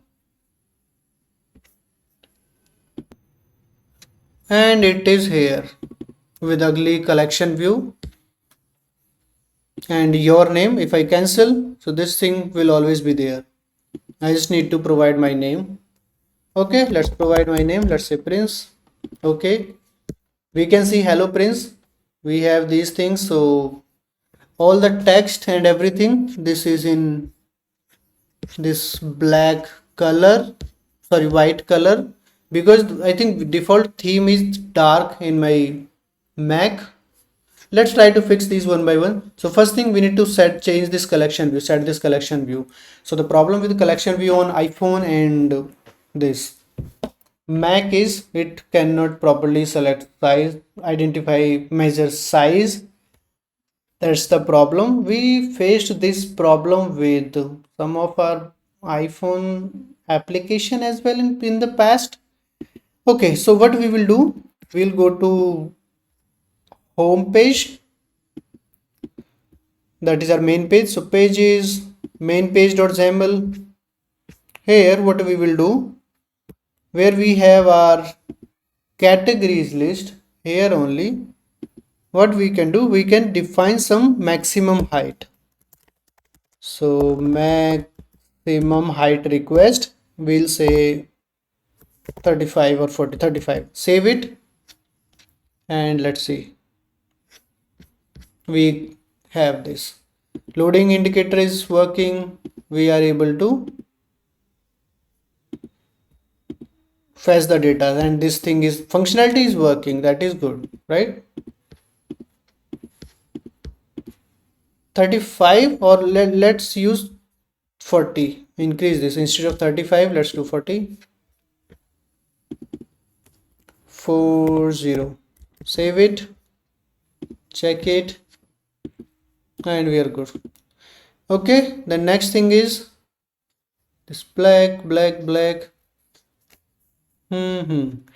change this background. I will not use theming, this dark and light theme for this one, but you are free. If you want to do it, you are free to do this. You just need to modify the colors and all according to your designing in your resources, styles and styles.xaml. Here if you check any of the thing, here we have directly app theme binding light and dark. For light theme, what should be the color? For dark theme, what should be the color? Okay, so what I will do, I will not use dark theme. So in my main page, is main page, in the first grid column, which is this 0.75 star, on this I am going to say background color as white. And I will do this for all my pages. So main page, manage menu, items page and orders page. Save all, and let's see. Now we have similar appearance what we were having on our Windows. All right, let's go to orders. There are no orders. Manage menu items. On manage menu items also we have the same collection view height problem. Let's fix this as well. So manage menu items page, categories list, maximum height request 40. Save it and we are good. Okay, now on home page we can't see the text here. Name our name, user's name, then this items name and this current order and all these items. We are able to add the items to the cart, but we can't see the name here. That's because default theme is dark, and in dark theme the label's default text color is white, but we want to change this. So if we go to our code and styles resources, styles.xaml. Here if we look for label, this is our label. We have text color property, which is app theme binding light. For light it will be black and for dark it will be white. But as we are not using app theme binding, we will directly use white color. Sorry, black color. So save it. And now we can see Hello Prince name, and here also we can see the names, all the text. Let's go to the orders page. Here also we can see selected order items, all this. Manage menu items. Here also we can see all the things. But now on these categories, you see we can't see the color here. But let's do one by one. First we will work on the main page only. On main page, let's see if everything is in place or not. Looks like everything is fine. The only thing is these paid cash and paid online buttons text is not visible here, right? For cancel we are good, or maybe we can change this as well. So we need to change this text color to white in this screen in Mac. Okay, for this also we'll go to styles.xaml only. We'll search for button. Where is your button? This is our button. Here we have text color with app theme binding. We don't need app theme binding. We will simply use white color. Save it. Let's see. Now we can see white color. Let's try functionality. Yes, we are able to increase the quantity, decrease the quantity, remove item from here. Okay, add multiple items. For cancel, it would ask us for this. So we'll say no. Then let's say paid cash, and we can see this toast message, order placed successfully. Looks like this screen is done, right? Cool. Now in the left section, if you see here with the icons, we have this text, home, orders, manage menu. So these titles, we should remove these. For this we'll go to our app.shell.xaml. Here with all these shell contents we have titles. So let's remove titles. Title home, title orders, title manage menu. Save it. Let's go here, and now we don't have those. All right, orders, we can see this one order which is looking fine. We are able to get the order items. We'll click on it again, it will be deselected. We can see this view items, cancel, empty view of collection view, this is also there. Now manage menu items. On this screen things look okay, but with this categories, this collection view, the selected category, and we can't see the text here. Let's see what is happening here. So this is save menu item form.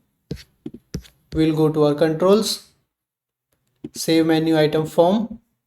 Here categories, collection view, it is here. Wait, and this label text, and we don't have default label text, right? We are setting text color to white when this label, this category is selected, and we are setting the background color to this maroon, but default color should be black. We already have set this default color in styles for label, right? For label we set text color to black. Okay, maybe it is not able to pick. So what we'll do, we'll stop and rerun the app. Stop, run.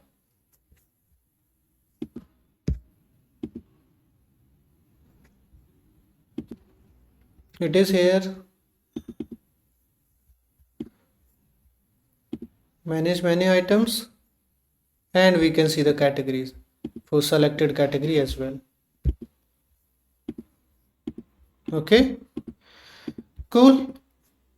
I guess we are good. There is only one. Let's check the pop-up. Pop-up is also good. I clicked on this and it opened this browser.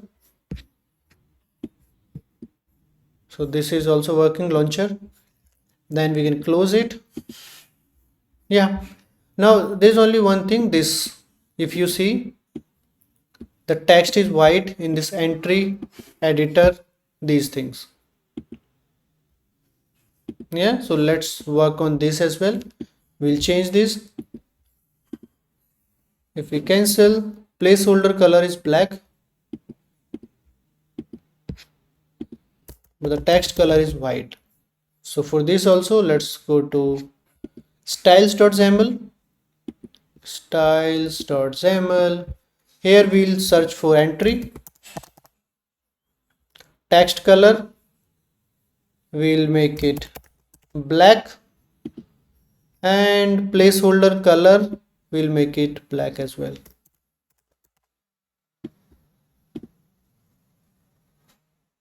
Okay.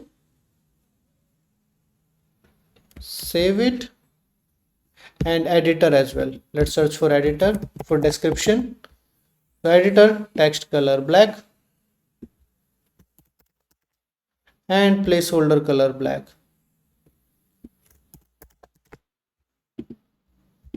Save it and we should be good. Save all. Let's stop and run it again. It's here.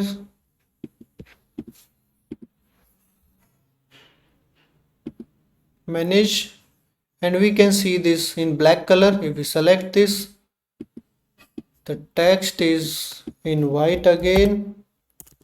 Coffee. Editor and entry, these have some issues. Sometimes it goes to white, sometimes it works fine. So I had this problem. I tried to fix it, but I could not find it. But it is very random. For price, it I guess worked once or twice only. But for other, it works most of the time. But sometimes it shows this, and I have no solution for this. If you guys have some solution for this, do let me know in the comment what is happening here. Why editor and these does not work. For example, let's say I open orange juice, save it, now it is black and black, you see, but price, this has white, this white color. For this description it is black, for text it is white. So for entry it is white, for entry it is white, right? But for description it is black. Did I do something wrong? No, placeholder color is black, text color is black. Then entry is fine.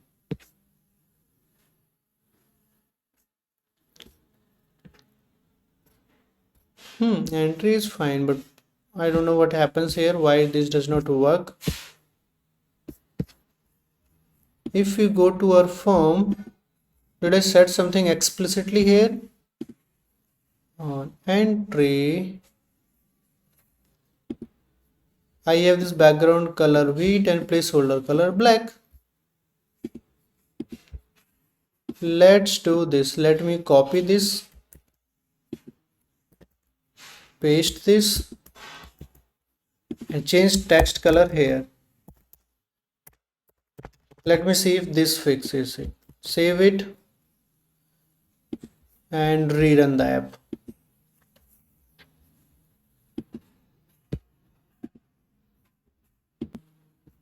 Okay, it's here.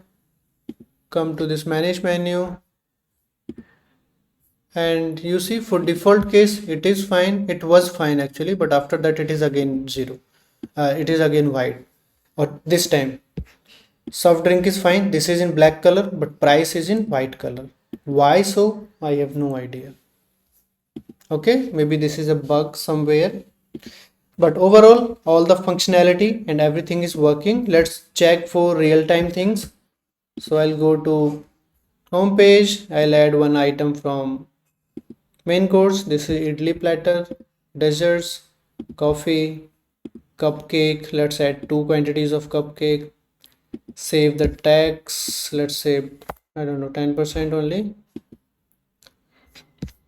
And main course, or let's say go to fast food, add pizza slice. Okay, now I'll go to the manage menu, fast food, pizza slice. The price is 2.99. I want to change it to 2.49 and I want to save it. I saved it. This got cleared. Here we can see 2.49. Let's go to the home page. Here we can see 2.49, and in this current order screen as well we can see 2.49. That means all these things are getting updated correctly. Now let's order this. So order placed successfully. This got cleared. All the prices are 0. Go to orders. We have this order here 212, and there is some error here. Online cash online 13.45, 13.45, 13.45. What? It somehow added this entry again. We didn't see this error on the main page, right? Order ID is 2, order ID is 2. If we come here, if we go back to order again, 212, if I close it and run it again,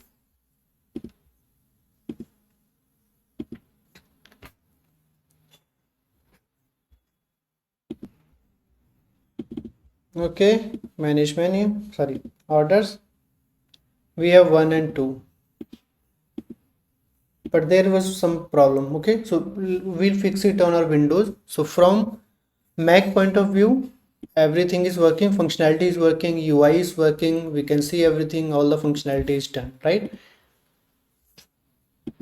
Cool, this time everything is black, you see. Okay, so we are good with Mac design. Now let's see if all these changes, did these changes break anything on Windows, or everything still works on Windows. If anything is breaking, then we'll see, we'll try to make the dynamic and fix it on the Windows side. Okay, for Mac we are good. Then we'll try to reproduce that order issue on Windows, and then we'll try to fix it. All right. All right, so I'm back on my Windows now. Let's run this app on Windows to see if everything is still working fine on Windows.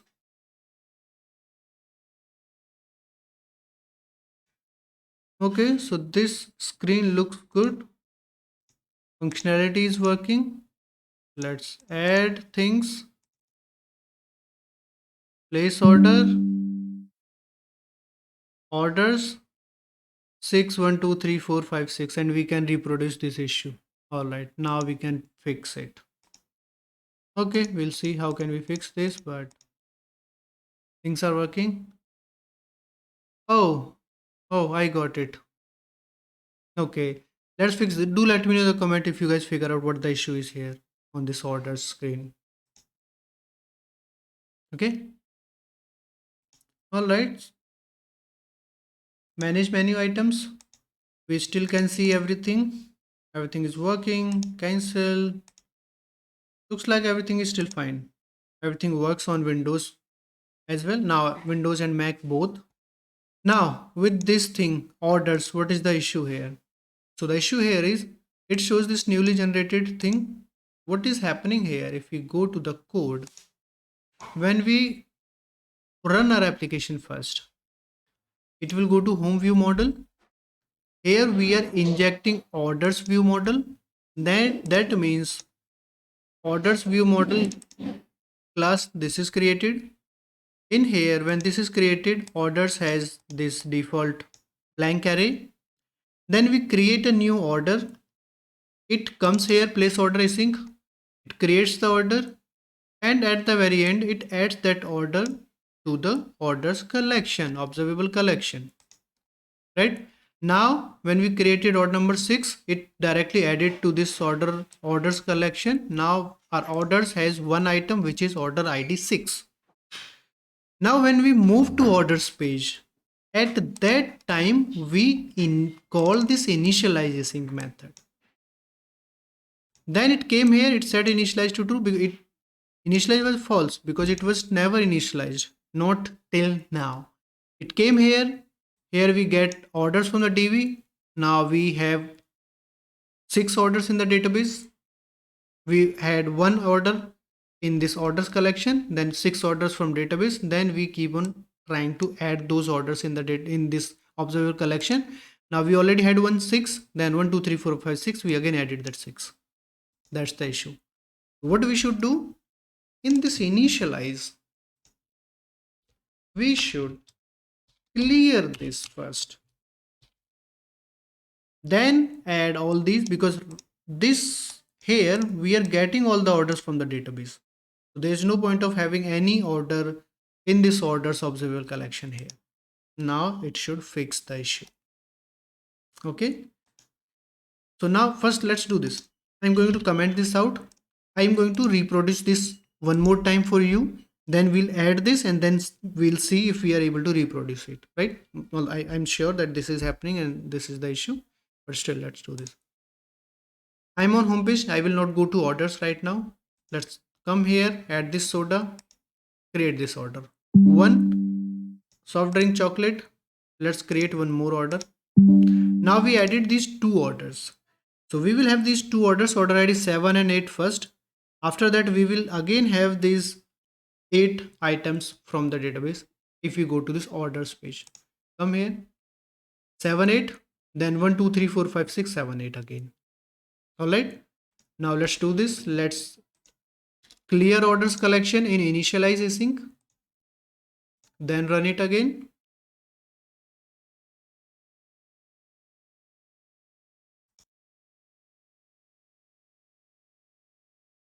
Okay, we are here.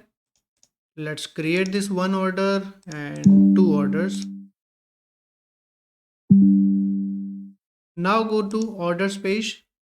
Now we can see 1 2 3 4 5 6 7 8 9 10. That means correct order and everything is fine.